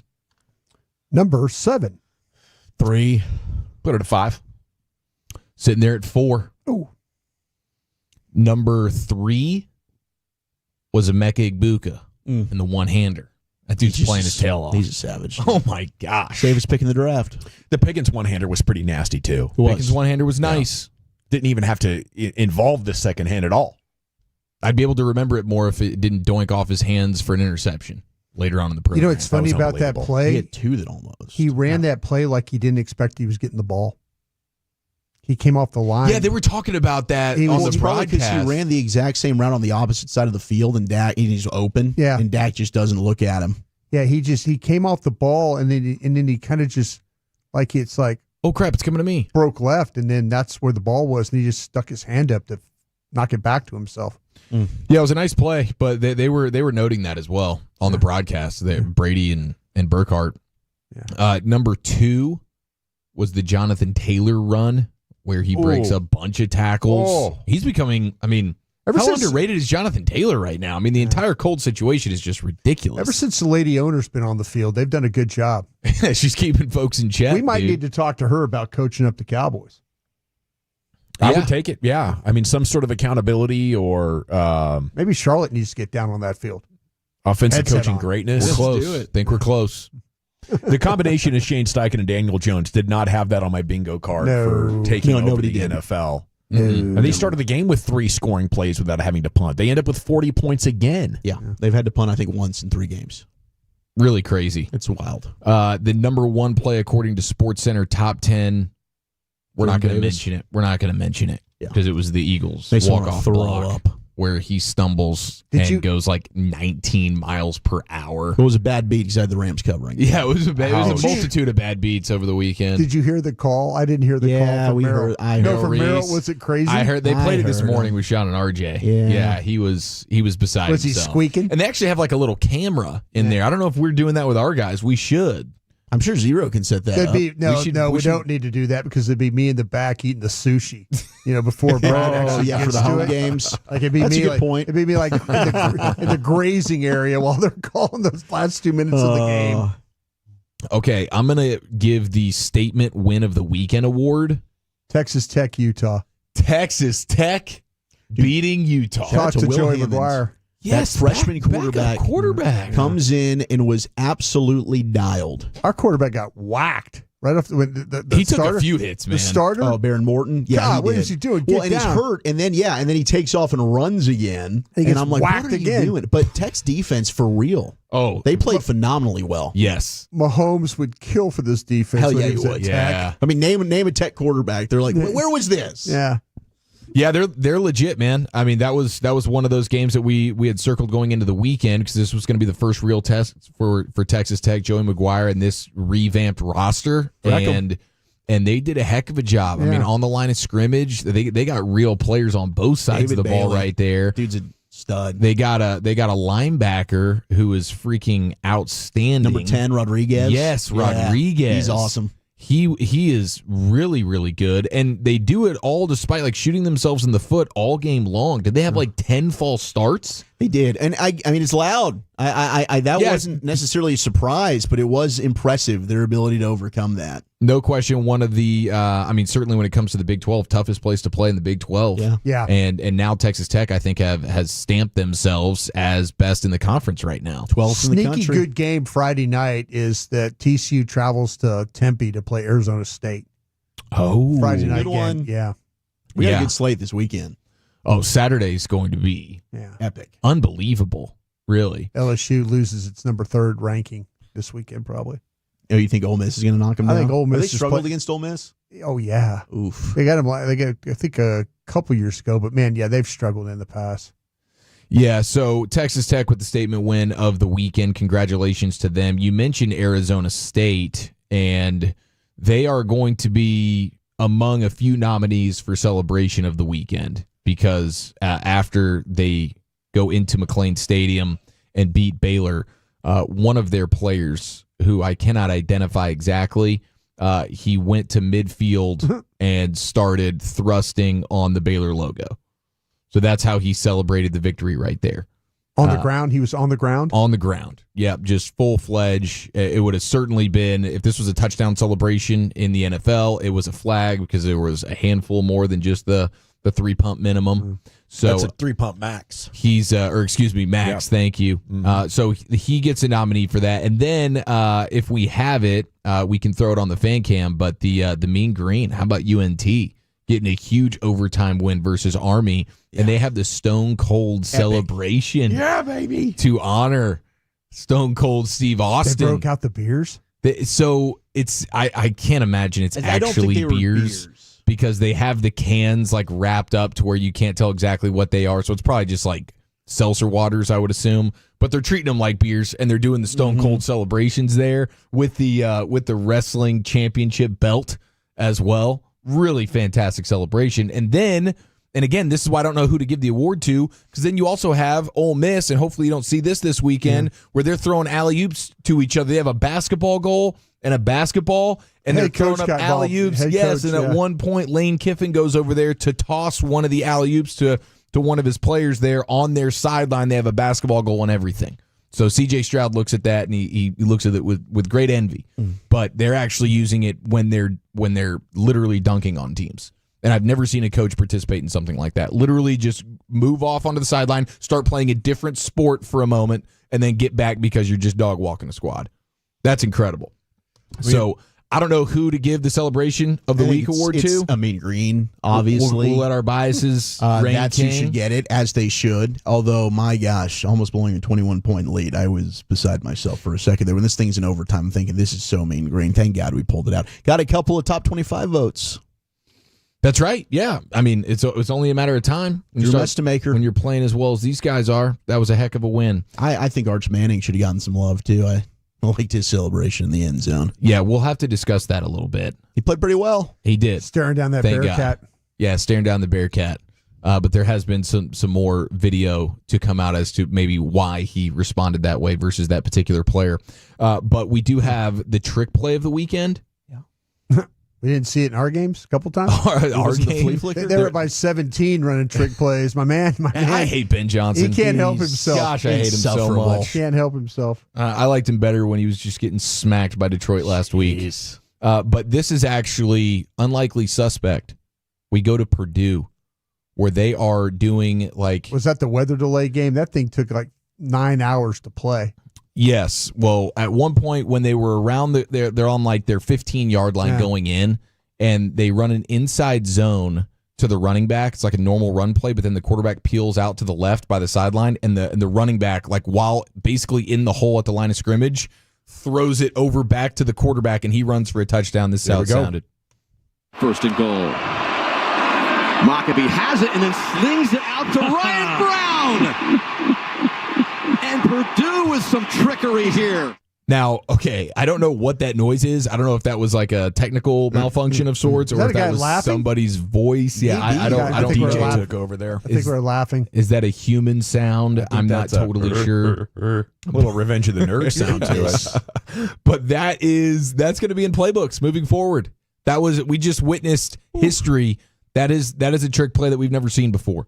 We're just going to hand an innocuous shotgun inside zone play, and then at the line of scrimmage, in the middle of all the chaos there with the lineman, boom, I'm going to throw it back to my quarterback, and he's going to run in for a touchdown. That was freaking fantastic.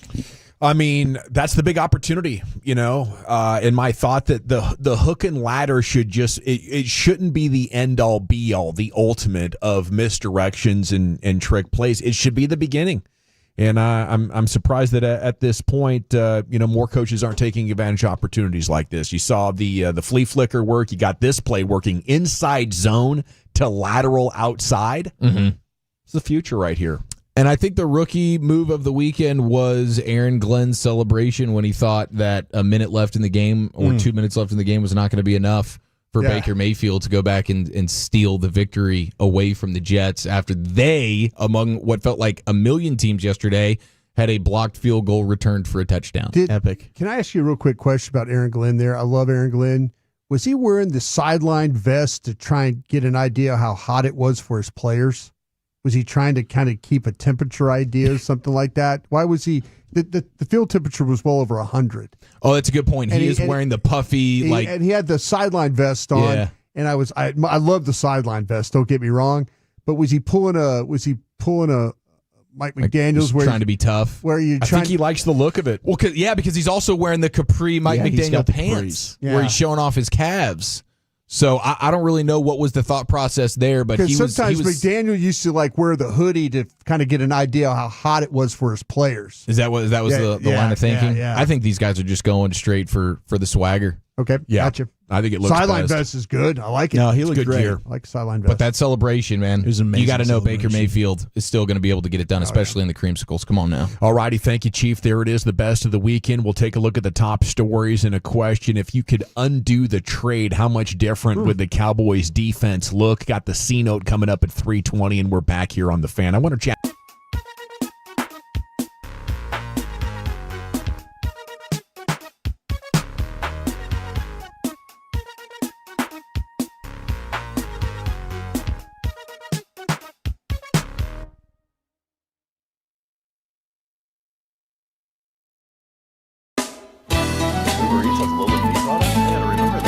They say in order to remember something, you have to forget something else. Okay, now that is a very cute haircut. That's like a little shag. I've never seen that before. Well, I mean, of course you have. It's the Rachel. Oh, is that your name? No, I mean your name. No, I'm Jack. My name's Jack. Right, but I just mean this is your haircut, but that's not your hair. I'm not saying this is your hair.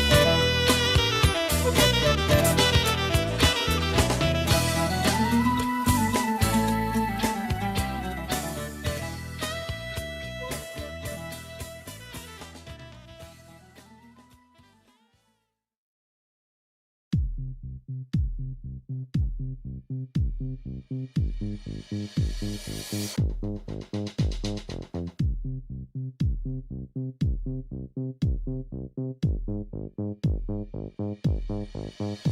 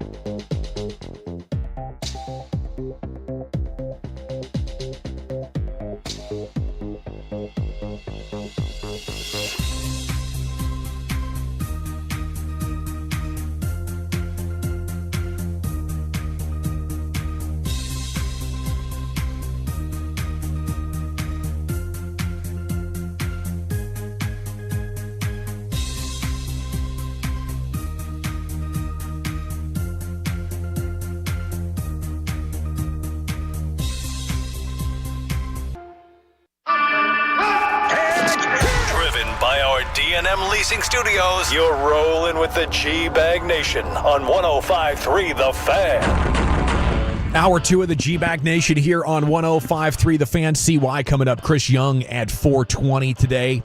And I want to talk right here about the Cowboys. I wonder what they would look like if they had not traded Micah. I put that on Twitter last night. The reaction has been, quite interesting. I think they would still be horrible. Maybe they could have found a way to get to Caleb Williams yesterday. I don't know, and hold him under 20 points, give you a chance. But I think that's a stretch. We saw Micah have several games last year with the Cowboys where they were getting drove on because you just can't make up as one guy for poor plays all over the field. So I guess I feel like the way these 3 games have gone is more proof that the Cowboys did the right thing trading Micah Parsons because they didn't have enough players on defense to help them. That's where I'm at with it. Maybe you think Micah would have fixed all this. Like if you get good coverage, Reddy Stewart and Kaiir Elam are going to be able to, do good stuff if they're able to get pressure on the quarterback. But where do you guys see this? This is my worry, or this was my worry, that if you had an offense that was good enough and they were scoring points and take teams out of running the ball, that it was going to come down to having to finish games, making sure you had pass rush. I feel like he would have been a factor in the Giants game, and I feel like he would have been a factor in the Chicago game. They did not put enough pressure on these tackles. In the last couple of weeks, the offensive tackles, and I felt like that the Giants' offensive line was worse than what the Bears' offensive line was. But you having somebody that can maybe create other opportunities for guys. We always talk about Micah kind of maybe making others around him a little bit better. Maybe that would have helped Oso Digizua. Maybe it would have helped, whoever's rushing off the other side.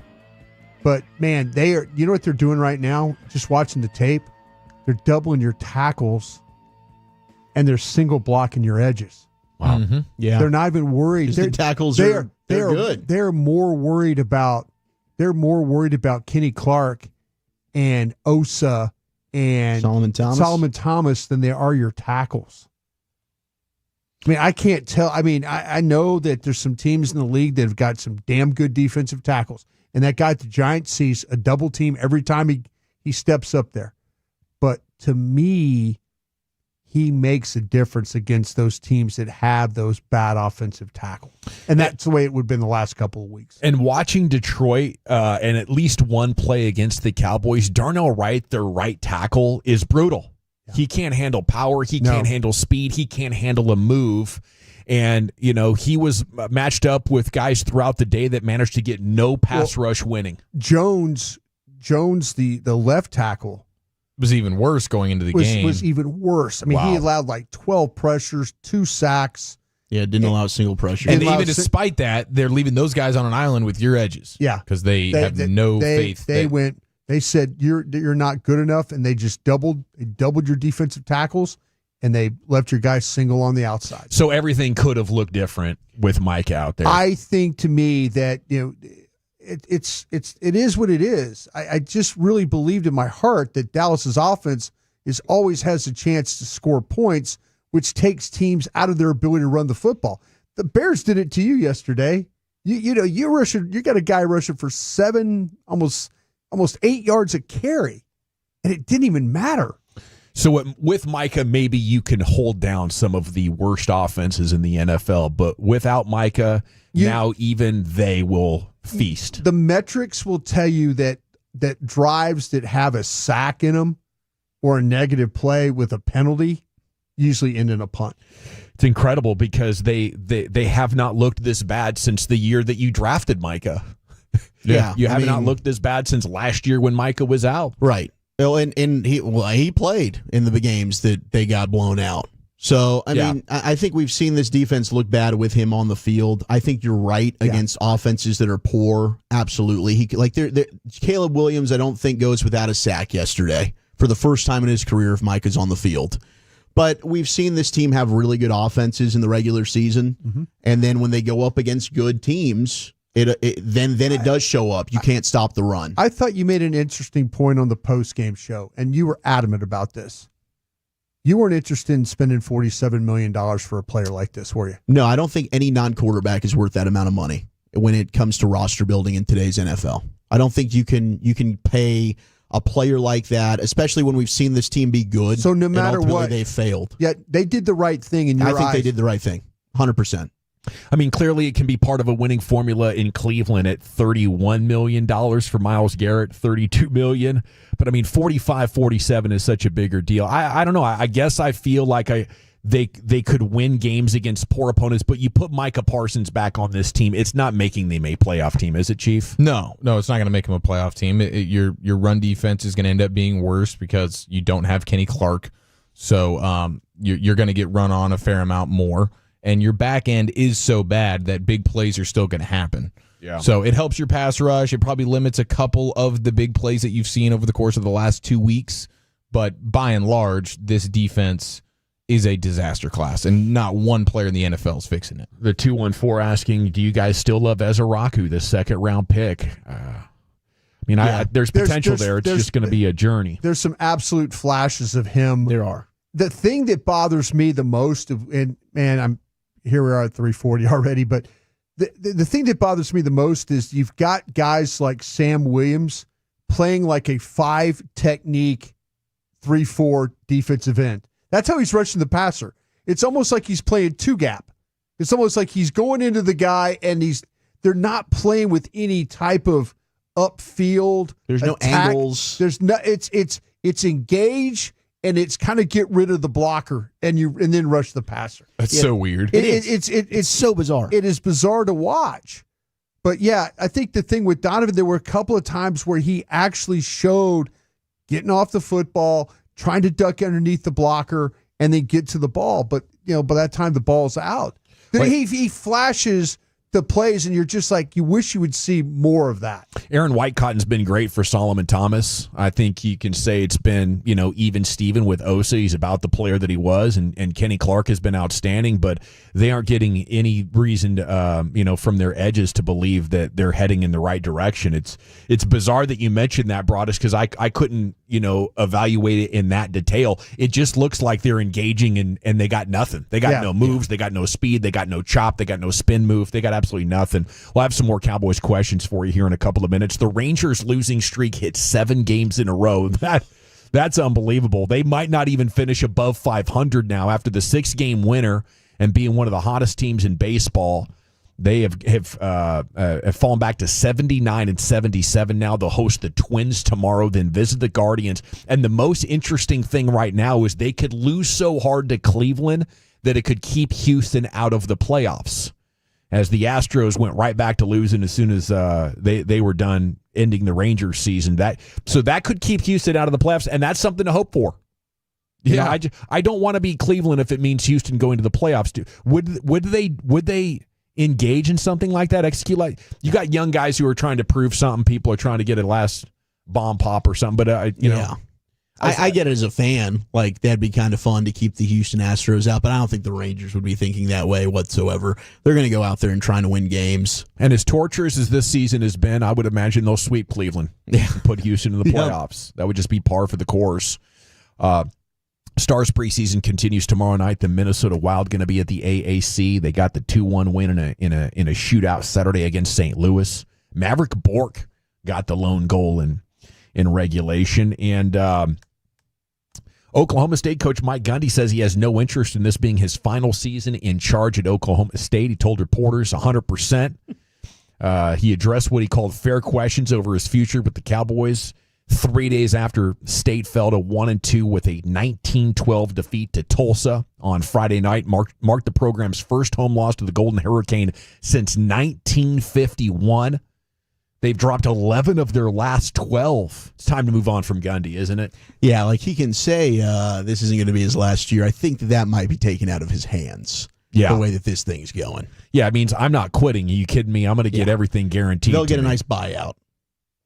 Massive day in the NFL, though, yesterday, and it'll continue tonight with a heck of a Monday nighter. What have we got? Detroit and Baltimore. That'll be a lot of fun. Soak it in, because this time next week we'll be getting ready for the 0-3 Jets taking on the 0-3 Dolphins. Ooh, brutal. You're like, can they hard find a way to flex? Goodness gracious. Browns beat the Packers. Does this give you hope that maybe Green Bay isn't that good, or the injuries to Kraft and Reed are going to slow them down in a way that maybe you could get them? You know, I think the Browns' defense is to be respected. Yeah. Best in the league playing against the run. Yeah, I mean, they are the real deal. And the Packers are fourth best playing against the run. Oh, is that right? Yeah. Yeah. So, I mean, I don't know. You have the ebbs and flows. I still think the Packers are going to be a really, really good team. But, yeah, Cleveland's defense is not to be fooled with. Green Bay's offensive line dinged up as well. Yeah, they've been without two starters.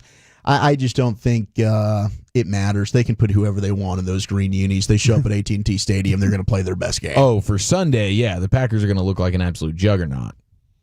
Yeah, I'm just hoping that somehow they can get some negative momentum going. They look like the best team in the NFL the first 2 weeks. Yesterday, it looked like that offense that has struggled a lot.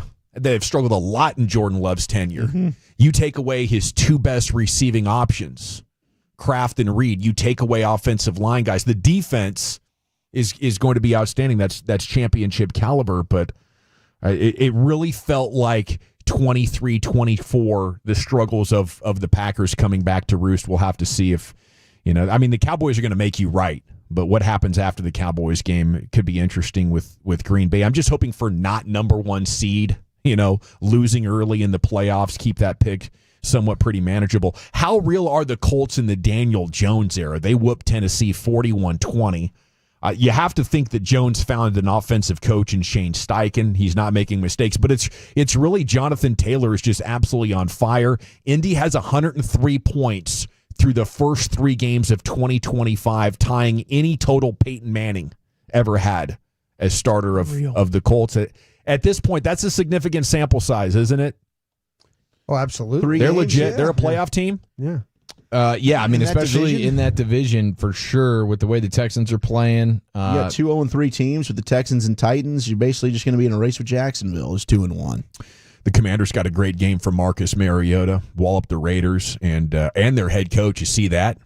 DQ going down. Oh, gosh, he took a real big hit. He took a huge hit. I mean, I look up at the screen. I didn't see it in real time, but I just see them showing him he's got blood dripping from his face. Well, and the whiplash, I worried about it. I know. His head hit pretty hard. Video. The back of his head hit pretty hard on that field. Yeah. I mean, for an old guy, he's got to be tough, and the core strength to prevent your head from totally slapping down. I didn't think Dan Quinn was in that good a shape, but he stood there and told multiple officials, I'm fine.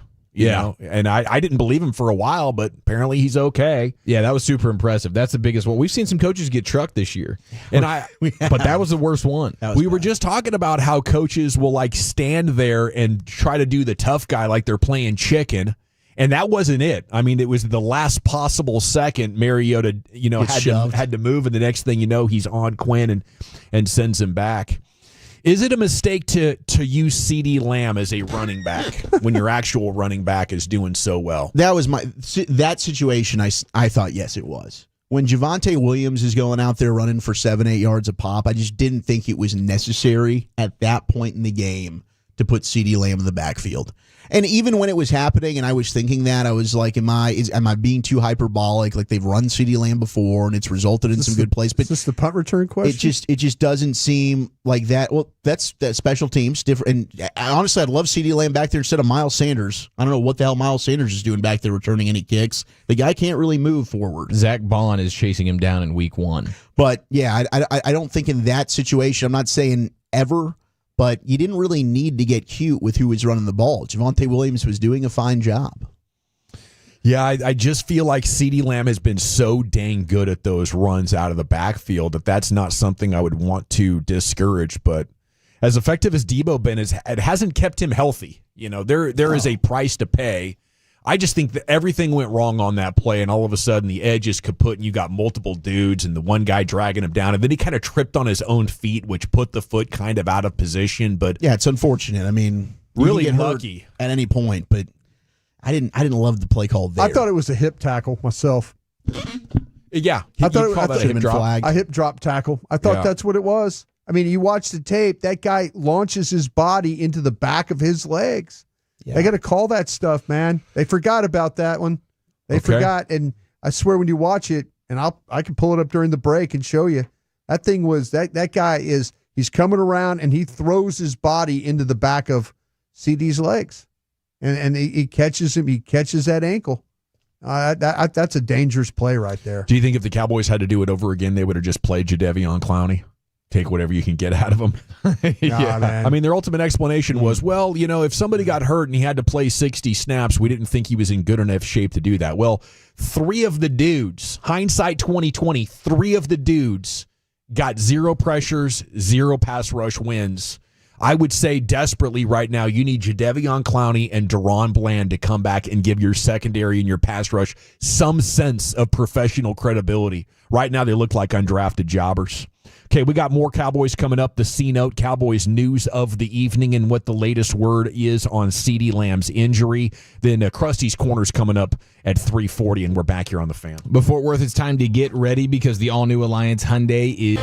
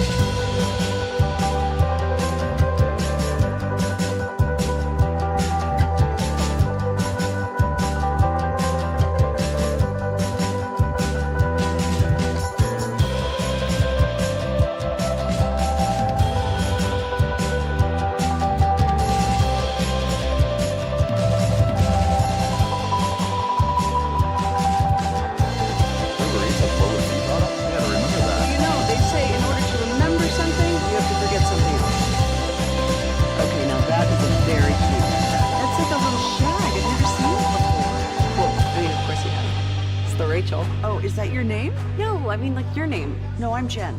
My name's Jen. Right, but I just mean like this is your haircut. But that's hair on your head. I'm not saying this is your hair.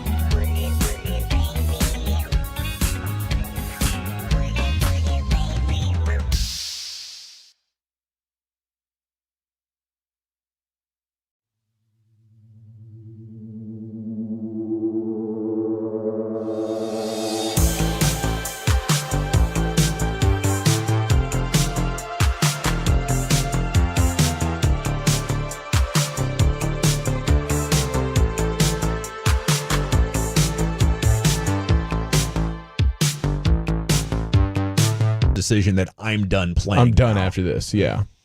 We go to DLLS Cowboys, Clarence Hill. Cowboys are expected to be without CeeDee Lamb for 3 to 4 weeks due to the high ankle sprain he suffered Sunday against the Bears. That's his report this afternoon. Schefter said at least 2 weeks. You know, I don't even know how you look at it if you're the Cowboys. I would leave it up to him. He said last night it's kind of a protecting him from himself type of deal. Yeah. once you're out there and you can cut, the offense is totally different. We've seen Terrell Owens play with that ankle injury that he had in the Super Bowl. We saw Isaiah Thomas put in 16 points in a minute and a half for the Detroit Pistons back in the late 80s on a sprained ankle. And, I think if you're going to start making a case that you could be a playoff team, it's got to be with wins against the Jets and Panthers. If you want to sit CD against Green Bay, I get it. You probably won't beat them with or without them, but against the Jets and Panthers, you'd have a chance to fight your way back to 500. Nick Harris says it's time for George Pickens to firmly establish his value in the coming weeks. This is it right here. If you want to be wide receiver one, if you want to give your agent all the ammunition in the world to go chase a $35 million contract, we got to see it. Does he have it in him? Brian? Yeah, remember I asked you guys the question the next 3 weeks, right? Then I remember we had the questions, and I said that George Pickens would be your best receiver the next 3 weeks. I guess we're about to find out with no CD. He better be. Yeah, I tell you what, I give Turpin, I give Tolbert credit too. Those guys ran hard. Illinois? When Lamb went out, man, those guys were running some routes, trying to get open. I give him some credit. He did say last night his ankle is all right. Said he absolutely feels like he can play next week. He's in a boot and he's got a scooter. Yeah, I'm sure he woke up feeling a little different than I had somebody text me when he was listening to our show. It says I opened the door for him and helped him get in his car. Oh goodness! Oh, what a gentleman. Yeah, I mean, but he could jog. He could walk. I hope you're he right. He could walk fine. He walked fine off the field. There's people in the organization think it's going to be a few games. And I understand that, but I just think I hope you're right. There's a big difference in the kind of different high ankle sprains that you can get. He's as tough as they come. That guy played with a bad shoulder basically the whole season. I mean, tough guy. All righty, it is the G-Bag Nation C-Note here on 105.3 The Fan. How did Jerry Jones fix his lips to say, I'll tell you yes? It's because you saw number 4 out there today and you saw what we're capable of doing in the run game. He was asked, are you still a playoff team? As we evolve towards the playoffs, we have to get better defensively, certainly. He's just selling, trying to keep any fan interested that's not really paying attention. Like, how do you even try to logically explain those as a football person? You can't. You just simply can't. He is he's the ultimate salesman. He chooses really only to look at the positive, and they think he has that type of mindset that he's built an awesome roster, and these guys will figure it out. And he couldn't be more wrong. Yeah. I think if you're saying stuff like that with this kind of football team, there's no way that you actually believe it. But we asked Stephen Jones on Friday, do you feel like you guys are close? And when he said it Friday, I thought, yeah, they maybe have you to are. say that, right? Maybe you are a couple of players say away. that. Can't say that until you go out and you find a way to you lose the Green Bay and then lose the Jets, Carolina. Then, maybe you'll get some honesty there. But they have to say that right now. Well, I mean, right now you could say, hey, I'm not really thinking about the playoffs because we have so many problems that we're trying to figure out. Yeah. So I'm not even thinking about the playoffs right now. It's week 3. They're the first team to never sack Caleb Williams in a game. That's true. He had at least, a half dozen or so plays where it got into a crazy scramble mode, and Caleb Williams is doing his I'm not sure what to do thing. I was worried about him running a couple of times there. And he's a good runner. Yeah. He is a good runner, but when you got guys like consistently getting 5 yards of separation, you don't really have to worry about risking it to run. I think they had 7 yards of cushion, 5 yards of separation. Yeah. Do you guys want them to use the draft picks to try to make themselves better? No. Not the ones. Not the ones. I'd be interested in this Trey mock Hendrickson. draft sounded pretty good. We just had. I'm holding on to those ones. I don't think you're a player away. Now, I mean, and I also don't think there's a player that's going to be available that's worth these ones. Like, I don't think this is one of those deadlines where you're going to have a Roquan Smith emerge, a player of that caliber. Even Trey Hendrickson, to me, he's not worth one of the ones. If they want to take a 2 for him, I'm down for it. It's a rental piece. So I'd be in on that for a 2, but I'm not giving up the ones. I was thinking when you're close, you trade your picks for players. And I guess if you had won this game convincingly, if you'd been the team with 31-17, I would say yes. You're getting enough signs. You don't know how long Dak Prescott's going to be playing in an elite level. Go ahead and make the trade. But, after seeing how bad that was yesterday and now the injury to CeeDee Lamb, I think you've probably seen your last day at or above 500. Like the Jets and Panthers games, I feel like one of those teams is going to get you. Carolina's defense is better. They're making progress offensively. The Jets have a physical run game that's really going to test what you think you know. And Justin Fields is making plays in the pass game when he's protected and after they have made you commit to man defense and stacking the box against that running game. Then the numbers on the back end are very much in his favor. But how many teams left on this schedule do you think that the Cowboys are actually better than at this point? Like, I think this defense is generationally bad. That's why I picked Chicago on Friday afternoon. I thought they would be the more desperate team at home. The Cowboys coming off an emotional overtime victory. I thought it'd be a lot closer than it was. But if you're picking the Bears and Caleb Williams to beat this defense and look good, no sacks, no turnovers. That is a rare occurrence in today's NFL. For him, it is. Yeah, it's never happened for him. He tried to throw you a couple though. They got a ball that got tipped, and Hooker had his hands on one. They tried, but Murray. hey, Murray should have picked that Kenneth one. Murray. Yeah, but they got gun shy. They had a couple but Hooker had one that he overthrew in the middle of the field. He tried to extend and couldn't get. There's no team on the schedule that they're clearly better than, unless you want to say the Giants still. But we just saw how they took you to the end of the ropes there. I'd like to think maybe the Jets, Panthers, and Raiders, but I don't know that it's Might be clear better right now. Raiders, yeah. Hopefully they're better than the Raiders. Hopefully they're better than the Panthers. But this could be an 11 win or 11 loss season, a 12 loss season. I can't wait to see what happens against the Giants at the end of the season. I mean, some of these games could be absolute low points for the season, and before too long, we got to get back into is it the players, is it the scheme? And on that note, Krusty's Corner with Brian Broaddus coming up next, buddy. Where are you taking us? Yeah, we've gone round and round. Let's keep going round and round about this game. We'll do that next. All right, well, I want you to go around to Trajan Wealth. Go ahead.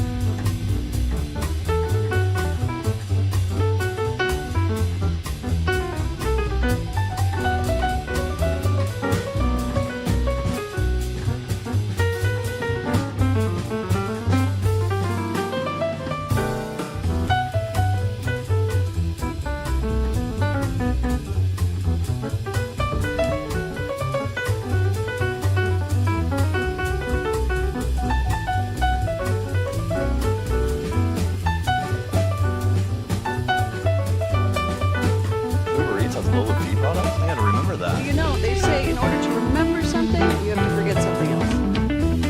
Okay, now that is a very cute haircut. That's like a little shag. I've never seen it before. Well, I mean, of course you have. It's the Rachel. Oh, is that That will be all over DFW in October, planting the G-Bag flag. 105.3 The Fan. Flagtober 2025 is also presented by Bearded Monkey Sports Bar and Jake's Burgers. If you're in the market to upgrade your vehicle, get to Classic Chevrolet in Grapevine. Back-to-back #1 Chevy dealership in the world. They've got more new Chevys than anyone in their all-price to sell. Silverados, Tahoes, Blazers, Malibus, Equinox, and more. Visit ClassicChevrolet.com. This is Texas. This is Classic Chevrolet. Together, let's drive, relax, and enjoy the difference. Based on new Chevrolet registrations 2023 and 2024. Thank you, Lucius. Let's get some answers on what all went wrong for the Cowboys in yesterday's 31-17 embarrassing defeat at Soldier Field. Yeah. Brian Broaddus in Krusty's Corner, brought to you by Reliant Air Conditioning, gimmick-free AC repair and replacement. Here's the king, Brian. Thank you, sir. Appreciate that very, very much. Thank you to Reliant as well for being a part of this. Hey, Dawson, I know we were talking about Kenny Clark, right? Kenny Clark, run defender, Kenny Clark guy, team. I just looked up something real quick. I just wanted to point this out. When Clark has been off the field, there have been 40 rushes for 169 yards, 3 touchdowns, average about 4.2 yards a play. The offense has had 4 explosive plays. That's 10 yards more a rush, right? And they've had 8. Dallas has had 8 run stuffs when he's off the field. When he's on the field, they've had 48 attempts against him for $169, so about 9 yards difference. 1 touchdown, 3.3 yards per carry, so it's 4.2 with him off, 3.3 with him on. They've given up 5 explosive plays with him being on, but they've got 14 run stuffs with him on the field. Well, he's their best overall defensive player. He's also leading the team in pressures. Yeah. And the guy's been pretty damn good. So you're also in a situation, where do people run the ball at Dallas? They run the ball 52% of the time. They run it outside, and then the 42% inside is where people run it. I've been running it at least this year. 48% to the strong side, 34% to the weak side. So that's kind of a little bit of a metric. Hasn't been bad with him off the field either. I think 4.2 is right around league average right now. Yeah, they're right around that. Right around that. I thought was interesting was the explosives. There's with him off the field, they actually have more explosives 10-yard runs with him on the field than off the field. Just one. It's not a huge number. It's not like, but the run stuffs are impressive. 14 run stuffs to 8 run stuffs, depending off and on the field and stuff. Can't imagine life without him at this point. No. You wouldn't have any strength to you. Okay, Brian, before you get into this, I got to ask you, because our guy called in last night and wanted to know about the Dak running stuff, and he's been texting into the show. Yeah. You're like, check back in at 340. I'll look and see if you noticed any times that Dak should have taken off and ran. I'd tell you what, though, there were a couple times he's not wrong. There were Dak should have taken off and run. I don't know if that's something you want to make a living at, but yeah, the caller asked last night. It's like, well, how many? I saw some times. I forgot the caller's name. I'm sorry. Does he put it on the text? I got to look back at it. Yeah, but anyway, there were a couple different times where Dak could have taken off and run instead of throwing the ball or checking it down, maybe using his legs a little more. So yes, that was actually factual. So I hope that got that answered for him. All right. What do you want to talk about first? Do you want to talk about how about this offensive line first? Can I do that? Please. Is that possible to talk about the offensive line? Yeah, because I wanted to know if you feel like maybe it's time to see Nate Thomas and Charles Adeniji. To me, my observation, Zach, again, help me out here because you're kind of an offensive line guy too. I kind of felt like that Terrence Steele as a run blocker was good in this. Terrence Steele as a pass blocker, not good. Agreed. Okay, that's where I would take that. Guyton, I think Guyton's biggest problem was that 1 sack. But other than that, I kind of felt like that Guyton wasn't a guy that was a liability in this football game. I just felt like Terrence Steele had more problems than what Tyler Guyton had. Yeah, in pass protection, I would agree. I thought Guyton was better this week than he was last week. Yeah. It seemed like to me that There was some times where they didn't help these guys all along. But the one thing that Terrence Steele can do is run block. I don't know how a guy that's kind of really light in the rear can do as well as he does. He's got a good feel for how to work with these tight ends. He has a good feel for how to work with Booker. There were a couple of runs where Terrence Steele, and it made me think, because I made that last night, I tweeted out, I'm like, this is the game that we're going to see Nate Thomas. This is the game that's going to get Terrence Steele kicked to the curb, and Nate Thomas is going to come in. I'd have to say that Steele with the run blocking stuff was where it needed to be. The pass blocking stuff is a problem. It's not. Now, I did think Booker was really good, especially in the running game. And I thought Brock Hoffman, and it's funny watching Brock Hoffman, man. He's mixing it up after every play. I mean, him and Dexter were going at it. Yeah. I did think, and I wanted to go back and watch some of the snaps. That was something I didn't notice any hesitation. Yeah, I didn't notice. It was Thomas, by the way, who was the caller. Shout out to Thomas. Yeah, Thank you for Thomas, that. thank you very much for calling in last night. Almost all of them are better in the run game than the pass game, though. The thing with Brock Hoffman, the shot, and I believe I'm right about this, the shot that Dak took down the field that got to Turpin, that whole shot thing I was talking about, that was Hoffman got beat, and Dak stood there and threw it. I mean, it was close. I mean, he's going to get hit in the face, and Dak stood there and made that throw. But I thought Hoffman, I didn't think he was terrible in this game. I thought especially in the run game, I thought he was really good. Yeah, I really didn't. I said this earlier. I'm not really sure, like with George Pickens with those routes.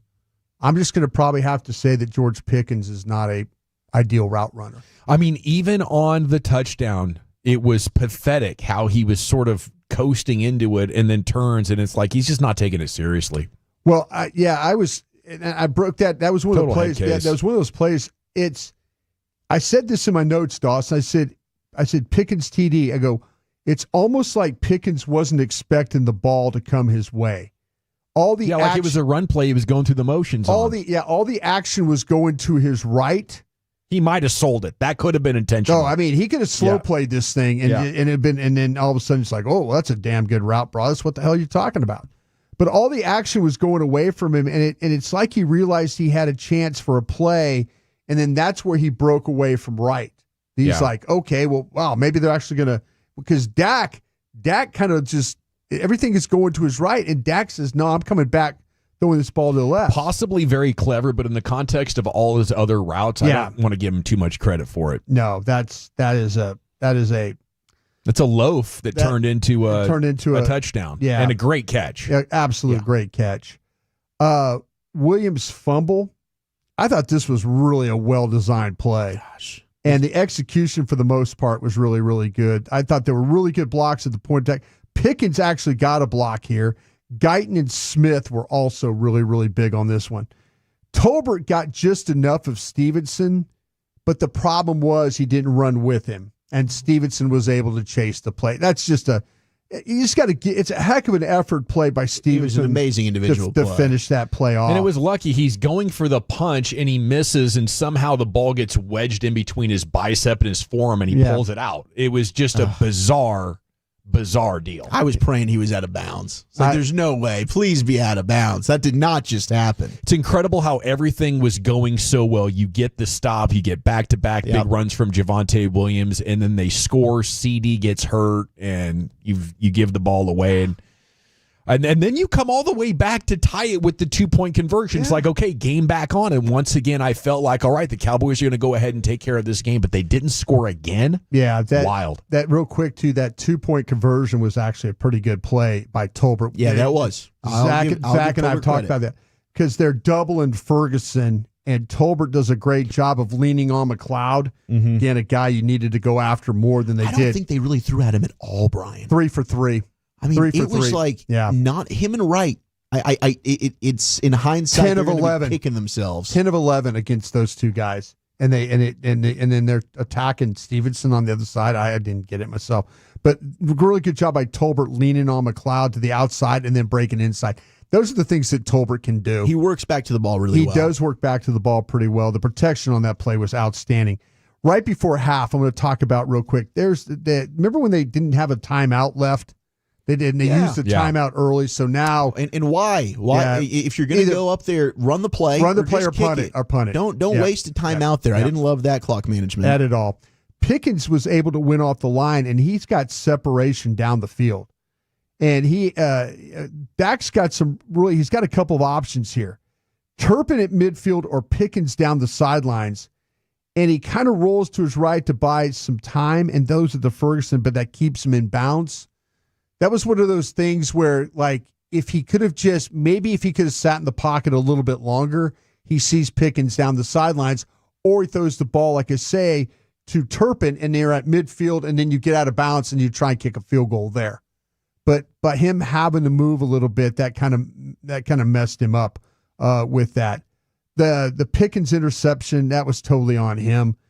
He tries to run an in-breaking route, and he just, after Prescott broke the pocket to his right, he's open. Prescott puts the ball right where he needs to put it, right on his hands. He just kind of volleyballs it in the air, and that's where Stevenson was waiting. But just a terrible situation at that point of the game for them to have that interception right there. But it was a good adjust. He's coming inside. Dak's gets him to work to the outside. Dak, by moving, gets him to go with him to throw him the ball. It just clangs off his hands there. The 3rd and long play was another one that I kind of had a problem with. This was the one where he throws the ball. He just dumps the ball down to Ferguson. Was it third? Was that after the sack? Yeah, that was after the sack. Oh, 3rd and 15. You're just going to throw it to the line of scrimmage. Right, first drive of the half. That's just a give up play. The Bears in this play, they blitz the slot. And Dak feels that. If he had time to make this throw, they had another play down the field. They had another route that was open down the field. Tolbert and Flournoy run what we call a switch, and they're both together, and you get Flournoy he's on the outside, he breaks inside, and then you get Tolbert behind him. So if there's a little bit of some opportunity, if Dak basically tried to get the ball out because he felt the blitz. But if somehow he had a little bit more time, that was going to be a huge play down the sidelines. But there were some times where Dak checked that ball down. I mentioned there were some hole shots they had in this game. He's going to have to be perfect the rest of the way. Unfortunate, it's not a blame. It's not anything. He's going to have to play perfect football because they really have no other opportunities with the way that this defense played. The Kmet touchdown, I'm not really sure I'm not sure if this is a Wilson problem or a Murray problem. Murray steps up on the run fake by Swift. Wilson's eyes are in the backfield, and he just drops wide. Williams is kind of looking at Kmet the entire time, and he's never going to have an easier touchdown than that one was. Because I was really confused was it a Wilson problem or was it a Murray problem there? One more too, the Moore touchdowns. This one, I don't know. I asked the question. One side of the defense looks like they're playing man. And Dawson, we talked about this. One side's playing zone. So you got Hooker, Stewart, and Bridges are all settling like they're playing zone. And Hooker then widens when Williams breaks the pocket. And after the snap, Hooker's looking at Sanborn and Wilson like, what happened? What was the problem here? Why did we not pick that guy up behind? You're just not going to get two easier touchdowns than those two right there for and if I could do one more real quick. You got it. Okay, the Burden touchdown.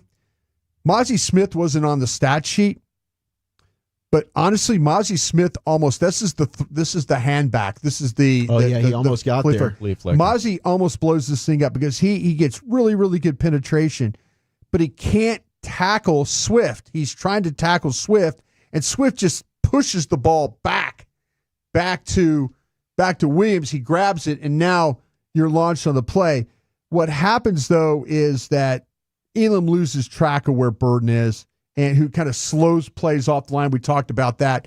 Kind of comes off the ball slow. Elam reacts to the run, and now you got Burden behind. But Mozzie Smith almost blew that play up to the point where it might have been a turnover. Yeah. But he just couldn't quite make the tackle right there. Thank you, Brian. Thank you. Krusty's Corner every afternoon, 3:40 here in the G-Bag Nation. Cornerback, just one of the most difficult positions in all of sport with the physical traits that you need, the awareness, the smarts, and the Cowboys are really trying to do it with guys that mostly don't even belong on an NFL roster. What the hell, guys? Yeah. Maybe they can get a top 5 pick as a result as we're trying to find the positives. Well, Chuck, where are you taking us next? All right, let's do a daily football fix. Free Glizzy's NFL history and some sounds of the day, but I got to talk about East Dallas Diesel. If you're shopping for your next vehicle, stop.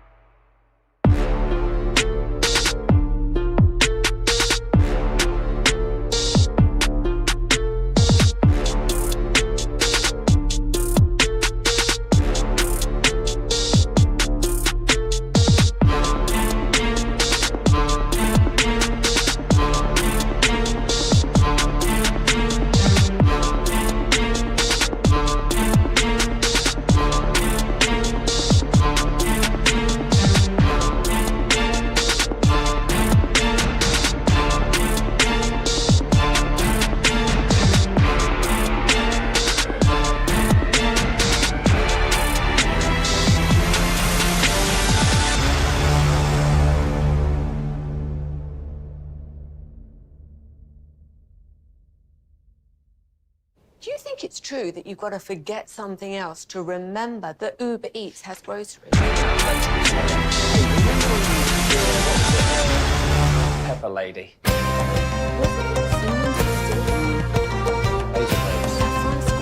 Nutmeg maybe? No. I just said that. Was it Spice Girls? Doesn't sound right. Was it someone called?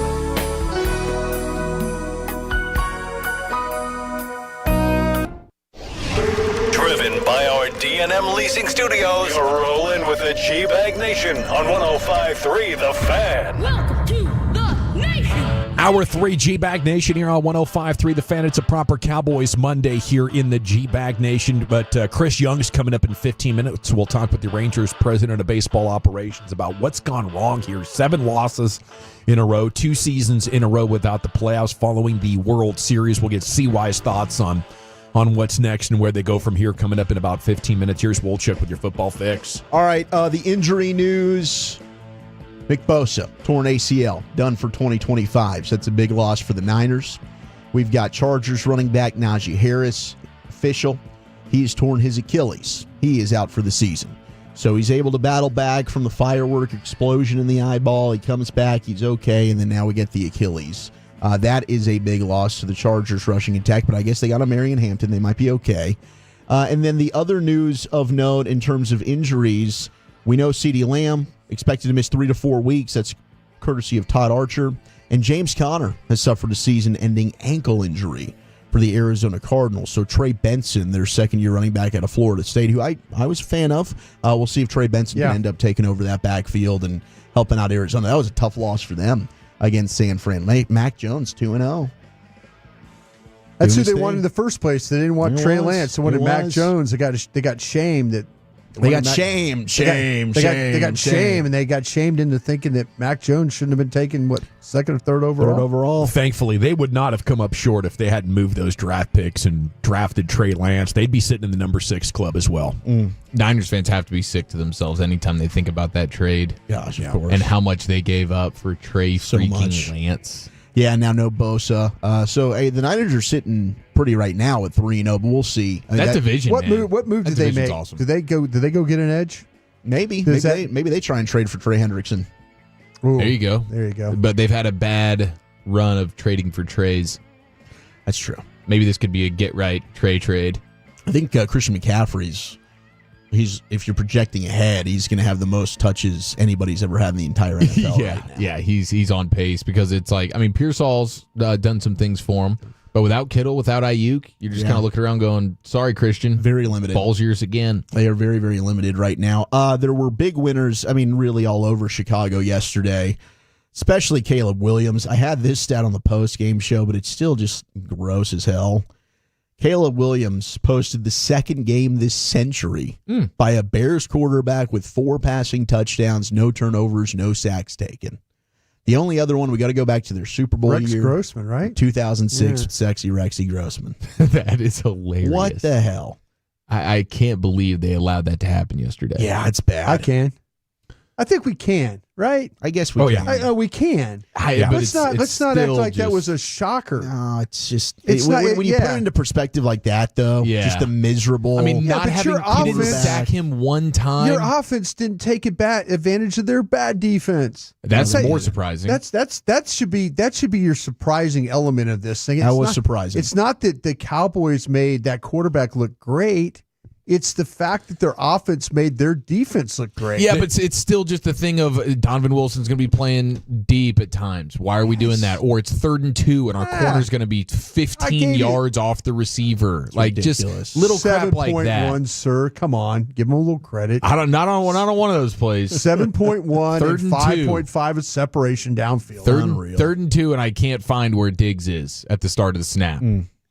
The single high with Donovan Wilson as well. I don't think this team has a chance of winning a game until CeeDee Lamb comes back. They got to make some big changes. Wanye Thomas did get some playing time at the end of the game, and then they took him off the field. They need to just be playing Wanye and Malik Hooker. Well, they took him off. I believe when it was the Moore touchdown. He was playing up until that's where Wilson came in, and then Wilson came in for like 2 snaps after that. Like Thomas had actually come down in the box, made some plays, was kind of physical. If they were allowed to play with 12 defenders, would they still be the worst defense in the league? With the way that they're rushing the passer right now, maybe. Yeah. The 12th defender they rushed 5 in that first drive. The 12th. Where would you play the 12th defender? Probably at the line of scrimmage. Yeah, probably to get another edge rusher. They've tried to rush guys and they can't get 5 home. No, I know. David Clown is going to be active, Brian. What? Don't worry. Clowney's coming back. Clowney would be like playing with 12 guys. Overshown, just a couple weeks away. Game wrecker. Bland around the corner. Oh, yeah. Just wait for the meat of the Josh schedule. Butler, Savone Revel. We're going to get our horses back. Things going to get right now. We're going to be living just like last year with Zimmer fixing this thing. And Flus we trust, baby. In Flus we trust. How about this wild stat? Sam Munson, one of Brian's favorites. He loves me. According to NFL Pro, Dorrance Armstrong is leading the NFL in both pressures and pressure rate through 3 weeks. Dorrance Armstrong. So they knew getting rid of Fowler. They knew getting rid of Fowler was the right thing. Is that what we're saying? I don't know. You see Washington play, he's a dang good player. He is good. And he's strong, too. It's not like he was that lean, situational pass rusher when he was with the Cowboys. He's an every-down player. Dan Quinn's got him rolling. Now, we had free wieners for everybody. Ahead of Sunday's showdown with the Cowboys, the Wiener Circle, a Lincoln Park neighborhood hot dog stand in Chicago, said they're going to give free hot dogs if Caleb Williams tossed a quartet of touchdowns. Wow. They must have known something. Well, he did. They said they weren't surprised when they were giving out those free hot dogs. Surprise. Congrats, everybody. Caleb Williams said, enjoy the hot dogs. This is a promotion that they knew Dallas was coming to town. What is this place called? Circle Wiener? Wiener Circle. Okay. The Wiener Circle. Wiener Schnitzel. The Wiener Circle. Didn't you guys get sick in Oxnard and Wiener Schnitzel? That was a really bad time. It's one of the worst decisions I've ever made. That's one I don't think I'm going to circle back to. No, not circling back to that Wiener. No. Let's go to Chris Jones. This was post-game yesterday. Chris Jones, Kansas City Chiefs defensive tackle. Who? That's what I said. He's going to do that with every Jones. I like it. It's a good bit there, Brian. And it's impressive. I think people like it on the text, too. Who? Chris Jones? It's Mike Jones, isn't it? Yeah. Okay, thank you. You tell me, man. All right. You're locked in. They get the win. I am a locked-in guy. They're booing Russell Wilson. They want Jackson Dart. And I guess Chris Jones has been trying to get him some Russell Wilson jersey action for years. And Melissa Stark asked him about it on Sunday Night Football in the postgame. All right, you told us that you have asked Russell Wilson multiple times for his jersey, to do a jersey swap, and you've never gotten one. Never gotten it. Did you ask him again tonight? I don't even want it. It's all good. I don't want it. Hey, over time you kind of understanding that now I don't even want it. It's love and war. All right, you guys are on to the Ravens. It's love and war. On to the Ravens. So is it because, Russ, if he's not playing the Cowboys, just still sucks? Or just him denying? It's like, now I just hate you as a human being. Yeah, I think that's where this was all stemming from. Is just like, you've denied me so many times now that I just simply don't want it. Yeah. But it is incredible to see Russell Wilson's performance last night compared to what he had just a week prior. Oh, yeah. It's terrible. It's going to be record-setting days. Yeah. For just average to below average quarterbacks. He was the first quarterback in NFL history to throw for under 200 yards and no touchdowns in one start, then throw for 450-plus yards in his next start, then throw for under 200 yards and no touchdowns again in his next start. That is awful. Cowboys are the get-right team, man. Yep. I mean, get ready for October 26th when Bo Nix gets to pretend he's an all-pro quarterback. Bo Nix is going to look great. Shauno's going to light this thing up. Oh, yeah. Cortland Sutton, Marvin Mims. The Cowboys defense is going to make other fan bases delusional about their quarterback. Yeah. Oh, yeah. That's what's going to happen. He finally figured it out. Like, the Giants should have started Jackson Dart as a confidence game last week. Dude. They should have. They would have just passed the torch over. That's the new franchise guy. Yeah. Dable could save his job if he played the Cowboys every week. Aaron Donald is going to become the 11th Pitt player to have his number retired. The three-time NFL Defensive Player of the Year is going to get his number 97 honor during the Panthers game against the Fighting Irish in Notre Dame on November 15th. Do you have a list of them? Of all 11? Yeah. I might say it on here. I can try and look. Yeah, I got them. Marino, Dorsett, Fitzgerald. Marino, Dorsett, Hugh Green. Well, it only gave me Marino, Dorsett, and Fitzgerald, among others. LaShawn McCoy. But I can find it. You think LaShawn McCoy's got it? Hugh Green's involved here. I think Jimbo Covert's involved. Jimbo Covert, maybe, with the tackle. From the Marshall Goldberg, you said Joe Schmidt. Joe Schmidt was the Detroit linebacker back in the day. Mark May. Jimbo Covert's on here. Yeah. Yep, Jimbo Covert's on here. Okay. Who else you got? Bill Fralick. Oh, Bill Fralick. I forgot Bill Fralick. 79, I think, was his number. Mike Ditka. Mike Ditka. And Hugh Green. You're right about Hugh Green. Hugh Green. Okay, I got a couple. I'm more of a Hugh Grant guy myself. I know you were. But I like rom-coms. Do you like Two Guys in a Funeral? What was that thing called? Notting Hill. He's a big Notting Hill. was What was all that thing? time. Two funerals and a wedding? 2 weeks notice? Was it two Yes, funerals that's and a great movie. Two weddings and a funeral? Yes, 2 weddings and a funeral, I think is exactly what it was. I missed that one. All right, let's go to the And you Overlapper. call yourself a rom-com guy. The Overlapping podcast. Once again, just BS. I was that on everybody. Hugh Grant. They did The Man Who Went Up a Hill and Came Down a Mountain. Oh, it's so funny. It's clever. The worst movie ever. Really? Is that what it's called? Yeah. The man who went up a hill and came down a mountain? Yeah, there was some sort of a town debate on whether it was a hill or a mountain. It had to be a certain height to be considered a mountain. Good Lord. And he had some sort of way of measuring it. I think there was romance mixed in. It was just atrocious. Yeah, Wow. it Julia awful. Roberts That's the in it kind of doing crap you something. watch. Yeah. Acting as a famous Julia Roberts actress. in it. Annette Bening. All right, let's go to primetime. He was on New Heights, and he had some clarification to Shador and the Ravens rumors that came out a couple weeks ago. But I want you to really pay attention to the end of this clip, and the Overlappers are at it again. Tell me this, because this was all over the media, because I know y'all keep it a buck. That's why I love y'all to life. Yes. They made a big deal out of Philly called us on draft day. Okay. They didn't mention that. I just let a cat out of the bag. I didn't know that. Yeah, okay. Who was it? Baltimore. And I the heard Browns. this, yeah. And the Browns. They Yes. forget, I know, I played for Baltimore, so me and Ozzy are cool. There you So go. he understood that whole conversation, and he wanted to talk to Shador as well as you want to talk to me. And I put Shador on the phone, and Shador, I don't want to say how it went, but how in the world can somebody fault him for saying or thinking, why in the world would I go back up Lamar for 10 more years? For sure. I've never sat on the bench and said, well, I learned a lot today. Great quote. God, that is a good quote. That is an all-time overlap from Jason Kelsey there. That was. I mean, very- he went full like. I mean, it was bad. Gosh. That was. I think he needed a way out of the discomfort that he was feeling because I don't think he agreed with the Sanders decision outside of the interview. No, outside of once you're in the 5th round and the Ravens want to take you, Lamar's had a history of getting banged up he at does. times. Like that's a great spot for you to be in. You could go out, show your stuff. You're playing for a good team. Maybe somebody else trades you. They want you to be the 1st round pick. I think big picture, that was probably a poor decision. I'd rather be in Baltimore than in Cleveland. But it was interesting that Filthy called and was poking around at maybe drafting Shador Sanders. That would have been a good opportunity, I think, because I don't know how long Jalen Hurts is going to be good. Obviously, as a pocket quarterback, leaves a lot to be desired. The injuries, the legs, but going to Cleveland, I think, is the ideal thing. And I love the kid's attitude. Every time Shador Sanders does an interview, I'm like, man, this kid has got so many, quality traits, and he's taken everything in stride. I don't know how the narrative ever got out that he was disrespectful or doesn't appreciate his opportunity. Like he's going through, I think, the perfect attitude. Yeah, and they're really, I don't know what's going on with him. I saw a quote from him the other day where he talks about he's a scout team quarterback.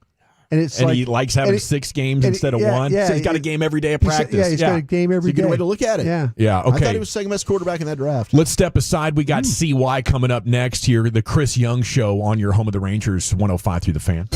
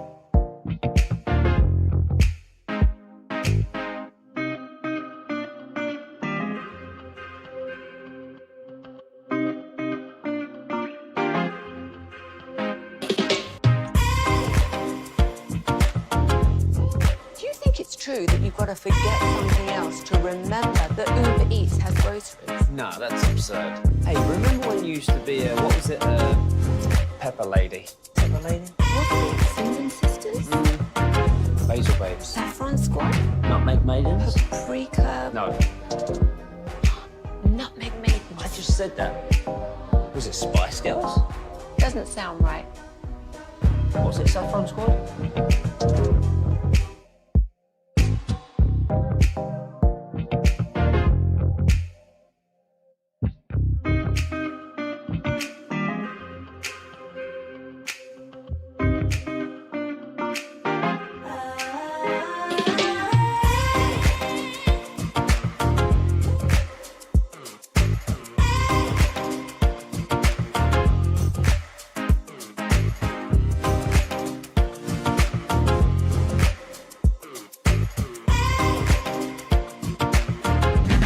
Yeah, buddy, it's time for the Chris Young Show here on your home of the Rangers. Segments brought to you by the Frankels. If you've been injured in a car or truck wreck, call the Frankels first, 214 or 817-333-3333.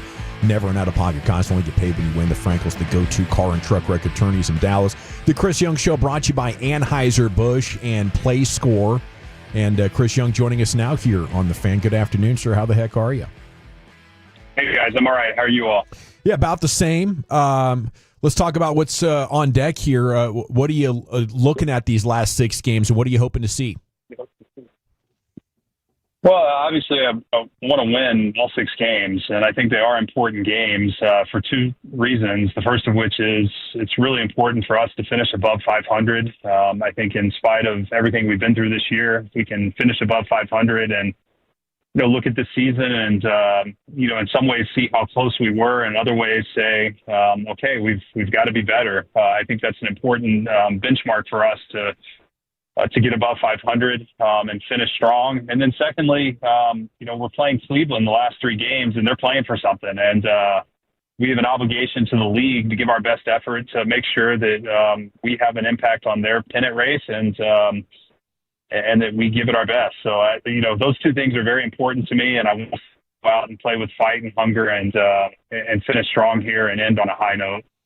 What would you do differently if you look back in the last 6 months? Anything?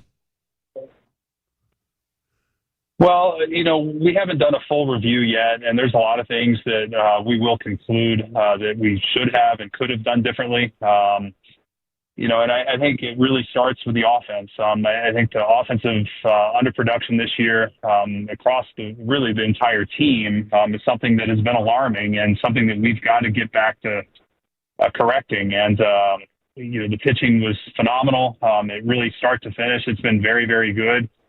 But the offense, especially early on, underachieved. And there's no doubt that we didn't win games early in the season that we should have won. And so how we correct that in terms of personnel, hitting philosophy, changes that we need to make in terms of the style of play that are going to lead to producing more runs, it's going to be critical for our success moving forward. And so I'll start with that. But there's going to be a much deeper review and analysis that we will conduct upon the conclusion of the season, and at which point, in a few weeks, I'll have a better answer for you. I always say that I love knowing Chris Young, World Series champion GM, is at the helm here. I love how you've built a great pitching staff and the starters and the bullpen and all that. Are you thinking that maybe we take a little bit out of the jar for pitching and throw it towards hitting, or going into 2026 off season, what are you willing to sacrifice to make sure your offense is better? Well, ideally, you'd have both, and I felt like we should have had both this year. I mean, I really, just being very candid and honest, I thought our hitters were more talented in the way they performed, and so I don't see the reason we can't have both, and I don't think we have to take a step back from the pitching to take a step forward on the hitting side. So the question is, what do we need to do to get the best out of our guys so that they can perform at the levels we believe they're capable? And I think it starts with that. So I don't think it's subtracting from the pitching staff. I think it's really, and I said this last year, it's getting the best out of our own guys, and we've got to make sure we do that. And we did not do that well enough this year. Do you expect to see Simeon or Seager before the season ends? At this point, I'm not sure it makes sense to rush either one of those back. Final determination has not been made on either player, but I know they've both been fighting hard as we've been in a pennant race to get back. But there is risk associated with an early return for each of those players, and I'm not sure at this point it makes sense for that. So I think at this point we'd like to play more cautiously and make sure that those guys are healthy to start the off season so they can have good off seasons ahead of them. Is there any similar thought process with DeGrom and maybe he's made his last start? Jacob's going to make another start. He wants to make another start. He feels good physically, and we think it's important for him, for two reasons. One, it would be the 30-start mark for him, which I think is a great accomplishment. It's such a win. Jacob has had a tremendous year, and we had said to our fans at the beginning of the year that Jacob DeGrom would be making 30 starts this year. We'd all be thrilled. So I think for Jacob to have that last start and to finish on a high note, he wasn't happy with his last start. He wants to go out on a win. It gives him another chance to do that, and we're excited to see him out there one more time. Chris, do you have any indication what Bruce Bochy might be his plans after this season? No, we have not discussed that, and as the season winds down here, we will get into those conversations, but that's not something neither one of us have been focused on at this point. It's really how to get this team into the playoffs, and obviously this last week has been a real gut punch to all of us. Chris Young here with you on 105.3 The Fan. Looking at a guy like Josh Smith, how would you characterize his season, and what have you learned about him and maybe his role moving forward? Well, I don't want to make firm assessments, based on the last several weeks. There's no doubt Josh has struggled in the second half. We know he's a really good player. We've seen it in the first half, but, last year he also struggled in the second half. So we have to determine whether that's overuse and overexposure, or is this just something we need to change in terms of the way he's training and the way he's deployed throughout the season so that we can keep him fresh and keep him strong to have a good second half. But, he's a critical part of our team, and to see him struggle the last few weeks has been tough. We've needed him to perform, and it hadn't been there. And, we've got to find a way to make sure he can have a great season start to finish. You mentioned the gut punch over the last 7 games after that winning streak. What happened there? Did the dam break a little bit on you? Well, in going to Houston, New York, we're playing two pretty good teams. We won the first two in New York and then had a tough loss Sunday, and then went down to Houston and, played a really good team and a tough place to play, and played it with, kind of a depleted group. And at some point, while these young guys have played so well, at some point, you can only rely on them so much. And we just kind of got cold from an offensive standpoint, and our starting pitching wasn't as sharp as maybe they've been all year. But, as good as the starting pitching has been, you want to afford them a little bump in the road at some point during the season. And unfortunately, it came at a critical time. But the reality is this season didn't come down to this last week. We had ample opportunities throughout the year to really establish ourselves as a really competitive winning team. And we just didn't do that, especially in the first half of the season when our guys were healthy. We didn't build the cushion. We didn't build the lead. We didn't perform at our expectations. And so, when we did sustain the injuries in the second half, especially here in September, it thinned us out. And while those guys played well for a period of time, you can only sustain that for so long without your big boys. And I think that's what we ran into. We've got some listeners that are texting in and are wondering if you could give us any clarification on if the team is indeed in the luxury tax, and how realistic should fans' expectations be for how aggressive you're going to be able to be this offseason? Well, we haven't discussed that with ownership yet in terms of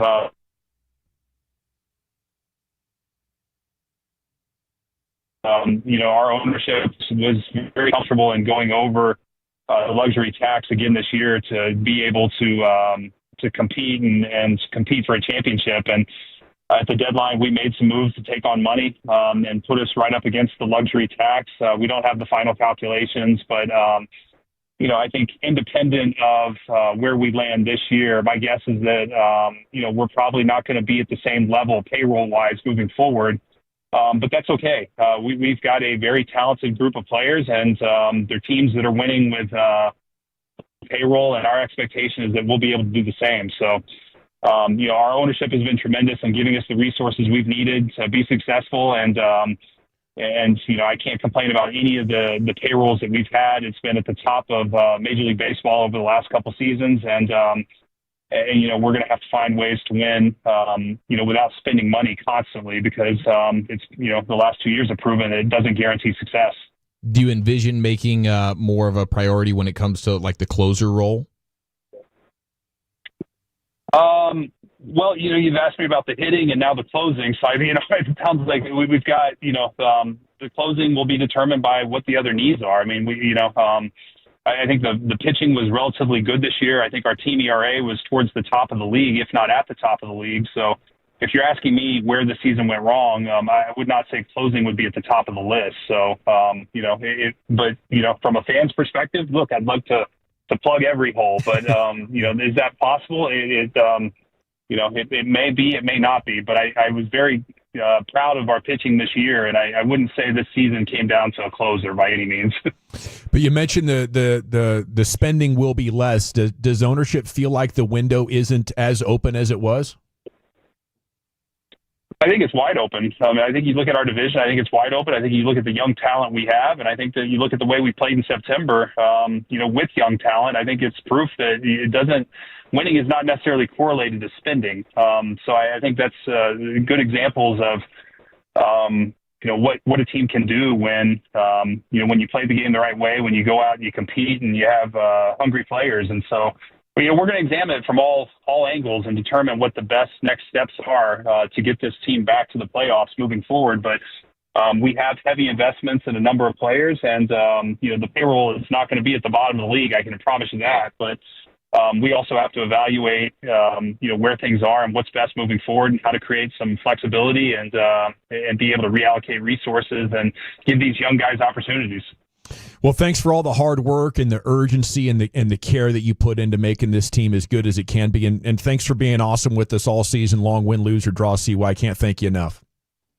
Well, look, guys, I tell you, I'm as disappointed as anybody in the outcome of the season. I had high expectations. I thought on paper we were one of the best teams in the American League, but it didn't come together this year. I'm very frustrated by that, but I speak for our entire front office and organization when I say we're fully committed to figuring out how to get this team back to the playoffs, because this organization is a great organization. Our fans deserve a winning product and a playoff caliber team every year, and we came up short this year, but we're going to get back to work and figure this out.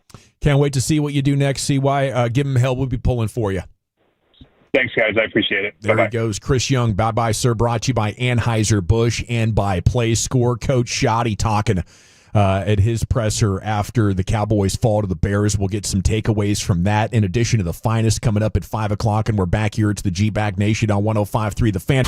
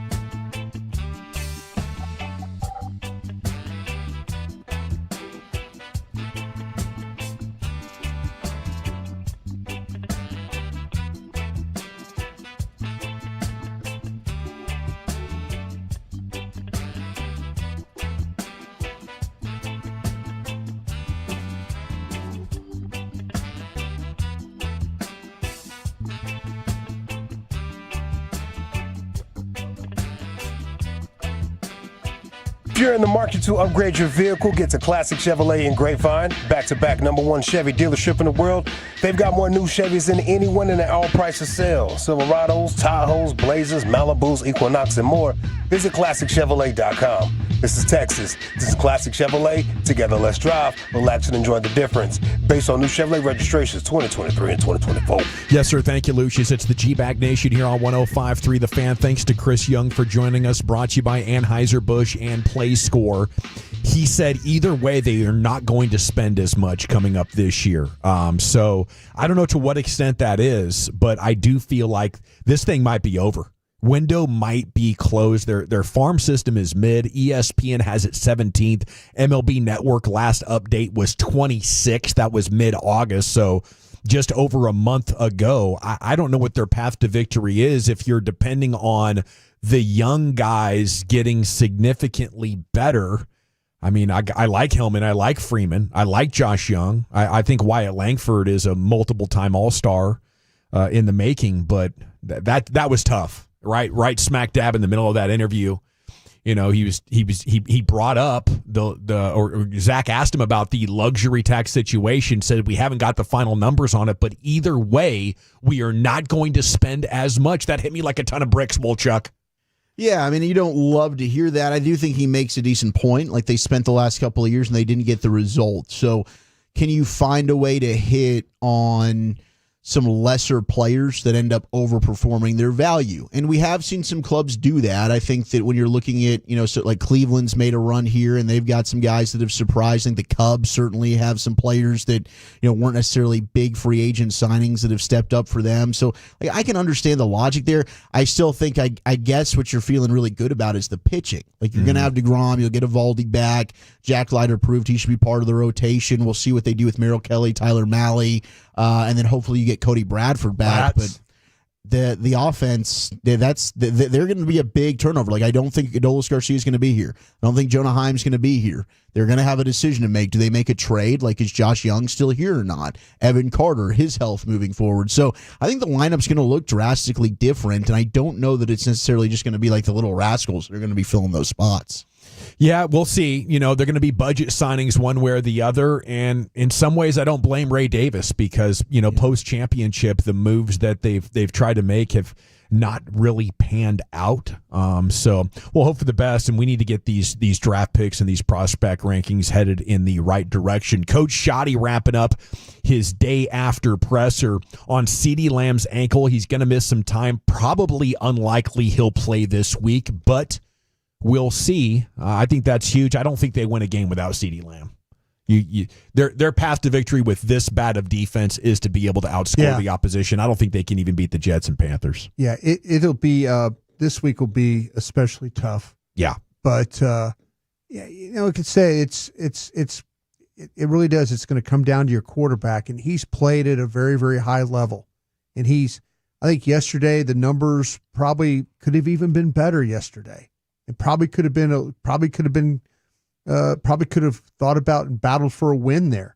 You know, there was just too much of when they really against the Giants, they made every clutch play they had to make to win that game. When they had to make some clutch plays yesterday, they didn't deliver. They didn't get a block when they needed it. They got a one-handed catch in the end zone, but guy got two hands on the ball and it ended up being an interception. You know, they just did not, and give the Bears some credit. I mean, the Bears did what they had to do to win the game, but they're going to have to. They're just going to have to. We talk about it, Cincinnati, the way they played, a 9-8 team.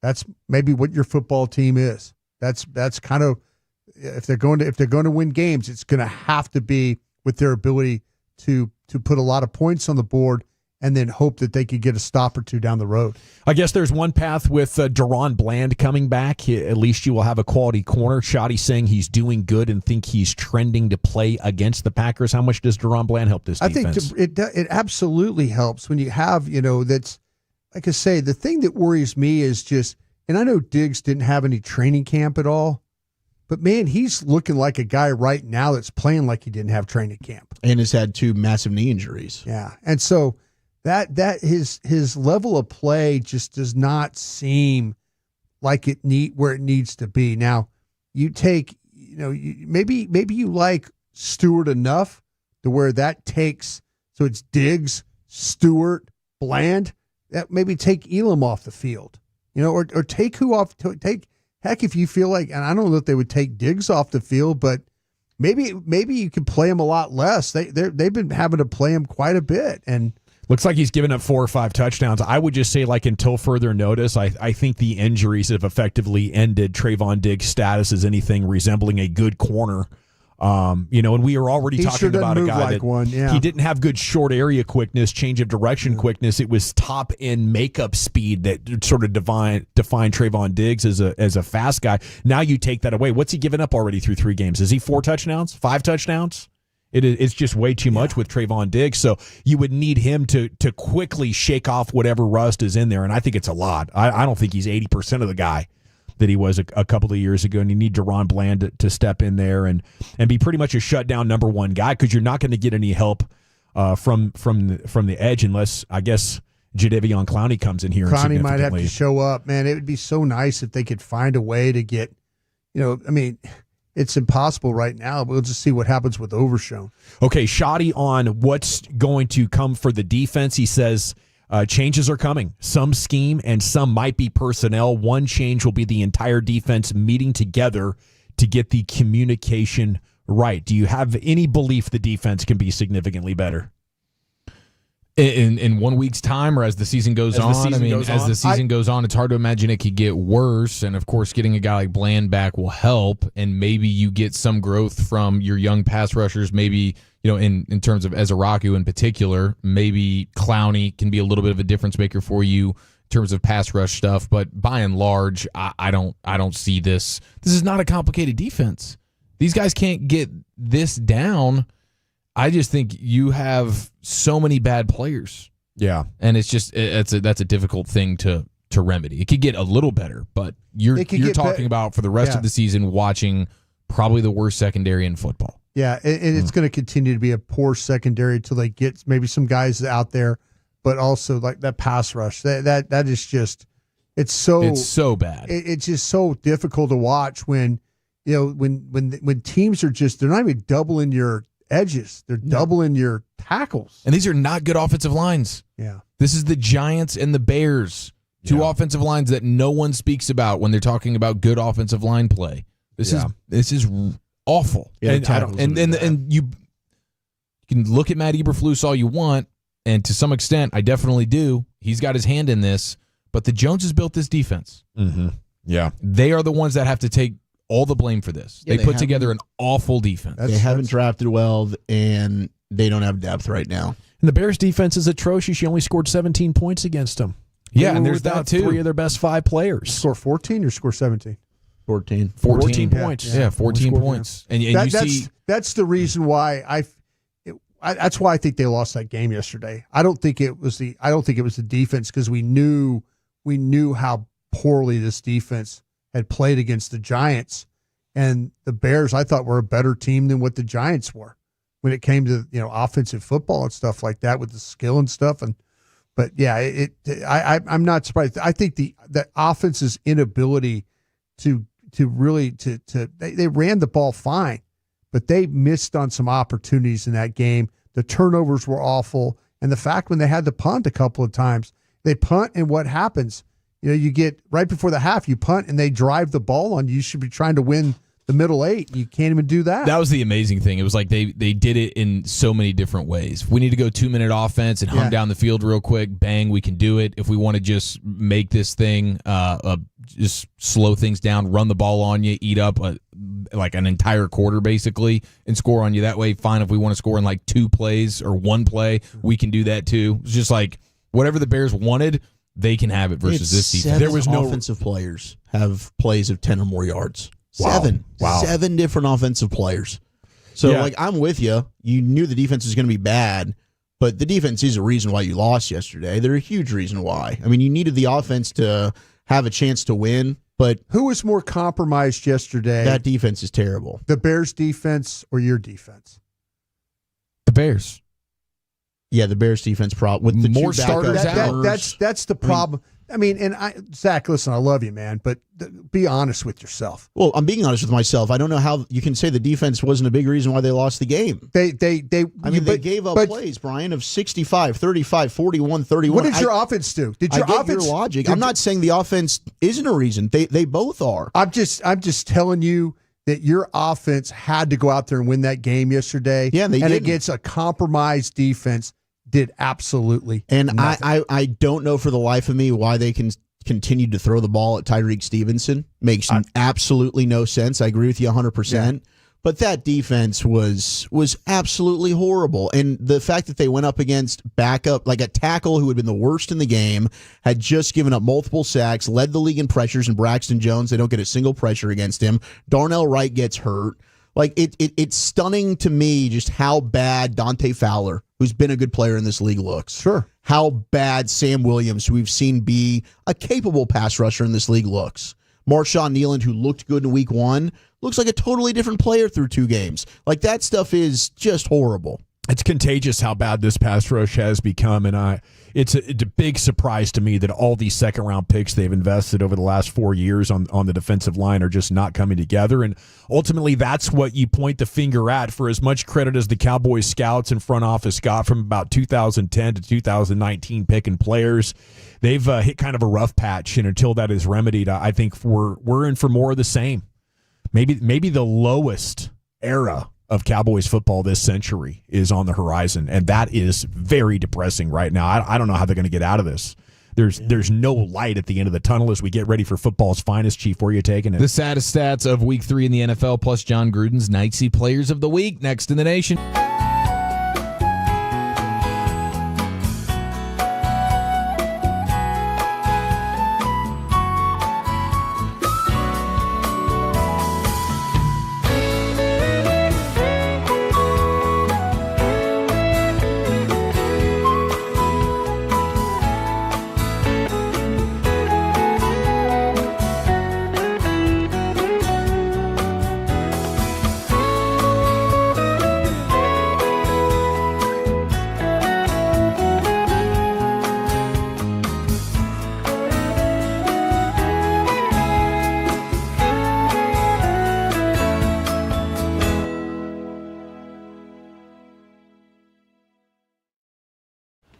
Uber Eats has Lola V products? I gotta remember that. Well, you know, they say in order to remember something, you have to forget something else. Okay, now that is a very cute haircut. That's like a little shag. I've never seen it before. Well, I mean, of course you have. It's the Rachel. Oh, is that your name? No, I mean like your name. No, I'm Jen. My name's Jen. Right, but I just mean like this is your haircut. But that's hair on your head. I'm not saying this is your hair. Okay, freaking gentleman.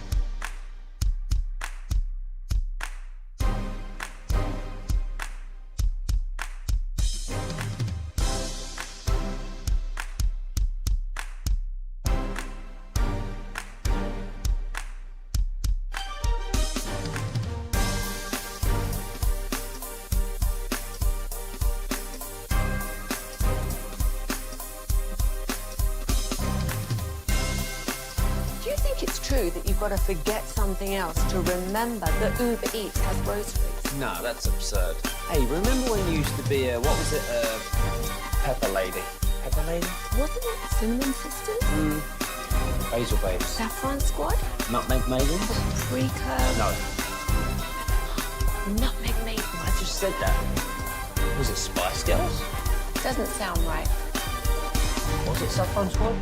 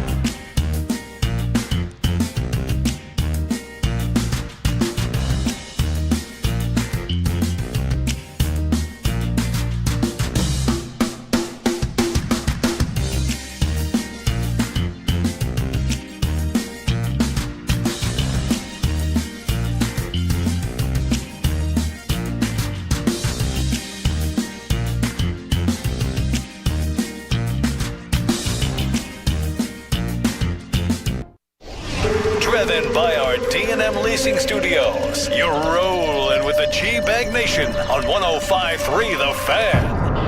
Hour 4 of the G-Bag Nation on 105.3 The Fan. Hope you're having a fantastic day. We are 1 hour from Two Guys, One Booth, an audio celebration of the Cowboys game day that was. Of course, we got G-Bag of the Day coming up at 5:30 and LA Live at 5:40. Here's Chief with an edition. Football's finest. Yes, sir. Thank you very much. What a day of football it was yesterday, though, huh? I mean, Cowboys aside, that freaking witching hour was exactly what football is about.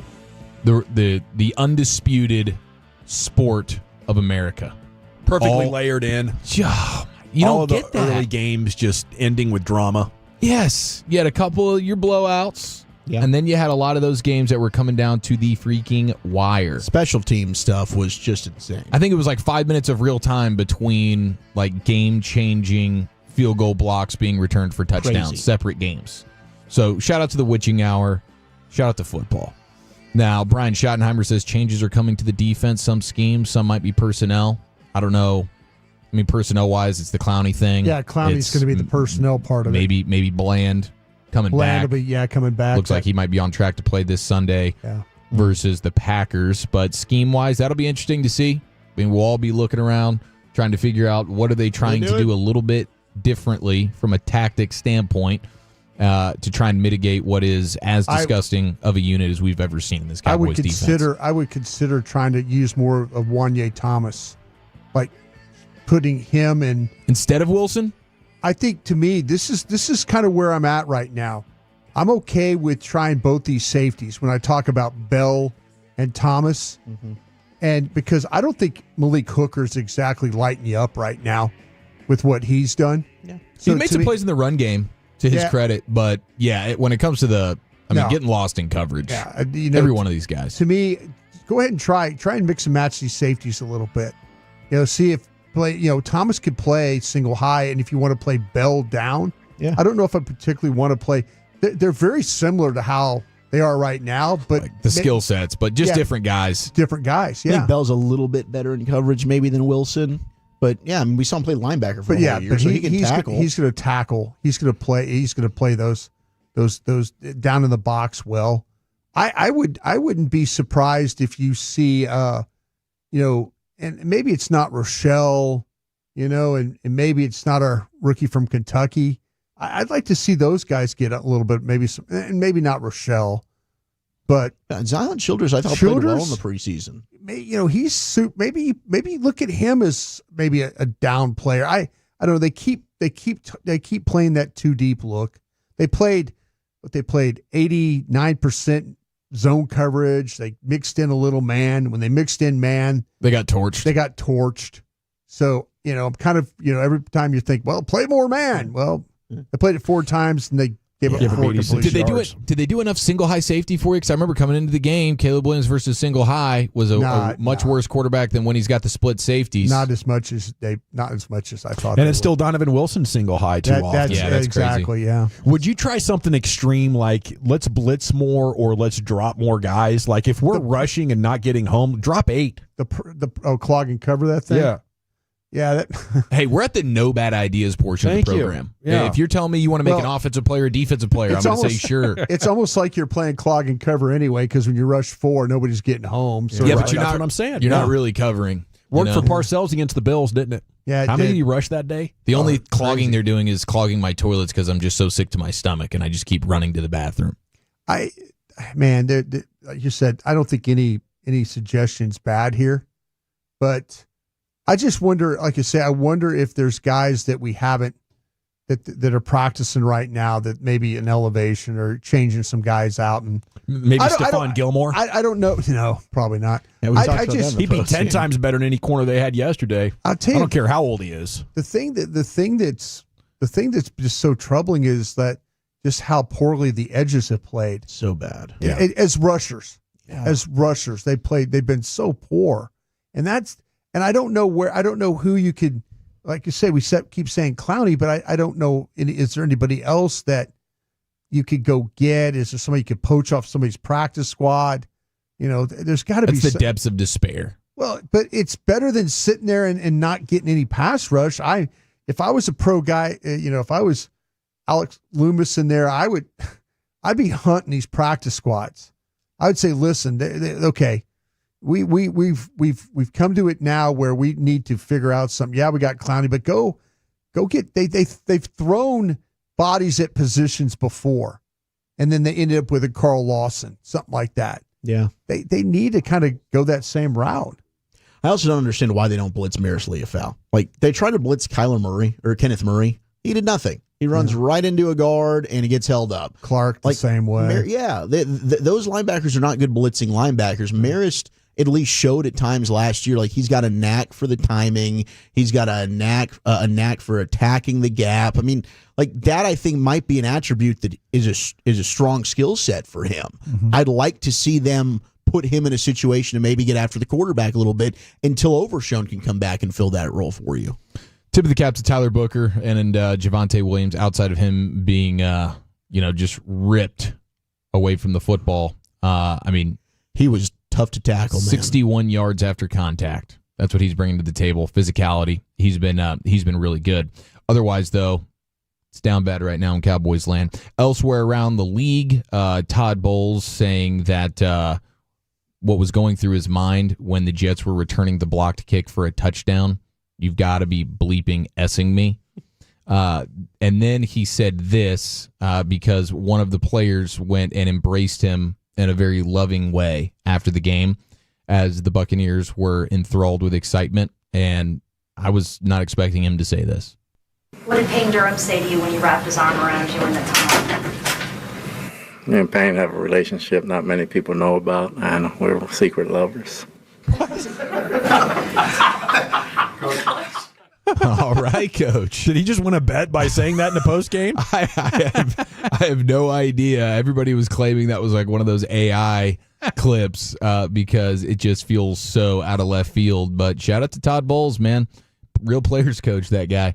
And just Baker Mayfield and these Buccaneers are just playing crazy games. Like every single one of their games as they're 3-0 now have come down to the wire.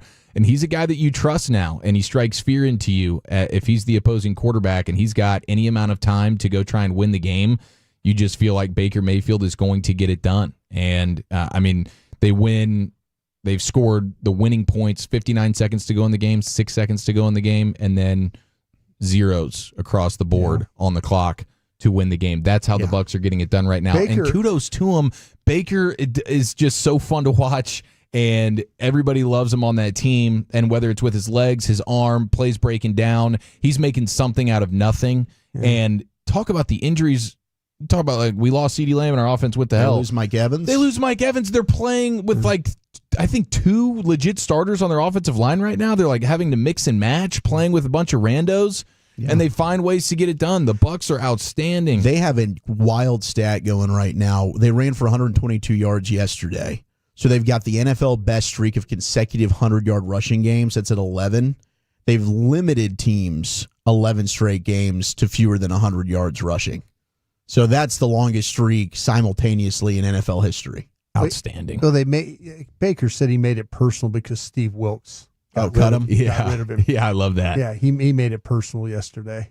He sure did. And that's part of the reason why just the competitive spirit of Baker Mayfield. How about the bad beat, though? I mean, plus 3.5 for the Rams. That's an all-time kick in the nuts right there. I know. Rams well on their way to not only making the 3.5 look easy. I mean, the money line bets were looking good right there. 12 minutes left in the third quarter. The Rams are up 26-7.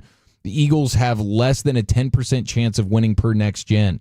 Next thing you know, it's 26-21.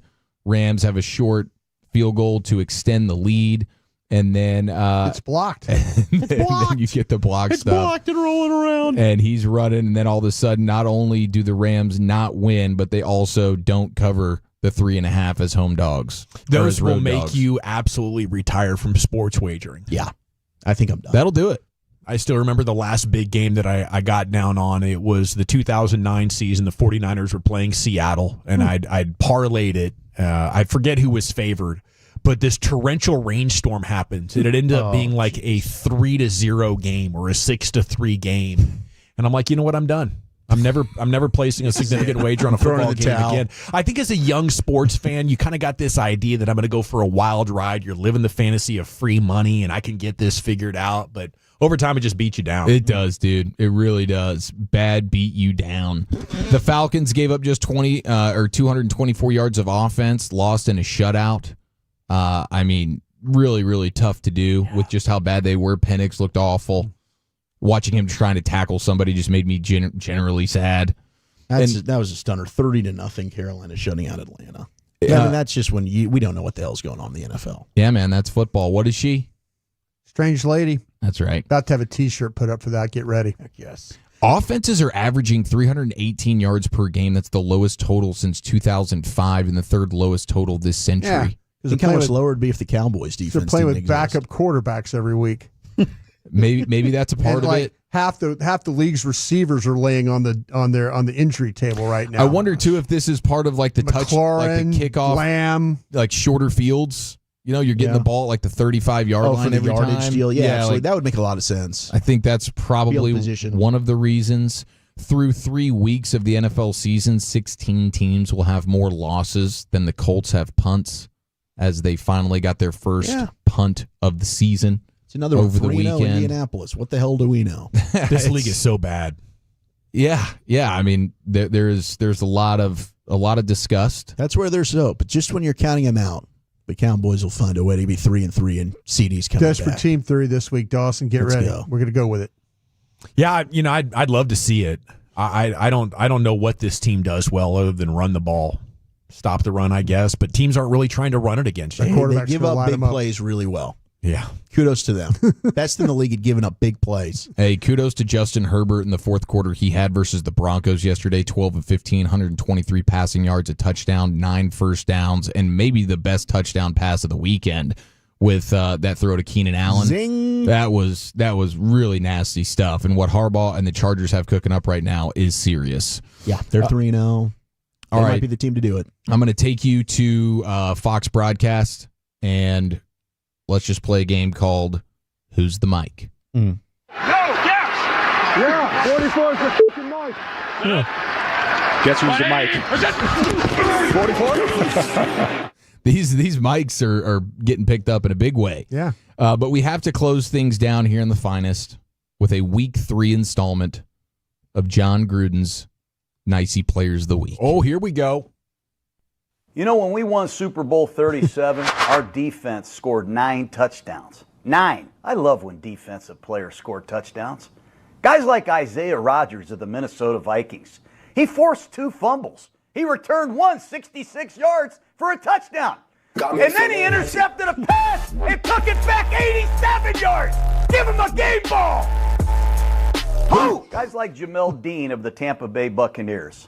Did you know Dean took a pay cut to stay with the Buccaneers? And then yesterday, he jumped in front of Garrett Wilson and took a pass back 55 yards for a touchdown. Got me feeling. This is the best Jamel Dean I've ever seen. Go Bucks! Who? Guys like Shaw Smith-Wade of the Carolina Panthers. You know, yesterday Mike Penix was looking for Bijan Robinson, but Shaw Smith-Wade, he blurred the screen. Touchdown Panthers! Panthers win! Who? Guys like Kenny Moore of the Indianapolis Colts. You know, yesterday Cam Ward was looking for Tony Pollard, but Kenny Moore tore the game open. Touchdown Colts! They're 3-0, baby! Who? Guys like Jordan Davis of the Philadelphia Eagles. You know he lost 25 pounds so he could have better stamina late in the game?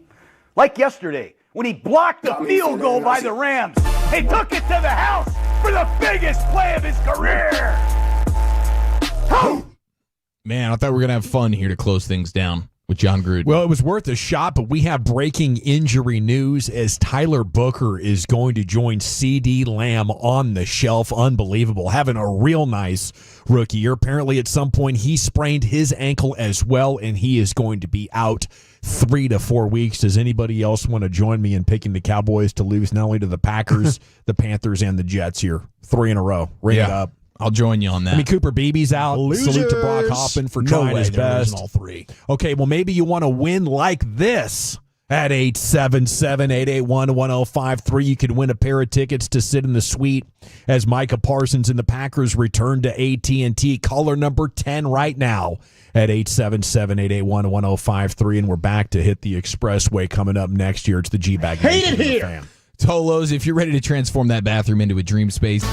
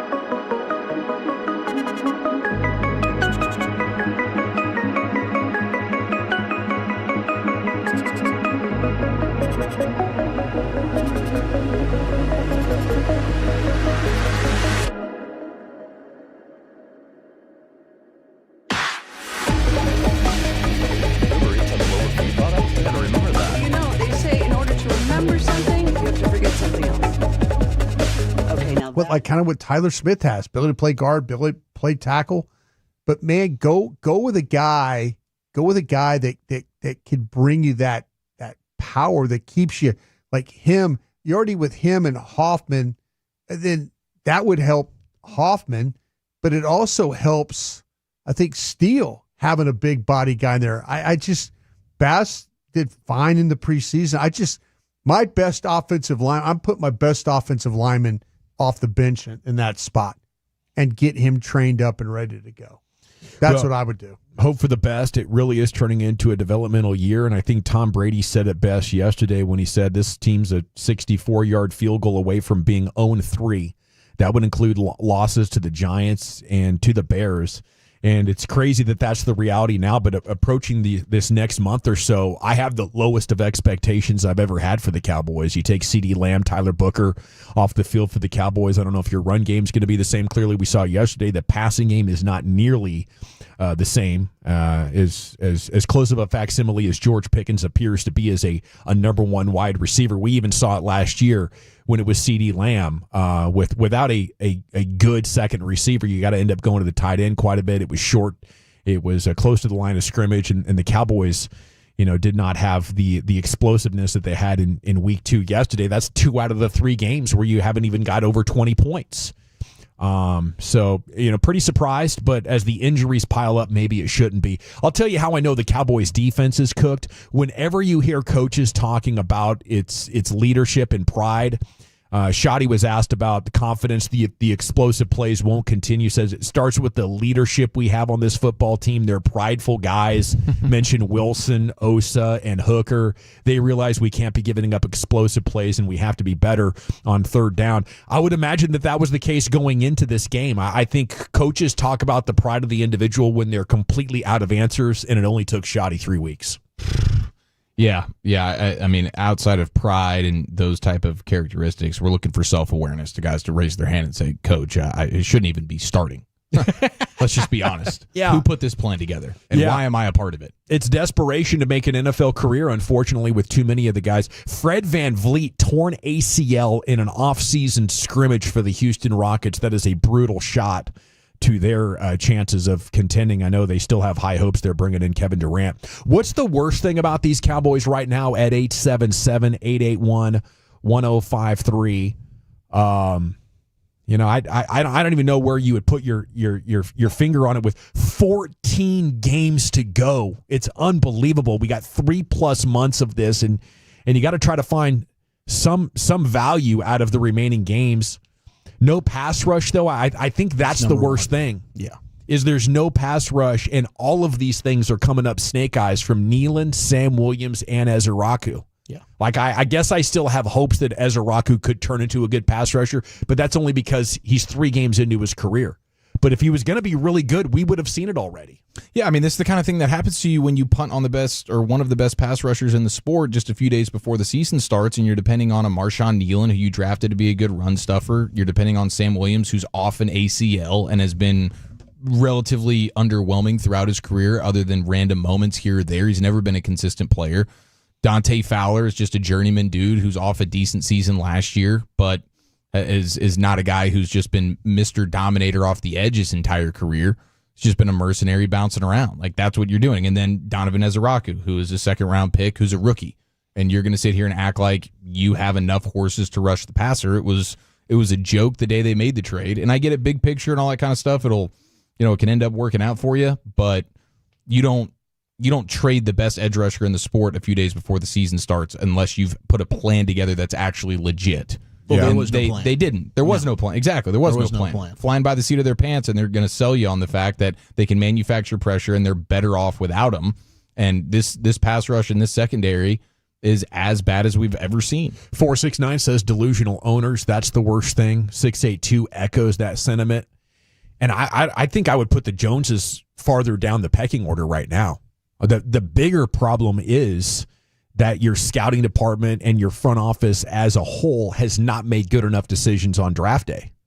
The Joneses were the reason that you couldn't take advantage of good drafts and put the finishing touches on a championship roster. You can't even get there right now because they have really had a number of poor drafts, probably since the Micah Parsons draft at the end of 2020. Yeah. What is it, Wolchuk? Is it the last 25 defensive players? Yeah, they've taken 25 defensive players since 2021. 15 of them are no longer on the team.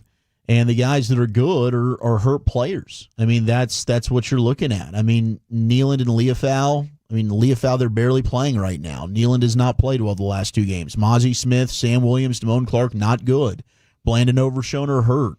Diggs is a guy they re-signed, supposed to be one of your best players. He's been hurt. He's not playing well. And then Osa, probably your most consistent guy, but he hasn't been making enough of an overall impact for you. And then other guys just can't get active on game day. So they just haven't been able to hit on their defensive draft picks. Now you're looking at a talent-depleted roster.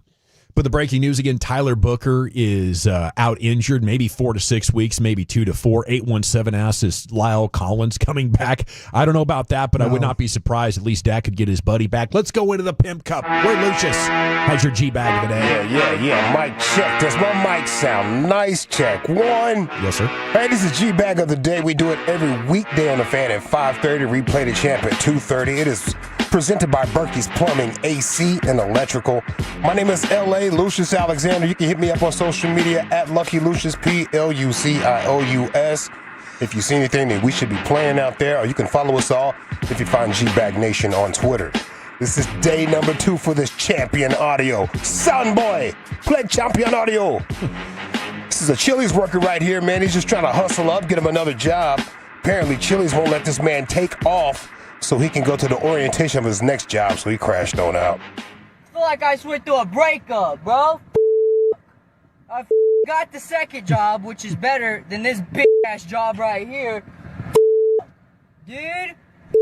So, I try to get them to work with me, because I wanted to keep this job too, alright? But my training for my other job is going into the time for this job, which I've been here for months. I've been coming in on days that I don't even need to come in. Like, they busted my f***ing ass, and they don't even want to give me just a few weeks or a week off to do my f***ing training, bro. Like, you then, Chili's. Oh, man.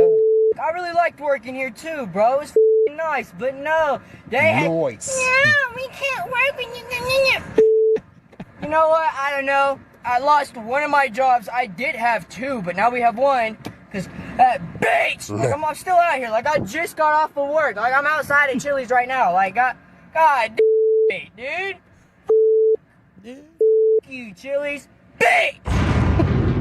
Poor guy, too. I know he was counting up those paychecks. Like, man, I'm going to get one of these paychecks on this Friday. The next one is on the Tuesdays. Your boy's going to be out of control. Double dipping. Get my own apartment here pretty soon. Didn't happen for him, man. I love the young man's perspective on what's a long time on the job. I've been here for months. I've been here for months, man. Taking extra shifts. Let's go to Bubba Dub. I don't know about y'all, but when they showed Trayvon Diggs slip, first person I thought was Bubba Dub. Yeah. The very first person. I was like, oh, man. You got to get cooked again, bro. Because, Trayvon Diggs jumped in Bubba Dub's DMs. Yeah. Yeah, about the disrespect. And even Dez Bryant came out and defended Diggs. Well, Bubba Dub got a little word for both of them. And I got to be real with y'all here tonight, man. I can't lie no more. I can't. Trayvon Diggs, trash. Trayvon, you absolutely trash. Third player of the game, you get flamed up. Hot Cheetos is your name, boy. Got Caleb Williams out there looking like a third-year Patrick Mahomes today. Caleb Williams ain't that damn good. He was just about to get benched. You hoe, you. I told you, did. Get your mind off them hoes and get your mind in them books. Y'all see him? Got flamed up. Gonna take 3 or 4 plays off. Act like he hurt. You ain't hurt. You sorry. Dez Bryant, bring your bad ass here. Now, you told me I don't know coverages. Y'all talking about they were playing zone. But it was the reason why they were playing zone, because he couldn't play man. Now, defend him now. Defend him now. He a hoe. Dang. You want to take up for him? Come get this heat. Yeah, Trayvon Diggs, a.k.a. Lieutenant Dan. No legs is what they call him. Oh, no. I I thought maybe I talked trash to you to make you play better. It didn't work. You slipping like you on a damn banana peel, boy. You hoe you. Nice. Yeah, he let it get personal there, Trayvon did, and Bubba Dub said, I'm your Huckleberry. Just 27 years old. I guess I would take up that Trayvon's trying. He's coming back early from this injury. I think he's trying to say, okay, you guys really need me. I'm going to go early from this thing. You shouldn't come back after, 8 months, 9 months from microfracture, a year after ACL. He's moving like he's not the same. He's moving like he needs another year off for sure. But he did try to tackle yesterday. I can appreciate that. He didn't do too bad, but wow. Let's go to Texas Tech versus Utah. Yeah. The announcers put some doubt on the Texas Tech kicker. Put some doubt on me. Don't put Joel Klatt. Yeah, don't put no doubt on me. 58-yarder. Like Serena's daddy said, don't put no doubt on her ears like that. She's confident. This one, folks, from 58 yards away. I don't think he's got the leg. Utah should have somebody back under the goalposts. There's a good likelihood that this is short. Good snap, clean hold. Take that, Joel Klatt. Wow, what a kick. How about that? Harrington's long was 47, like you said. They bring him in, and he drills it. What a kick. Stones. I love those guys. Yeah, Gus and Joel are good together. Oh, Gus in the morning, bro. Wakes you up. That big noon kickoff with Gus. Wow! Screaming at you. It's 11. It's 11:01. Screaming, bro. The game just started. You're already excited. It's a kickoff. That's why I couldn't do soccer. You know, soccer's more of a conversation, and it's like everything was a wow and a boom. Yeah, I love it. Could you imagine him doing like the Masters? Boom. It's just golf. Yeah, get him on the mat. That'd be great. I love that. Let's see what else we got. We got time. Yesterday was a church day. Pray you got your blessing. Shout out to my Reverend Dr. Pastor Freddie Haynes, brother. Get well. Get well. We have a pastor right here that has some things to say about other pastors that have been disrespecting him. Care if you like me anyway. I know you don't like me. You don't like my position. I didn't apologize to you. I didn't try to get along with you. And you still don't like me. Now the flesh saying you getting ready to get your ass whipped. Whoa. But the spirit says I am a servant. I wish I had a prayer church. That's what it's saying. Y'all know what I'm talking, y'all the truth. It's balanced. You have the flesh and you have the spirit. And the spirit is saying, no, don't do it. That's the flesh. Leave him alone. Y'all ain't saying that. The spirit is saying, just be a servant. Don't leave your church. Oh, the flesh is saying, pop the trunk. When you come outside, I'm going to put gasoline in man. I'm getting ready to pull a switch, babe, from like Charnella from under my tongue. And I'm getting ready to show you what I'm working with. Come on now. Popping the trunk, pastors. Everybody got to relax, bro. We got to relax. Flesh is ready to pop the trunk. Flesh! Wow, Spirit says pray for the guy. Yeah. I love it. Is that guy still preaching? I'm pretty sure. I'm pretty sure, yeah. Just about got my sub. Wow. Listen, hold on. I'll play this real quick. Listen to your boy Fred. Driven by our D&M Leasing Studios. Thanks for turning it on, leaving it on. 105.3 The Fan. Welcome in H-Town. Glad to have each and every one of you on board on a Sunday morning. H-Town. Oh, my God. Did I just say that? Oh, my. Isn't that crazy? Slipped out once again. Oh, no, Freddie. Probably having a nervous day with the Astros getting swept by the Mariners over the weekend. Boy. Yeah, he was feeling that. Did you listen to the Fan After Dark on Thursday night? No. I was in here, bro. They argued for 18 straight minutes. Yeah. Wow. It was the argument that doesn't end. Yes, it goes on and on, my friend. Yeah. Can happen at any time with those two. They just gaslight each other. Kept going, bro, in circles. It's crazy. Fan After Dark coming up tonight, 8 to 11. You'll have the Cowboys Hour with Brad Sham and Kevontae Turpin from 7 to 8.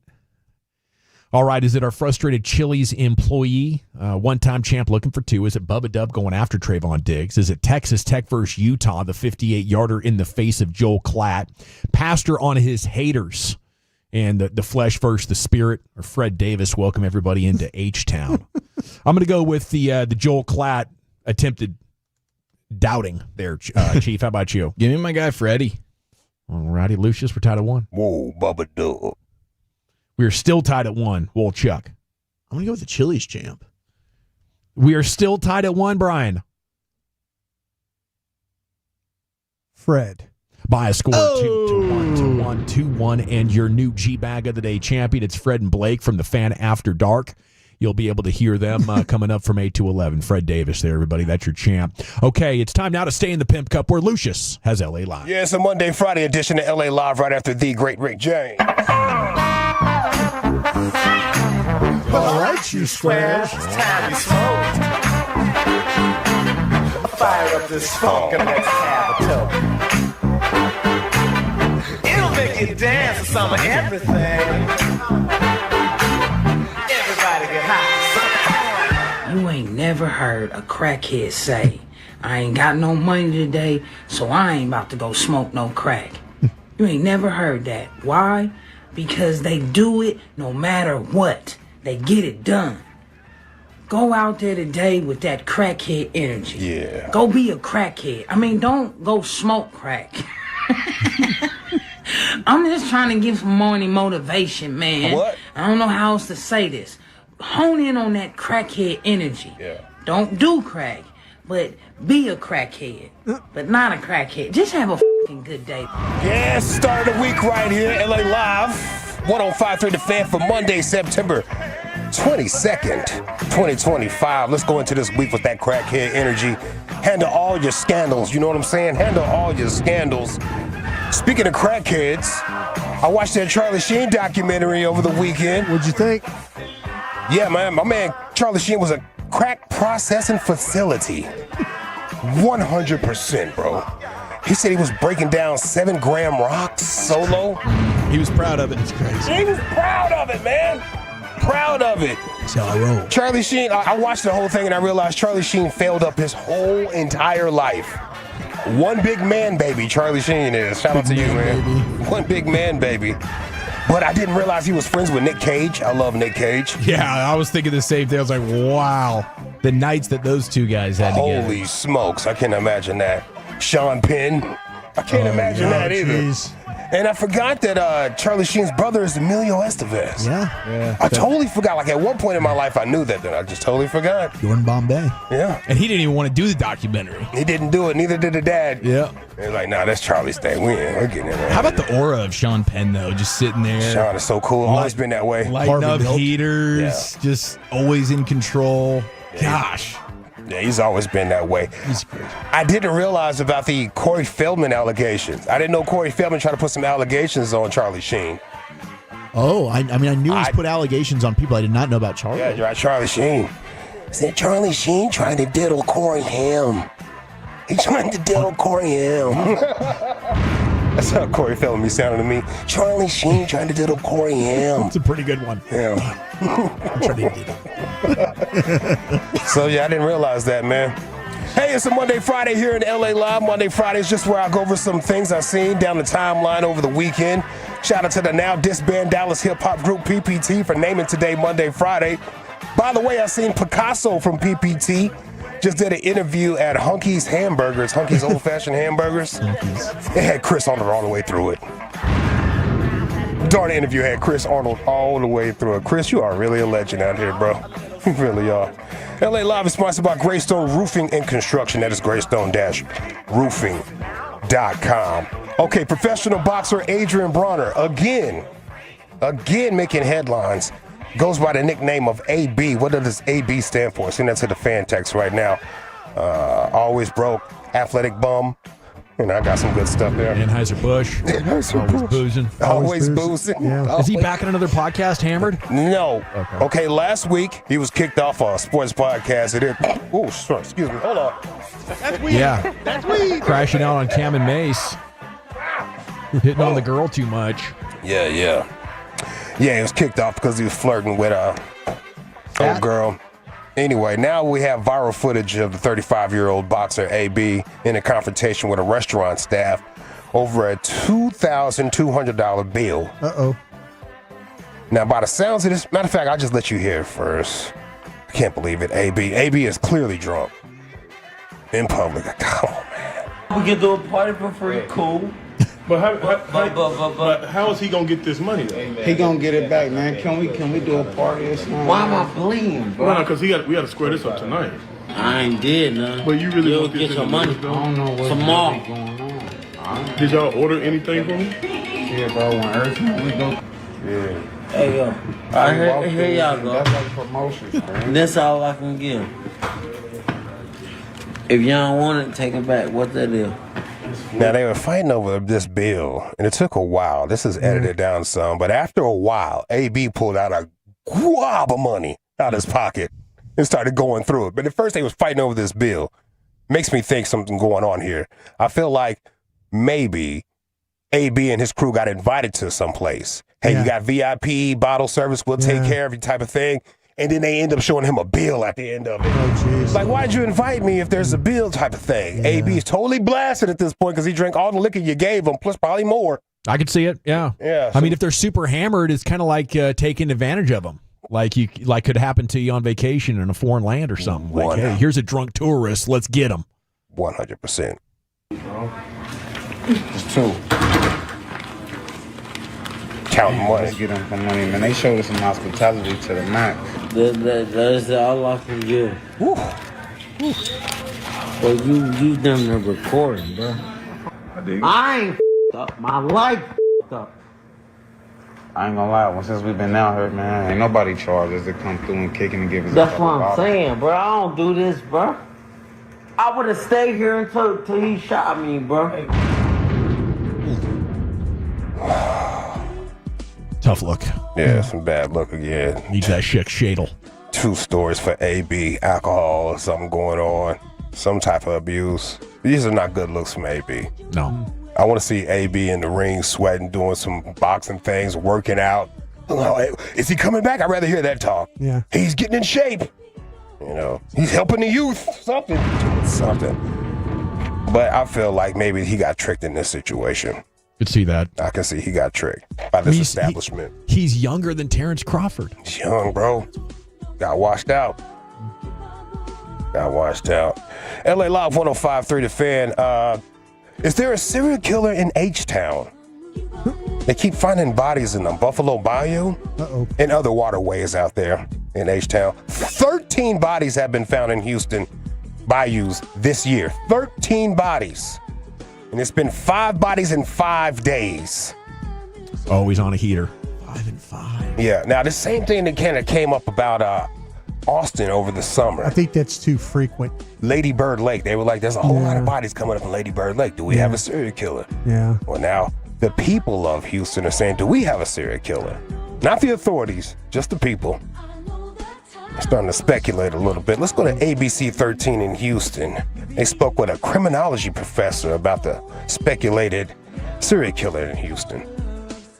UHD criminal justice professor Dr. Krista Gearing is urging people not to jump to conclusions. I don't think it's a serial killer because a lot of times you have accidental deaths that end up in waterways. Dr. Gearing points to several factors: that the bodies were found at 4 different bayous, that there are men and women, as basic indicators that they are likely not related. Because a lot of times you think, oh, they're in the bayou, they're dumping the body to get rid of evidence, right? Because that's what we see on those shows, that the water will wash away the evidence, and that's what happens. People could have just had an accident. People could have done this to themselves. People could have